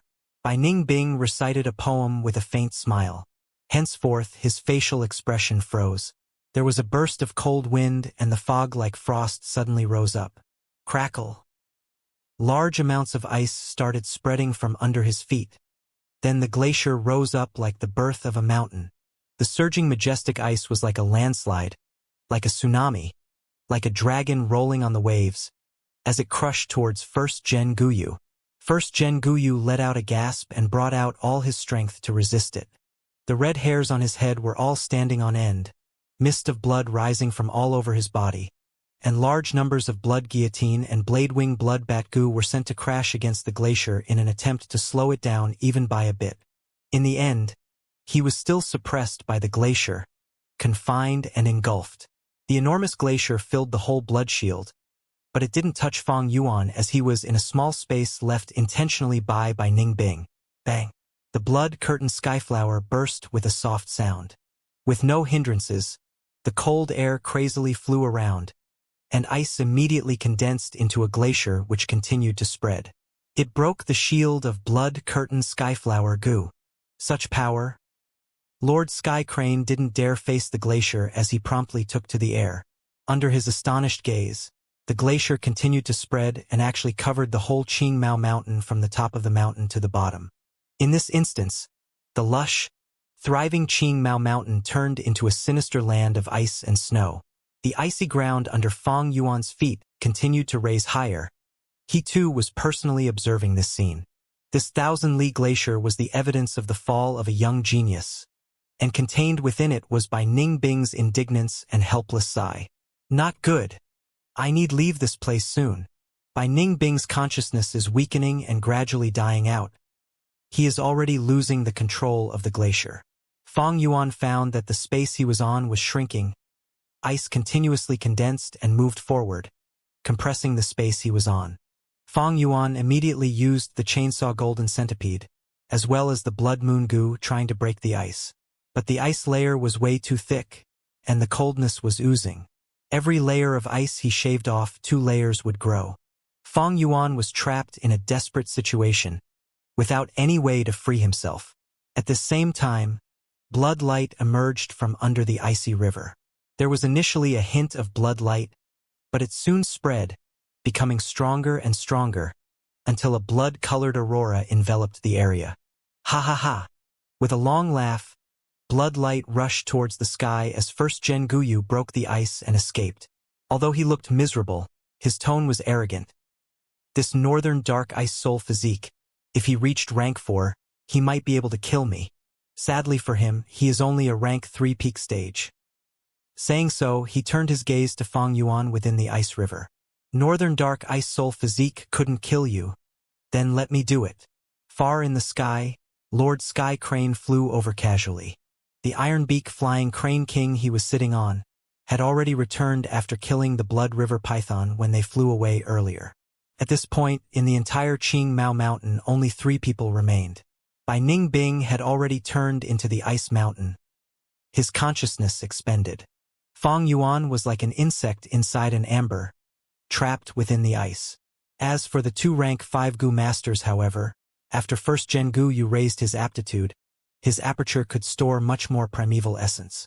Lord Sky Crane had already recovered most of his strength after resting. The two's gaze were focused on Fang Yuan. First Gen Guyu wanted to kill Fang Yuan to take his blood. Lord Sky Crane wanted to stop first Gen Guyu, and he would naturally not restrict himself by protecting Fang Yuan. Thus he could only strike first and kill Fang Yuan. With their natures, they would not tolerate a bystander. After all, what if both of them got injured, and a third person profited from it? Fang Yuan sighed. Seeing their gazes, he knew he was finished. He had lost the Thunderwings Gu and Thousandly Earthwolf Spider. Even if he had them, he could not escape from 2 rank 5 Gu masters. He only had rank 3 peak stage cultivation, incomparable with rank 5. In this situation he was like fish meat easily cut by knives. And these were 2 extremely sharp knives. He could not beat them in combat, and couldn't escape from them either, but Fang Yuan had a final move. That is, Spring-Autumn Cicada. Fang Yuan's mind went into his aperture. The light walls in his aperture had turned into a rough stone aperture. His snow-silver primeval essence was about half left. The stone aperture no longer had recovery abilities, but Fang Yuan's heavenly essence treasure lotus maintained such a scene in his aperture. These were not important. He placed all his concentration on the Gu in the middle. His vital Gu, the rank 6 Spring-Autumn Cicada. Only by using this Gu could he travel against the flow of time, creating a new miracle, using an impossible method to change fate itself. Even then, such a method was extremely risky. The River of Time is a forbidden area in the Great Tao. Mortals are not allowed to traverse in it. Once they enter, it is breaking the rules of heaven and earth, and they would face divine retribution. Secondly, Spring-Autumn Cicada had not fully recovered, so it was like a broken boat forcefully traveling in the River of Time. He might capsize midway and sink. Lastly, Fang Yuan was only at rank 3 peak stage. Activating the Spring-Autumn Cicada now was like a baby using a sword, and he might easily get hurt by the sword. Once I use the Spring-Autumn Cicada, I will have to self-detonate.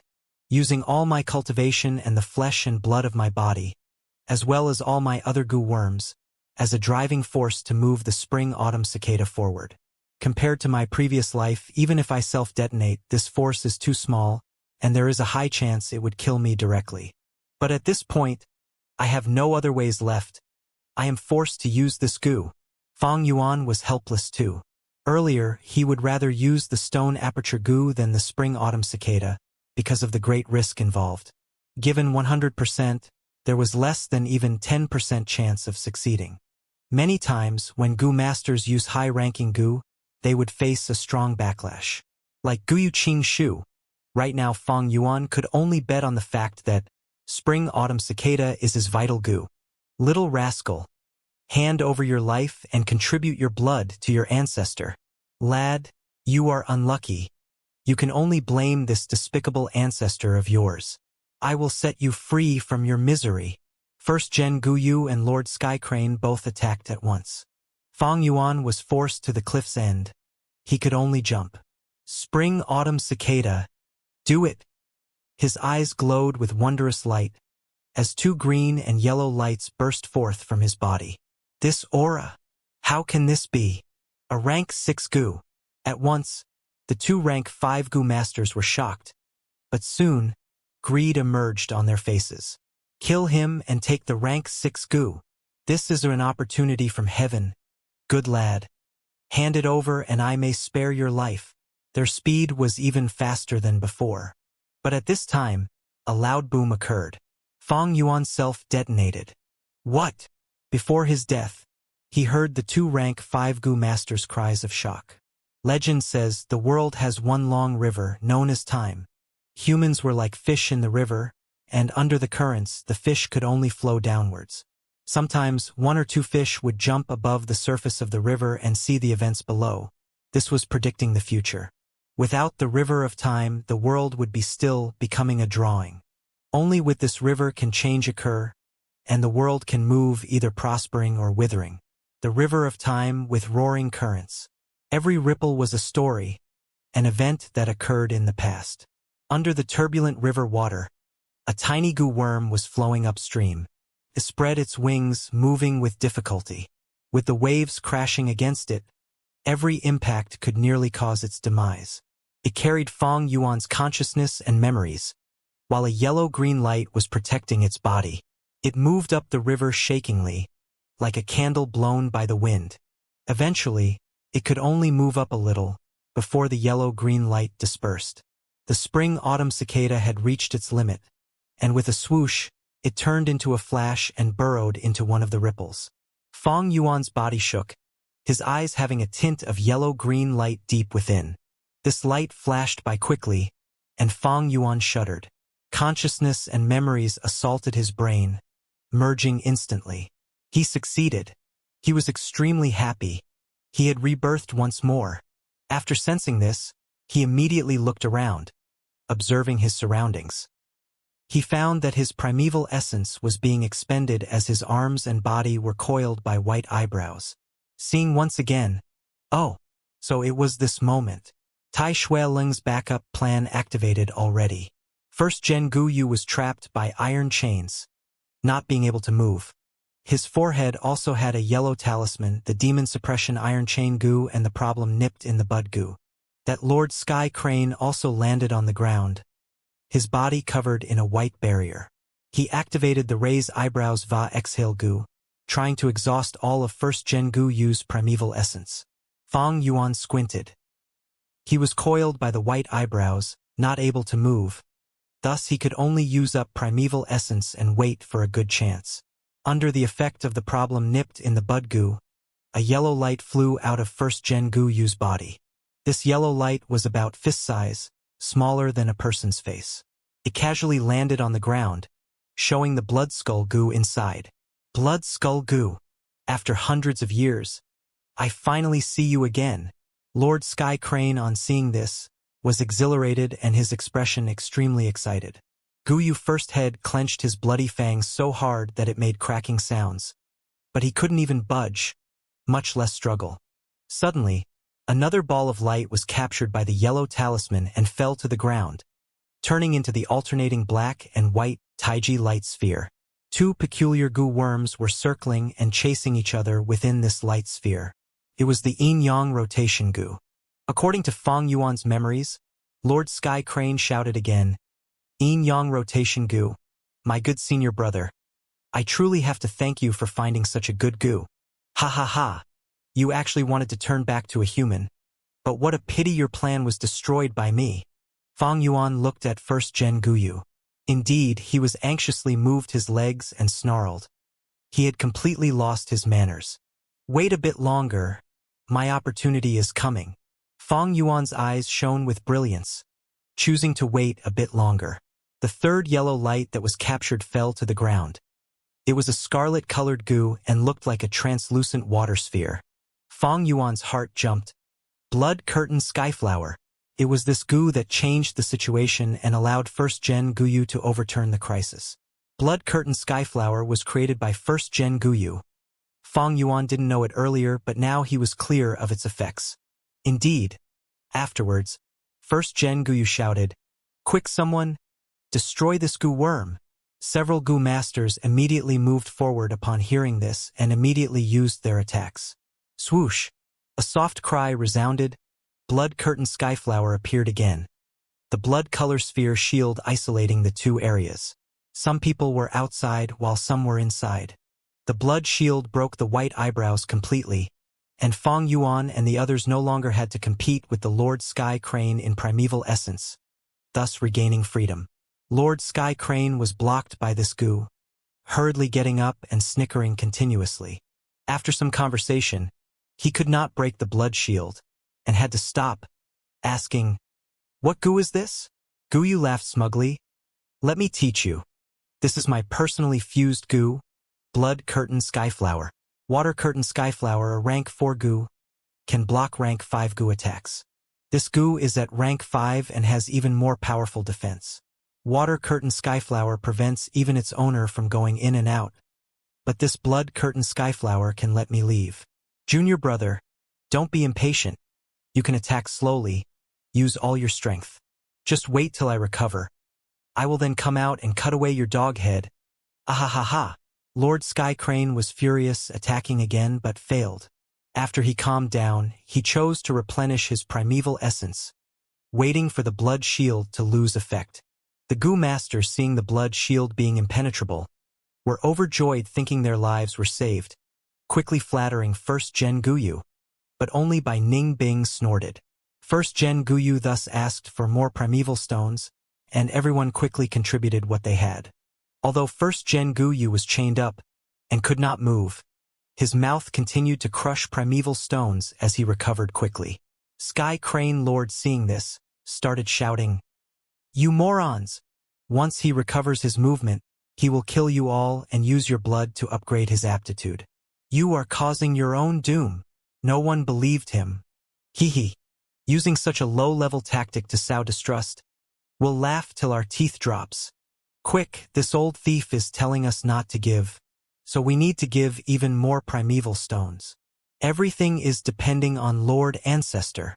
Large numbers of primeval stones continued to be absorbed by first-gen Guyu, as he chewed and crushed them.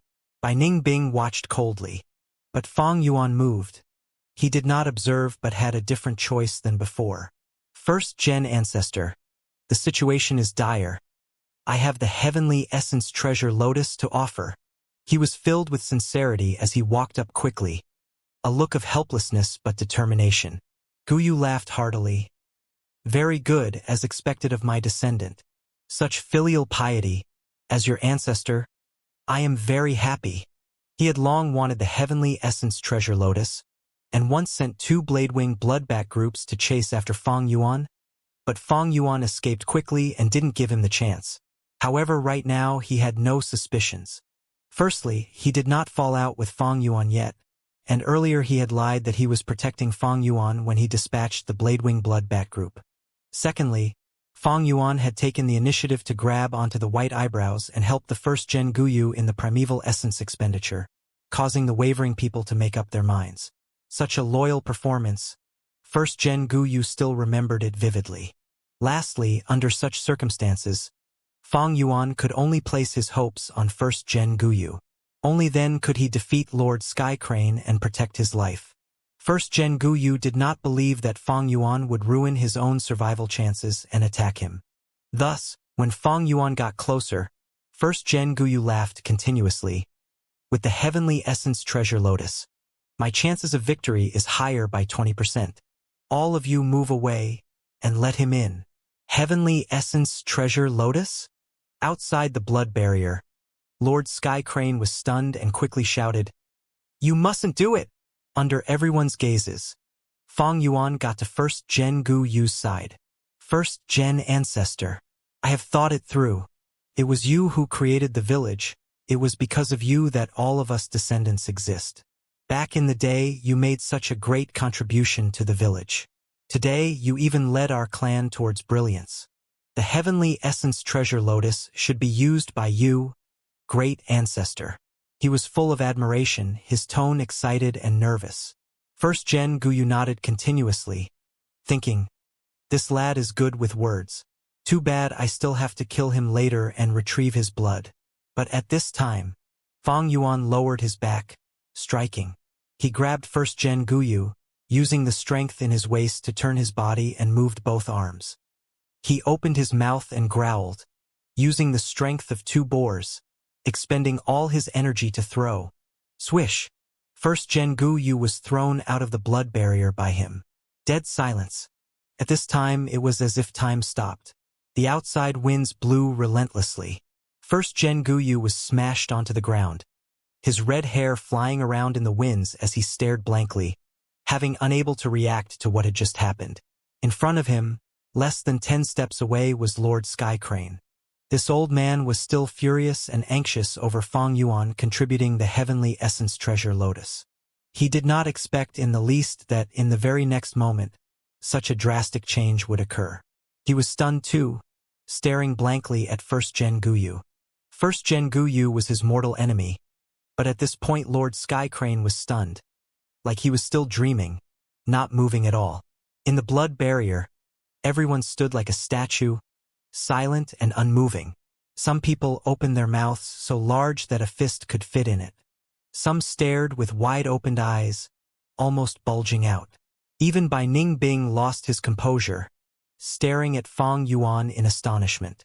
Only when half a bamboo building collapsed within the blood barrier did everyone jolt awake all of a sudden. Wah! What the fuck? Someone swore. Fang Yuan. What dumb shit did you do? Someone pointed at Fang Yuan, his entire body shivering. First Gen ancestor. Someone attempted to pull First Gen Guyu back, but was blocked by the blood curtain Skyflower. Despicable thief. Lying to your ancestor. I will tear you to shreds. First Gen Guyu finally reacted, lying on the ground screaming. Ha ha ha! Amidst the frightened individuals, someone laughed. It was none other than Bai Ningbing. He laughed till his tears came out, giving a thumbs up to Fang Yuan. Interesting, truly spectacular. Fang Yuan, are you crazy? Fang Yuan, you harmed the First Gen ancestor. You plot even against the ancestor. Are you still human? Wah! Fang Yuan must have been bought over by that white-hair old man. You spy, you traitor! The surrounding people pointed at him in rage, but Fang Yuan lightly laughed. I am a rank 3 peak stage? Who dares to kill me? Who can kill me? At this point, within the blood barrier, there were few rank 3 Gu masters. They had little primeval essence left due to the fight earlier, and they even gave up their primeval stones and could not get replenishments. As for the others, they were mortals or rank 1 or 2 Gu masters. Without the First Gen Guyu within this blood barrier, Fang Yuan really was unstoppable. He. Fang Yuan laughed, bending down and picking up the 2 Gu worms. His left hand carried the Blood Skull Gu, and his right hand carried the Yin-Yang Rotation Gu. These 2 were owned by First Gen Guyu, but right now they had a thin layer of yellow light, sealed by the problem nipped in the Bud Gu. Unable to sense First Gen Gu used desperate calls. But this seal was an obstacle to Fang Yuan as well. He wanted to break the seal and refine the 2 Gu worms. Forcefully breaking the seal, however, will only cause these 2 Gu to be destroyed. This was different from the Blood Curtain Skyflower Gu, as the Blood Curtain Skyflower Gu had to be destroyed to be used. By breaking the seal, it was the same as using it. But Fang Yuan was not anxious. He knew what would happen next. Both the Demon Suppression Iron Chain Gu and problem nipped in the Bud Gu would be corrupted by the Blood Frenzy Gu, turn into blood water and die. Ha ha ha, my good senior brother. To think you have this day. Hand over your life. Lord Sky Crane howled, rushing into the sky and attacking towards First Gen Guyu. First Gen Guyu was suppressed by the demon suppressing chains and could not move, thus he was a target board and could only take the hits. He scolded furiously, howling and struggling. Suddenly the iron chains turned into a puddle of blood water, allowing him to regain his freedom, and he hurriedly flew into the air, crashing against the blood barrier. With a loud bang, unquestionably, he was blocked by the blood barrier. This blood curtain skyflower was refined by him, and it was his greatest invention. It had superb defense, but once used it cannot be moved nor turned off. For him, he could only exit and not enter. Little rascal, you will die a painful death. First Gen Gu Yu's grievance and rage towards Fang Yuan was greater than anything, rising like a tsunami. Lord Sky Crane naturally chased him, laughing non-stop. First Gen Gu Yu could only give up on the blood barrier and resist the Lord Sky Crane. He had eaten large amounts of primeval essence earlier, thus he had ample primeval essence. Even though he had the lower hand, he could stabilize his situation. First Gen Ancestor, good luck! Lord First Gen, we are cheering for you. Ancestor, you are our only hope. The battle between two rank 5 attracted everyone's attention. Fang Yuan, however, retracted his gaze and looked at by Ning Bing. This situation was like two tigers competing, while Fang Yuan was a rabbit. Both the Lord Sky Crane and First Gen Gu Yu were crafty old foxes. To wait for the two to injure each other and benefit Fang Yuan. Such a chance was slim. No one was stupid, they would not let the battle adrenaline get to their head. Moreover, this blood barrier could only protect them for a while. Once the time is up, everyone inside including him would face the slaughter of Lord Sky Crane and First Gen Gu Yu. He had already rebirthed once. Thus the spring-autumn cicada had fallen into a weak state again, unable to be used. Right now, he could only try to get as strong as possible, exerting the greatest effort to fight for a chance to survive. Fang Yuan already had a plan. But in this plan, there was a person who played a crucial role. That person is by Ning Bing. The Northern Dark Ice Soul Physique's self-detonation would greatly affect the battlefield, especially when the two rank 5s were fighting outside of the barrier. But how was he going to convince Bai Ning Bing? Fang Yuan looked at Bai Ning Bing, and Bai Ning Bing sensed it, turning back to look at Fang Yuan. Among the people, they stared at each other. Fang Yuan in his black robe, with black hair and eyes, revealed a devilish smile as his lips curled. I have a way to resolve the 10 extreme aptitudes, and allow you to return to life, he said. Bai Ning Bing's body shuddered. He obviously wanted to live. What method? However, Fang Yuan's words changed. But this method does not have much chance of success. It is highly probable to fail. Yet this made Bai Ning Bing even more convinced. Next Fang Yuan said his third sentence. But I think even if we fail, it will allow your final moments to be as spectacular as ever. Bai Ning Bing's was moved. Fang Yuan used 3 sentences and targeted his heart's innermost desires, convincing him. He was also smart, and after thinking, he asked directly, "Then what do I need to do?" Fang Yuan's smile disappeared. At the same time, the problem nipped in the bud Gu turned into a puddle of blood water. Blood Skull Gu and Yin Yang Rotation Gu's seal vanished and were about to fly away. But Fang Yuan grabbed onto them. He used the spring-autumn cicada's aura. These 3 Gu were merely rank 4, they were immediately tamed. Fang Yuan injected his primeval essence and refined them, turning them into his. What? Fuck! Outside the blood barrier, First Gen Gu Yu's head hurt as he lost the connection with the Blood Skull Gu and Yin Yang Rotation Gu. He was beyond shocked, losing his bearing and rushing towards the blood barrier. How can this be? How could you refine my 3 Gu worms so quickly? First Gen Gu Yu cried out sadly, attacking the blood barrier like a crazed man. Fang Yuan stole food from a tiger's mouth. By taking the Blood Skull Gu and Yin Yang Rotation Gu, it was a fatal blow to the First Gen. Everyone was shocked, taking a step back.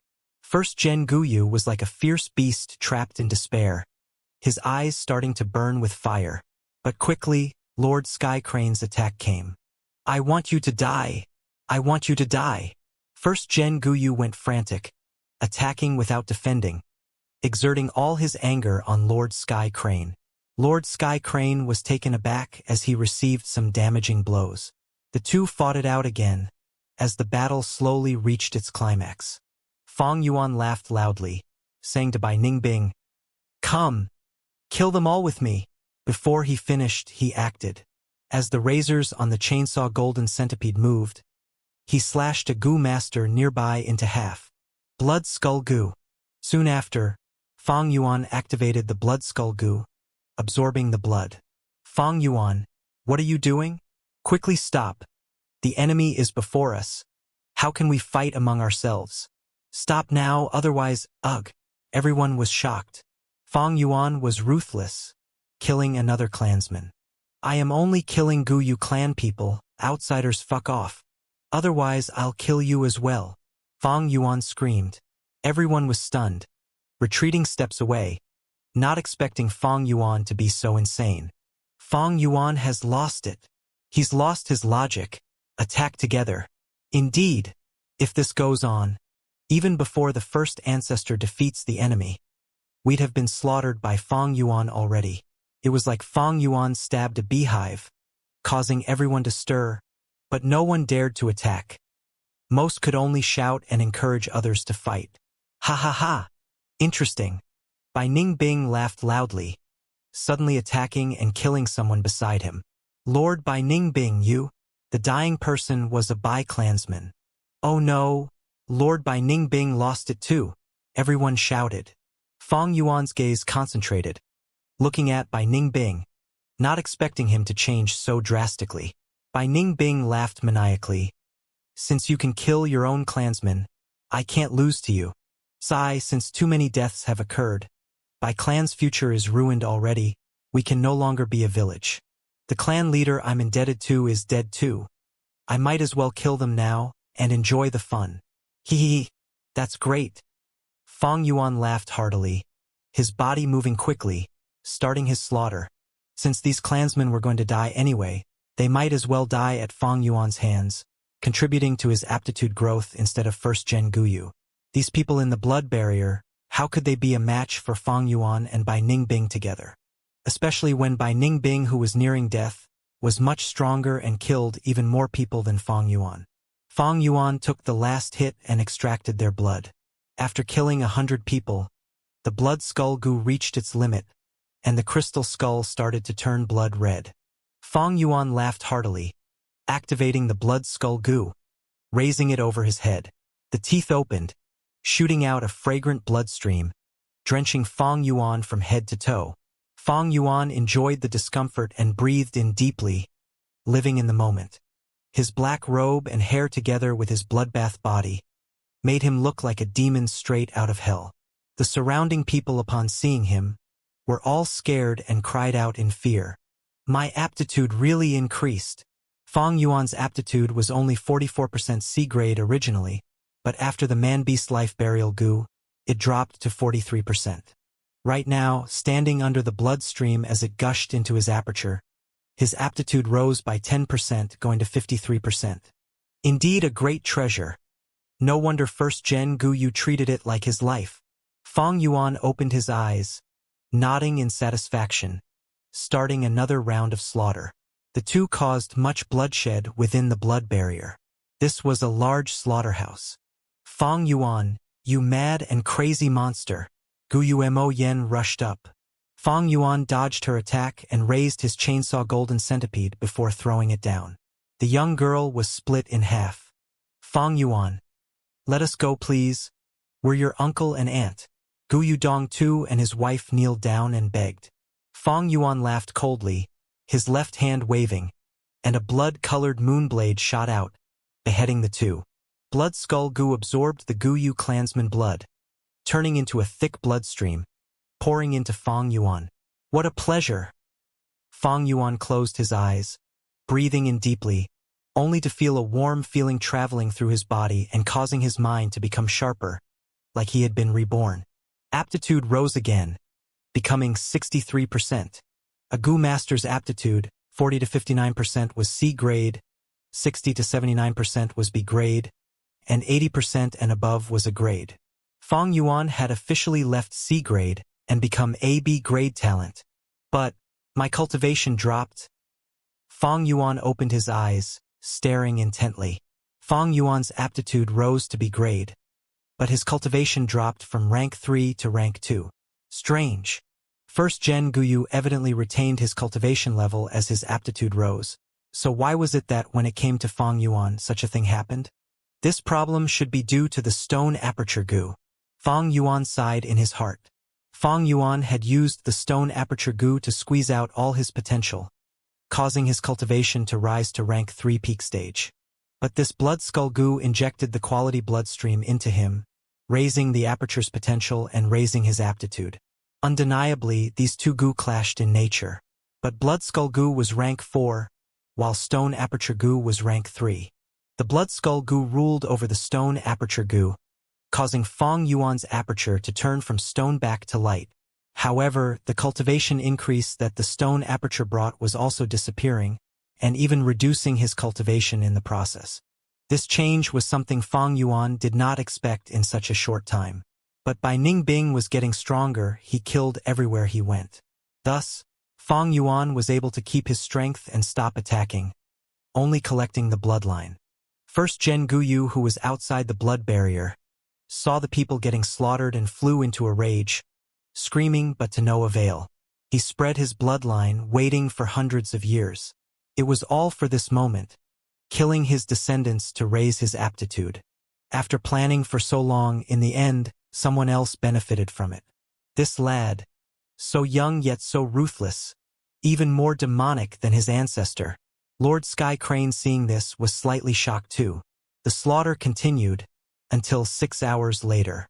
Fang Yuan's cultivation dropped to rank 1 initial stage, but his aperture returned to being a light wall, able to recover primeval essence on his own.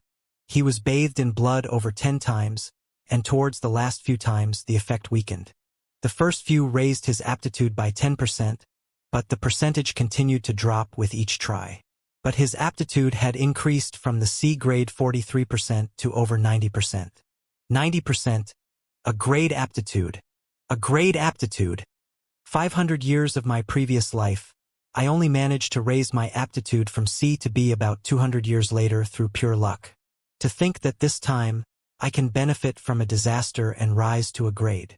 Fang Yuan clenched his fist, secretly excited. Bai Ningbing stopped his killing, walking over. Next, what do we do? In the blood barrier, only the 2 of them were left. The others, whether it was Gu Master or Mortal, were all killed. Outside the blood barrier, no one was spared from the aftermath of the 2 rank 5 experts battle. In the entire area, there was only the 2 inside the barrier and the 2 outside. Fang Yuan looked outside, saying casually, "Next, we wait for First Gen Guyu to run into defeat, and the blood curtain Skyflower to vanish." And then, Bai Ningbing pursued. Then, Fang Yuan turned around and looked at Bai Ningbing. Then he smiled. "Then you can go and die." Bai Ningbing was stunned. "Oh? What do you mean?" Immediately, his eyes squinted into a line as his blue irises had a dangerous killing intent. The Northern Dark Ice Soul Physique's self-detonation is extremely strong. Even though your cultivation is weak, and the chances are not high, it should be able to hurt rank 5 experts. After detonating, are you able to control the direction of the snow and frost? Fang Yuan laughed. How would I know? Bai Ningbing's lips twitched. I've never self-detonated before. I know you can. Fang Yuan laughed heartily, patting his chest. Unknowingly, the image of Bai Ningbing self-detonating previously appeared in his mind. And that line, "Live for me, and witness the brilliance of this world. I will stay by your side. After you detonate, and when the time is ripe, I will save your life and cause you to resurrect." Fang Yuan continued. "What if you can't?" He. Fang Yuan laughed plainly. "Then you need to bet. When you detonate, I will be by your side. If you suspect my sincerity, you can send the ice storm to kill me. You must have noticed already. That's right, my cultivation is already rank 1 initial stage. By then, I will have no way to survive. But if you believe me, then I could be lying too. Eventually I will not resurrect you, because I have no way to do so. Thus, you need to gamble whatever choice you make, not just what you are thinking, but also what you are considering in the moment before you die." Bai Ningbing was solemn. Fang Yuan's words was telling him to gamble away.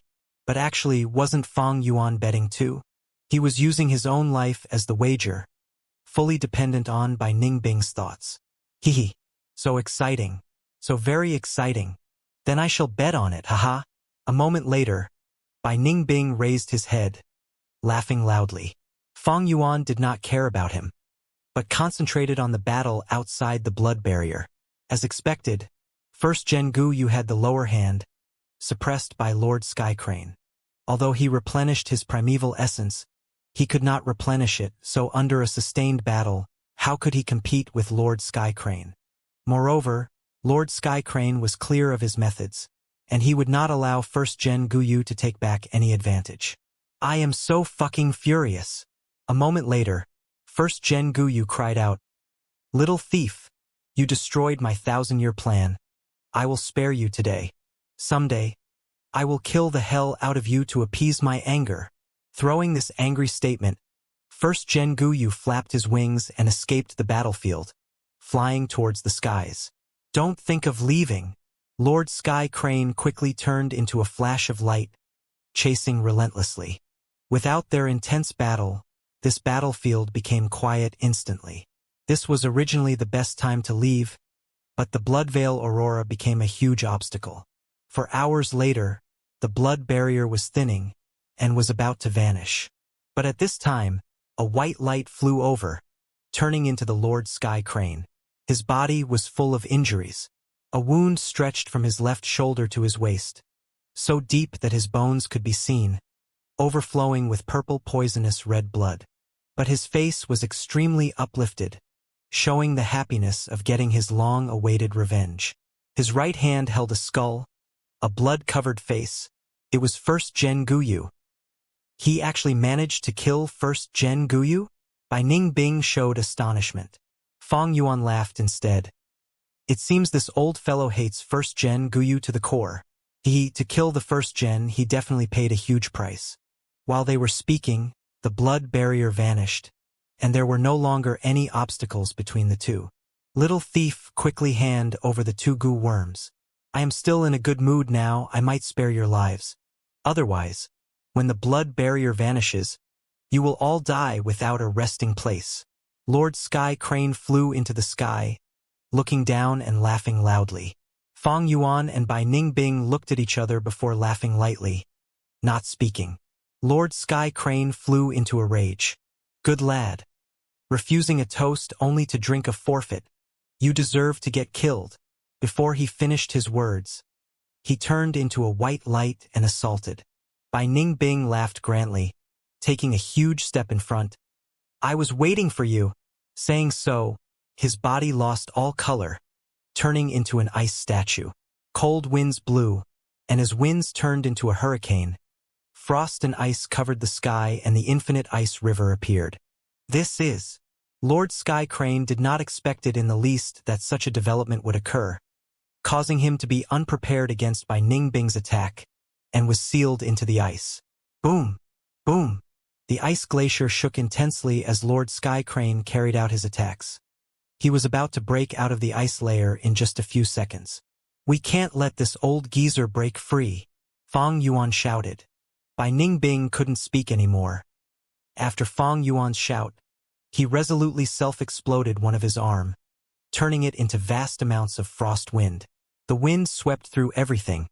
The glacier spread and the ice layer rapidly thickened by 100 feet. Lord Sky Crane roared within the ice and started attacking in a frenzy. Bai Ningbing exploded his other arm. More ice condensed and the glacier repeatedly pressed down on Lord Sky Crane, suppressing him every time he tried to break through. Under Bai Ningbing's meticulous control, the ice moved like an army, firmly entrapping Lord Sky Crane. Lord Sky Crane may be a rank 5 Gu master, but after killing Gu Yu first head, he was thoroughly spent. He attacked again and again but couldn't break out in the end. It is actually Northern Dark Ice Soul physique. But if you want to kill me with just this, you can keep on dreaming. He suddenly realized and immediately activated life-retaining Jade Burial Goo. Green jade light came into being and covered his body. Then the rays of light turned from virtual to material, changing into a transparent jade coffin with Lord Sky Crane inside it. This jade coffin was abnormally hard. Even after trying multiple times, Bai Ningbing was not able to put even a scratch on it. In the end, he could only add more ice layers around the jade coffin, forming an ice peak that was hundreds of feet high. Fang Yuan had watched all this from the sidelines. Worthy of being a 10 extreme physique, he was impressed even though this was his second time seeing it. Fang Yuan was standing right beside Bai Ningbing. Right now, Bai Ningbing had destroyed his two arms and was turning into an ice sculpture. Even his appearance was becoming indistinct as the ice slowly covered him. Both his appearance and his consciousness were slowly dissipating. Once his consciousness fades, he would be completely dead. As the ice layer started to spread towards himself, Fang Yuan was clear on what he had to do. It is impossible to escape by myself. I will be sealed and frozen to death by the glacier sooner or later. It's time. Immediately, he took out a pair of goo worms from his aperture. One black goo and one white goo were revolving around each other in an orbit, forming a light sphere of Taiji diagram. This was the yin-yang rotation goo. Go! Fang Yuan willed it. The black goo immediately flew out and merged into Bai Ningbing's ice sculpture. Fang Yuan may just be a rank 1 right now, but his aperture still contained large amounts of rank 3 snow-silver primeval essence which he almost used up in activating this goo. In the instance when the black goo went into the ice sculpture, black light burst out everywhere. Yin Qi gathered from all around and formed into an energy vortex in the air. A completely new life force came into being within the ice sculpture and started growing vigorously. The dazzling black light dissipated. The ice sculpture cracked and broke into pieces, which then flew scattered to the surroundings. A white gown, silver hair, intact arms, picturesque appearance with lovely blush on the cheeks. Bai Ningbing broke free of the ice and came out. The blizzard came to a sudden stop and the cold air also completely dispersed. The ice layer stopped a few inches from Fang Yuan. He had lived through this near-death experience. I am really alive. Bai Ningbing was shocked. He looked at his pretty jade-like hands and then felt his whole body. His disbelief changed to ecstasy. Ha ha ha. Fang Yuan laughed brightly. I used the yin goo of yin-yang rotation goo on you. This goo can change yang to yin and give you a complete transformation. It is a rank 4 healing goo and has the effect of bringing the dead to life. It has a weak point though, and that is, the goo master's aptitude will be lowered by 10% once it is used. Bai Ningbing possessed the 10 extreme physique, which was a 100% aptitude. Now, his aptitude was lowered by 10% and was equal to Fang Yuan's 90% aptitude. This news to others might have been grievous, but to Bai Ningbing it was joyous news. This feels great. My aptitude has been lowered. I no longer have the Northern Dark Ice Soul physique. Haha. What does it matter if I only have 90%? Bai Ningbing started laughing loudly. Fang Yuan, however, shook his head. It is very difficult to change the 10 extreme physiques. Although this method lowered your aptitude, as you cultivate in the future, your aptitude will also recover until the day it turns into Northern Dark Ice Soul physique again. When that day comes, you will need to use this yang goo. It will turn you around again and lower your aptitude by 10%. Upon saying this, Fang Yuan put back the yang goo into his aperture in front of Bai Ningbing's dead straight gaze. Yin-yang rotation goo all come in pairs. You have already used that yin goo, so only the yang goo on me will have any effect on you. Don't even think of stealing it. I have already refined this yang goo. I can easily order it to self-destroy with just a thought, Fang Yuan explained. He only had rank 1 cultivation now, but Bai Ningbing was still a rank 3 goo master. Naturally, he needed some ways to stop Bai Ningbing from taking actions against him. I see, Fang Yuan. You really planned it all. Bai Ningbing heaved a long sigh. What do you want from me for that yang goo? Ha ha ha. Fang Yuan laughed for a good while then turned serious. Qingmao Mountain has already turned into a desolate ice mountain. The 3 great clans along with countless living beings have all been frozen and will die within 3 to 5 days. Such a scene will definitely attract the attention and investigation of many forces. Moreover, that old man isn't dead and has sealed himself within the jade coffin, waiting to break out. We can't stay in Qingmao Mountain anymore. We need to leave. But look at me, I only have rank 1 cultivation now. I can't even take out my goo worms, much less leave by myself. Hence, I need to rely on your strength. This world is so big, so wondrous, and Qingmao Mountain is only a very small part of it.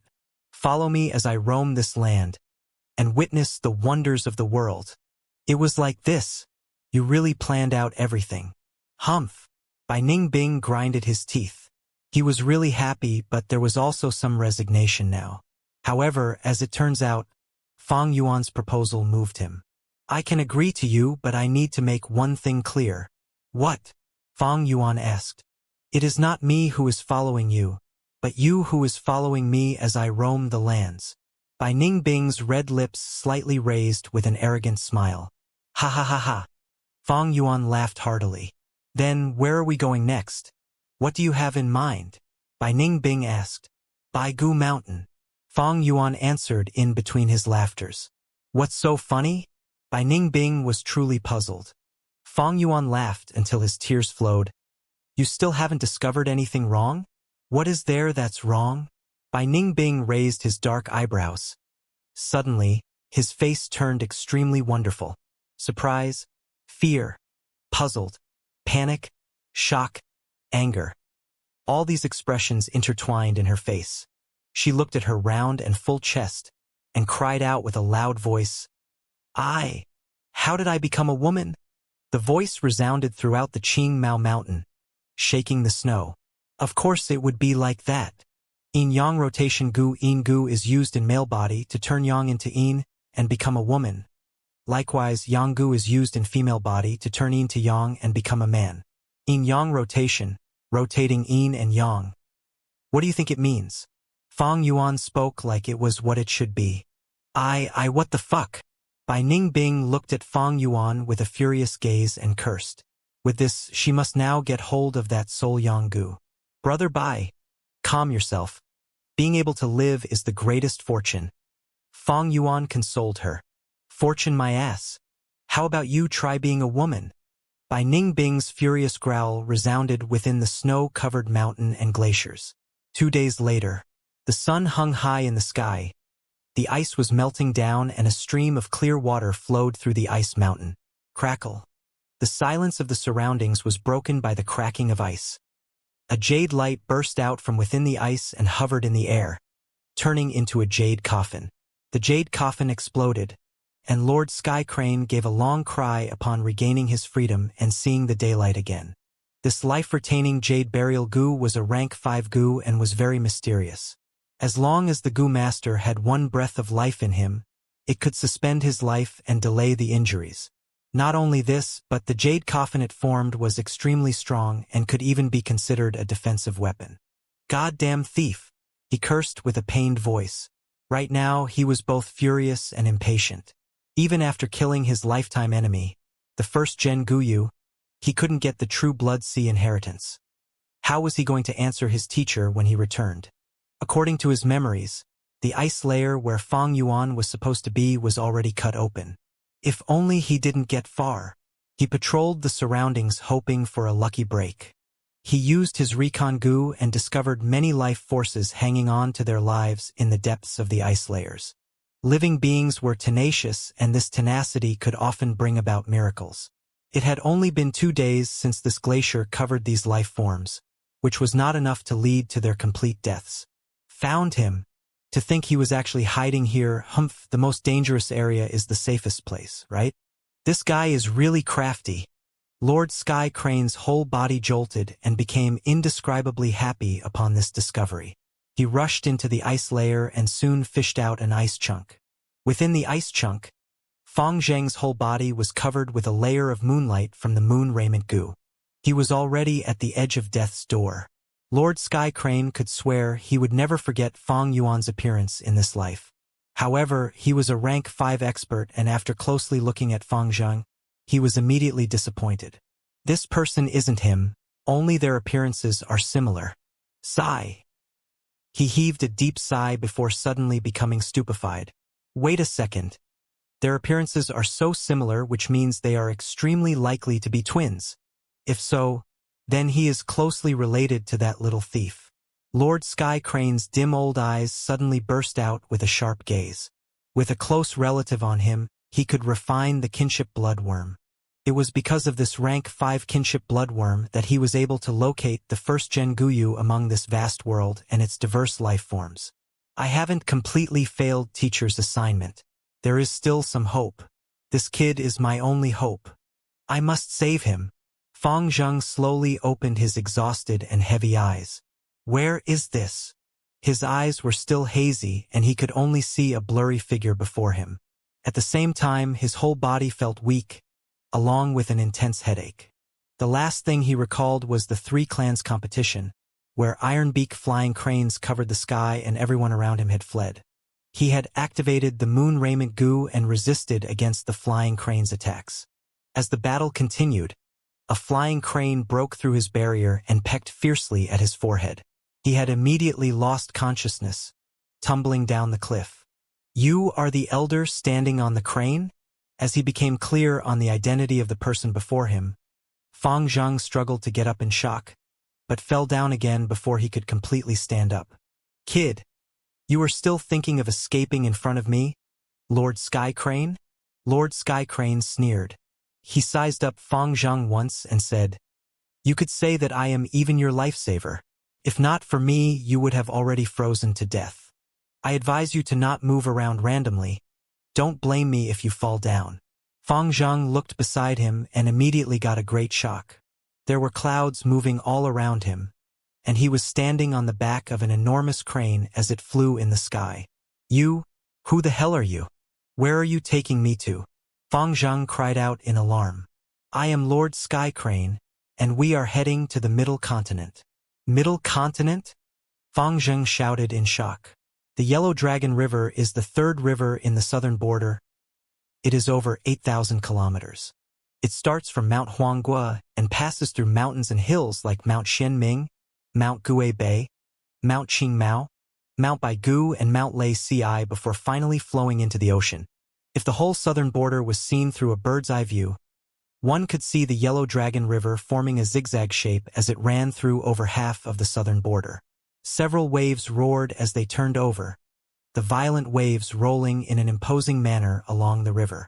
It bore through the crack between the shores, and fog was raised up into the blue sky. The Yellow Dragon River flowed rapidly and unceasingly. Many creatures lived in the river: fishes, turtles, snakes, clams, and other life forms. At this moment, there was a bamboo raft bobbing up and down with the waves. This green raft looked quite battered and seemed to be in need of repair. There was a simple and crude mast in the middle with a shabby white sail hanging on it. A pile of goods were put around the mast to stabilize the center of the raft. The bamboo were tied with hemp ropes and there were many loops around some areas. They were clearly hurriedly done as the raft sailed through the river.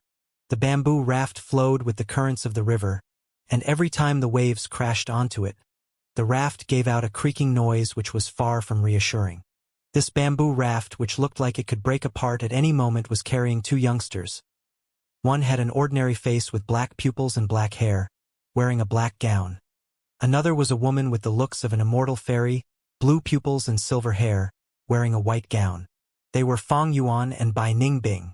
After the battle at Qingmao Mountain, Bai Ningbing self-exploding his northern dark ice soul physique and sealed Lord Sky Crane for the moment. They used all their strength to break out of the ice, then cut off some Qingmao bamboos to make this raft before immediately hitting the road to flee. Fang Yuan's 1,000-li earth wolf spider was already dead, and ever since Bai Ningbing's white form immortal snake had flown out on its own, there had been no news from it. With no transportation goo worms, the 2 would definitely be caught by Lord Sky Crane if they were to move on land, as their speed would be too slow. Thus, Fang Yuan could only think of this method. Many tributaries of Yellow Dragon River flowed through Qingmao Mountain. Previously, the rank 5 river swallowing toad had flowed with the main course of Yellow Dragon River and accidentally flowed to the foot of the Qingmao Mountain. The bamboo raft flowed through one of the tributaries to the main river course, and as it flowed with the river, its speed was naturally extremely fast. It has been 5 days, it doesn't look like that old guy will come, Fang Yuan mumbled as he stood on the bamboo raft and took a glance behind him. The bamboo raft speed could definitely not match the Ironbeak Flying Crane King. But the iron-beak flying crane king would definitely need to rest and couldn't compare with the bamboo raft which continuously flowed with the river. And as more time went by, Fang Yuan became more assured. Moreover, Fang Yuan recalled that Lord Skycrane had returned alone after killing the Guyu first head. The iron-beak flying crane king was likely to be already dead. The raging waves of the river bombarded their ears. Bai Ningbing took a glance at Fang Yuan. She might not have understood the details in his words, but knew what he meant. She laughed loudly. "What are you so worried for? If that old geezer chases us, we will just fight to death. Fighting on this yellow dragon river will be extremely spectacular. Well, the thing is that if we die here, we will end up in the stomachs of some fishes."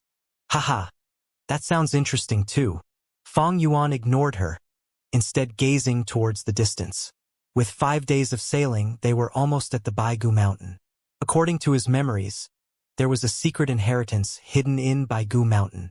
The inheritance was arranged by a rank 4 Gu master of the righteous path, for someone fated to it.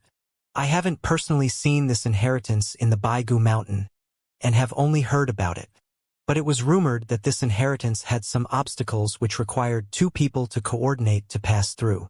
When Fang Yuan thought of this, he gave a casual glance towards Bai Ningbing. Although they were traveling together, it was only due to the situation and the pressure of a powerful enemy. He himself was only at rank 1 initial stage and absolutely needed help to roam outside. But with Bai Ningbing turning into a woman, he had the greatest hold on her in the Yanggu, giving her no choice but to compromise. After entering the Baigu Mountain, could they really coordinate with one mind? It was a big question mark. Snap. Suddenly, a muffled sound was heard. Not good. The rope has come off. This sound was very familiar to Bai Ningbing as she immediately shouted. The force of the river flow was fierce, and in these 5 days, who knows how many times the hemp rope binding the raft had rotted out due to it. Fortunately, Fang Yuan had made enough preparations before they had set out. "Quick, get the hemp rope. I will hold it till then." Fang Yuan immediately crouched down and used his hands to hold the areas where the rope had come loose, preventing the situation from getting messed up. The river flowed fast and violently. It would take a lot of strength to hold the bamboo raft. Bai Ningbing wasn't qualified for this. Only Fang Yuan, who had the strength of 2 boars, was. Luckily, this situation had occurred multiple times before, and Bai Ningbing had become more experienced in dealing with this. She quickly went to get the hemp rope tied around the simple and crude mast in the center of the boat. "Here, take it." She rushed over and handed the hemp rope. Fang Yuan agilely took it and rapidly coiled it around the loose areas, with sweat starting to drip off his head as he concentrated on the task. After coiling the hemp rope around the loose area several times, the raft finally stabilized. This raft has already suffered a lot of damage. From the looks of it, it can only continue on for a day. We need to reach the shore in this duration. Fang Yuan heaved a sigh. Yellow Dragon River was not safe at all. Who knew how many dangers were hidden within this raging river? If the bamboo raft fell apart in the middle of the river, Fang Yuan and Bai Ningbing would have no choice but to go with the river, with no way of telling if they would survive. Ta! There was a soft, muffled sound. What was that sound? Fang Yuan immediately furrowed his brows. Bai Ningbing listened closely with a doubtful expression. "What sound? I didn't hear anything."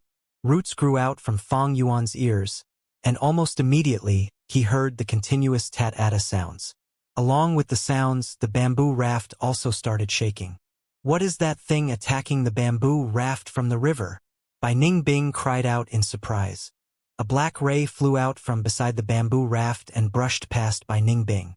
This black shadow was too fast and couldn't be seen clearly.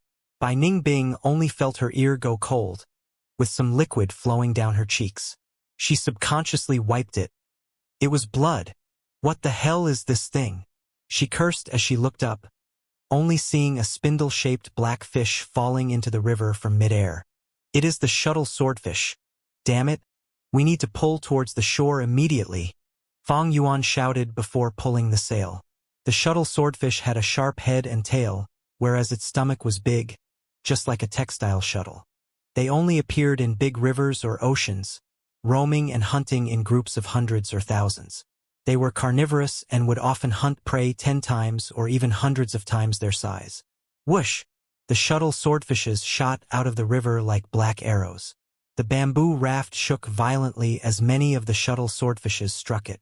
Fortunately, Qingmao bamboo was a top-grade bamboo. It was very strong and durable, but as the shuttle swordfishes kept on piercing the bamboo raft from below, the raft looked like it would fall apart at any moment. The sail was adjusted to borrow the force of the wind. Thus the raft leaned to a side and sailed quickly towards a riverbank. However, the group of shuttle swordfishes had no intention to give up. They scuttled beneath the river and attacked the raft violently. Crack! A Qingmao bamboo was split open and a shuttle swordfish smashed upon the bamboo raft.